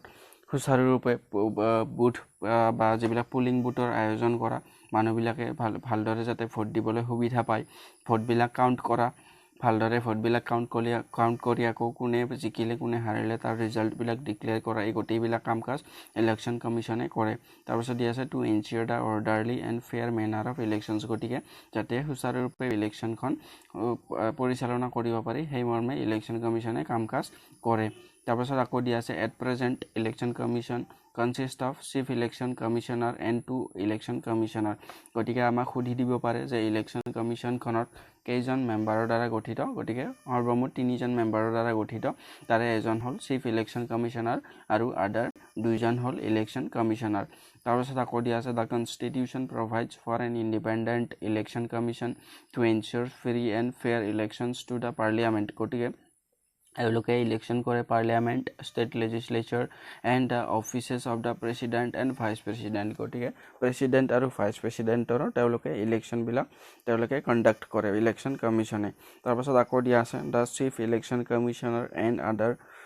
election commissioners are appointed by the president গতিকে দিছ ইজ ভেৰি ইম্পৰ্টেণ্ট গতিকে চিফ ইলেকশ্যন কমিশ্যনাৰ বা আদাৰ ইলেকশ্যন কমিশ্যনাৰবিলাকক কোনে এপইণ্ট কৰে গতিকে প্ৰেছিডেণ্টে এপইণ্ট কৰে আৰু তেওঁলোকৰ ছাৰ্ভিচ টাৰ্ম কিমান 6 বছৰৰ কাৰণে বা 65 years which ever is earlier গতিকে যদি তেওঁলোকৰ 65 ইয়াৰ্ছ আগতেই হয় 6 বছৰ কাৰ্যকাল সমাপ্ত নোহোৱাৰ আগতে তেতিয়াহ'লেও তেওঁলোকে ৰিটায়াৰ হ'ব লাগিব আৰু যদি তেওঁলোকে 62 ইয়াৰ্ছ হোৱাৰ আগেই তেওঁলোকে যদি 6 বছৰ কাৰ্যকাল সম্পূৰ্ণ কৰে তেতিয়াহ'লেও তেওঁলোকে ৰিটায়াৰ হ'ব লাগিব গতিকে 6 বছৰ তেওঁলোকৰ সাৰ্ভিস টাৰ্ম আৰু তেওঁলোকৰ ৰিটায়াৰমেন্টৰ বয়স 65 ইয়াৰ্স ধৰি দিয়া হৈছে আৰু তেওঁলোকক এপইন্ট কৰে প্ৰেসিডেন্টে গতিকে এইকেইটা আছিল ইলেকশন কমিশনৰ ৰিগাৰ্ডিং ইম্পৰ্টেন্ট কথা এক্সামৰ বাবে ইম্পৰ্টেন্ট আমি কি মনত ৰাখিব লাগিব যে ইলেকশন কমিশনখন এখন ইন্ডিপেন্ডেন্ট বডি আৰু তেওঁলোকে কনস্টিটিউশনৰ দ্বাৰা গঠন কৰা হৈছিল 25 জানুৱাৰী 1950 চনত তাৰপিছত ইলেকশন কমিশনখনৰ 3জন মেম্বাৰ থাকে এজন চিফ ইলেকশন কমিশনাৰ আৰু দুজন আদাৰ ইলেকশন কমিশনাৰ আৰু তেওঁলোকৰ দায়িত্ব হ'ল পুলিং বুথ অৰ্গানাইজ কৰা কাউন্টিং অফ ভোটস বা তেওঁলোকে ৰিজাল্ট ডিক্লেয়াৰ কৰা তেওঁলোকে এনশিওৰ কৰে যাতে অৰ্ডাৰলি আৰু ফেয়াৰ মেনাৰ অফ ইলেকশন হ'ব পাৰে বা ইলেকশন যাতে সুচাৰুৰূপে পৰিচালিত হ'ব পাৰে তাৰপিছত তেওঁলোকে ইলেক্টৰেল ৰোল বিলাক টাইম টু টাইম আপডেট কৰি থাকে তেওঁলোকে মেইনটেইন কৰে ইলেকশন বিলাক তাৰপিছত তেওঁলোকে বিভিন্ন ধৰণৰ মনিটৰ কৰে ইলেকশন কেম্পেইন বিলাক গতিকে বিভিন্ন ধৰণৰ কাম কাজ কৰে তেওঁলোকে পলিটিক্যাল পাৰ্টি বিলাকক ৰেজিষ্টাৰ কৰা বা তেওঁলোকে নমিনেশন ইস্যু কৰা পলিটিক্যাল পাৰ্টি বিলাকক সিম্বল ইস্যু কৰা গতিকে এই ধৰণৰ গোটেই কাম কাজ বিলাক ইলেকশন কমিশনে তেওঁলোকে নিজৰ হাতত লয় গতিকে এইবিলাক খুব বেছি ইম্পৰ্টেন্ট কথা আমি মনত ৰাখিব লাগিব আৰু ইলেকশন কমিশনৰ ক্ষেত্ৰত আমি মনত ৰাখিবলগীয়া খুব মোস্ট ইম্পৰ্টেন্ট কথা কেইটা হ'ল 25 জানুৱাৰী 1950 চনত গঠন কৰা হৈছিল তাৰপিছত 6 বছৰ তেওঁলোকৰ সাৰ্ভিস টাৰ্ম আৰু 65 ইয়াৰ্স আৰু they are appointed by the president আৰু ইলেকশন কমিশনৰ 3জন মেম্বাৰ থাকে এজন চিফ ইলেকশন কমিশনাৰ আৰু দুজন আদাৰ election commissioner this is very important গতিকে এইখিনি আছিল আমাৰ ইনফৰমেশন এবাউট ইলেকশন কমিশন গতিকে যদি ভিডিওটো ইনফৰমেটিভ পালে তেতিয়া হলে লাইক শেয়াৰ আৰু সাবস্ক্ৰাইব কৰি দিবলৈ নাপাহৰিব আৰু আগলৈকে ভিডিওবিলাক চাই থাকিবলৈ অনুৰোধ জনালো গতিকে থ্যাঙ্কস ফৰ ওয়াচিং নমস্কাৰ বন্ধুসকল আমি আলোচনা কৰি আছো ইণ্ডিয়ান পলিটি পইণ্ট ওয়াইজ যাতে আমি এক্সাম পাৰ্সপেক্টিভৰ বাবে কম সময়ৰ ভিতৰত যাতে আমি বেছি সংখ্যক কথা জানিব পাৰো আৰু এক্সামৰ বাবে ৰিলেভেন্ট কথা কিনিহে যাতে আমি অকল আলোচনা কৰিবলগীয়া হয় সেইবাবে আমি এই সিৰিজটো আলোচনা কৰিছো আৰু ইয়াৰ আগতে আমি বিভিন্ন ধৰণৰ কথাবিলাক আলোচনা কৰি আহিছো বিভিন্ন ধৰণৰ নতুন পাৰ্টত গতিকে আজিৰ এই পাৰ্টটোত আমি আলোচনা কৰিম ইউনিয়ন পাব্লিক সাৰ্ভিস কমিশন বা ইউপিএসসি হল এটা অৰ্গানাইজেশ্যন বা এটা কমিশন বা এটা অফিস যিয়ে বিভিন্ন ধৰণৰ সাৰ্ভিসৰ কাৰণে এক্সাম বিলাক কন্ডাক্ট কৰায় অল ইন্ডিয়া বেসিছত গতিকে তেওঁলোকৰ এপইন্টমেন্ট কেনে ধৰণে হয় কেতিয়া গঠন কৰা হৈছিল তেওঁলোকৰ সাৰ্ভিস কন্ডিশন কেনে ধৰণৰ সেই গোটেই কথাবিলাক আমি এই ভিডিওটোত আলোচনা কৰিম গতিকে আহক আমি ভিডিওটো আৰম্ভ কৰো গতিকে ইয়াত দিয়া আছে ইউনিয়ন পাব্লিক সাৰ্ভিস কমিশন বা ইউপিএসসি গতিকে ইয়াত এটা টাইপিং মিস্টেক আছে যোনটো ইয়াৰ 1050 হৈ আছে এটো 1950 হ'ব গতিকে এটো আমি 1950 বুলি ধৰি ললো sorry for the typing mistake দিয়া আছে with the promulgation of the new constitution for independent India on 26th January 1950 গতিকে এটো 1950 the Federal Public Service Commission was accorded a constitutional status as an autonomous entity and given the title Union Public Service Commission গতিকে প্ৰথমতে আছিল Federal Public Service Commission আৰু এই Federal Public Service Commission খনে হেখত গৈ নাম ললে ইউপিএসসি বা ইউনিয়ন পাব্লিক সাৰ্ভিস কমিশনৰ আৰু 26 জানুৱাৰী 1950 তে এই ইউনিয়ন পাব্লিক সাৰ্ভিস কমিশন বা ইউপিএসসি ৰ গঠন কৰা হৈছিল তাৰপিছত আকৌ দিয়া আছে দা chairman and other members of the UPSC are appointed by the president গতিকে this is very important information গতিকে ইউপিএসসি ৰ চেয়াৰম্যান আৰু আদাৰ মেম্বাৰ বিলাক এপইন্ট কৰা হয় প্ৰেসিডেন্টৰ দ্বাৰা and they hold office for a term of 6 years গতিকে তেওঁলোকে 6 ইয়াৰ্স বা 65 ইয়াৰ্স এই দুটালৈকে তেওঁলোকৰ অফিস টাৰ্ম বা অফিচৰ সময় তেওঁলোকৰ যদি সাৰ্ভিস কন্ডিশন প্ৰথমতে 6 বছৰ কমপ্লিট হয় তেওঁলোকে ৰিটায়াৰমেন্টত যাব লাগিব বা তেওঁলোকে যদি 6 বছৰ কমপ্লিট নকৰাৰ আগতে তেওঁলোকে 65 ইয়াৰ্স কমপ্লিট কৰে তেতিয়াও তেওঁলোকে ৰিটায়াৰমেন্টত যাব লাগিব গতিকে এইটো হল তেওঁলোকৰ সাৰ্ভিস কন্ডিশন তাৰপিছত আকৌ দিয়া আছে they are independent of the executive and legislature in the same manner as the জাজেছ অফ দা সুপ্ৰিম কোৰ্ট গতিকে সুপ্ৰিম কোৰ্টৰ জাজসকল যেনেকৈ লেজিসলেচাৰ বা আমাৰ বিধায়িকা আৰু কাৰ্যপালিকাৰ দ্বাৰা মুক্ত বা তেওঁলোকৰ কোনো ধৰণৰ প্ৰেছাৰ নাথাকে তেওঁলোকে ইন্ডিপেন্ডেন্ট হিচাপে কাম কৰিব পাৰে ইউপিএসসিও এটা ইন্ডিপেন্ডেন্ট বডি কনস্টিটিউশনৰ দ্বাৰা গঠন কৰা বা এটা কনস্টিটিউশনাল ইন্ডিপেন্ডেন্ট বডি বুলি আমি ক'ব পাৰো যাৰ ওপৰত এক্সিকিউটিভ বা লেজিসলেচাৰৰ কোনো ধৰণৰ প্ৰেছাৰ নাথাকে তেওঁলোকে ইন্ডিপেন্ডেন্ট হিচাপে কামকাজ কৰিব পাৰে তাৰপিছত আকৌ দিয়া আছে age of retirement of a member of public service commission of a state or joint commission in 62 years is 62 years গটিকে ইয়াত জয়েন্ট কমিশন মানে কোৱা হৈছে আমি ধৰিলো এ আৰু বি বা এ বি সি এই তিনিখন ষ্টেট বা এ বি আমি দুখন ষ্টেট বুলি ধৰি ললো যদি এই দুয়োখন ষ্টেটৰ যিবিলাক পাব্লিক সাৰ্ভিস আছে সেইবিলাক এক্সাম কন্ডাক্ট কৰাৰ বাবে এই দুয়োখন ষ্টেটৰ বাবে বা এই তিনিখন ষ্টেটৰ বাবে এটাই মাত্ৰ পাব্লিক সাৰ্ভিস কমিশন থাকে আৰু এই এটা পাব্লিক সাৰ্ভিস কমিশনে যদি দুই তিনিখন ষ্টেটৰ বাবে এক্সাম কন্ডাক্ট কৰে তেতিয়া হলে সেইখন হ'ব জয়েন্ট সাৰ্ভিস কমিশন বা জয়েন্ট পাব্লিক সাৰ্ভিস কমিশন গটিকে কোনো ধৰণৰ এখন ষ্টেটৰ এখন ইন্ডিপেন্ডেন্ট ষ্টেট পিসিএস বা ষ্টেট পাব্লিক সাৰ্ভিস কমিশন এখন থাকে গটিকে এই ষ্টেট পাব্লিক সাৰ্ভিস কমিশন বা জয়েন্ট পাব্লিক সাৰ্ভিস কমিশনৰ যিবিলাক মানুহ এপইন্ট হয় বা তেওঁলোকৰ যিবিলাক কমিশনাৰ থাকে তেওঁলোকৰ ৰিটায়াৰমেন্টৰ এজ হল 62 ইয়াৰ্স গটিকে সেই ক্ষেত্ৰত আমি ইয়াত এটা ডিফাৰেন্স দেখিবলৈ পাও আৰু এই ডিফাৰেন্সটো আমি মনত ৰাখিবলগীয়া খুব বেছি ইম্পৰ্টেন্ট ইনফৰমেশন আমাক কনফিউজ কৰাৰ কাৰণে খুদি দিব পাৰে যেতিয়া আমি কম ইউপিএসসিত কাম কৰা মানুহবিলাকৰ বা ইউপিএসসিৰ যিবিলাক কমিশনাৰ থাকে বা আদাৰ মেম্বাৰ থাকে তেওঁলোকৰ ৰিটায়াৰমেন্টৰ এজ হল 65 ইয়াৰ্স আৰু অফিস টাৰ্ম হল 6 ইয়াৰ্স কিন্তু যিবিলাক জয়েন্ট পাব্লিক সাৰ্ভিস কমিশন থাকে বা যিবিলাক ষ্টেট পাব্লিক সাৰ্ভিস কমিশন থাকে তেওঁলোকৰ কিন্তু ৰিটায়াৰমেন্টৰ এজ 62 ইয়াৰ্স গটিকে এওঁলোকতকৈ 3 বছৰ কম গটিকে এই কথাটো খুব বেছি ইম্পৰ্টেন্ট আমি মনত ৰাখিবলগীয়া তাৰপিছত আকৌ দিয়া আছে UPSC মেম্বাৰ্স can resign by addressing their letter of resignation to the president গটিকে ইউপিএসসি মেম্বাৰ সকল বা ইউপিএসসিৰ কমিশনাৰ বা চিফ ইউপিএসসিৰ চিফ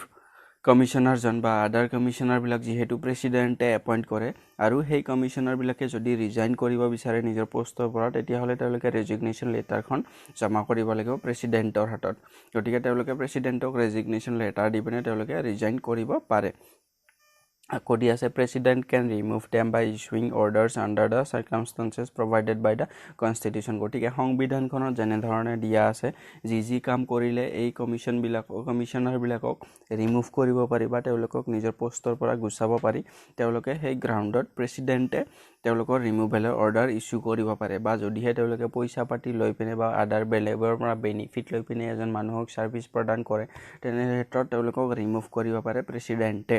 তাৰপিছত আকৌ দিয়া আছে to conduct exams for appointment to services under the union গটিকে তেওঁলোকৰ কাম কাজ হল ইউনিয়নৰ বিভিন্ন ধৰণৰ সাৰ্ভিস বিলাকৰ বাবে এক্সাম কন্ডাক্ট কৰা তাৰপিছত এডভাইস দা প্ৰেসিডেন্ট গটিকে প্ৰেসিডেন্টক এডভাইস প্ৰদান কৰা in matters relating to appointment গটিকে এপইন্টমেন্টৰ ক্ষেত্ৰত promotion transfer from one services to another of civil servants গটিকে এইবিলাক ক্ষেত্ৰত যদি প্ৰেসিডেন্টক ইউপিএসসি এডভাইস প্ৰদান কৰে কিন্তু প্ৰেসিডেন্টে মেন্ডেটৰি হিচাপে বা প্ৰেসিডেন্টে যে সেই এডভাইস মানিবই লাগিব হেনুকা ধৰণৰ কোনো ধৰাবন্ধা নাথাকে তাৰপিছত আকৌ দিয়া আছে all disciplinary matters affecting person in the service of the union গটিকে তেওঁলোকে এই কাম কাজ বিলাকো চোৱাচিতা কৰে আকৌ দিয়া আছে matters regarding award of pension and award in respect to injuries sustained during service under the government গটিকে তেওঁলোকে সাৰ্ভিস যদি মানুহ এজনে সেই সাৰ্ভিস কৰি থকা সময়তে তেওঁলোকে ইনজুৰি হয় বা তেওঁলোকৰ বিভিন্ন ধৰণৰ শাৰীৰিক ক্ষতি হয় তেতিয়া হলে কেনে ধৰণৰ কন্ডিশন হ'ব এই গোটেই কথাবিলাকৰ ওপৰত তেওঁলোকৰ ইউপিএসসিয়ে নিজৰ কামকাজ বিলাক চলায় গতিকে এইবিলাক তেওঁলোকৰ দায়িত্বৰ আন্ডাৰত পৰে গতিকে এইখিনি আছিল আমাৰ ইউপিএসসি ৰিগাৰ্ডিং ইম্পৰ্টেন্ট ইনফৰমেশন আমি এক্সামৰ বাবে মন কৰিবলগীয়া কথাবিলাক হল 26 জানুৱাৰী 1950 ইউপিএসসিৰ গঠন কৰা হৈছিল আৰু ফেডাৰেল পাব্লিক সাৰ্ভিস কমিশনে পিছত গৈ ইউপিএসসি ফৰ্ম কৰে বা ইউপিএসসি নামাকৰণ কৰে ইউনিয়ন পাব্লিক সাৰ্ভিস কমিশন হিচাপে ইউপিএসসি চেয়াৰম্যান আৰু আদাৰ কমিশন আদাৰ মেম্বাৰ বিলাকক এপইন্ট কৰে প্ৰেসিডেন্টে আৰু তেওঁলোকৰ সাৰ্ভিস টাৰ্ম হল 6 ইয়াৰ্স বা 65 ইয়াৰ্স আকৌ যিবিলাক আমাৰ জয়েন্ট পাব্লিক সাৰ্ভিস কমিশন আছিল দুখন বা আদাৰ ষ্টেটৰ কাৰণে আৰু যিবিলাক পাব্লিক সাৰ্ভিস কমিশন আছিল ষ্টেটৰ বাবে তেওঁলোকৰ কিন্তু ৰিটায়াৰমেন্টৰ এজ আছিল 62 ইয়াৰ্স হুৱেৰেজ আমাৰ ৰিটায়াৰমেন্টৰ এজ ইউপিএসসিৰ মেম্বাৰ বিলাকৰ আছিল 65 ইয়াৰ্স গতিকে এইটো মন কৰিবলগীয়া কথা আছিল গতিকে আৰু তেওঁলোকে ইউপিএসসিৰ মেম্বাৰ বিলাকে ৰিজাইন কৰিব পাৰে তেওঁলোকে ৰেজিগনেশ্যন লেটাৰ প্ৰেসিডেন্টক সাবমিট কৰি পিনে গতিকে এইবিলাক আছিল আমি ইউপিএসসিৰ ৰিগাৰ্ডিং জানিবলগীয়া কথাবিলাক গতিকে আজি আমি এই ভিডিঅটোত আলোচনা কৰিলো ইউপিএসসিৰ বিষয়ে গতিকে যদি ভিডিঅটো ইনফৰমেটিভ আছিল তেতিয়া হলে লাইক শেয়াৰ আৰু সাবস্ক্ৰাইব কৰি দিবলৈ নাপাহৰিব আৰু আগলৈকে ভিডিঅ'বিলাক চাই থাকিবলৈ অনুৰোধ জনালো থ্যাঙ্কস ফৰ ওয়াচিং নমস্কাৰ বন্ধুসকল আমি আলোচনা কৰি আছো ইণ্ডিয়ান পলিটি পইণ্ট ওয়াইজ যাতে আমি প্ৰত্যেকটা এক্সামৰ বাবে যিবিলাক ইম্পৰ্টেন্ট ইণ্ডিয়ান কনস্টিটিউচনৰ কথা থাকে সেই কথাবিলাক আমি জানিব পাৰো অতি সংক্ষেপে আৰু এক্সামত যাতে আমি ইয়াৰ ৰিলেটেড কোৱেশ্চন বিলাক এটেম্প্ট কৰিব পাৰো আৰু সেই পৰিপ্ৰেক্ষিততে আমি বিভিন্ন ধৰণৰ পাৰ্টত আমি বিভিন্ন ধৰণৰ ইম্পৰ্টেণ্ট কথাবিলাক পাৰ্ট ৱাইজ আলোচনা কৰি আহি আছোঁ। আজিৰ এই পাৰ্টটোত আমি চেণ্ট্ৰেল ইনফৰমেশ্যন কমিশ্যন বা CICৰ বিষয়ে আলোচনা কৰিম। কেনেধৰণে চেণ্ট্ৰেল ইনফৰমেশ্যন কমিশ্যন গঠন কৰা হয় আৰু কিয় গঠন কৰা হয়, ইয়াৰ কাম কি, এই গোটেই কথাবিলাক আমি এই ভিডিঅ'টোত জানিবলৈ চেষ্টা কৰিম। গতিকে আহক ভিডিঅ'টো আমি আৰম্ভ কৰোঁ। গতিকে ইয়াত দিয়া আছে, আমি দেখিবলৈ পাই আছোঁ চেণ্ট্ৰেল ইনফৰমেশ্যন কমিশ্যন বা CIC। গতিকে এইটো এটা বডি বা আমি এইটো ছিষ্টেম এটা বুলি ক'ব পাৰোঁ বা এটা অফিচ, যোনটোৰ কাম হ'ল ইনফৰমেশ্যন, মানুহৰ কমপ্লেইনবিলাক। আমি জানো 2005 চনত RTI 2005 চনত RTI এক্ট পাছ হৈছিলে বা ৰাইট টু ইনফৰমেশ্যন এক্ট। এই ৰাইট টু ইনফৰমেশ্যন এক্টৰ জৰিয়তে যদি গভৰ্ণমেণ্ট, আমি ধৰি ল'লোঁ এইটো এটা গভৰ্ণমেণ্টৰ অফিচ আৰু ইয়াত বিভিন্ন ধৰণৰ মানুহবিলাকে কাম কৰে, এজন সাধাৰণ নাগৰিক, এই RTI এক্টখনৰ জৰিয়তে এই মানুহজনে এখন ৰিপৰ্ট বা এখন এপ্লিকেশ্যন ফাইল কৰিব পাৰিব। এই অফিচটোত কি কি কাম কাজ চলে বা কেনেধৰণৰ কাম কাজ চলে বা ক'ত কিমান টকা খৰচ হয়, সেই গোটেই ইনফৰমেশ্যনখিনি এই মানুহজনে পাবৰ বাবে এপ্লিকেশ্যন এখন দিব পাৰে। আৰু এই গভৰ্ণমেণ্টৰ এই অৰ্গেনাইজেশ্যনটোৱে বা এই অফিচটোৰ মানুহ এজনৰ ৰেছপঞ্চিবিলিটি থাকে যাতে উইদিন 30 days 30 দিনৰ ভিতৰত এই মানুহজনে জানিব খোজা ইম্পৰ্টেণ্ট যিখিনি কথা আছিলে সেই গোটেই কথাখিনি 30 দিনৰ ভিতৰত তেওঁক জনাব লাগিব। কিন্তু কেতিয়াবা যদি কিবা ক্ষেত্ৰত এই মানুহজনে বা অফিচিয়েলজনে সাধাৰণ নাগৰিকজনক তেওঁ বিচাৰিব খোজা ইনফৰমেশ্যনখিনি নজনায়, তেতিয়াহ'লে এই চেণ্ট্ৰেল ইনফৰমেশ্যন কমিশ্যন গঠন কৰা হয় এই মানুহজনৰ কমপ্লেইনখিনি শুনাৰ বাবে। গতিকে এই চেণ্ট্ৰেল ইনফৰমেশ্যন কমিশ্যনৰ কাম কি, গতিকে আমি ইয়াত ভালদৰে জানিম। ইয়াত দিয়া আছে right to information becomes act in 2005। গতিকে 2005 চনত RTI এক্ট বা right to information act pass হৈছিলে। এই ইনফৰমেশ্যনটো খুব বেছি দৰকাৰী, এক্সামৰ বাবে ইম্পৰ্টেণ্ট। আমাক সুধি দিব পাৰে RTI বা ৰাইট টু ইনফৰমেশ্যন এক্ট কেতিয়া পাছ হৈছিলে, 2005 চনত। তাৰপাছত আকৌ দিয়া আছে the aim is to make the government মোৰ ট্ৰান্সপাৰেণ্ট ইন ইটছ ৱৰ্কিং। গতিকে এই ৰাইট টু ইনফৰমেশ্যন এক্টখনৰ জৰিয়তে মানুহে এপ্লিকেশ্যন ফাইল কৰি পিনে গভৰ্ণমেণ্টৰ অফিচবিলাকৰ কেনেধৰণে কাম কাজ আগবাঢ়িছে, ক'ত কিমান টকা খৰচ হৈছে, সেই গোটেই কথাবিলাক জানিব পাৰে। আৰু এই এক্টখনৰ মূল লক্ষ্যটোৱেই হ'ল যাতে গভৰ্ণমেণ্টক ট্ৰান্সপাৰেণ্ট কৰিব পাৰি বা গভৰ্ণমেণ্টৰ কাম কাজবিলাক যাতে মানুহবিলাকে গম পায়।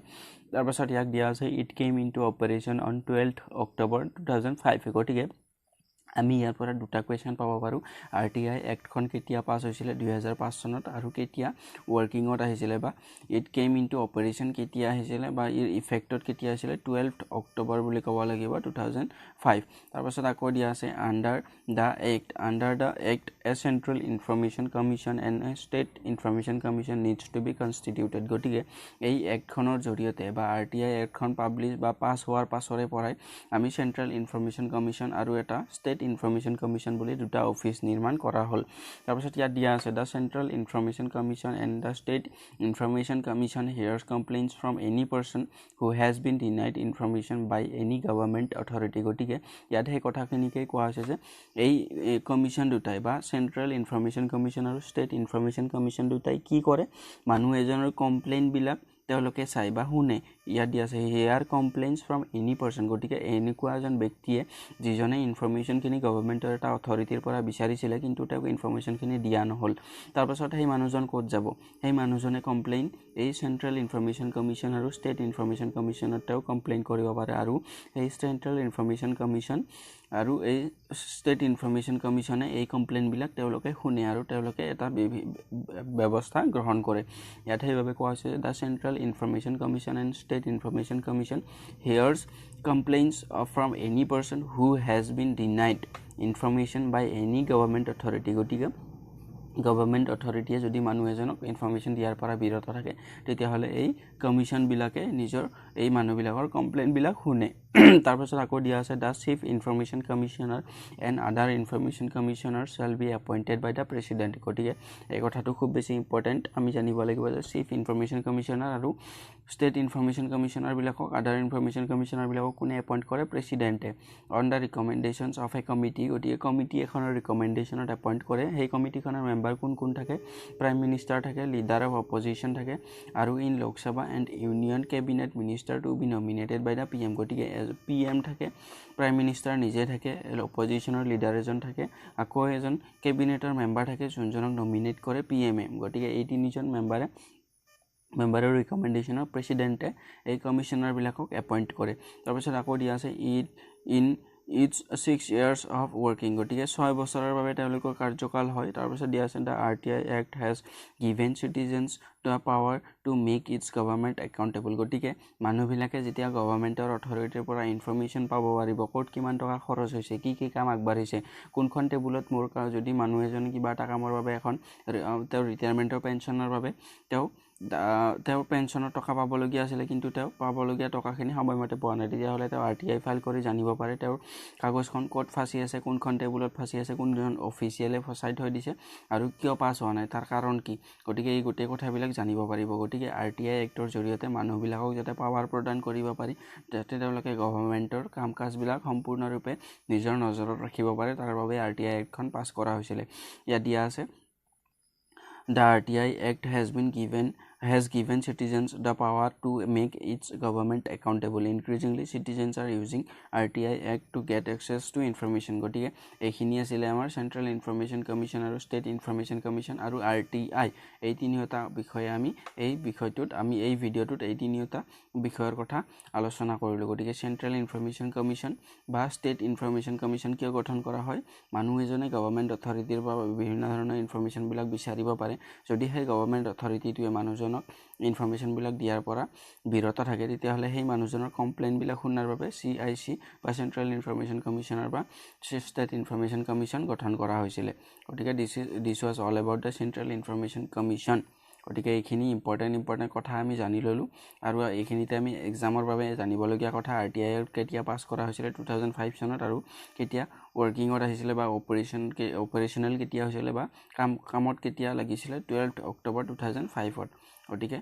এইখিনি আছিলে আমাৰ চেন্ট্ৰেল ইনফৰমেশ্যন কমিশ্যনৰ লগত ৰিলেটেড ইনফৰমেশ্যনখিনি গতিকে ভিডিঅ'টো চাই যদি ইনফৰমেটিভ পালে তেতিয়াহ'লে লাইক শ্বেয়াৰ আৰু ছাবস্ক্ৰাইব কৰি দিবলৈ নাপাহৰিব আৰু আগলৈকে ভিডিঅ'বিলাক চাই থাকিবলৈ অনুৰোধ জনালোঁ গতিকে থেংকছ ফৰ ৱাচিং নমস্কাৰ বন্ধুসকল আমি আলোচনা কৰি আছোঁ ইণ্ডিয়ান পলিটি পইণ্ট ৱাইজ যাতে আমি ইণ্ডিয়ান পলিটিৰ বা আমাৰ ইণ্ডিয়ান কনষ্টিটিউশ্যন বুলি যিবিলাক এক্সামত আমাৰ চিলেবাছত আমি এই ছেকশ্যনটো পাব পাৰোঁ তাত আমি ইণ্ডিয়ান পলিটি বুলিও পাব পাৰোঁ আকৌ আমি ইণ্ডিয়ান কনষ্টিটিউশ্যন বুলি পাব পাৰোঁ এই দুয়োটা ছেকশ্যনৰে আমি যিবিলাক ইম্পৰ্টেণ্ট কুৱেশ্যন আছে সেই গোটেইবিলাক আমি এই চিৰিজটোত আলোচনা কৰি আছোঁ যাতে আমি খুব সংক্ষেপে আমাৰ এক্সামৰ বাবে বা পৰীক্ষাত লাগতিয়াল কথাবিলাক আমি অতি কম সময়ৰ ভিতৰত যাতে কভাৰ কৰি ল'ব পাৰোঁ গতিকে সেই পক্ষতে আমি যিখন আমাৰ আৰিহান্ত পাব্লিকেশ্যনৰ জিকে বুক আছে সেইখন আমি প্ৰত্যেকটা এক্সামৰ বাবে খুব বেছি দৰকাৰী কিতাপ বুলি ক'ব পাৰোঁ আৰিহান্ত পাব্লিকেশ্যন বা লুচেণ্টৰ আমি জিকে বুক দুয়োখনৰ এখন হ'লে হৈ যায় গতিকে আমি আৰিহান্তৰখন আলোচনা কৰি আছোঁ ইয়াৰ পিছত আমি লুচেণ্টৰখনো আলোচনা কৰিম গতিকে ইয়াত আজিৰ টপিকটো হ'ল পঞ্চায়তী ৰাজ গতিকে পঞ্চায়তী ৰাজ কেতিয়া আহিল আমাৰ কনষ্টিটিউশ্যনেল ষ্টেটাছ কেতিয়া পালে কোনখন এমেণ্ডমেণ্টৰ জৰিয়তে পঞ্চায়তী ৰাজ বিষয়টো ভাৰতবৰ্ষৰ সংবিধানখনত ইনক্লুড কৰা হ'ল আৰু আমি ইয়াৰ লগত জড়িত বিভিন্ন ধৰণৰ কথাবিলাক এক্সামৰ বাবে জৰুৰী যিমানখিনি কথা থাকে গোটেইখিনি আমি অতি সংক্ষেপে আলোচনা কৰিম গতিকে আহক আমি ভিডিঅ'টো আৰম্ভ কৰোঁ গতিকে ইয়াত দিয়া আছে পঞ্চায়তী ৰাজ গতিকে আমি পঞ্চায়তী ৰাজ বুলিলে কি বুজোঁ যেতিয়া আমি গাঁও অঞ্চলত পঞ্চায়তী ৰাজ বুলিলে আমি বুজিব লাগিব যে সকলোতকৈ যোনটো লোকেল গভৰ্ণমেণ্ট বুলি কওঁ আমি গাঁও এখনে যাতে নিজৰ প্ৰব্লেমবিলাক চৰকাৰখনক নজনোৱাকৈ গাঁৱৰ ভিতৰত এখন যাতে সৰু চৰকাৰ থাকে আৰু তাৰ দ্বাৰাই যাতে এই গাঁৱৰ সৰু প্ৰব্লেমবিলাক ভালদৰে ছল্ভ কৰিব পাৰি তাৰ সেই বিষয়টো আগত ৰাখিয়ে পঞ্চায়তী ৰাজ বুলি এই বিষয়টো মহাত্মা গান্ধীৰ যোনটো ড্ৰিম আছিলে স্বৰাজ বা গাঁও অঞ্চলৰ প্ৰব্লেমবিলাক যাতে নিজে গাঁওবাসীয়ে নিজৰ মতে ছল্ভ কৰিব পাৰে গতিকে এনেধৰণৰ কথাবিলাক আগত লক্ষ্য হিচাপে ৰাখি এই পঞ্চায়তী ৰাজ বিষয়টো ইন্ট্ৰডিউচ কৰা হৈছিলে গতিকে ইয়াত দিয়া ইনফৰমেশ্যনবিলাক এনেধৰণৰ ইয়াত দিয়া আছে Panchayats constitute functional institutions of grassroots governance in village. Grassroots মানে সকলোতকৈ যোনটো মানুহৰ জীৱনৰ লগত জড়িত বা সকলোতকৈ যোনটো তলৰ খাপৰ বা যাতে মানুহৰ আশে-পাশে থকা যোনটো ছিষ্টেম সেইটো আমি গ্ৰাছৰুট ছিষ্টেম বুলি কওঁ ইয়াত দিয়া আছে যোনটো আমাৰ ভিলেজ লেভেলৰ যোনটো আমাৰ সকলোতকৈ যিবিলাক নিম্ন মানুহবিলাকৰ যিবিলাক লোকেল প্ৰব্লেম থাকে ধৰক গাঁও এখনত এটা পানী যোৱাকৈ এটা পুল লাগে বা গাঁও এখনত এটা লাইটৰ প্ৰয়োজন সেই কথাটো আমি চৰকাৰক জনাম চৰকাৰৰ ফালৰ পৰা সুবিধা আহিব আকৌ লাইটটো লগাব তেতিয়াহ'লে এটা সৰু কামৰ বাবে 2-3 বছৰ লাগি যাব পাৰে কিন্তু গাঁও এখনৰ যদি নিজৰ মাজতে সেই পাৱাৰটো থাকে তেতিয়াহ'লে গাঁওবাসীয়ে নিজৰ প্ৰয়োজন অনুসৰি গোটেই নিজৰ লাগতিয়াল কাম কাজবিলাক অতি সহজে কম সময়ৰ ভিতৰত প্ৰব্লেমবিলাক সলভ কৰি ল'ব পাৰে গতিকে সেইটোকে কোৱা হয় গ্ৰাছৰুট যোনটো গভৰ্নেন্স বুলি কোৱা হয় গতিকে ইয়াত সেইভাবে দিয়া আছে পঞ্চায়ত কনষ্টিটিউট ফাংচনেল ইনষ্টিটিউশনছ গতিকে ফাংচনেল ইনষ্টিটিউশনছ মানে কি আমাৰ যোনটো পঞ্চায়তী ৰাজ তাৰ বিভিন্ন ধৰণৰ ফাংচন থাকে বা তেওঁলোকৰ বিভিন্ন ধৰণৰ দায়িত্ব থাকে ইয়াত দিয়া আছে institutions of grassroot governance in villages গতিকে আমাৰ গাঁও অঞ্চলবিলাকত ফাংচনেল ইউনিট বা ইনষ্টিটিউশন এটা গভৰ্ণমেণ্টৰ আকৌ ইয়াত দিয়া আছে the Balwant Rai Mehta committee January 1957 recommended that decision making should be decentralized and elected local bodies should be established গতিকে decentralized শব্দটোৰ অৰ্থ কি যদিহে পাৱাৰ গোটেই পাৱাৰ যদি এডমিনিষ্ট্ৰেটিভ বা শাসন প্ৰণালীৰ আইন বনোৱা আইন কাৰ্যকৰী কৰা এই গোটেইবিলাক কাম কাজ যদি এটা অৰ্গেনাইজেশ্যন বা এটা ইনষ্টিটিউশ্যনত থাকে তেতিয়াহ'লে তেতিয়া ক'ব সেইটো পাৱাৰৰ চেন্ট্ৰেলাইজেশ্যন বা গোটেইবিলাক পাৱাৰ আহি এটা চেণ্টাৰতেই লগ লাগিছে গতিকে যদি ইয়াৰ পৰা আমি দেখিবলৈ ইয়াত এটা চেণ্টাৰ আছে এই চেণ্টাৰটোৰ পৰা কিছু অঞ্চলৰ এডমিনিষ্ট্ৰেটিভ কাম কাজবিলাক এই চেণ্টাৰটোক দিয়া হ'ল আকৌ এই চেণ্টাৰটোক আকৌ কিছু কাম কাজ দিয়া হ'ল গতিকে তেনেদৰে যদি নিজৰ পাৱাৰবিলাক ডিভাইড কৰে তেতিয়াহ'লে সেইটো হ'ব ডিচেন্ট্ৰেলাইজেশ্যন বুলি কওঁ আমি পাৱাৰৰ ডিচেন্ট্ৰেলাইজেশ্যন মানে ডিভাইড কৰি দিয়া সকলোকে কিছু পাৱাৰ প্ৰদান কৰা গতিকে এইভাবে বলৱন্ত ৰায় মেহতা কমিটিয়ে সাজেষ্ট কৰিছিলে বা ৰিকমেণ্ড কৰিছিলে 1957ত যাতে ডিসিশন মেকিং শুড বি ডিসেন্ট্ৰেলাইজ গতিকে ডিসিশন মেকিং গাঁও এখনৰ প্ৰব্লেমটো সলভ কৰাৰ বাবে যাতে চৰকাৰ এখনৰ ওপৰত তেওঁলোকে নিৰ্ভৰশীল হৈ থাকিব নালাগে গতিকে ডিসিশন লোৱাৰ পাৱাৰ যাতে গাঁও এখনৰ লেভেলত তেওঁলোকৰো থাকে গতিকে সেই কথাটো বলৱন্ত ৰায় মেহতা কমিটিয়ে 1957ত ৰিকমেণ্ড কৰিছিলে decision making should be decentralised and elected local body should be established গতিকে যাতে মানুহৰ দ্বাৰা নিৰ্বাচিত এখন ইলেক্টেড লোকেল বডি থাকে যিখনে মানুহৰ প্ৰব্লেমবিলাক শুনিব পাৰে বা সলভ কৰিব পাৰে হেনুকা এখন বডি এষ্টাব্লিছ হ'ব লাগে বুলি বলৱন্ত ৰায় মেহতা কমিটিয়ে 1957 চনত সাজেষ্ট কৰিছিলে বা ৰিকমেণ্ড কৰিছিলে তাৰ পাছত আকৌ দিয়া আছে however the panchayat raj institutions বা shortly আমি PRIs বুলি ক'ব পাৰো could not develop as it was expected to do so গতিকে পঞ্চায়ত ৰাজ আমি বা পঞ্চায়তী ৰাজে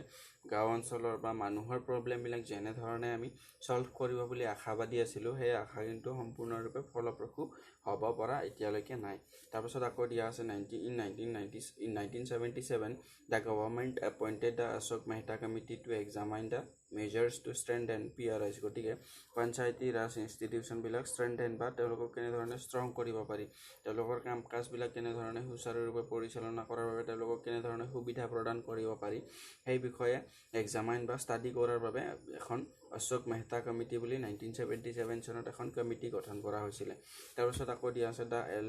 LM সিংভি কমিটি ইন 1986 গতিকে 1986 চনত LM সিংভি কমিটিয়ে ৰিকমেণ্ড কৰিছিলে constitutional status for local bodies যোনটো আমি বৰ্তমানে পঞ্চায়ত বুলি কওঁ বা পঞ্চায়তী ৰাজ বুলি কওঁ সেই এনেকুৱা এখন লোকেল বডি কনষ্টিটিউচনেল ষ্টেটাছ দিবলৈ তেওঁ ডিমাণ্ড কৰিছিলে বা ৰিকমেণ্ড কৰিছিলে যাতে সংবিধানৰ জৰিয়তে এটা ইনষ্টিটিউচন সাংবিধানিক দৰ্জা পায় বা সাংবিধানিক মৰ্যাদা পায় গতিকে সেই কথাটো 1986 চনত LM সিংভি কমিটিয়ে ৰিকমেণ্ড কৰিছিলে তাৰ পাছত আকৌ দিয়া আছে দা constitution 73rd Amendment Act 1992 inserted a new part 9 into the Constitution গতিকে আমাৰ সংবিধানখনৰ আমি জানো part 9 আমি ইতিমধ্যে প্ৰিভিয়াছ যোনটো আমি সংবিধানৰ পাৰ্ট আৰু আৰ্টিকেল বিলাক আলোচনা কৰিছিলো সেই পাৰ্টটোত আমি part 9ত আমি ইতিমধ্যে আলোচনা কৰিছিলো যে part 9ত আমি পঞ্চায়তী ৰাজৰ লগত ডিল কৰে part 9 আৰু এই part 9 টো ইনক্লুড কৰা হৈছিল 73rd Constitutional Amendment Actৰ জৰিয়তে 1992 চনত গতিকে this is very important information from the exam perspective তাৰপিছত আকৌ দিয়া আছে some of the salient features of the part 9 গতিকে part 9ত থকা কিছু কথা ইয়াত উল্লেখ কৰা আছে আমি সেইখিনি কথা চাই লম ইয়াত দিয়া আছে the term of the panchayats is 5 year unless dissolved earlier গতিকে আগতেও ই পঞ্চায়তৰ ইলেকশ্যন কিবা কাৰণত ডিজলভ হ'ব পাৰে কিন্তু জেনাৰেলি ইয়াৰ টাৰ্ম হ'ল 5 বছৰ এইটো আমি মনত ৰাখিবলগীয়া কথা তাৰপিছত আকৌ দিয়া আছে switch shall be compulsorily reserved for the scheduled tribes and scheduled caste গতিকে ST আৰু SC ৰ বাবে পঞ্চায়তৰ সিট ৰিজাৰ্ভ থাকিব হেতু কম্পালসৰি তাৰপিছত আকৌ দিয়া আছে seats to be reserved for the backward classes is left at the discretion of the state government গটিকে backward classৰ তেওঁলোকৰ seat reserve থাকিব বুলি ইয়াত কোৱা হৈছে গটিকে আমি মনত ৰাখিব লাগিব যে পঞ্চায়তী ৰাজ বা পঞ্চায়তৰ কাৰ্যকাল হ'ল 5 বছৰ আৰু ST SC আৰু backward classৰ বাবে seat বিলাক reserve থাকে তাৰপিছত আকৌ দিয়া আছে there is a provision of state finance commission to review the financial position of panchayats and recommended grant in each গটিকে আমাৰ পঞ্চায়ত বিলাকৰ ফাইনান্সিয়েল এইড বা তেওঁলোকৰ যিবিলাক ফান্ড থাকে তেওঁলোকে গাঁও অঞ্চলত কিছু কাম কাজ কৰিবলৈ হ'লে তেওঁলোকক নিশ্চয় ফাণ্ডৰ প্ৰয়োজন হ'ব বা টকা পইচাৰ প্ৰয়োজন হ'ব সেই টকা পইচাৰ ক্ষেত্ৰতো ষ্টেট ফাইনান্স কমিশনে লক্ষ্য কৰে বা তেওঁলোকে এক্সামাইন কৰে আৰু তেওঁলোকে এওঁলোকক ফাইনান্সিয়েল এইড বা গ্ৰেণ্ট প্ৰদান কৰাৰ দায়িত্ব ষ্টেট ফাইনান্স কমিশনৰ গতিকে সেই কথাটো আমি মনত ৰাখিব লাগিব আমাক সুধি দিব পাৰে যে পঞ্চায়ত বিলাকক ফাইনান্স গ্ৰেণ্ট বা ফাইনান্স এইড কোনে দিয়ে এতিয়া আমি ক'ব লাগিব ষ্টেট ফাইনান্স কমিশনে ৰিভিউ কৰে আৰু তেওঁলোকে এওঁলোকক পঞ্চায়ত বিলাকক ফাইনান্সিয়েলি হেল্প বা এইড প্ৰদান কৰে তাৰপিছত আকৌ দিয়া আছে 1/3 of the seats are reserved for women গতিকে পঞ্চায়তৰ 1/3 seat উমেনৰ বাবে ৰিজাৰ্ভ থাকে আমি সেইবাবে যিবিলাক পঞ্চায়ত ইলেকশ্যন থাকে বা পঞ্চায়তৰ যিবিলাক ৰিপ্ৰেজেন্টেটিভ থাকে তেওঁলোকৰ সেই ক্ষেত্ৰত আমি উমেনৰ পাৰ্টিচিপেশ্যন খুব বেছি দেখিবলৈ পাওঁ তাৰপিছত ইয়াত কোৱা হৈছে a state election commission is headed by the state election commissioner shall conduct elections for the panchayat গতিকে এই কথাটো আমি জানিবলগীয়া যে পঞ্চায়তৰ ইলেকশ্যন কোনে কণ্ডাক্ট কৰে আমি জানিব লাগিব আমাক সুধি দিব পাৰে পঞ্চায়তৰ ইলেকশ্যন কোনে কণ্ডাক্ট কৰে তেতিয়া আমি ক'ব লাগিব যে যোনটো ষ্টেট ইলেকশ্যন কমিশ্যন থাকে ষ্টেটৰ ইলেকশ্যন কমিশ্যন থাকে হেডেড বাই ষ্টেট ইলেকশ্যন কমিশ্যনাৰ গতিকে ষ্টেট ইলেকশ্যন কমিশ্যনাৰৰ নেতৃত্বত যোনখন আমাৰ ষ্টেট ইলেকশ্যন কমিশ্যন থাকে তেওঁলোকৰ দায়িত্ব পঞ্চায়তৰ ইলেকশ্যনবিলাক তেওঁলোকে সুচাৰুৰূপে চলোৱাটো তেওঁলোকৰ ষ্টেট ইলেকশ্যন কমিশ্যনৰ দায়িত্ব তাৰপিছত আকৌ দিয়া আছে the constitution has provided for 3-tier system of panchayat at the village intermediate and district level গতিকে ডিষ্ট্ৰিক্ট আমি জিলা পৰীক্ষাত পাব পাৰোঁ তাৰপিছত আমি ব্লক হিচাপত পাব পাৰোঁ আকৌ আমি ভিলেজত পঞ্চায়ত পাব পাৰোঁ গতিকে এই গোটেই কথাবিলাক আমি নেক্সট স্লাইডত আলোচনা কৰিম ইয়াত দিয়া আছে 3-tier চিষ্টেমত আমি পাম ভিলেজ পঞ্চায়ত তাৰপিছত আকৌ পাম ব্লক এণ্ড পঞ্চায়ত সমিতি তাৰপিছত আকৌ পাম আমি জিলা পৰীক্ষাত গতিকে এই তিনিওটা বিষয় আমি আলোচনা কৰিম ইয়াত দিয়া আছে 3-tier ইয়াত দিয়া আছে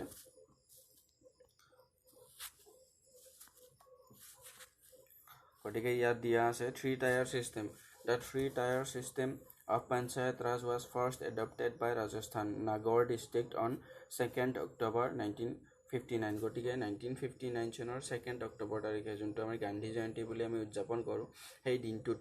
আমাৰ যোনটো 3-tier system of Panchayat Raj সেইটো এডপ্ট কৰিছিলে প্ৰথমতে ৰাজস্থান ষ্টেটত নাগৰ ডিষ্ট্ৰিক্টত এইটো খুব বেছি ইম্পৰ্টেণ্ট কুৱেশ্যন আৰু এই কুৱেশ্যনটো আমি ইতিমধ্যে এক্সামত অহা দেখি আছোঁ এই কুৱেশ্যনটো খুব বেছি ইম্পৰ্টেণ্ট হৈ যায় ফলোড বাই অন্ধ্ৰপ্ৰদেশ আৰু দ্বিতীয়খন ষ্টেট যোনখনে এই 3-tier পঞ্চায়ত ৰাজৰ ছিষ্টেমটো এডপ্ট কৰিছিলে সেইটো হ'ল অন্ধ্ৰপ্ৰদেশ ৰাজস্থান হ'ল ফাৰ্ষ্ট আৰু অন্ধ্ৰপ্ৰদেশ হ'ল ছেকেণ্ড গতিকে এই কথাটো আমি মনত ৰাখিব লাগিব আৰু ৰাজস্থানৰ নাগৰ ডিষ্ট্ৰিক্টত এডপ্ট কৰা হৈছিলে প্ৰথমতে 2 অক্টোবৰ তাৰিখে 1959 চনত তাৰপিছত আকৌ দিয়া আছে village panchayat block and panchayat সমিতি এণ্ড জিলা পৰিষদ গতিকে এই তিনিওটাক একেলগে 3-tier চিষ্টেম বুলি কওঁ কি এই তিনিওটাক আমি একেলগে 3-tier চিষ্টেম বুলি কওঁ village panchayat block and panchayat সমিতি আৰু জিলা পৰিষদ তাৰপিছত আকৌ দিয়া আছে ইয়াত village panchayat it consist of elected representative of the people গতিকে ইলেক্টেড পিপুলৰ মানুহৰ দ্বাৰা নিৰ্ধাৰিত বা মানুহে যোনজন মানুহে ইলেক্ট কৰে তেওঁ ইয়াক ৰিপ্ৰেজেণ্ট কৰে ভিলেজ পঞ্চায়তক ইয়াত দিয়া আছে its membership varies from 5 to 31 there is reservation for ST SC আৰু উমেন গতিকে আমি ইতিমধ্যে আলোচনা কৰিছোঁ যে পঞ্চায়তৰ বিভিন্ন ধৰণৰ ইলেকশ্যনত SC ST আৰু তেওঁলোকৰ চিটবিলাক পঞ্চায়তৰ চিটবিলাক SC ST আৰু উমেনৰ বাবে ৰিপ্ৰেজেণ্ট হৈ থাকে আৰু আদাৰ বেকৱাৰ্ড ক্লাছৰ বাবেও ৰিজাৰ্ভ থাকে তাৰপিছত আকৌ দিয়া আছে chairmen is elected in a manner as the state legislature may provide directly or indirectly গতিকে চেয়াৰমেনবিলাক ইলেক্ট কৰা হয় আকৌ দিয়া আছে village panchayat has to answer Gram Sabha for all its actions গতিকে ভিলেজ পঞ্চায়তে যিকোনো কাম কাজ কৰিলে তেওঁলোকে এনচাৰেবল বা ৰেছপনচিবল হয় টু দি গ্ৰাম সভা গতিকে তেওঁলোকে নিজৰ কাম কাজবিলাক ৰিপৰ্ট কৰিব লাগে গ্ৰাম সভা বা গ্ৰাম সভাক তাৰপাছত দিয়া আছে Gram Sabha comprises the residing adults of the panchayat and it supervises the working of panchayat গতিকে গ্ৰাম সভাৰ কাম হ'ল তেওঁ গ্ৰাম পঞ্চায়তবিলাকৰ গ্ৰাম সভাৰ কাম কি আমাক যদি সোধে গ্ৰাম সভাৰ কাম হ'ল মেইন কাম তেওঁলোকে ছুপাৰভাইজ কৰে পঞ্চায়তবিলাকৰ কাম কাজবিলাক গতিকে পঞ্চায়তৰ কাম কাজবিলাক চোৱা চিতা কৰে গ্ৰাম সভাই তাৰপিছত আকৌ দিয়া আছে ব্লক এণ্ড পঞ্চায়ত সমিতি The block consists of 20 to 60 villages. গতিকে এই কথাটো খুব বেছি ইম্পৰ্টেণ্ট এটা ব্লক হ'বলৈ হ'লে কিমানটা ভিলেজ লাগিব 20 পৰা 60টা ভিলেজলৈকে লাগিব ইয়াতে আছে it is governed by the elected members of a village panchayat গতিকে ভিলেজ পঞ্চায়তৰ ইলেক্টেড মেম্বাৰ্ছৰ দ্বাৰা এইবিলাক ৰিপ্ৰেজেণ্ট বা গভৰ্ন কৰা হয় তাৰপিছত ইয়াত দিয়া আছে হুইচ ইজ কল্ড পঞ্চায়ত সমিতি গতিকে পঞ্চায়ত সমিতি বুলি কওঁ তাৰপিছত দিয়া আছে প্ৰধান is the head of the chairman of head or the chairman of panchayat samiti গতিকে panchayat samitir chairman কোন প্ৰধান বা প্ৰধান বুলিও কওঁ আমি chairman বুলিও কওঁ তাৰপিছত দিয়া আছে state with population less than 20 lakh গতিকে 20 লাখতকৈ যদি এখন ষ্টেটৰ পপুলেশ্যন 20 লাখতকৈ কম হয় তেতিয়াহ'লে need not constitute a block panchayat গতিকে তেতিয়াহ'লে এখন ব্লক পঞ্চায়ত গঠন কৰাৰ কোনো ধৰণৰ উপকাৰিতা বা কোনো ধৰণৰ প্ৰয়োজনীয়তা নাথাকে ইয়াত দিয়া আছে chairperson is elected from amongst the members গতিকে মেম্বাৰবিলাকৰ মাজৰে পৰা চেয়াৰপাৰ্চন ইলেক্ট কৰা হয় তাৰপিছত আকৌ দিয়া আছে জিলা পৰিষদৰ ক্ষেত্ৰত ইনফৰমেশ্যনখিনি এনেধৰণৰ ইয়াত দিয়া আছে members of the Zila Parishad are elected from the district by direct election on the basis of adult franchise for a term of 5 years গতিকে 5 বছৰ সময়সীমাৰ বাবে জিলা পৰিষদৰ যোনখন হেড আছে তেওঁক ইলেক্ট কৰা হয় তাৰপিছত চেয়াৰমেন অফ জিলা পৰিষদ is elected from among the members গতিকে মেম্বাৰবিলাকৰ মাজৰ পৰা জিলা পৰিষদৰ চেয়াৰমেনজন ইলেক্ট কৰা হয় গতিকে পঞ্চায়তী ৰাজৰ ক্ষেত্ৰত ইম্পৰ্টেণ্ট কথাখিনি হ'ল আমি কোনখন কমিটিয়ে ৰিকমেণ্ড কৰিছিলে যে এটা কনষ্টিটিউচনেল ষ্টেটাছ দিব লাগে LM সিংভি কমিটি পঞ্চায়তী ৰাজ কিমান নম্বৰ কনষ্টিটিউচনৰ কিমান নম্বৰ পাৰ্টত আমি পাব পাৰোঁ পাৰ্ট নম্বৰ 9ত পাৰ্ট 9ত আমি পঞ্চায়তী ৰাজ পাব পাৰোঁ আৰু কিমান নম্বৰ কনষ্টিটিউচনেল এমেণ্ডমেণ্ট এক্টৰ জৰিয়তে পঞ্চায়তী ৰাজ ইনক্লুড কৰা হৈছিলে 73rd কনষ্টিটিউচনেল এমেণ্ডমেণ্ট এক্টৰ জৰিয়তে 1992 চনত গতিকে এইখিনি আছিলে পঞ্চায়তী ৰাজৰ লগত জড়িত বিভিন্ন ধৰণৰ ইনফৰমেশ্যন এক্সামৰ বাবে ইম্পৰ্টেণ্ট কথাখিনি আমি ইতিমধ্যে খুব সংক্ষেপে আলোচনা কৰিলোঁ গতিকে ভিডিঅ'টো চোৱাৰ বাবে ধন্যবাদ থেংকছ ফৰ ৱাচিং আৰু ভিডিঅ'বিলাক আগলৈকো চাই থাকিবলৈ অনুৰোধ জনালোঁ আৰু ভিডিঅ'টো যদি ইনফৰ্মেটিভ আছিলে তেতিয়াহ'লে লাইক শ্বেয়াৰ আৰু ছাবস্ক্ৰাইব কৰি দিবলৈ অনুৰোধ জনালোঁ থেংকছ ফৰ ৱাচিং নমস্কাৰ বন্ধুসকল আমি আলোচনা কৰি আছোঁ ইণ্ডিয়ান পলিটি পইণ্ট ৱাইজ আমি প্ৰত্যেকটা এক্সামৰ বাবে ইণ্ডিয়ান পলিটি বা যিখনি আমাৰ ইণ্ডিয়ান কনষ্টিটিউশ্যন বুলি এটা চেপ্টাৰ থাকে আমাৰ চিলেবাছবিলাকত সেই ছেকশ্যনটোৰ যাতে আমি প্ৰত্যেকটা এছপেক্ট আমি কভাৰ কৰিব পাৰোঁ ইন শ্বৰ্ট যাতে পৰীক্ষাৰ বাবে লাগতিয়াল কথাবিলাক কম সময়ৰ ভিতৰত সংক্ষেপে আমি আঁতিগুৰি মাৰি জানিব পাৰোঁ সেই পৰিপ্ৰেক্ষিততে আমি এই চিৰিজটো আলোচনা কৰি আছোঁ আৰু আমি লাষ্ট পাৰ্টত পঞ্চায়তী ৰাজ বুলি ছেকশ্যনটো আলোচনা কৰিছিলোঁ খুব ইম্পৰ্টেণ্ট বিষয় যদি কোনোবাই চোৱা নাই তেতিয়াহ'লে চাবলৈ অনুৰোধ জনালোঁ আজি আমি আলোচনা কৰিম মিউনিচিপালিটিজ গতিকে মিউনিচিপালিটিজ কি তেওঁলোকে কেনেধৰণে কাম কৰে তিনি ধৰণৰ মিউনিচিপালিটিজৰ বা তিনি ধৰণৰ আমি লোকেল আৰবান বডি পাওঁ গতিকে এইবিলাক কি ইয়াৰ কাম কাজ কি কেনেধৰণে এই কাম কাজ কৰে এই গোটেই কথাবিলাক আমি আলোচনা কৰিম গতিকে আহক আমি ভিডিঅ'টো আৰম্ভ কৰোঁ গতিকে ইয়াত আমি দেখিবলৈ পাই আছোঁ মিউনিচিপালিটিজ গতিকে আমি যেনেকৈ লাষ্ট পাৰ্টত পঞ্চায়ত বুলি পাইছিলোঁ পঞ্চায়তটো হ'ল গাঁও অঞ্চলত বা ভিলেজ অঞ্চলত এটা লোকেল বডি যিয়ে ভিলেজ অঞ্চলৰ প্ৰব্লেমবিলাক সলভ কৰাৰ কাৰণে কাম কৰে এইটো হ'ল পঞ্চায়ত বা আমি ভিলেজ লোকেল বডি বুলি কওঁ ঠিক তেনেদৰে চহৰবিলাকতো কিছুমান লোকেল বডি থাকে আৰু সেই লোকেল বডিবিলাকে এই চহৰ অঞ্চলবিলাকৰ বিভিন্ন ধৰণৰ কাম কাজ কিছু তেওঁলোকৰ যিবিলাক কাম কাজৰ আণ্ডাৰত পৰে সেই কাম কাজবিলাক তেওঁলোকে সুচাৰুৰূপে পৰিচালনা কৰাৰ বাবে চহৰে নগৰে কিছুমান আমাৰ লোকেল বডিজ থাকে আৰু সেই লোকেল বডিবিলাককে আমি মিউনিচিপালিটিজ বুলি কওঁ আৰু এই মিউনিচিপালিটিজ আমি যেনেধৰণে three tyre system of village panchayat পাইছিলোঁ আমি ব্লক পাইছিলোঁ তাৰপিছত জিলা পৰিষদ পাইছিলোঁ আকৌ আমি পঞ্চায়ত পাইছিলোঁ এই গোটেই আমি এই থ্ৰী টায়াৰ ছিষ্টেম অফ আমি ভিলেজ পঞ্চায়তৰ যোনটো ছিষ্টেম পাইছিলোঁ এই মিউনিচিপালিটিছত আমি আকৌ তিনিটা ছিষ্টেম পাম সেই তিনিওটা ছিষ্টেমনো কি আমি ইয়াত পাম বা আমি নগৰ পঞ্চায়ত কি তাৰপাছত আমি আৰবান লোকেল বডিছত আমি মিউনিচিপাল কৰ্প'ৰেশ্যন কি বা মিউনিচিপাল কাউন্সিল কি এই গোটেই কথাবিলাক আমি আলোচনা কৰিম গতিকে ইয়াত দিয়া ইনফৰমেশ্যনখিনি আমি ওৱান বাই ওৱান চাই যাম ইয়াত দিয়া আছে the constitution of India provides the provision for local self government units in urban areas by inserting part 9A through the 74th Constitutional Amendment Act 1992 গতিকে আমি ইতিমধ্যে আলোচনা কৰিছিলোঁ যোনটো আমাৰ পঞ্চায়তী ৰাজ ছিষ্টেম আছিলে সেইটো LM সিংভি কমিটিৰ ৰিকমেণ্ডেশ্যনত সংবিধানৰ যোনটো কনষ্টিটিউচনেল ষ্টেটাছ দিয়াৰ কাৰণে ৰিকমেণ্ডেশ্যন তেওঁলোকে দিছিলে আৰু সেই মৰ্মে 1992ত 73rd যোনটো কনষ্টিটিউচনেল এমেণ্ডমেণ্ট এক্ট আছিলে তাৰ জৰিয়তে আমাৰ এই পঞ্চায়তী ৰাজ বুলি চিষ্টেমটো ইন্ট্ৰডিউচ কৰি দিয়া হৈছিলে বা সাংবিধানিক যোনটো মৰ্যাদা প্ৰদান কৰা হৈছিলে 73rd কনষ্টিটিউচনেল এমেণ্ডমেণ্ট এক্টৰ জৰিয়তে এটা নতুন পাৰ্ট ইনক্লুড কৰিছিলে ভাৰতবৰ্ষৰ সংবিধানখনত সেইটো আছিল পাৰ্ট 9 আৰু পাৰ্ট 9ত আমি পঞ্চায়তী ৰাজ পাইছিলোঁ ঠিক তেনেদৰে 73rd কনষ্টিটিউচনেল এমেণ্ডমেণ্ট এক্টখন যেতিয়া 1992 হৈছিলে ঠিক একেটা বছৰতে 1992 তে 74th কনষ্টিটিউচনেল এমেণ্ডমেণ্ট এক্টৰ জৰিয়তে গাঁওসকলৰ বাবে যোনটো 73rd কনষ্টিটিউচনেল এমেণ্ডমেণ্ট এক্টৰ জৰিয়তে যোনটো ভিলেজ লোকেল বডি প্ৰভাইড কৰিছিলে পঞ্চায়তী ৰাজৰ ৰূপে সেই একেদৰে 74th number constitutional amendment actor জৰিয়তে 74th কনষ্টিটিউচনেল এমেণ্ডমেণ্ট এক্টৰ জৰিয়তে একেটা বছৰ 1992 যোনটো আৰবান লোকেল বডি হিচাপে মিউনিচিপালিটিজ ইনক্লুড কৰি দিয়া হ'ল আৰু পাৰ্ট আমাৰ 9A বুলি এটা নতুন ভাগ প্ৰদান কৰা হ'ল সংবিধানখনত এই কথাখিনি খুব বেছি ইম্পৰ্টেণ্ট আমাৰ এক্সামৰ বাবে আমি জানিবলগীয়া কথা গতিকে ইয়াত সেইকাৰণে দিয়া আছে the constitution of India provides the provision of local self government units in urban areas গতিকে আৰবান এৰিয়াবিলাকৰ বা নগৰ অঞ্চল বা চহৰ অঞ্চলৰ এইটো লোকেল বডি বাই ইনচাৰ্টিং পাৰ্ট 9A গতিকে সংবিধানৰ পাৰ্ট 9Aত আমি পাব পাৰোঁ আৰবান লোকেল বডি হিচাপে মিউনিচিপালিটিজ through the 74th Constitutional Amendment Act of 1992 very important ইয়াৰ পৰা আমি 3-4টা কোৱেশ্চন ইতিমধ্যে পালো সংবিধানৰ পাৰ্ট 9 এত আমি মিউনিচিপালিটিজ পাব পাৰো 74th Constitutional Amendment Actৰ জৰিয়তে ইনক্লুড কৰা হৈছিল 1992 চনত আৰু এইটো হ'ল এটা আৰবান লোকেল বডি ইয়াত দিয়া আছে the constitution provides for 3 types of municipalities গতিকে আমি 3টা টাইপস অফ মিউনিচিপালিটিজ পাব পাৰো ইয়াত দিয়া আছে নগৰ panchayat for areas in transition from rural to urban গতিকে আমি নগৰ পঞ্চায়ত কোনবিলাক অঞ্চলত পাম যোনবিলাক অঞ্চল গাঁও অঞ্চলৰ পৰা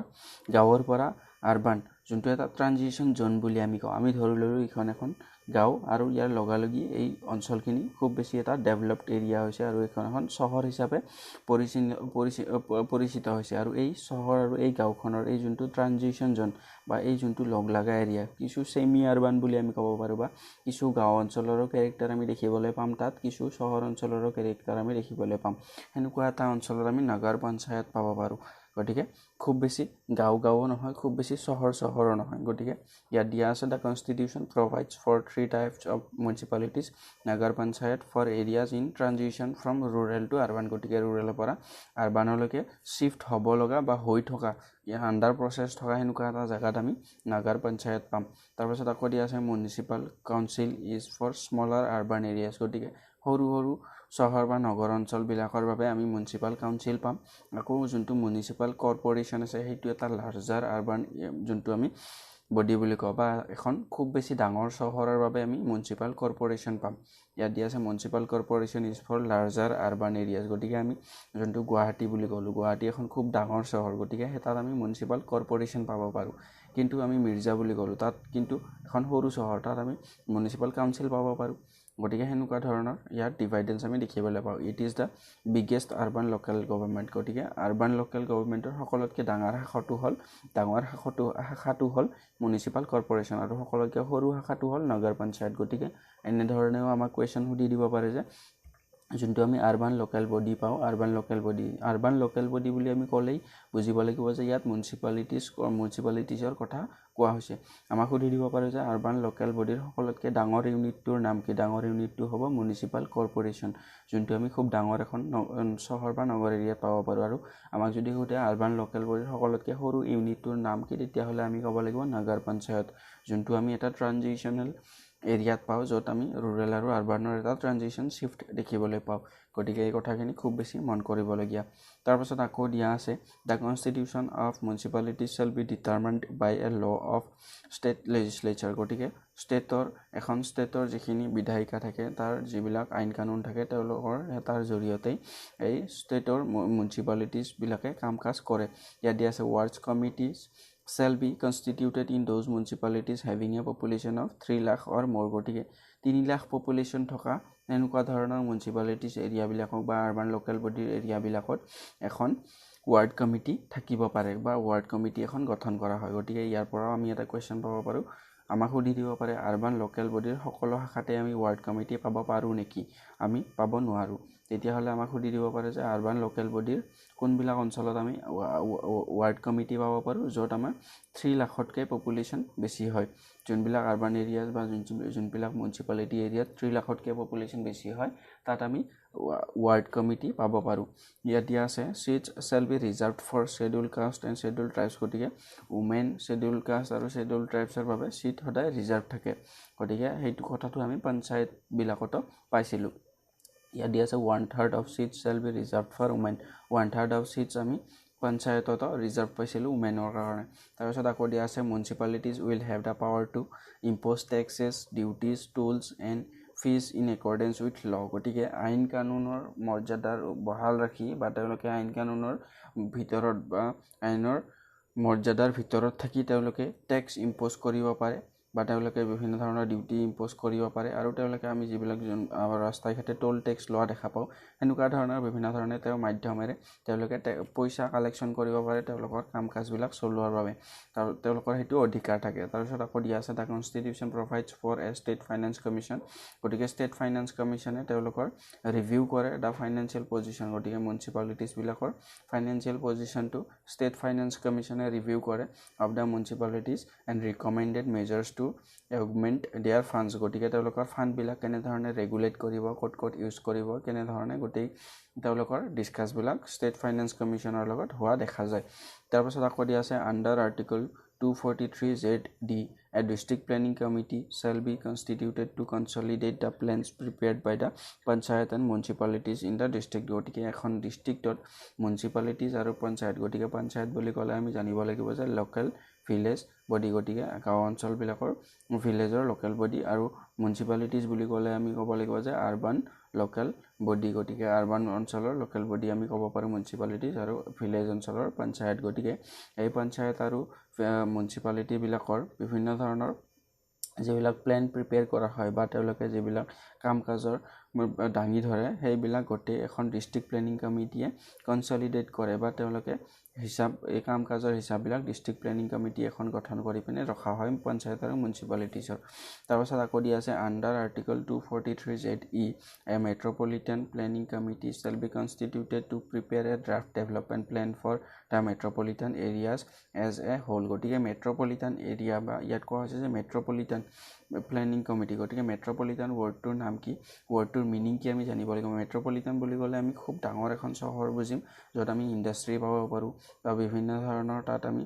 ইনফ্ৰাষ্ট্ৰাকচাৰ পাব পাৰোঁ হেল্থৰ বা মেডিকেল খুব ডাঙৰ ডাঙৰ মেডিকেল পাব পাৰোঁ স্কুল কলেজ পাব পাৰোঁ বিভিন্ন ধৰণৰ ডাঙৰ ডাঙৰ এইমছ পাব পাৰোঁ এনেকুৱা ধৰণৰ এটা এৰিয়া য'ত ইণ্ডাষ্ট্ৰিয়েল ডেভেলপমেণ্ট খুব বেছি হয় আৰু তাৰ আশে পাশে থকা অঞ্চলবিলাকৰ মানুহবিলাক সেই এৰিয়াটোত কনচেনট্ৰেট হৈ থাকে বা সেই এৰিয়াটোত বিভিন্ন ধৰণৰ কাম কাজত নিয়োজিত হৈ থাকে এনেকুৱা এটা চহৰ অঞ্চলক আমি মেট্ৰপলিটান এৰিয়া বুলি কওঁ গতিকে ইয়াত কোৱা হৈছে যে under article 243Z(e) a metropolitan planning committee shall be constituted to prepare a draft development plan for the metropolitan areas as a whole গতিকে এনেকুৱা ধৰণৰ মেট্ৰপলিটান ৰিজনবিলাকৰ ডেভেলপমেণ্টৰ কাৰণে এখন মেট্ৰপলিটান প্লেনিং কমিটি গঠন কৰা হয় আৰু তেওঁলোকে সেই গোটেই এৰিয়াটোৰ ডেভেলপমেণ্টৰ বাবে বিভিন্ন ধৰণৰ ড্ৰাফ্ট তৈয়াৰ কৰে বা আমি মেট্ৰপলিটান চিটি বুলি ক'লে আমাৰ ভাৰতবৰ্ষৰ দিল্লী ক'ব পাৰোঁ মুম্বাই ক'ব পাৰোঁ বা বেংগলুৰু ক'ব পাৰোঁ এনেকুৱা ধৰণৰ চহৰবিলাকক আমি মেট্ৰপলিটান চিটি বুলি ক'ব পাৰোঁ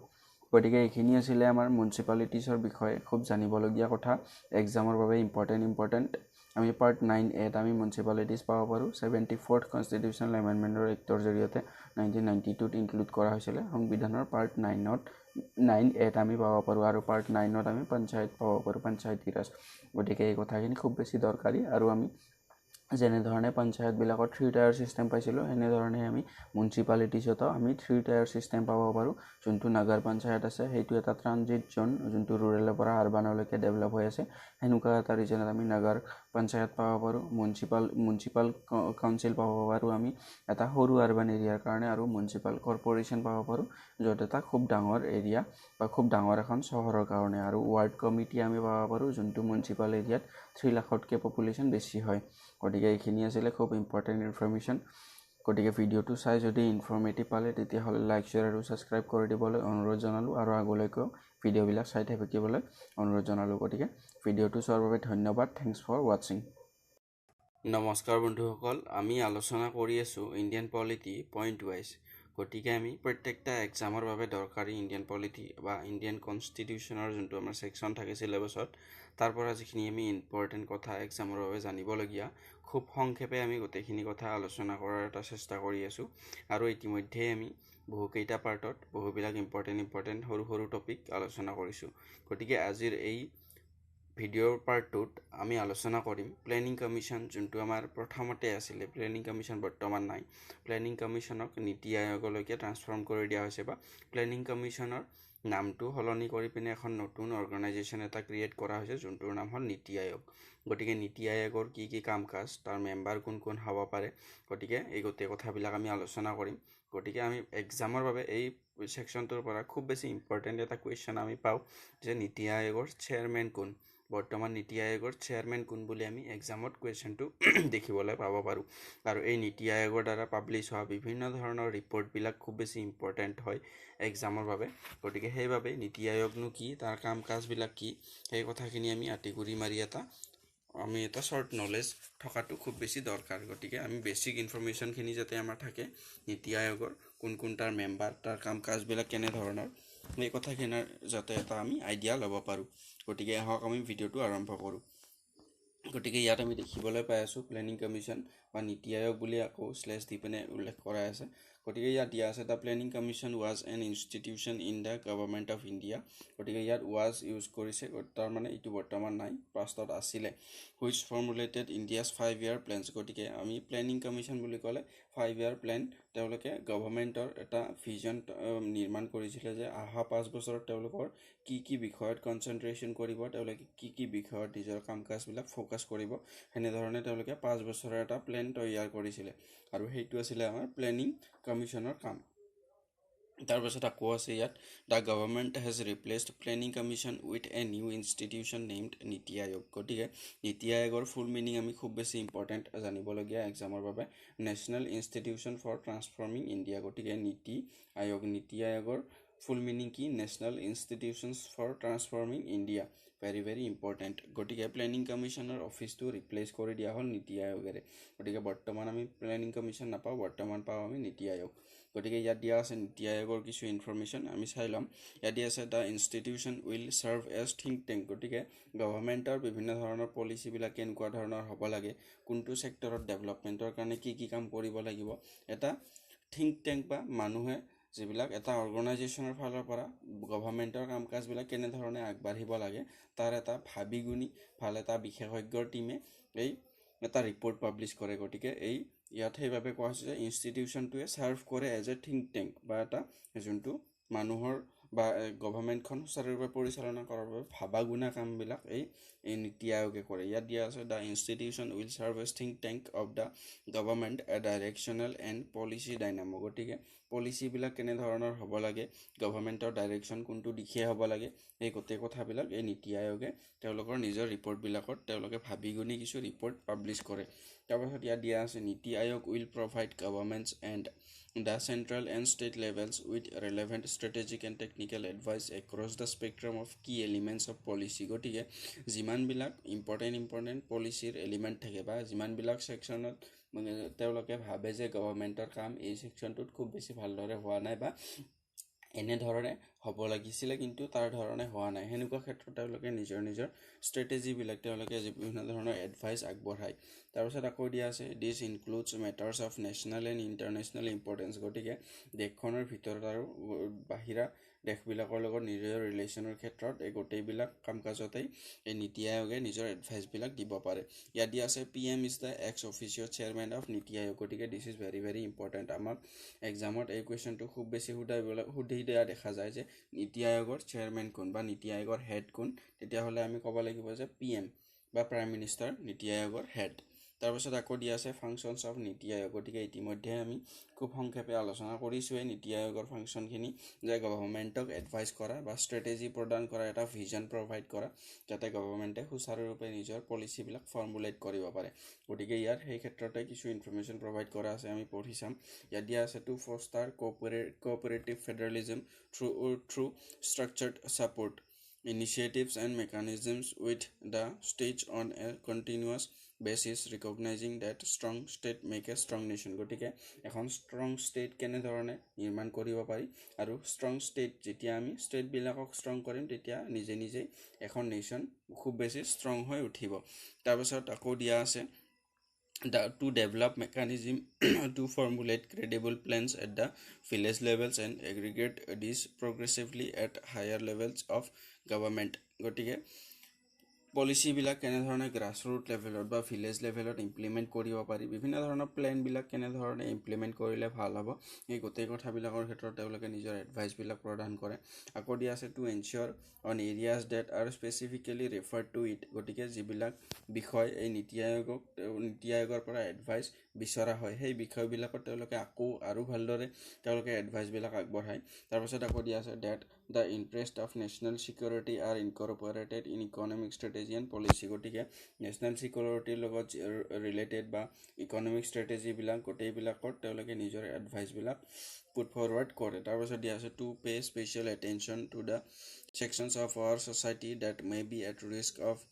not benefiting adequately from economic progress। গতিকে যদি ইকনমিক প্ৰগ্ৰেছৰ দ্বাৰা যাতে আমাৰ ছ'চাইটিয়ে বা সমাজখনে ভালদৰে তাৰ বেনিফিট পাব পাৰে সেই ক্ষেত্ৰতে তেওঁলোকে কাম কাজবিলাক চোৱা চিতা কৰে নীতি আয়োগে বা তেওঁলোকে নিজৰ এডভাইচবিলাক প্ৰদান কৰে। আকৌ দিয়া আছে to provide advice and encourage partnerships between key stakeholders and national and international like minded think tanks as well as educational and policy research institutions. গতিকে এই ক্ষেত্ৰতো তেওঁলোকে চোৱা চিতা কামবিলাক আগবঢ়ায়।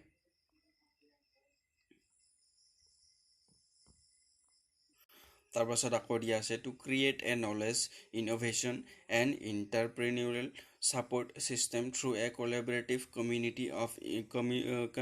of national and international experts, practitioners and other partners। গতিকে যিবিলাক এক্সপাৰ্ট থাকে বিষয় বেলেগ বেলেগ বিষয়ৰ যেনে ধৰণক ইকনমিষ্ট কিছুমান থাকে, ইকনমিৰ বিষয়ত এক্সপাৰ্ট, বা যিবিলাক এডুকেশ্যনৰ বিষয়ত এক্সপাৰ্ট থাকে, কিছুমান কনষ্টিটিউশ্যনৰ বিষয়ত এক্সপাৰ্ট থাকে। গতিকে তেওঁলোকে এই মানুহবিলাকৰ দ্বাৰা কনচাল্ট কৰি পিনেহে আৰু এই মানুহবিলাকৰ ইনভলভমেণ্টৰ দ্বাৰাহে পলিচিবিলাক বা তেওঁলোকে ভিজন এটা ক্ৰিয়েট কৰে। আকৌ দিয়া আছে to offer a platform for resolution of intersectoral and interdepartmental issues in order to accelerate the implementation of the development agenda. গতিকে ডেভেলপমেণ্টৰ ক্ষেত্ৰত যিমানবিলাক এজেণ্ডা থাকে বা যোনখন আমাৰ এজেণ্ডা বুলি ক'লে আমি এখন কাৰ্যসূচী বুলি ক'ব পাৰোঁ, যিবিলাক ডেভেলপমেণ্টৰ ক্ষেত্ৰত কাম কাজৰ তালিকা থাকে সেইবিলাক যাতে খুব ভাল ধৰণে ইমপ্লিমেণ্ট হ'ব পাৰে তাৰ বাবে এওঁলোকে বিভিন্ন ধৰণৰ কাম কাজবিলাকত এডভাইচ প্ৰদান কৰে। আকৌ দিয়া আছে টু এক্টিভলি মনিটৰ এণ্ড ইভেলুৱেট। গতিকে মনিটৰ মানে তেওঁলোকে চোৱা চিতা কৰে, এণ্ড ইভেলুৱেট গতিকে পৰ্যালোচনা কৰি চাই the implementation of প্ৰগ্ৰামছ and initiatives. গতিকে ইনিচিয়েটিভ গভৰ্ণমেণ্টৰ দ্বাৰা লোৱা কেনেধৰণে কাম কাজবিলাক আগবাঢ়িছে, তাৰ সঠিক ফলাফল লাভ কৰিবলৈ সক্ষম হৈছে নে নাই মানুহবিলাকে, এই গোটেই কথাবিলাক চোৱা চিতা কৰে। Including the identification of the needed resources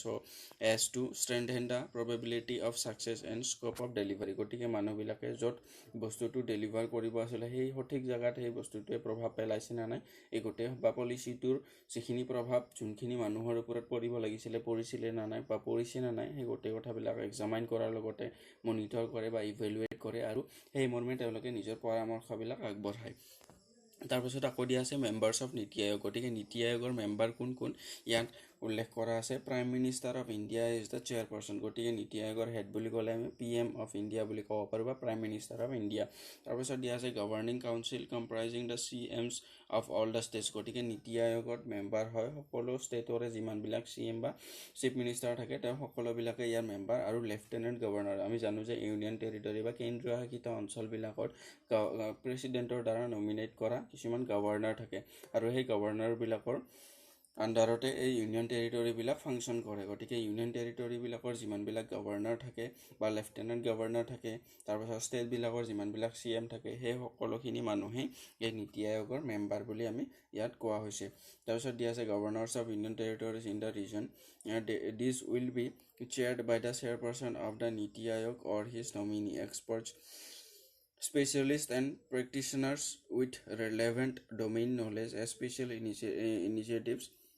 invites nominated by the Prime Minister. গতিকে special invites nominated by the Prime Minister. Prime Minister কিছুমান specialist মই ইতিমধ্যে ক'লো যে ইকনমিৰ ক্ষেত্ৰত কিছুমান ইকনমিষ্ট থাকে, কিছুমান কনষ্টিটিউচনেল এক্সপাৰ্ট থাকে, কিছুমান এডুকেশ্যনৰ ক্ষেত্ৰত এক্সপাৰ্ট থাকে। গতিকে সেই স্পেচিয়েলিষ্টবিলাকক তেওঁলোকে PMA নমিনি বা তেওঁলোকে PMA নমিনেট কৰি পিনে এই নীতি আয়োগৰ মেম্বাৰ হিচাপে ল'ব পাৰে। তাৰপিছত আকৌ দিয়া আছে যে এটা ফুল টাইম অৰ্গেনাইজেশ্যনেল ফ্ৰেমৱৰ্ক। গতিকে এইটো নীতি আয়োগটো এটা হ'ল ফুল টাইম অৰ্গেনাইজেশ্যনেল ফ্ৰেমৱৰ্ক। গতিকে গভৰ্ণমেণ্ট এখন তেওঁলোকৰ টেনিয়ৰ থাকে 5 বছৰৰ কাৰণে। এই নীতি আয়োগখন কিন্তু গভৰ্ণমেণ্ট যিমানবিলাক গভৰ্ণমেণ্ট আহিলেও তেওঁলোকে গভৰ্ণমেণ্টৰ হকে পৰামৰ্শ আগবঢ়োৱা কামটো কৰি যাব। তাৰপিছত ইয়াত দিয়া আছে vice chairman to be appointed by the prime minister আৰু ফুল মেম্বাৰ। গতিকে vice chairperson full time member আৰু মেম্বাৰবিলাকো ফুল টাইম মেম্বাৰ। তাৰপিছত আকৌ দিয়া আছে পাৰ্ট টাইম মেম্বাৰ্ছ। গতিকে পাৰ্ট টাইম মেম্বাৰ কোন হয়? গতিকে পাৰ্ট টাইম মেম্বাৰ হয় ইয়াত দিয়া আছে মেক্সিমাম 2 ফ্ৰম লিডিং ইউনিভাৰ্চিটিজ। গতিকে ইউনিভাৰ্চিটিজ বা নাম থকা দেশখনৰ যিমানবিলাক ডাঙৰ ইউনিভাৰ্চিটি আছে তাৰ পৰা 2জন ব্যক্তিক পাৰ্ট টাইম মেম্বাৰ হিচাপে নমিনেট কৰিব পাৰে। Research organisations and other relevant institutions in an ex official capacity. Part time members will be on a rotational basis. গতিকে পাৰ্ট টাইম মেম্বাৰবিলাক ৰটেশ্যনেল বেচিছত কাম কাজ কৰে কমিটিখনত বা অৰ্গেনাইজেশ্যনটোত। আকৌ দিয়া আছে ex officio members. Maximum of 4 members of the union council of ministers to be nominated by the prime minister. গতিকে ইউনিয়ন কাউন্সিল অফ মিনিষ্টাৰৰ পৰা PMA 4জন মানুহক নমিনেট কৰিব পাৰে এই নীতি আয়োগত মেম্বাৰ হোৱাৰ কাৰণে। আকৌ দিয়া আছে chief executive officer to be appointed by the prime minister. গতিকে ফৰ এ ফিক্সড টেনিয়ৰ। গতিকে চিফ এক্সিকিউটিভ অফিচাৰ হিচাপে এজন মানুহক প্ৰাইম মিনিষ্টাৰে নমিনেট কৰিব পাৰে ফৰ এ ফিক্সড টেনিয়ৰ। তাৰপিছত দিয়া আছে in the rank of secretary of the government of India. গতিকে এইখিনি আছিলে আমাৰ নীতি আয়োগৰ লগত জড়িত খুব বেছি ইম্পৰ্টেণ্ট কথা। গতিকে ভিডিঅ'টো চোৱাৰ বাবে ধন্যবাদ। থেংকছ ফৰ ৱাচিং।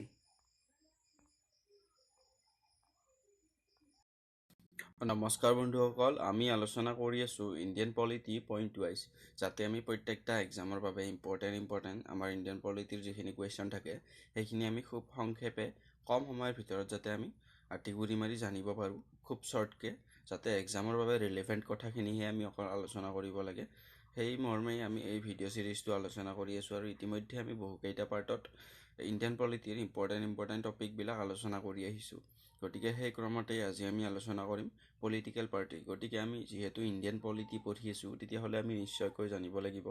যে পলিটিকেল পাৰ্টিনো কাক কয় আৰু নেশ্যনেল পাৰ্টি বা ষ্টেট পাৰ্টি হ'বলৈ হ'লে কি কোৱালিফিকেশ্যন বা ক্ৰাইটেৰিয়া লাগে, কিহৰ বেচিছত এটা পলিটিকেল পাৰ্টিয়ে নেশ্যনেল পলিটিকেল পাৰ্টি হিচাপে মৰ্যাদা লাভ কৰে বা কিহৰ বেচিছত এটা পলিটিকেল পাৰ্টিয়ে ষ্টেট পলিটিকেল পাৰ্টি হিচাপে মৰ্যাদা লাভ কৰে, এই গোটেই কথাখিনি আমি জনাটো খুব বেছি দৰকাৰী। গতিকে এই ক্ষেত্ৰতে আমি আজি পলিটিকেল পাৰ্টি বোলা এই ভিডিঅ' পাৰ্টটো আলোচনা কৰিম। গতিকে আহক আমি ভিডিঅ'টো আৰম্ভ কৰোঁ। গতিকে ইয়াত আমি ওপৰত দেখিবলৈ পাই আছোঁ হেডিংটো পলিটিকেল পাৰ্টিজ দিয়া আছে। তাৰমানে ৰাজনৈতিক যিবিলাক আমাৰ পাৰ্টি থাকে বা যিবিলাকে ভোটদানত নিজৰ প্ৰাৰ্থিত্ব আগবঢ়ায় তেওঁলোকৰ কথা ইয়াত কোৱা হৈছে। ইয়াত দিয়া আছে political parties are voluntary associations or organised groups of individuals. গতিকে কিছুমান মানুহৰ দ্বাৰা গঠিত এটা গ্ৰুপ যোনটোৱে এটা পলিটিকেল পাৰ্টিৰ ৰূপ লয়। তেওঁলোকৰ আইডিঅ'লজি ছেম বা তেওঁলোকৰ ভাৱধাৰা ছেম আৰু তেওঁলোকে নেশ্যনেল ইণ্টাৰেষ্টৰ কাৰণে কাম কৰে। ইয়াত দিয়া আছে political parties are voluntary associations or organised groups of individuals who share the same political views. গতিকে তেওঁলোকৰ পলিটিকেল ভিউবিলাক same and who try to gain political power through constitutional means. গতিকে আমাৰ সংবিধানৰ মৰ্যাদাৰ ভিতৰত থাকি তেওঁলোকে পলিটিকেল পাৱাৰ গেইন কৰাৰ চেষ্টা কৰে আৰু সেই তেওঁলোকে হ'ল এটা ইণ্ডিভিজুৱেল বা কিছুমান মানুহৰ এটা গ্ৰুপ, একলগ হৈ হোৱা এটা গ্ৰুপ আৰু তেওঁলোকে ছেম পলিটিকেল ভিউ, তেওঁলোকৰ পলিটিকেল ভিউবিলাক একেধৰণৰ আৰু তেওঁলোকে কনষ্টিটিউশ্যনৰ জৰিয়তে তেওঁলোকে পলিটিকেল পাৱাৰ গেইন কৰাৰ এটা প্ৰচেষ্টা কৰে। And who desire to work for promoting the national interest আৰু তেওঁলোকে নেশ্যনখনৰ বা দেশখনৰ প্ৰগ্ৰেছৰ কাৰণে বা দেশখনৰ শাসন প্ৰশাসন ভালদৰে চলোৱাৰ ক্ষেত্ৰত তেওঁলোকে নিজৰ অৱদান আগবঢ়ায়। গতিকে দেশখনত আমি জানো গোটেই দেশখন এজ এ হোল চলাবলৈ হ'লে কিছুমান পলিচিৰ দৰকাৰ বা কিছুমান নিয়ম কানুনৰ দৰকাৰ। গতিকে সেই নিমিত্তে আমাক এটা অৰ্গেনাইজেশ্যন লাগে আৰু এখন চৰকাৰ লাগে আৰু তাৰ পৰা এই পলিটিকেল পাৰ্টিবিলাকে ভোটদানৰ তেওঁলোকে নিজৰ প্ৰাৰ্থিত্ব আগবঢ়ায় আৰু মানুহবিলাকে তেওঁলোকক নিৰ্বাচিত কৰি এখন মানুহৰ চৰকাৰ গঠন কৰে আৰু সেই চৰকাৰখনে বিভিন্ন ধৰণৰ পলিচি মেকিঙৰ দ্বাৰা জনসাধাৰণৰ কাম কাজবিলাক কৰে। গতিকে এনেধৰণে আমাৰ পলিটিকেল ছেটআপটো আমি চলে বুলি জানো। গতিকে নেক্সট ইনফৰমেশ্যন হিচাপে ইয়াত দিয়া আছে গতিকে নেক্সট ইনফৰমেশ্যন হিচাপে ইয়াত দিয়া আছে to be recognised as a national party a party needs to secure at least 6% of the valid votes pooled in any 4 or more states in a general election to the Lok Sabha or State Assembly. গতিকে লোকসভা বা state এছেম্বলিৰ যিকোনো ধৰণৰ ইলেকশ্যনত এখন ষ্টেটৰ বা 4খন state বা তাতকৈ বেছি ষ্টেটৰ ভিতৰত 6% ভোট দি যেতিয়াই ছিকিউৰ কৰিব লোকসভা ইলেকশ্যন বা ষ্টেট ইলেকশ্যনত তেতিয়াহ'লে তাক আমি এটা নেশ্যনেল পাৰ্টি হিচাপে ৰিকগনিশ্যন দিম বা তাক আমি নেশ্যনেল পাৰ্টি হিচাপে পৰিচিত কৰিম তাৰ লগতে তাৰ আৰু এটা ৰিকুৱাৰমেণ্ট আছে ইয়াত দিয়া আছে in addition to it has to win at least 4 seats in the Lok Sabha from any state or states as well গতিকে এখন বা তাতকৈ বেছি ষ্টেটৰ পৰা লগ লাগি তেওঁলোকে 4খন লোকসভাৰ চিট দখল কৰিব লাগিব তেতিয়াহ'লে তেওঁলোকে 6% ভেলিড ভোটছ তেওঁলোকে পাব লাগিব জেনেৰেল ইলেকশ্যনত ষ্টেট এছেম্বলিৰ বা লোকসভা ইলেকশ্যনৰ আৰু তেওঁলোকে লোকসভা ইলেকশ্যনৰ 4টা চিট তেওঁলোকে নিজৰ দখলত আনিব লাগিব তেতিয়াহ'লে তেওঁলোকে এটা নেশ্যনেল পাৰ্টি হিচাপে তেওঁলোকে ৰিকগনিশ্যন পাব গতিকে এই কথাখিনি আমি আকৌ এবাৰ ভালদৰে চাই ল'ম গতিকে ইয়াত দিয়া আছে to be recognised as a national party a party needs to secure at least 6% of the valid votes pooled in any 4 or more states in a general election to the Lok Sabha or State Assembly. In addition to it has to win at least 4 seats in the Lok Sabha from any state or states as well. গতিকে তেওঁলোকে এখন state বা তাতকৈ বেছি ষ্টেটৰ পৰা 4খন লোকসভাৰ আসন দখল কৰিব লাগিব তাৰপাছত আকৌ দিয়া আছে for getting recognition as a state party গতিকে এটা পলিটিকেল পাৰ্টিয়ে ষ্টেট পাৰ্টি হিচাপে তেওঁলোকে মৰ্যাদা লাভ কৰিবলৈ হ'লে তেওঁলোকে কি কোৱালিফিকেশ্যন বা তেওঁলোকৰ কি দক্ষতা থাকিব লাগিব সেই পক্ষত ইয়াত দিয়া ইনফৰমেশ্যনখিনি a political party has to secure at least 6% of the valid votes in the state during a general election either to date of Lok Sabha or the state assembly গতিকে লোকসভা বা ষ্টেট এছেম্বলিৰ বিভিন্ন ধৰণৰ এক্সামৰ কথা মনলৈ আহি আছে লোকসভা বা ষ্টেট এছেম্বলিৰ বিভিন্ন ধৰণৰ ইলেকশ্যনত তেওঁলোকে 6% ভোট তেওঁলোকে ছিকিউৰ কৰিব লাগিব তাৰপাছত আকৌ দিয়া আছে apart from this the party should also' win minimum 2 seats in the assembly of the state concerned গতিকে তেওঁলোকে দুখন এছেম্বলি ষ্টেট বা বিধানসভাৰ তেওঁলোকে দুখন আসন দখল কৰিব পাৰিব লাগিব ষ্টেটৰ বা দুখন ষ্টেটত তেওঁলোকে পলিটিকেল পাৰ্টি হিচাপে নিজৰ স্থায়িত্ব বৰকৰাই ৰাখিছে আৰু তেওঁলোকে য'ত ভোট খেলিছে তাৰ পৰা তেওঁলোকে দুখন ষ্টেট এছেম্বলিৰ চিট তেওঁলোকে দখললৈ আনিব লাগিব আৰু তেওঁলোকে 6% ভোট তেওঁলোকে ছিকিউৰ কৰিব লাগিব ইন জেনেৰেল ইলেকশ্যন আইডাৰ লোকসভা বা ষ্টেট এছেম্বলি গতিকে এইখিনি আছিলে আমাৰ ষ্টেট এখনৰ পলিটিকেল পাৰ্টি এটাই ষ্টেট পাৰ্টি হিচাপে ৰিকগনিশ্যন পাবলৈ হ'লে তেওঁলোকৰ কি দক্ষতা থাকিব লাগিব ইয়াত উল্লেখ কৰা আছে for getting recognition as a state party a political party has to secure at least 6% of the valid votes in the state during a general election either to date of Lok Sabha or state assembly গতিকে লোকসভা বা state এছেম্বলিৰ general ইলেকশ্যনত ষ্টেটখনত তেওঁলোকে 6% vote তেওঁলোকে secure কৰিব লাগিব তাৰপিছত apart from দিছ গতিকে তাৰ লগতে the party should also' win minimum 2 seats গতিকে তেওঁলোকে মিনিমাম দুখন চিট তেওঁলোকে এছেম্বলি ইলেকশ্যনত তেওঁলোকে সেইখন ষ্টেটৰ তেওঁলোকে ছিকিউৰ কৰিব লাগিব তেতিয়াহে তেওঁলোকে এটা ষ্টেট পাৰ্টি হিচাপে ৰিকগনিশ্যন পাব গতিকে এই পলিটিকেল পাৰ্টিৰ এই গ্ৰুপটো আমি যোনটো ভিডিঅ' পাৰ্টত আলোচনা কৰিলোঁ তাৰ ক্ষেত্ৰত খুব বেছি ইম্পৰ্টেণ্ট কথাটোৱেই হ'ল এটা পাৰ্টি নেশ্যনেল পাৰ্টি হিচাপে কেতিয়া ৰিকগনিশ্যন লাভ কৰে বা এটা পাৰ্টিয়ে নেশ্যনেল পাৰ্টি হিচাপে কেতিয়া তেওঁলোকে পৰিচয় লাভ কৰে আৰু এটা পাৰ্টিয়ে ষ্টেট পাৰ্টি হিচাপে কেতিয়া পৰিচয় লাভ কৰে এই কথাখিনি খুব বেছি ইম্পৰ্টেণ্ট ইয়াৰে আমি সেইবাবে এবাৰ ৰিভাইজ কৰি ল'ম ইয়াত দিয়া কথাখিনি গতিকে নেশ্যনেল পাৰ্টি হ'বলৈ হ'লে 6% ভেলিড ভোট তেওঁলোকে ছিকিউৰ কৰিব লাগিব ইয়াত দিয়া আছে in general election to the Lok Sabha or state assembly তাৰপাছত আকৌ তেওঁলোকে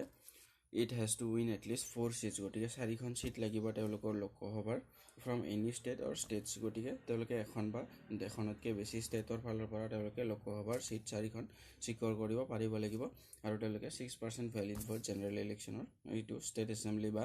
লোকসভাৰ তেওঁলোকে 6% ভোটৰ ছিকিউৰ কৰিব লাগিব তেতিয়াহ'লে তেওঁলোকে নেশ্যনেল পাৰ্টি হিচাপে ৰিকগনিশ্যন লাভ কৰিব আকৌ ষ্টেট পাৰ্টি ৰিকগনিশ্যন লাভ কৰিবলৈ হ'লে তেওঁলোকে 6% ভেলিড ভোট তেওঁলোকে ছিকিউৰ কৰিব লাগিব জেনেৰেল ইলেকশ্যনত লোকসভা বা ষ্টেট এছেম্বলিৰ এখন ষ্টেটত আৰু তেওঁলোকে 2টা মিনিমাম এছেম্বলি সিট তেওঁলোকে দখল কৰিব লাগিব গতিকে এইখিনি আছিল আমাৰ পলিটিক্যাল পাৰ্টিৰ ইনফৰমেশন পলিটিক্যাল পাৰ্টি কাক কয় এটা গ্ৰুপ অফ ইন্ডিভিজুৱেল যোনে পলিটিক্যাল এটা সেম ভিউ তেওঁলোকে ৰাখে আৰু তেওঁলোকে দেশখনৰ ইন্টাৰেষ্টৰ কাৰণে কাম কৰাৰ বাবে ৰেডি থাকে আৰু তেওঁলোকে কনস্টিটিউশনেল মিনছৰ জৰিয়তে বা সংবিধানৰ ভিতৰত থাকি তেওঁলোকে সংবিধানৰ যোনটো ৰুল ৰেগুলেশ্যন তাৰ ভিতৰত থাকি তেওঁলোকে পলিটিক্যাল পাৰ্টি গেইন কৰাৰ চেষ্টা কৰে গতিকে এইখিনি আছিল আমাৰ পলিটিক্যাল পাৰ্টি এই টপিকটো গতিকে ভিডিঅ'টো চাই যদি ইনফৰ্মেটিভ পালে তেতিয়াহ'লে লাইক শ্বেয়াৰ আৰু ছাবস্ক্ৰাইব কৰি দিবলৈ নাপাহৰিব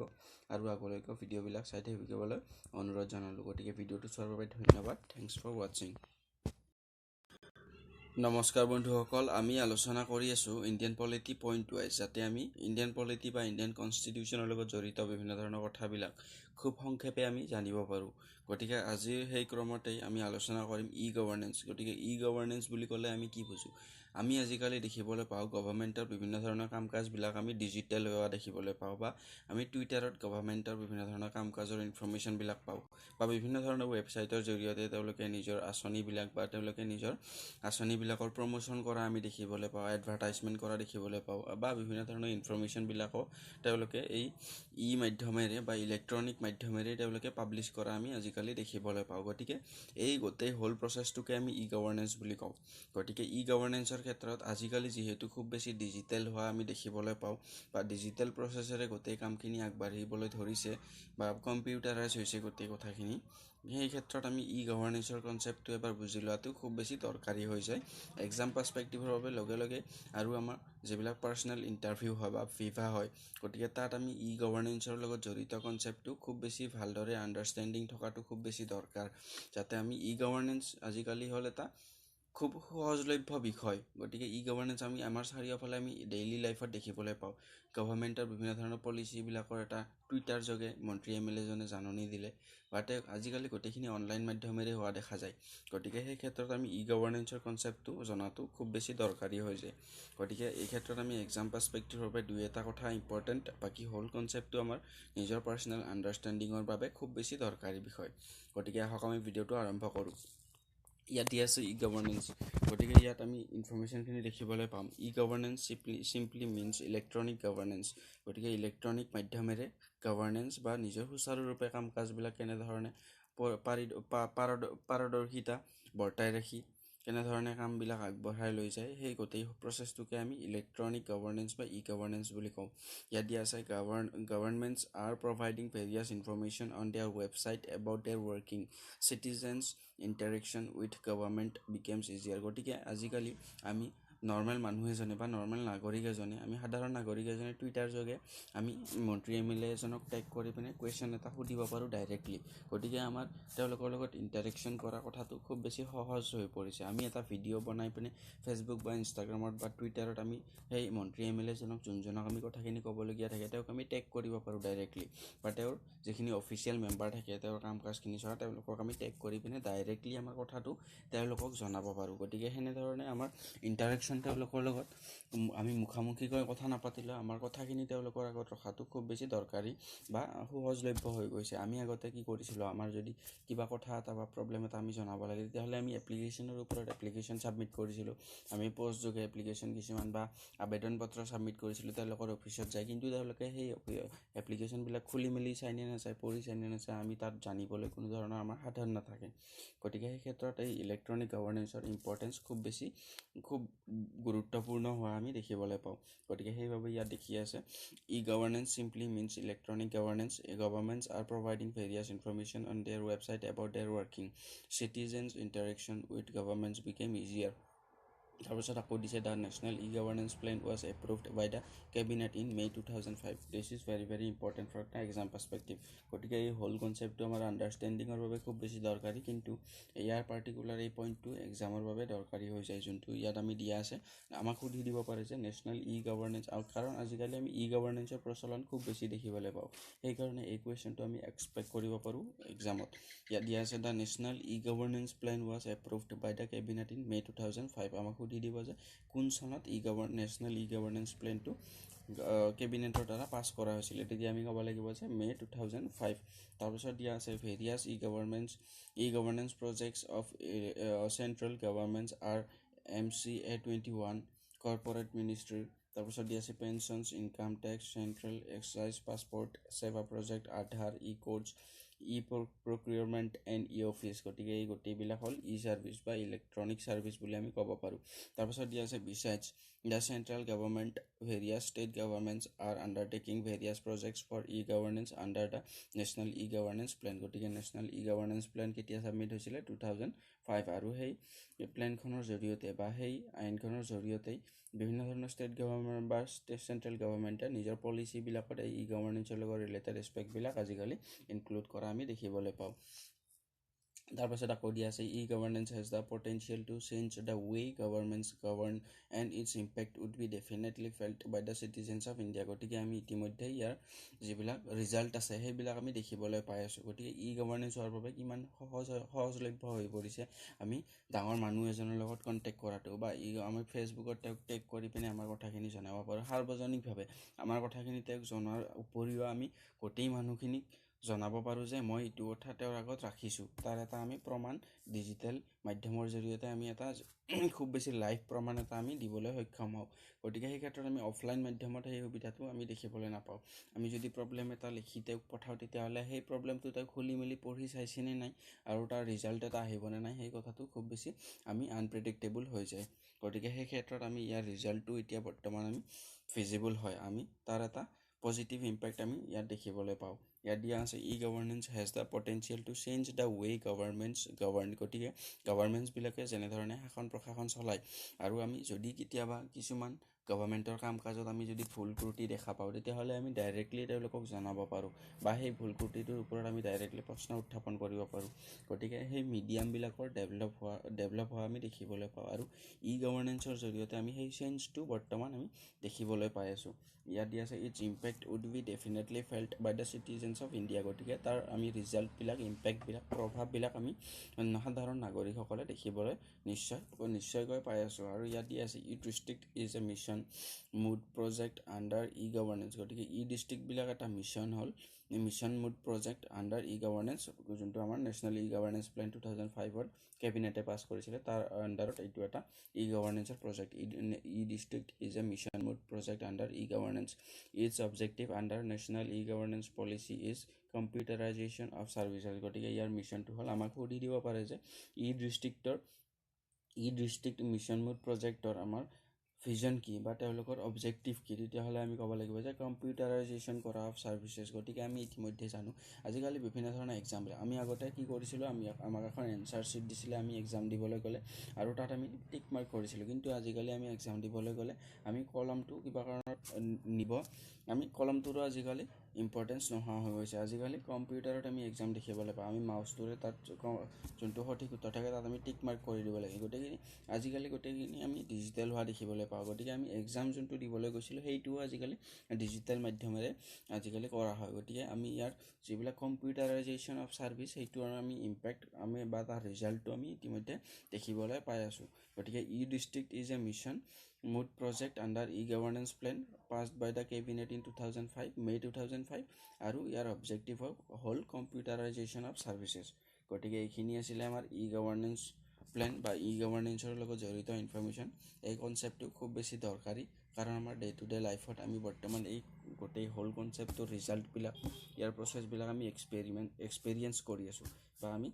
ইয়াৰ প্ৰভাৱবিলাক ডে টু ডে লাইফত আমি দেখি আছোঁ যদিওবা আমি মন কৰা নাই কিন্তু এই প্ৰজেক্টটো তাৰপাছত এই প্লেনটোৰ বিষয়ে আমি জনাটো খুব বেছি দৰকাৰী গতিকে ভিডিঅ'টো চাই যদি ইনফৰ্মেটিভ পালে তেতিয়াহ'লে লাইক শ্বেয়াৰ আৰু ছাবস্ক্ৰাইব কৰি দিবলৈ নাপাহৰিব আৰু আগলৈকে ভিডিঅ'বিলাক চাই থাকিবলৈ অনুৰোধ জনালোঁ গতিকে থেংকছ ফৰ ৱাচিং ধন্যবাদ নমস্কাৰ বন্ধুসকল আমি আলোচনা কৰি আছোঁ পইণ্ট ৱাইজ ইণ্ডিয়ান পলিটি যাতে আমি সৰু যিবিলাক টপিক থাকে এক্সাম পাৰ্সপেক্টিভৰ বাবে খুব বেছি ইম্পৰ্টেণ্ট ইণ্ডিয়ান পলিটি বা ইণ্ডিয়ান কনষ্টিটিউশ্যনৰ সেইবিলাক টপিক আমি খুব কম সংখ্যক মানুহেহে পঢ়ি যাওঁ আৰু কম সংখ্যক ষ্টুডেণ্টেহে সেই টপিককেইটা টাচ কৰি যাওঁ আৰু সেইবাবে তাৰ পৰা আমি এক্সামত কুৱেশ্যন দেখিবলৈ পালে আমি এটেম্প কৰিব নোৱাৰোঁ যাতে আমি সৰু টপিকবিলাক 5 মিনিট বা 10 মিনিটৰ ভিতৰত আমি কমপ্লিট কৰি ল'ব পাৰোঁ বা এটা ব্ৰিফ আইডিয়া যাতে ল'ব পাৰোঁ এক্সাম পাৰ্সপেক্টিভৰ বাবে আমি কুৱেশ্যনবিলাক এটেম্প্ট কৰিব পৰাকৈ সেই মৰ্মে আমি এই ভিডিঅ' সিৰিজটো আলোচনা কৰি আছোঁ আৰু আজিৰ এই বিষয়টো হ'ল আজি ভিডিঅ'ৰ পাৰ্টৰ আমাৰ বিষয়টো হৈছে লোকপাল এণ্ড লোকায়ুক্ত গতিকে আমি সকলোৱে জানো আমাৰ ভাৰতবৰ্ষৰ ৰাজনীতিত বা ভাৰতবৰ্ষৰ যিখন আমাৰ শাসন প্ৰশাসনৰ সিস্টেম তাত আমি কৰাপশন বা আমাৰ যোনটো ভ্ৰষ্টাচাৰ বুলি কওঁ তাৰ আমাৰ বিষয়টো খুব ডাঙৰ বিষয় আৰু তাৰ যিবিলাক শিপা আছে সেই শিপাবিলাক ডাঙৰৰ পৰা সৰুলৈকে বা সৰুৰ পৰা একদম ডাঙৰ ব্যক্তিলৈকে যিবিলাক জড়িত হৈ আছে আৰু সেই কাৰণে যেতিয়া আমি ডাঙৰ ব্যক্তি এজনৰ কাৰণে ডাঙৰ ব্যক্তি এজনৰ অপজিশনত বা তেওঁৰ বিৰুদ্ধে আমি যেতিয়া কৰাপশনৰ এলিজেন্স বা তাৰ বিৰুদ্ধে আমি যেতিয়া কৰাপশনৰ কেছ কৰিবলৈ যাওঁ তেওঁ নিজৰ পাৱাৰৰ দমত বা তেওঁ নিজৰ যিখিনি ক্ষমতা থাকে তাৰ দমত তেওঁ সেই কৰাপশনৰ চাৰ্জৰ পৰা বাচি যায় বা বিভিন্ন ধৰণৰ পদ্ধতি এপ্লাই কৰি পিনে তেওঁ সেই কেছৰ পৰা মুক্ত হৈ যায় গতিকে আৰু লগতে প্ৰাইম মিনিষ্টাৰ বা বিভিন্ন ধৰণৰ ডাঙৰ অফিচাৰ যিবিলাক আছে বা অফিচ যিবিলাক আছে গভৰ্ণমেণ্টৰ সেইবিলাকত আমি কৰাপশন বা ভ্ৰষ্টাচাৰ বহুত বেছি দেখিবলৈ পাওঁ গতিকে সেই গোটেই কথাবিলাক চালি জাৰি চোৱাৰ বাবে এটা অফিচৰ প্ৰয়োজন হৈছিলে বা এখন কমিটি বা এটা অৰ্গেনাইজেশ্যন যিয়ে ডাঙৰ মানুহবিলাকৰ ওপৰত যদি কৰাপশনৰ চাৰ্জ বা কেছ লাগে তেতিয়াহ'লে যাতে এটা খুব পাৰদৰ্শিকভাৱে আৰু খুব এটা ক্ষিপ্ৰগতিত পৰ্যালোচনা কৰি চাব পাৰে আৰু যাতে তেওঁলোকক বিহিত ব্যৱস্থা ল'ব পাৰে তেওঁলোকৰ বিৰুদ্ধে সেইবাবে আমাক এটা অফিচৰ প্ৰয়োজন আছিলে তাৰ বাবে আমাৰ যোনটো ইউনিয়ন লেভেল বা চেন্ট্ৰেল লেভেলত আমি লোকপাল পাব পাৰোঁ আৰু ষ্টেট লেভেলত আমি লোকায়ুক্ত পাব পাৰোঁ গতিকে ষ্টেট লেভেলৰ যিবিলাক ডাঙৰ মানুহৰ কৰাপশনৰ চাৰ্জ আছে সেইবিলাক চালি জাৰি চাই লোকায়ুক্তে আৰু লোকপালে চালি জাৰি চাই আমাৰ যিবিলাক চেন্ট্ৰেল বা ইউনিয়ন লেভেলত যিবিলাক কৰাপশনৰ চাৰ্জ আছে সেইবিলাক লোকপালে চালি জাৰি চাই গতিকে আমি এটা ব্ৰিফ ইনফৰমেশ্যন ল'লোঁ লোকপাল বা লোকায়ুক্ত কাক কয় আৰু তেওঁলোকৰ কাম কাজ কি বা আমি এই কথাটো মনত ৰাখিব লাগিব যে আমাক ইয়াৰ পৰা এটা কুৱেশ্যন দিব পাৰে যে লোকপাল আমি কিহৰ ক্ষেত্ৰত পাব পাৰোঁ চেণ্টাৰৰ ক্ষেত্ৰত নে ষ্টেটৰ ক্ষেত্ৰত তেতিয়াহ'লে আমি ক'ব লাগিব লোকপালটো হ'ল আমাৰ চেণ্টাৰ বা আমি ইউনিয়ন লেভেলত পাওঁ বা লোকায়ুক্তটো পাওঁ আমি ষ্টেট লেভেলত গতিকে দিছ ইজ ভেৰি ইম্পৰ্টেণ্ট এই দুয়োটা টাৰ্মৰ মাজত ডিফাৰেঞ্চটো আমি জনাটো খুব বেছি দৰকাৰ যে লোকপাল হ'ল চেণ্ট্ৰেল লেভেল বা ইউনিয়ন লেভেলত আৰু লোকায়ুক্ত হ'ল ষ্টেট লেভেলত গতিকে এই দুয়োটা ইনফৰমেশ্যন মনত ৰাখিব তাৰপাছত আগৰ ইনফৰমেশ্যনখিনি আমি চাই ল'ম ইয়াত দিয়া আছে the Lokpal and Lokayukta act 2013 was made by the Parliament to provide for the establishment of body of Lokpal for the Union and Lokayukt for the state. গতিকে আমি ইয়াত পালোঁ যে লোকায়ুক্ত হ'ল ষ্টেটৰ কাৰণে আৰু লোকপালটো ইউনিয়নৰ বা চেণ্টাৰৰ কাৰণে to inquire into allegations of corruption against certain public functionaries and for matter connecting them. গতিকে যিবিলাক আমাৰ পাব্লিক ফাংচনাৰী আছে বা পাব্লিক অফিচ আছে তেওঁলোকৰ কৰাপশনৰ যিবিলাক এলিজেন্স থাকে বা কেছ থাকে সেইবিলাক চালি জাৰি চোৱাৰ বাবে লোকপাল আৰু লোকায়ুক্ত এক্ট 2013 পাছ কৰা হৈছিলে গতিকে এই ইনফৰমেশ্যনটো খুব বেছি ইম্পৰ্টেণ্ট হৈ যায় এক্সাম পাৰ্চপেক্টিভৰ বাবে আমাক সুধি দিব পাৰে যে লোকপাল আৰু লোকায়ুক্ত এক্ট কেতিয়া পাছ কৰা হৈছিলে 2013ত গতিকে দিছ ইজ ভেৰি ইম্পৰ্টেণ্ট গতিকে 2013ত লোকপাল আৰু লোকায়ুক্ত এক্ট পাছ কৰা হৈছিলে গতিকে ইয়াত দিয়া ইনফৰমেশ্যনটো আমি ইতিমধ্যে আলোচনা কৰিলোঁ যে the Lokpal and Lokayukta act 2013 was made by the Parliament to provide for the establishment of body of Lokpal for the Union and Lokayukt for the state to inquire into allegations of corruptions against certain public functionaries and for matter connecting them. তাৰপাছত দিয়া আছে Lokpal bill consist of a chairperson and a maximum of 8 members of which 50% shall be judicial member আৰু 50% members of Lok Sabha shall be from ST, SC, OBCs, minorities and women গতিকে যিখন আমাৰ Lokpal bill consist of গতিকে লোকপাল বিলখনত 50% মানুহ থাকে judicial বেকগ্ৰাউণ্ডৰ পৰা যাৰ ল বেকগ্ৰাউণ্ড থাকে বা জাজ বা বিভিন্ন ধৰণৰ এডভোকেট তেনেধৰণৰ মানুহ থাকে আৰু 50% থাকে SC, ST, OBC আৰু women minorities-ৰ পৰা গতিকে এইখিনি মানুহে লোকপাল বিলটো কনচিষ্ট কৰে বা গঠন কৰে বুলি আমি ক'ব পাৰোঁ তাৰপাছত আকৌ দিয়া আছে the selection of chairperson and members of Lokpal shall be through a selection committee consist of গতিকে যিখন কমিটিয়ে লোকপালৰ মেম্বাৰবিলাকক চিলেক্ট কৰে সেই কমিটিখনত কোন থাকে প্ৰাইম মিনিষ্টাৰ থাকে দেশখনৰ প্ৰধানমন্ত্ৰী থাকে বা আমি প্ৰাইম মিনিষ্টাৰ অফ ইণ্ডিয়া বুলি ক'ব পাৰোঁ স্পীকাৰ অফ লোকসভা থাকে লোকসভাৰ স্পীকাৰ থাকে লগতে থাকে leader of opposition in Lok Sabha গতিকে অপজিশ্যন যোনটো সকলোতকৈ বিজয়ী ৰাজনৈতিক পাৰ্টিটোৰ অপজিশ্যনত যোনটো সকলোতকৈ ডাঙৰ ৰাজনৈতিক পাৰ্টি থাকে যোনটো জয়ী হ'বলৈ সক্ষম নহ'ল কিন্তু বিজয়ী পাৰ্টিটোৰ অপজিশ্যনত তেওঁলোকে কাম কৰে আৰু সেই অপজিশ্যন পাৰ্টিৰ লিডাৰজনো এই কমিটিখনত থাকে গতিকে এই কথাটো আমি খুব বেছি মন কৰিবলগীয়া যে prime minister speaker of Lok Sabha leader of opposition in Lok Sabha তাৰপিছত দি আছে চিফ জাষ্টিচ অফ ইণ্ডিয়া গতিকে চিফ জাষ্টিচ অফ ইণ্ডিয়া থাকে আৰু যদি কিবা কাৰণত তেওঁ থাকিব নোৱাৰে তেতিয়াহ'লে তেওঁৰ দ্বাৰা নমিনেট কৰা এজন জাষ্টিচ থাকিব ইয়াত দিয়া আছে চিটিং জাজ of supreme court nominated by CJI গতিকে চিফ জাষ্টিচ অফ ইণ্ডিয়াই নমিনেট কৰা এজন জাজ থাকিব পাৰে এই কমিটিখনত যদিহে চিফ জাষ্টিচ অফ ইণ্ডিয়া নাথাকে আকৌ দিয়া আছে eminent jurist on the basis of recommendations of the first 4 member গতিকে প্ৰথম 4জন মেম্বাৰৰ ৰিকমেণ্ডেশ্যন বা তেওঁলোকে নমিনেট কৰা আকৌ মেম্বাৰ ইয়াত থাকিব পাৰে ইয়াত দিয়া আছে eminent jurist on the basis of recommendations of the first 4 member of the selection committee prime minister has been brought under the purview of the Lokpal গতিকে লোকপালে প্ৰাইম মিনিষ্টাৰৰ ওপৰতো যিবিলাক কাৰাপশ্যনৰ কেছ থাকিব বা প্ৰাইম মিনিষ্টাৰ আমি জানো যে প্ৰাইম মিনিষ্টাৰৰ ওপৰতো কাৰাপশ্যনৰ কেছ লাগিব পাৰে বা তেওঁৰ বিৰুদ্ধে যিবিলাক কাৰাপশ্যনৰ কেছ হ'ব সেইবিলাকো লোকপালৰ আণ্ডাৰত আহে গতিকে এইখিনি আছিলে আমাৰ লোকপাল আৰু লোকায়ুক্তৰ ইম্পৰ্টেণ্ট ইনফৰমেশ্যন খুব বেছি জানিবলগীয়া কথা খুব শ্বৰ্ট এটা বিষয় কিন্তু আমি জানিবলগীয়া কথা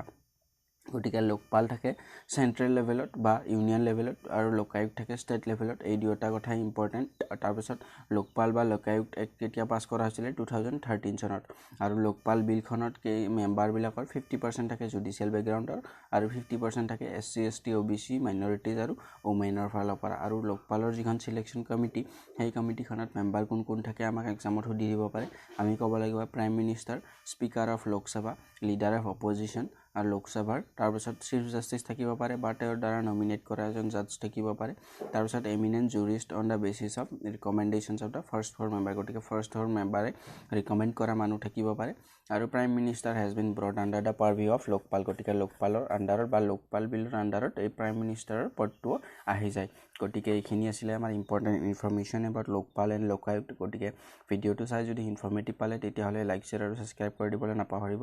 আৰু আগলৈকে ভিডিঅ'বিলাক চাই থাকিবলৈ অনুৰোধ জনালোঁ গতিকে ধন্যবাদ থেংকছ ফৰ ৱাচিং নমস্কাৰ বন্ধুসকল আমি আলোচনা কৰি আছোঁ পইণ্ট ৱাইজ ইণ্ডিয়ান পলিটি যাতে আমি প্ৰত্যেকটা এক্সামৰ বাবে যিবিলাক ইণ্ডিয়ান পলিটিৰ ইম্পৰ্টেণ্ট বিষয় থাকে সেইবিলাক আমি খুব কম সময়ৰ ভিতৰত আলোচনা কৰিব পাৰোঁ আৰু এক্সামৰ বাবে আমাৰ ছাফিচিয়েণ্ট হোৱাকৈ যাতে আমি এটা আইডিয়া ল'ব পাৰোঁ আৰু তাৰ বাবে যিবিলাক আমি কুৱেশ্যন এক্সপেক্ট কৰোঁ সেই কুৱেশ্যনবিলাক যাতে আমি এটেম্প্ট কৰিব পাৰোঁ গতিকে সেই ক্ষেত্ৰতে আমি এই ভিডিঅ' ছিৰিজটোত ইণ্ডিয়ান পলিটিৰ বিভিন্ন ধৰণৰ ইম্পৰ্টেণ্ট পাৰ্টবিলাক আলোচনা কৰি আহিছোঁ পাৰ্ট বাই পাৰ্ট গতিকে আজিৰ এই পাৰ্টটোত আমি নেশ্যনেল হিউমেন ৰাইটছ কমিশ্যন বুলি এটা NHRC বুলি বা নেশ্যনেল হিউমেন ৰাইটছ কমিশ্যন বুলি আমি এটা বডি পাব পাৰোঁ ষ্টেচুটাৰী বডি যোনটো কনষ্টিটিউচনেল বডি নহয় গতিকে এই বডিটো আমি কি কাম ইহঁতৰ বা ইয়াৰ কেনেধৰণৰ মেম্বাৰ থাকে বা এওঁলোকৰ মেম্বাৰ কেইজন বা তেওঁলোকৰ মেম্বাৰ হ'বলৈ কি কোৱালিফিকেশ্যন থাকিব লাগিব এই গোটেই কথাখিনি আমাৰ এক্সামৰ বাবে ইম্পৰ্টেণ্ট হৈ যায় গতিকে আহক আমি ভিডিঅ'টো আৰম্ভ কৰোঁ আৰু নেশ্যনেল হিউমেন ৰাইটছ কমিশ্যনৰ ইনফৰমেশ্যনখিনি আমি চাই লওঁ গতিকে ইয়াত আমি হেডিং দেখিবলৈ পাই আছোঁ নেশ্যনেল হিউমেন ৰাইটছ কমিশ্যন গতিকে আমি জানো মানুহৰ কিছুমান আমি সংবিধানৰ জৰিয়তে ফাণ্ডামেণ্টেল ৰাইটছ কিছুমান পাইছোঁ বা মানুহৰ ভালদৰে জীৱন যাপন কৰিবলৈ হ'লে কিছুমান স্বাধীনতাৰ প্ৰয়োজন বা তেওঁলোকৰ কিছুমান ৰাইটছৰ প্ৰয়োজন যিখিনি তেওঁলোকে ব্যৱহাৰ কৰি বা এনজয় কৰি পিনে তেওঁলোকৰ ইণ্ডিভিজুৱেলভাৱে বা এজন সামাজিক প্ৰাণী হিচাপে নিজকে ডেভেলপ কৰিব পাৰে গতিকে তেওঁ যদি কথা কোৱাৰ অধিকাৰ নাথাকে তেওঁৰ যদি ফ্ৰীডম অফ এক্সপ্ৰেছন নাথাকে তেওঁৰ নিজৰ ধৰ্মৰ বিশ্বাসখিনি তেওঁ ফ'ল' কৰাৰ যদি অধিকাৰ নাথাকে তেওঁৰ সেই গোটেই অধিকাৰবিলাক আমাৰ জানো আমি ফাণ্ডামেণ্টেল ভাৰতবৰ্ষৰ ফাণ্ডামেণ্টেল ৰাইটছ হিচাপে কনষ্টিটিউশ্যনে ফাণ্ডামেণ্টেল ৰাইটছবিলাক প্ৰদান কৰিছে য'ত ফ্ৰীডম অফ এক্সপ্ৰেছনৰ পৰা আদি কৰি যিবিলাক মানুহে যি ধৰ্মৰ পৰাই বিলং নকৰক তেওঁলোকে নিজৰ ধৰ্মৰ গোটেই বিশ্বাসখিনি ফ'ল' কৰাৰ বাবে সম্পূৰ্ণৰূপে স্বাধীন গতিকে মানুহ এজনৰ সম্পূৰ্ণ অলৰাউণ্ড ডেভেলপমেণ্টৰ কাৰণে এই ফাণ্ডামেণ্টেল ৰাইটছবিলাক খুব বেছি দৰকাৰী গতিকে আমাৰ দেশখনত যদি ফাণ্ডামেণ্টেল ৰাইটছ মানুহবিলাকক প্ৰদান কৰা হৈছে তেনেহ'লে এনেকুৱা এখন কমিশ্যনৰো প্ৰয়োজন যোনখনে চকু দিব পাৰে যে মানুহবিলাকৰ এই ফাণ্ডামেণ্টেল ৰাইটছৰ ওপৰত গভৰ্ণমেণ্টৰ দ্বাৰা বা কোনোবা অথৰিটিৰ দ্বাৰা ফাণ্ডামেণ্টেল ৰাইটছবিলাক মানুহৰ ভায়োলেট কৰা হৈছে নেকি বা মানুহৰ এই সংবিধানে প্ৰদান কৰা ফাণ্ডামেণ্টেল ৰাইটছবিলাক মানুহক যিবিলাক নিজৰ ডেভেলপমেণ্টৰ কাৰণে সংবিধানে প্ৰদান কৰিছিলে সেইবিলাক এনজয় কৰাত কোনোবা অথৰিটিয়ে বাধা প্ৰদান কৰিছে নেকি বা কোনোবা মানুহৰ বা কোনোবা এটা কমিউনিটিৰ ফাণ্ডামেণ্টেল ৰাইটছবিলাক কাঢ়ি লোৱা হৈছে নেকি বা ভাইলেন্স কৰা হৈছে নেকি তেওঁলোকৰ বিৰুদ্ধে এই গোটেই কথাবিলাক চালি জাৰি চোৱাৰ বাবে বা এই কথাবিলাক চকু দিয়াৰ বাবে আৰু যদি সেনেকুৱা হৈছে তেতিয়াহ'লে সেই বিষয়টো পোহৰলৈ অনাৰ বাবে এখন কমিশ্যনৰ দৰকাৰ বা এখন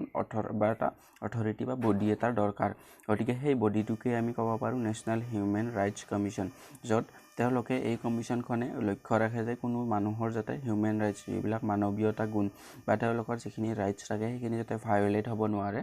গতিকে সেই কথাখিনি তেওঁলোকে চোৱা চিতা কৰে গতিকে নেশ্যনেল হিউমেন ৰাইটছ কমিশ্যনৰ ক্ষেত্ৰত দিয়া ইনফৰমেশ্যনখিনি আমি চাই ল'ম ইয়াত দিয়া আছে the national human rights commission is a statutory body গতিকে this is very important question গতিকে আমাক সুধি দিব পাৰে যে national human rights commission is a constitutional body statutory body non statutory body তেতিয়াহ'লে আমি ক্লিক কৰিব লাগিব statutory body it is a statutory body this is very important from the exam perspective আমি নেশ্যনেল হিউমেন ৰাইটছ কমিশ্যনৰ পৰা 80% chance থাকে এই কুৱেশ্যনটো অহাৰ এই কুৱেশ্যনটো আমি মন কৰিবলগীয়া তাৰপিছত দিয়া আছে the national human rights commission is a statutory body constituted in 1993 গতিকে কিমান চনত কনষ্টিটিউট বা গঠন কৰা হৈছিলে 1993 চনত this is another important question খুব বেছি important question under the protection of human rights act 1993 এইটো এটা ইম্পৰ্টেণ্ট কুৱেশ্যন গতিকে protection of human rights act কেতিয়া পাব্লিছ কৰা হৈছিলে বা পাছ কৰা হৈছিলে 1993 চনত আকৌ হিউমেন ৰাইটছ কমিশ্যন কেতিয়া গঠন কৰা হৈছিলে 1993 চনত আৰু this is a statutory body non statutory নহয় বা কনষ্টিটিউচনেল নহয় ইয়াত দিয়া আছে the commission acts as a watchdog of human rights in the country গতিকে মানুহৰ যিবিলাক ৰাইটছ থাকে সেইবিলাক ভায়লেট কৰিছে নেকি বা সেইবিলাক ভালদৰে মানুহে এনজয় কৰিব পাৰিছে নে নাই এই কথাবিলাক লক্ষ্য কৰে নেশ্যনেল হিউমেন ৰাইটছ কমিশ্যন আৰু তেওঁলোকে এজ এ ৱাটছডগ কাম কৰে it is A multi member body গতিকে ইয়াত মাল্টি মেম্বাৰ বা এজনতকৈ বেছি মেম্বাৰ থাকে আমি শ্বৰ্টলি আমি কৈ দিওঁ ইয়াত 5জন মেম্বাৰ থাকে এজন চেয়াৰপাৰ্চন আৰু 4জন আদাৰ মেম্বাৰ গতিকে ইয়াত আমি আগলৈকে পাম ইয়াত দিয়া আছে body consisting of A chairman গতিকে এজন চেয়াৰমেন এণ্ড 4 মেম্বাৰ্ছ গতিকে আদাৰ 4জন মেম্বাৰ থাকে টোটেল ইয়াত 5জন আমি মেম্বাৰ পাব পাৰোঁ নেশ্যনেল হিউমেন ৰাইটছ কমিশ্যনত আকৌ দিয়া আছে the chairman should be a retired chief justice of India this is very important গতিকে আমাক সুধি দিব পাৰে যে নেশ্যনেল হিউমেন ৰাইটছ কমিশ্যনৰ চেয়াৰমেন হ'বলৈ হ'লে কি কোৱালিফিকেশ্যনৰ দৰকাৰ তেতিয়াহ'লে তেওঁ ক'ব লাগিব যে আমি এজন ৰিটায়াৰ্ড চিফ জাষ্টিছ অফ ইণ্ডিয়াইহে চেয়াৰমেন হ'ব পাৰে নেশ্যনেল হিউমেন ৰাইটছ কমিশ্যনৰ কাৰণ তেওঁৰ যিবিলাক ল থাকে বা কনষ্টিটিউশ্যনৰ খুব বেছি ভাল এটা জ্ঞান থাকে আৰু তেওঁৰ চিফ জাষ্টিছ অফ ইণ্ডিয়া হিচাপে তেওঁৰ এটা ভাল এক্সপিৰিয়েঞ্চ থাকে গতিকে সেই গোটেই কথাখিনিৰ প্ৰতি লক্ষ্য ৰাখি নেশ্যনেল হিউমেন ৰাইটছ কমিশ্যনৰ যোনজন চেয়াৰমেন হ'ব সেইজন হ'ব should be a retired chief justice of India গতিকে chief justice of India retired হোৱা তেওঁহে নেশ্যনেল হিউমেন ৰাইটছ কমিশ্যনৰ চেয়াৰমেন হ'ব পাৰে আকৌ দিয়া আছে and members should be serving or retired জাজেছ অফ সুপ্ৰিম কোৰ্ট গতিকে সুপ্ৰিম কোৰ্টৰ ছাৰ্ভ কৰি থকা বা তেওঁৰ নিজৰ চাকৰি জীৱনত অব্যাহত থকা সেনেকুৱা মানুহ এজনো ইয়াৰ মেম্বাৰ হ'ব পাৰে বা তাৰ পৰা ৰিটায়াৰ্ড হোৱা জাজ এজনে ইয়াৰ মেম্বাৰ হ'ব পাৰে আৰু ইয়াত দিয়া আছে and persons having special knowledge or practical experience with respect to human rights গতিকে আৰু এনেকুৱা এজন মানুহে ইয়াৰ মেম্বাৰ হ'ব পাৰে এনেকুৱা এজন মানুহ তেওঁ যাৰ হিউমেন ৰাইটছৰ ক্ষেত্ৰত বা মানুহৰ ফাণ্ডামেণ্টেল ৰাইটছবিলাকৰ ক্ষেত্ৰত যোনে এক্সপাৰ্ট হ'ব বা তেওঁৰ যোনটো কনষ্টিটিউচনেল এটা এক্সপাৰ্ট বা তেওঁৰ এটা সম্পূৰ্ণ ভাল এটা জ্ঞান থাকিব বা এক্সপিৰিয়েঞ্চ থাকিব প্ৰেক্টিকেল এক্সপিৰিয়েঞ্চ থাকিব সেনেকুৱা এজন মানুহ ইয়াৰ মেম্বাৰ হ'ব পাৰে গতিকে ইয়াৰ মেম্বাৰ হোৱাৰ বাবে কেনেধৰণৰ কোৱালিফিকেশ্যনৰ দৰকাৰ তেওঁ এজন ছাৰ্ভিং জাজ হ'ব পাৰে সুপ্ৰিম কোৰ্টৰ পৰা ৰিটায়াৰ্ড জাজ হ'ব পাৰে বা এজন এনেকুৱা মানুহ হ'ব পাৰে যিজন স্পেচিয়েল বা প্ৰেক্টিকেল নলেজ থাকে বা হিউমেন ৰাইটছৰ ওপৰত গতিকে সেনেকুৱা মানুহ ইয়াৰ কমিটিৰ মেম্বাৰ হ'ব পাৰে হিউমেন ৰাইটছ কমিশ্যনৰ য'ত 5জন আমি মেম্বাৰ পাব পাৰোঁ আৰু তেওঁৰ চেয়াৰমেন হ'ব পাৰে only chief justice of India CJI বুলি কওঁ ৰিটায়াৰ্ড চিফ জাষ্টিছ অফ ইণ্ডিয়াইহে ইয়াৰ চেয়াৰমেন হ'ব পাৰে আৰু নেশ্যনেল হিউমেন ৰাইটছ এক্ট কেতিয়া পাব্লিছ কৰা হৈছিলে 1993 চনত নেশ্যনেল হিউমেন ৰাইটছ কমিশ্যন কেতিয়া গঠন কৰা হৈছিলে 1993 চনত আকৌ এইটো এটা ষ্টেচুটাৰী বডি গতিকে this is very important topic গতিকে এইখিনি আছিলে আমাৰ নেশ্যনেল হিউমেন ৰাইটছ কমিশ্যনৰ লগত জড়িত বিভিন্ন ধৰণৰ তথ্য যদি ভিডিঅ'টো চাই ইনফৰ্মেটিভ পালে তেতিয়াহ'লে লাইক শ্বেয়াৰ আৰু ছাবস্ক্ৰাইব কৰি দিবলৈ নাপাহৰিব আৰু আগলৈকে ভিডিঅ'বিলাক চাই থাকিবলৈ অনুৰোধ জনালোঁ গতিকে চোৱাৰ বাবে ধন্যবাদ থেংকছ ফৰ ৱাচিং